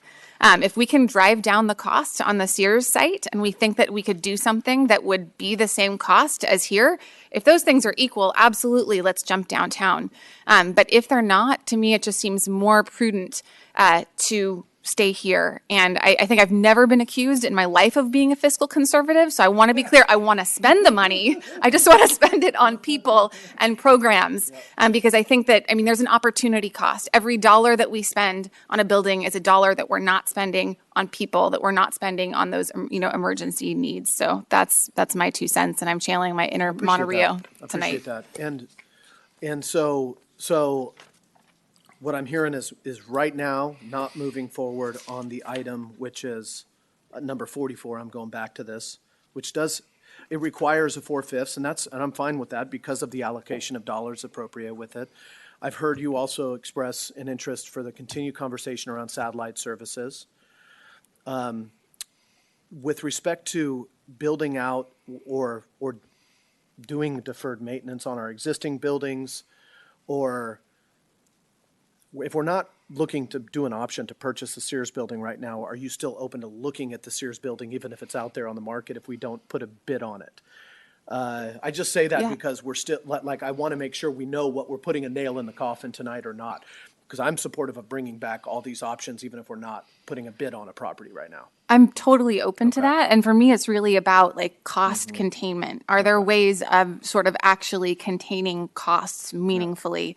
And I also do, want to say that I feel a sense of urgency, right? This first got discussed in 2009. Yeah. We've had a few distractions since then, but we do need to make this investment. And the deferred maintenance argument that was presented as the first agenda item was very compelling. And I think we have an opportunity to create good jobs to, improve services. Thank you. Okay, Supervisor Rabbit, I'm good with this. I'm looking at item number 44, which is the Sears site. Anything you want to state about your support or not? Kind of the same question I asked for Supervisor Hopkins. What I've heard from you is not support for purchasing it. Are you open to continuing to look at it if it's on the market, even if we don't move on it right now? I've heard support in that way, but I'm just interested. I'm being open. No, I mean, me personally, Okay. no, but Okay. I mean, I think I've been clear about that. Thank But, I'm one of 5, so whatever the majority wants to do, I don't want to preclude Okay. that. Okay, so I want to go back and first of all, the item on the deferred maintenance, which we rolled into this, item number 37, was an information report. It did not require anything. Item number 44, I do not see the votes here to make a notice on either A or B to appropriate our funding into the Sears site right now. We do not have the votes for that, and that has to be a part of a larger discussion. That's what I'm hearing. So I want to go back to item number 43, and I want to, the only reason I go back to this is because even though there's some items here that what I hear happening is we've accepted the report, prepare necessary updates and financial policies. I still hear an interest from Supervisor Corsi and others, that question about us looking, I still think it's appropriate that we look at the financing mechanisms during our recommended or our quarterly budget update in April, and then following up in June, and whatever we do to vet this issue more is still those policies for the TOT and the ongoing general fund and the escalator coming through with it. I do not have right now, it looks like, support for prepare an RFQ, a request for qualifications, or an RFP for the issuance. And then there was another item which was authorize staff to submit applications for Department of Transportation, TIFIA, and RIF. County Administrator, anything that you want to try and get out of us, having heard what we have not provided tonight already?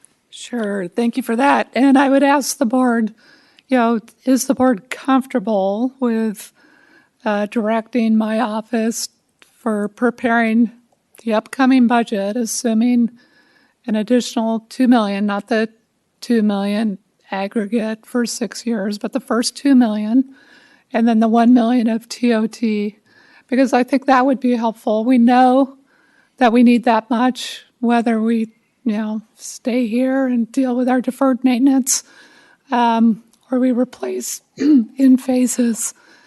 So I would ask the board, is there a comfort level to direct us to build the upcoming budget with that additional $3 million of ongoing that would be part of the deferred maintenance capacity?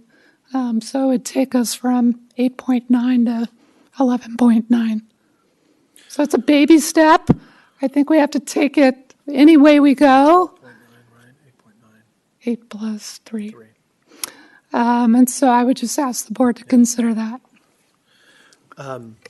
Now, are you asking for us to, I mean, one thing is to cook it in. The question is I know what my colleagues are going to say, and I am too, which is, yeah, I don't mind if you propose it and put it in there, but I'm going to want to look at it on a spreadsheet with respect to the rest of our general fund allocations and where we're at going forward. I'm going to want to look at it comprehensively. So, you know, building it as a proposal in the board versus are you asking for us to, I mean, basically straw vote approval of that already?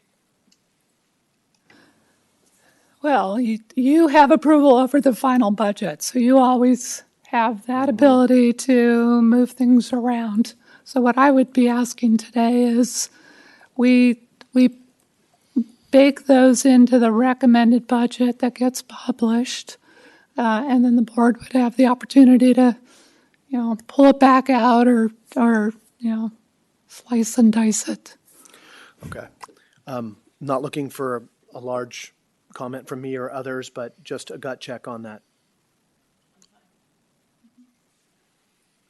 Yes. Hey, we have the ability every There you budget go. season not to spend There money you and go. to allocate it into other We can pull. sources. Okay. So I have clear direction to bake that in, but don't cook it. Right? Like maybe put the ingredients together. Yeah, don't eat it. I don't know. You know, it's easy to criticize from the corner down there, especially if you're Iron Man. That's right. Tony Stark. So don't give me none of your chat down there, Mr. Lawyer. Always keeping the chains on me. Don't unleash me, man. So I hear guidance from the board to put that into our budget documents. I assume those would come back to us in April. For an initial view at our quarterly, and then it would come for us for full deliberation in the middle of the year. And I've heard three board members and even a fourth who's still interested in keeping the Sears site as an option. Now, obviously, if I am Simon or whatever, and I'm watching this, and I'm thinking, God, are they really going to do this? Are we really going to move forward? This doesn't look as good as where I'm at. I think we understand here as a board that we're risking losing a site by not moving on this. I know that we understand the risk there. And obviously, as you've seen, we're willing to risk that. Now, the question is the authorized staff to submit applications for TIFIA and RIF. I am interested, Victoria, in this strange place that we find ourselves where we're not purchasing a new site that would go to that. Can we still explore that even if we do not hold that site under? Can we go back to Simon or wherever it is and say we are still in play for this property from what I've heard, and we want to work together to explore that option as we come back with the financing? Yes, I think so. We can keep talking to the Bureau and trying to advance the application process. Well, Supervisor Rabbit? Just confirmation on TIFIA, as I understand it, it's about transit headways, correct, on the TIFIA. So it's not necessarily, that's not associated with the rail. It's about having sufficient transit headways, which is a problem. You know, I know this from MTC. It's a problem throughout the Bay Area. But of course, we control Sonoma County Transit. So if transit headways need to be adjusted in order to make ourselves more eligible, better better off. You're eligible. Well, but if it is about transit headways, we have control over that. Thank you. Okay, so the one thing that is approved in here is to authorize staff to submit an application or continue to look into that in whatever way you need to. I also just want to see from the board is there any other guidance we want to provide? I'm not looking to. The first question is to the county administrator and county council. Are there any items that you really want us to accept in this 43, since we're not moving forward on 44, and we're not taking a no vote on it? On 43, do we have to pass a motion to accept anything there? No, but I guess I'd ask the board to talk about how to contain cost. You know, the biggest way to contain cost is make the building smaller. We gave a range of 3 options and recommended the middle. The lower option lined up with the number of employees that are in our currently owned buildings that are, our challenge, our deferred maintenance challenge. So I'd be interested in hearing from supervisors, is that the cost containment kind of route you're interested in going? A smaller building, less staff, let's deal with deferred maintenance. And it lines up a little bit with Supervisor Rabbit's phasing. It's a different way to phase it. So I just thought perhaps we can have a conversation about that. Okay. Right now? As opposed to a special board meeting with. Yeah, I'm Peter not going to running let you point? go home yet. Well, and I'm not giving you the option of not having a special board meeting on this yet. So we can play this back and forth. So the only thing that I heard for cost containment from everybody was looking at securing the RIF and TIFIA as one. That's not a cost containment, but that's an interest cost containment was number one. And then I heard Supervisor Rabbit's proposal, which was to lower the footprint, or and even though we weren't talking about this with respect to the Sears building, is do a phased build out, build what we need slowly and surely, and make that investment hit high priority areas, maybe even a triaged approach. Is that what I heard? That's the only thing I've heard that is really a cost containment. And maybe part of that is the satellite offices and having other staff that, are regional in some other areas with respect to limiting the need for a big building, right? Supervisor Rabbit? Yeah, no, I think, while I appreciate our approach, when Sears came available, we never had the financing really within the ad hoc. That came much later. And I think that while this, trying to come to apples in hindsight, probably wasn't really where we should have gone. It's just like when you buy anything. What would I really like to buy, and what can I afford?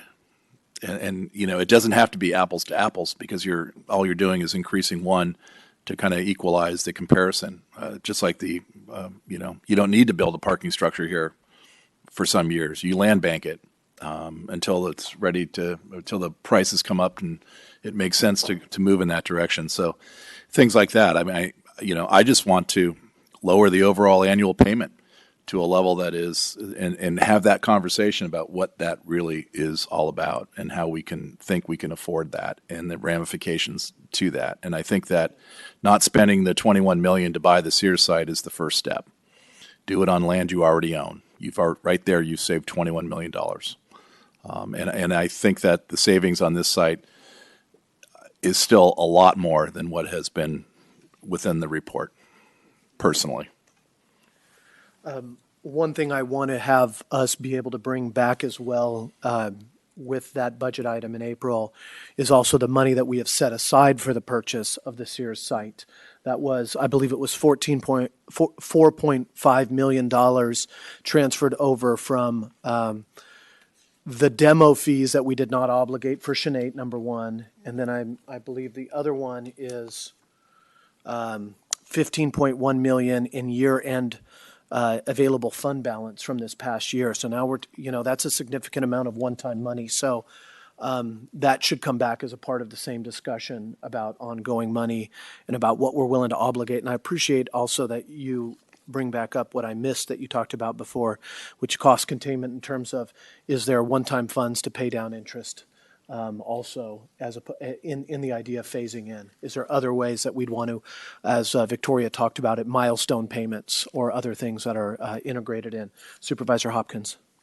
I have a crazy idea that I'm going to throw out there, just that, might there be some opportunity to partner with the Renewal Enterprise District on like a mixed use opportunity in downtown? And I know I've asked this question of the CAO, is there an opportunity to partner with the city of Santa Rosa? I know that supposedly they were on a slower track for their sort of, redevelopment of their council than us, but I mean, the need for this kind of a chambers, like there's so much, I feel like that kind of a, partnership could be really powerful and could drive down the cost.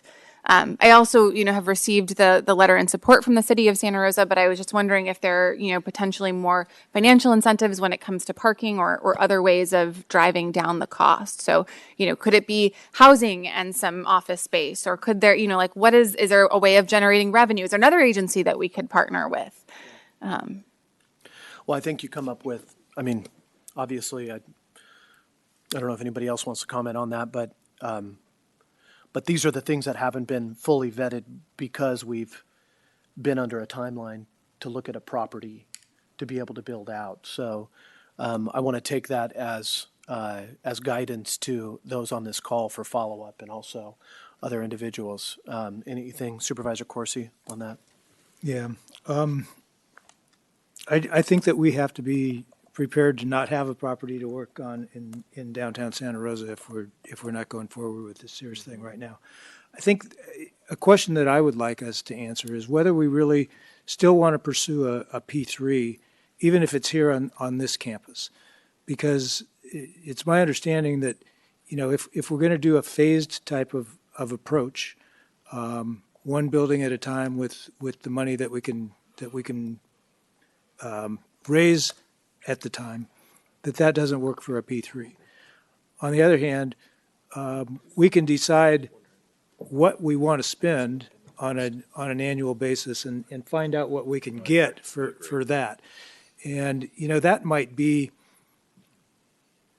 the simplest way forward, is for us to just have a conversation about what number we're comfortable with on an annual basis for 30 years, if we're even comfortable with that type of a situation, but then find out what that can buy us. Yeah.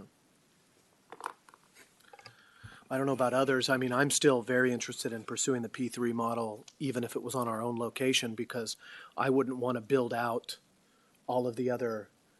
If we were building here, I still would want to be somebody who's looking at housing, at mixed use, at other things, and I don't see as us being the primary developer to build that up and recoup all those costs. I would rather see those come from a leveraged financing option. That's the way I've always looked at it. And I will state that when we first started this, before we really dove into the downtown discussion, the P3 model was proposed, and it was the follow-up for just the county complex itself.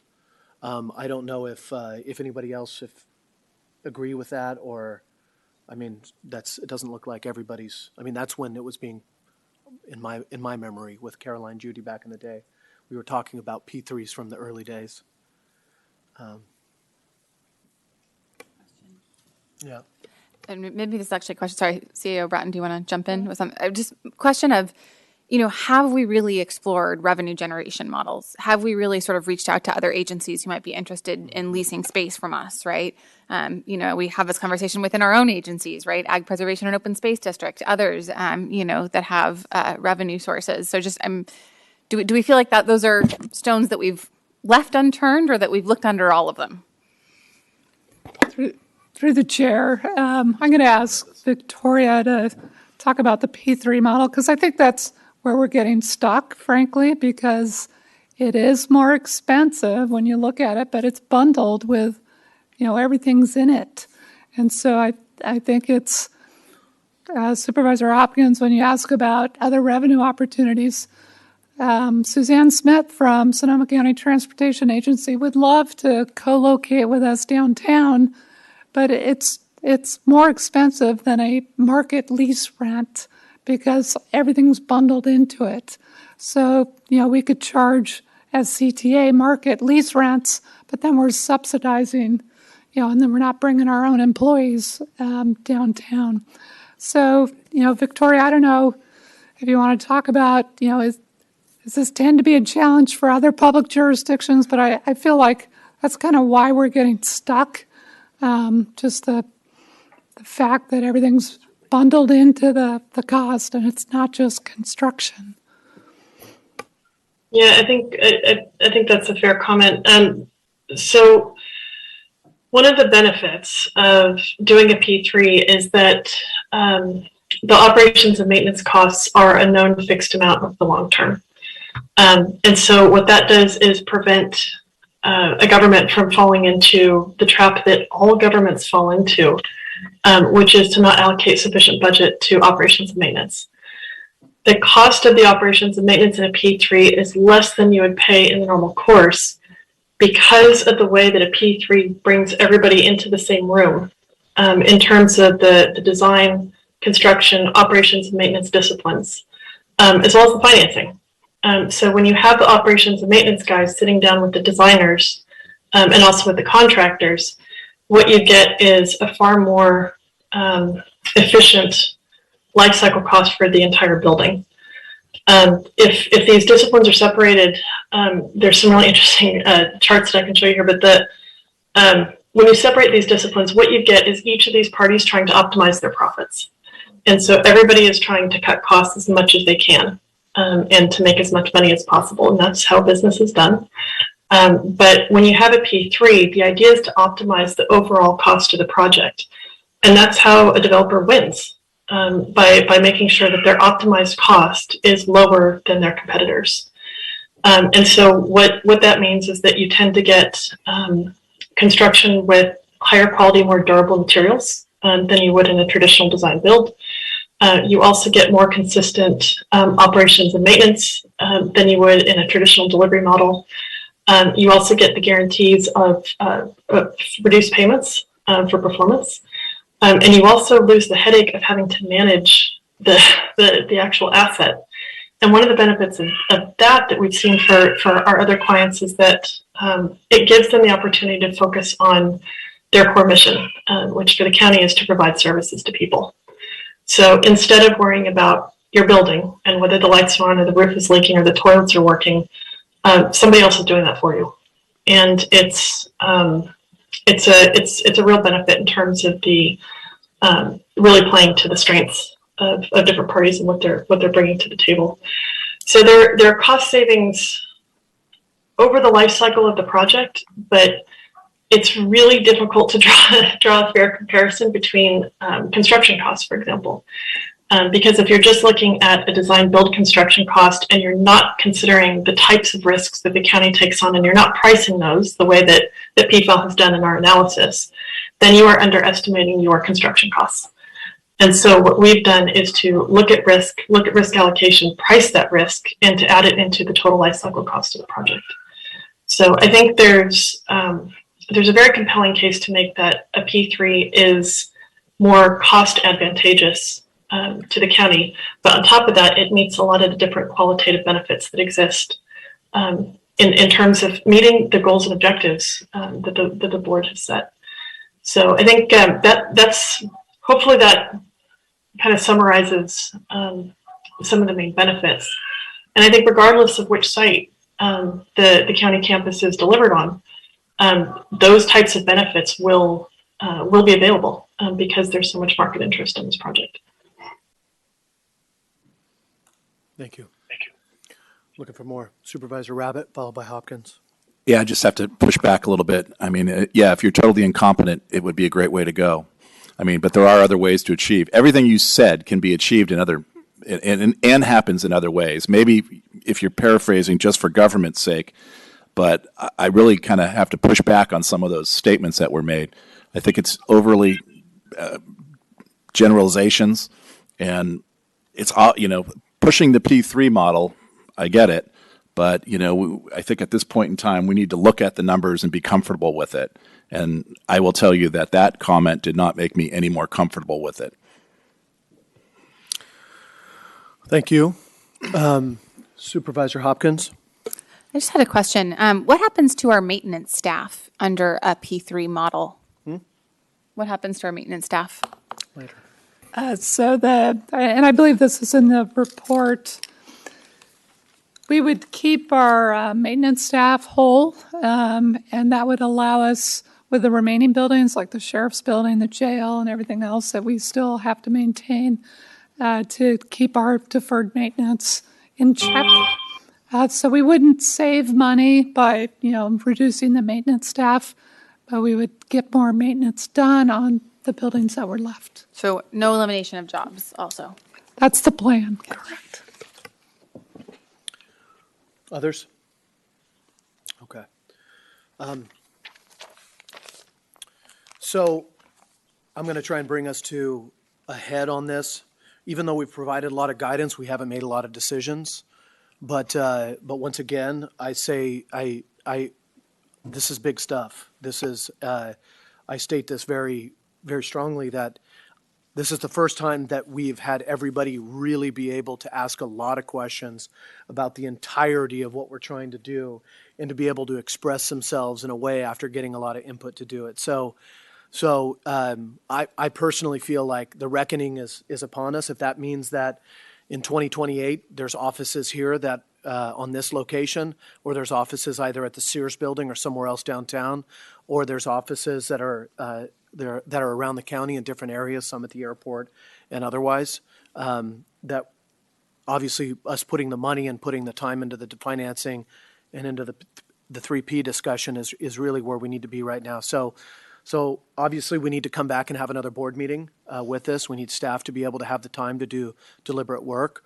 And so I don't see a lot of decisions outside of what we put forward. So what I'm going to be looking to do is to move us on from these items. I am going to have to take public comment on item number 43, which was the Sears building.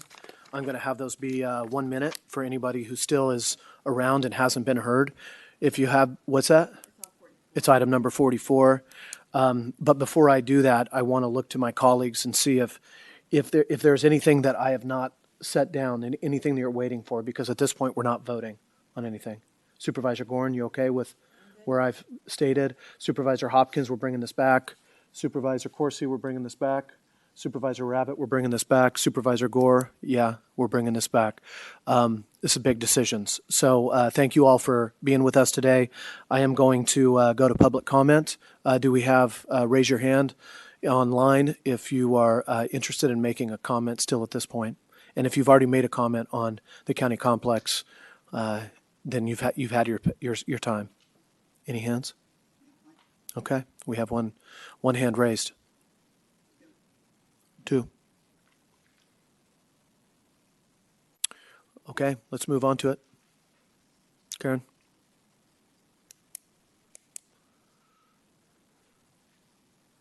Thank you, Chair Gore. Our commenter, when you are prompted, please state your full name and start speaking. Yeah, this again is Tom Robertson. Once again, I am a developer. I can tell you 2 things. Number one, I'm fairly well acquainted with what's going on in the downtown and the development community. I do not believe that you will have the opportunity on the Sears site to come back to it in a couple or 3 months. So that probably is going to be off the table. Secondly, if you do phase a number of buildings over a 6, 7, 8, 9, 10-year period, you're going to pay a lot more. And finally, it's really unfortunate to forego the opportunity for the maximum federal subsidy. I recognize you're not going to make a decision tonight, but it's been going on over a decade, folks. It's much, much more expensive now. If you're going to build a new county center, you do need to make a decision at some point. Thank you very much.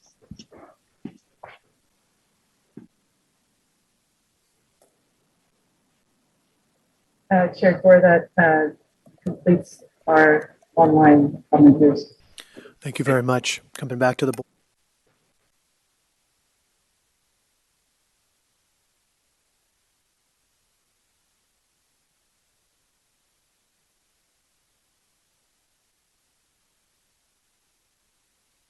Excuse me, I'm not live here. Thank you, Supervisor Corsi. I know you had to step out. Item number 45, Permit and Resource Management Department, review possible actions on the action determinations. Do I have any comments from my colleagues on action determinations? Do we need to take action? I don't think so on those to approve them. Yeah. Do we? Okay. All those in favor, I want to see your thumbs. All those opposed? Action determinations have been acted upon and determined to be fitting. board member reports on assigned boards, councils, commissions, or other attended meetings. Supervisor Rabbit, I'll go. who's ready to go? Yeah, I'll Thank go. you. I'll go. It's been since February 8th, though. So February 9th, Bay Area Toll Authority, MTC Administrative Committee, Programming and Allocations Committee, Organizational Excellence Ad Hoc. On the 10th, Smart Strategic Ad Hoc. On the 11th, MTC Operations Committee, ABAG Administrative Committee, MTC ABAG Legislative Committee, ABAG Executive Board Special Meeting.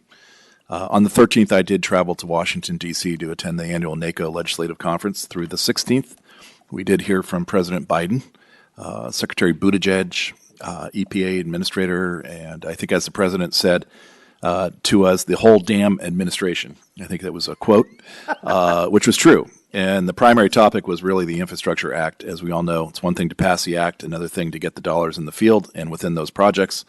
What I think the numbers I remember, about 350 total programs within that, 125 of them are new. So obviously the rulemaking and criteria for those 125 programs are vitally important. We also paid a visit to Thorn Run and met with the other principals in addition to Paul Schlesinger. Came back next day, Assemblymember Ting, tolling legislation, fees and penalties and payment plans, equity issues, the topic, Organizational Excellence Ad Hoc, the 18th PLA Ad Hoc, Bay Area Regional Collaborative Governing Board, or BARC, 22nd, ribbon cutting at People's Village adjacent to Cott's Mary Isaac Center in Petaluma. This body gave $750,000 to put them over the top, and those units are actually very nice. They're built in Roanoke Park. They seem very substantial, and there's more to come there. 23rd, Metropolitan Transportation Commission meeting, Bay Area Toll Authority, Bay Area Housing Authority, Bay Area Infrastructure Finance Authority. 24th, Golden Gate Bridge Highway Transportation District Transportation Committee, Rules Policy Industrial Relations Committee, Finance and Audit Committee, Smart Strategic Plan Ad Hoc, and Petaluma Groundwater Sustainability Agency. On the 25th, Golden Gate Bridge Highway Transportation District Labor Advisory Committee. We did sign a contract with our bus drivers at ATU that's been going on, so that's a good thing. Board of Directors meeting as well. And then on the 28th, the Sonoma Valley Groundwater Sustainability Agency. And that's it for me.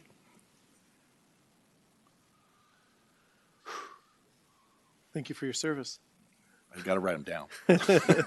Supervisor Hopkins. All right. Northern Sonoma County Air Pollution Control Board of Directors meeting, Santa Rosa Plains GSA meeting, Occidental Greeton Sewer Transfer Pipeline Town Hall, Bay Area Air Quality Management District Legislative Committee, SCTA and RCPA, Bay Area Air Quality Management Board of Directors meeting, Lower Russian River MAC meeting. I'm looking at the next week. Lower Russian River Citizens Advisory Group meeting I didn't attend, but Leo was there. The Bay Area Air Quality Management District again. Bay Area Air Quality Management Stationary Source and Climate Impacts Committee, First Five Commission, and that brings us up to today. Thank you. Supervisor Gorin. A couple of meetings, the Petaluma Valley Groundwater Sustainability Agency, the Zero Waste Sonoma, where we recommended increasing the surcharges for the tipping fees related to wood waste and yard debris, and talked about a lot of education that needs to happen with the diversion of organics. And we'll probably have a fuller conversation at our next meeting. The San Francisco Bay Restoration Authority really gave and presented an excellent draft annual report outlining all the incredible projects that we've been financing around the Bay to adapt to rising tides. So, yep, a lot of good things happening. Thank you, Supervisor Gorin. For my part, North Coast Resource Partnership on the 25th. I also had two different calls with the FEMA National Advisory Council, both the Equity Ad Hoc and the Readiness Ad Hoc, where I'm a partner on. Spoke at the Generation H housing event the other night, and quite a few different MACs, including the Geyserville MAC and the Mark West, what we call Citizens Advisory Council, but is really a MAC. Thank you very much. I'd like to ask colleagues to join me in adjourning, and anybody who's here as well. We're adjourning in the names from the 1st District, John Emery, and countywide, Jeffrey Thomas Morrissey. And I also want to take special note for something that Supervisor Gorin leaned in on early this morning with a personal story about those individuals in Ukraine and a little bit of interesting lights above the Hillsburg Bridge above the Russian River, and maybe even some future ideas from Supervisor Hopkins to work on Ukrainian River work. But I say this with respect and honor to the fact that we have a State of the Union going on right now, and there's a lot of serious things going on in our world and a lot of trouble. So join me in a moment of silence.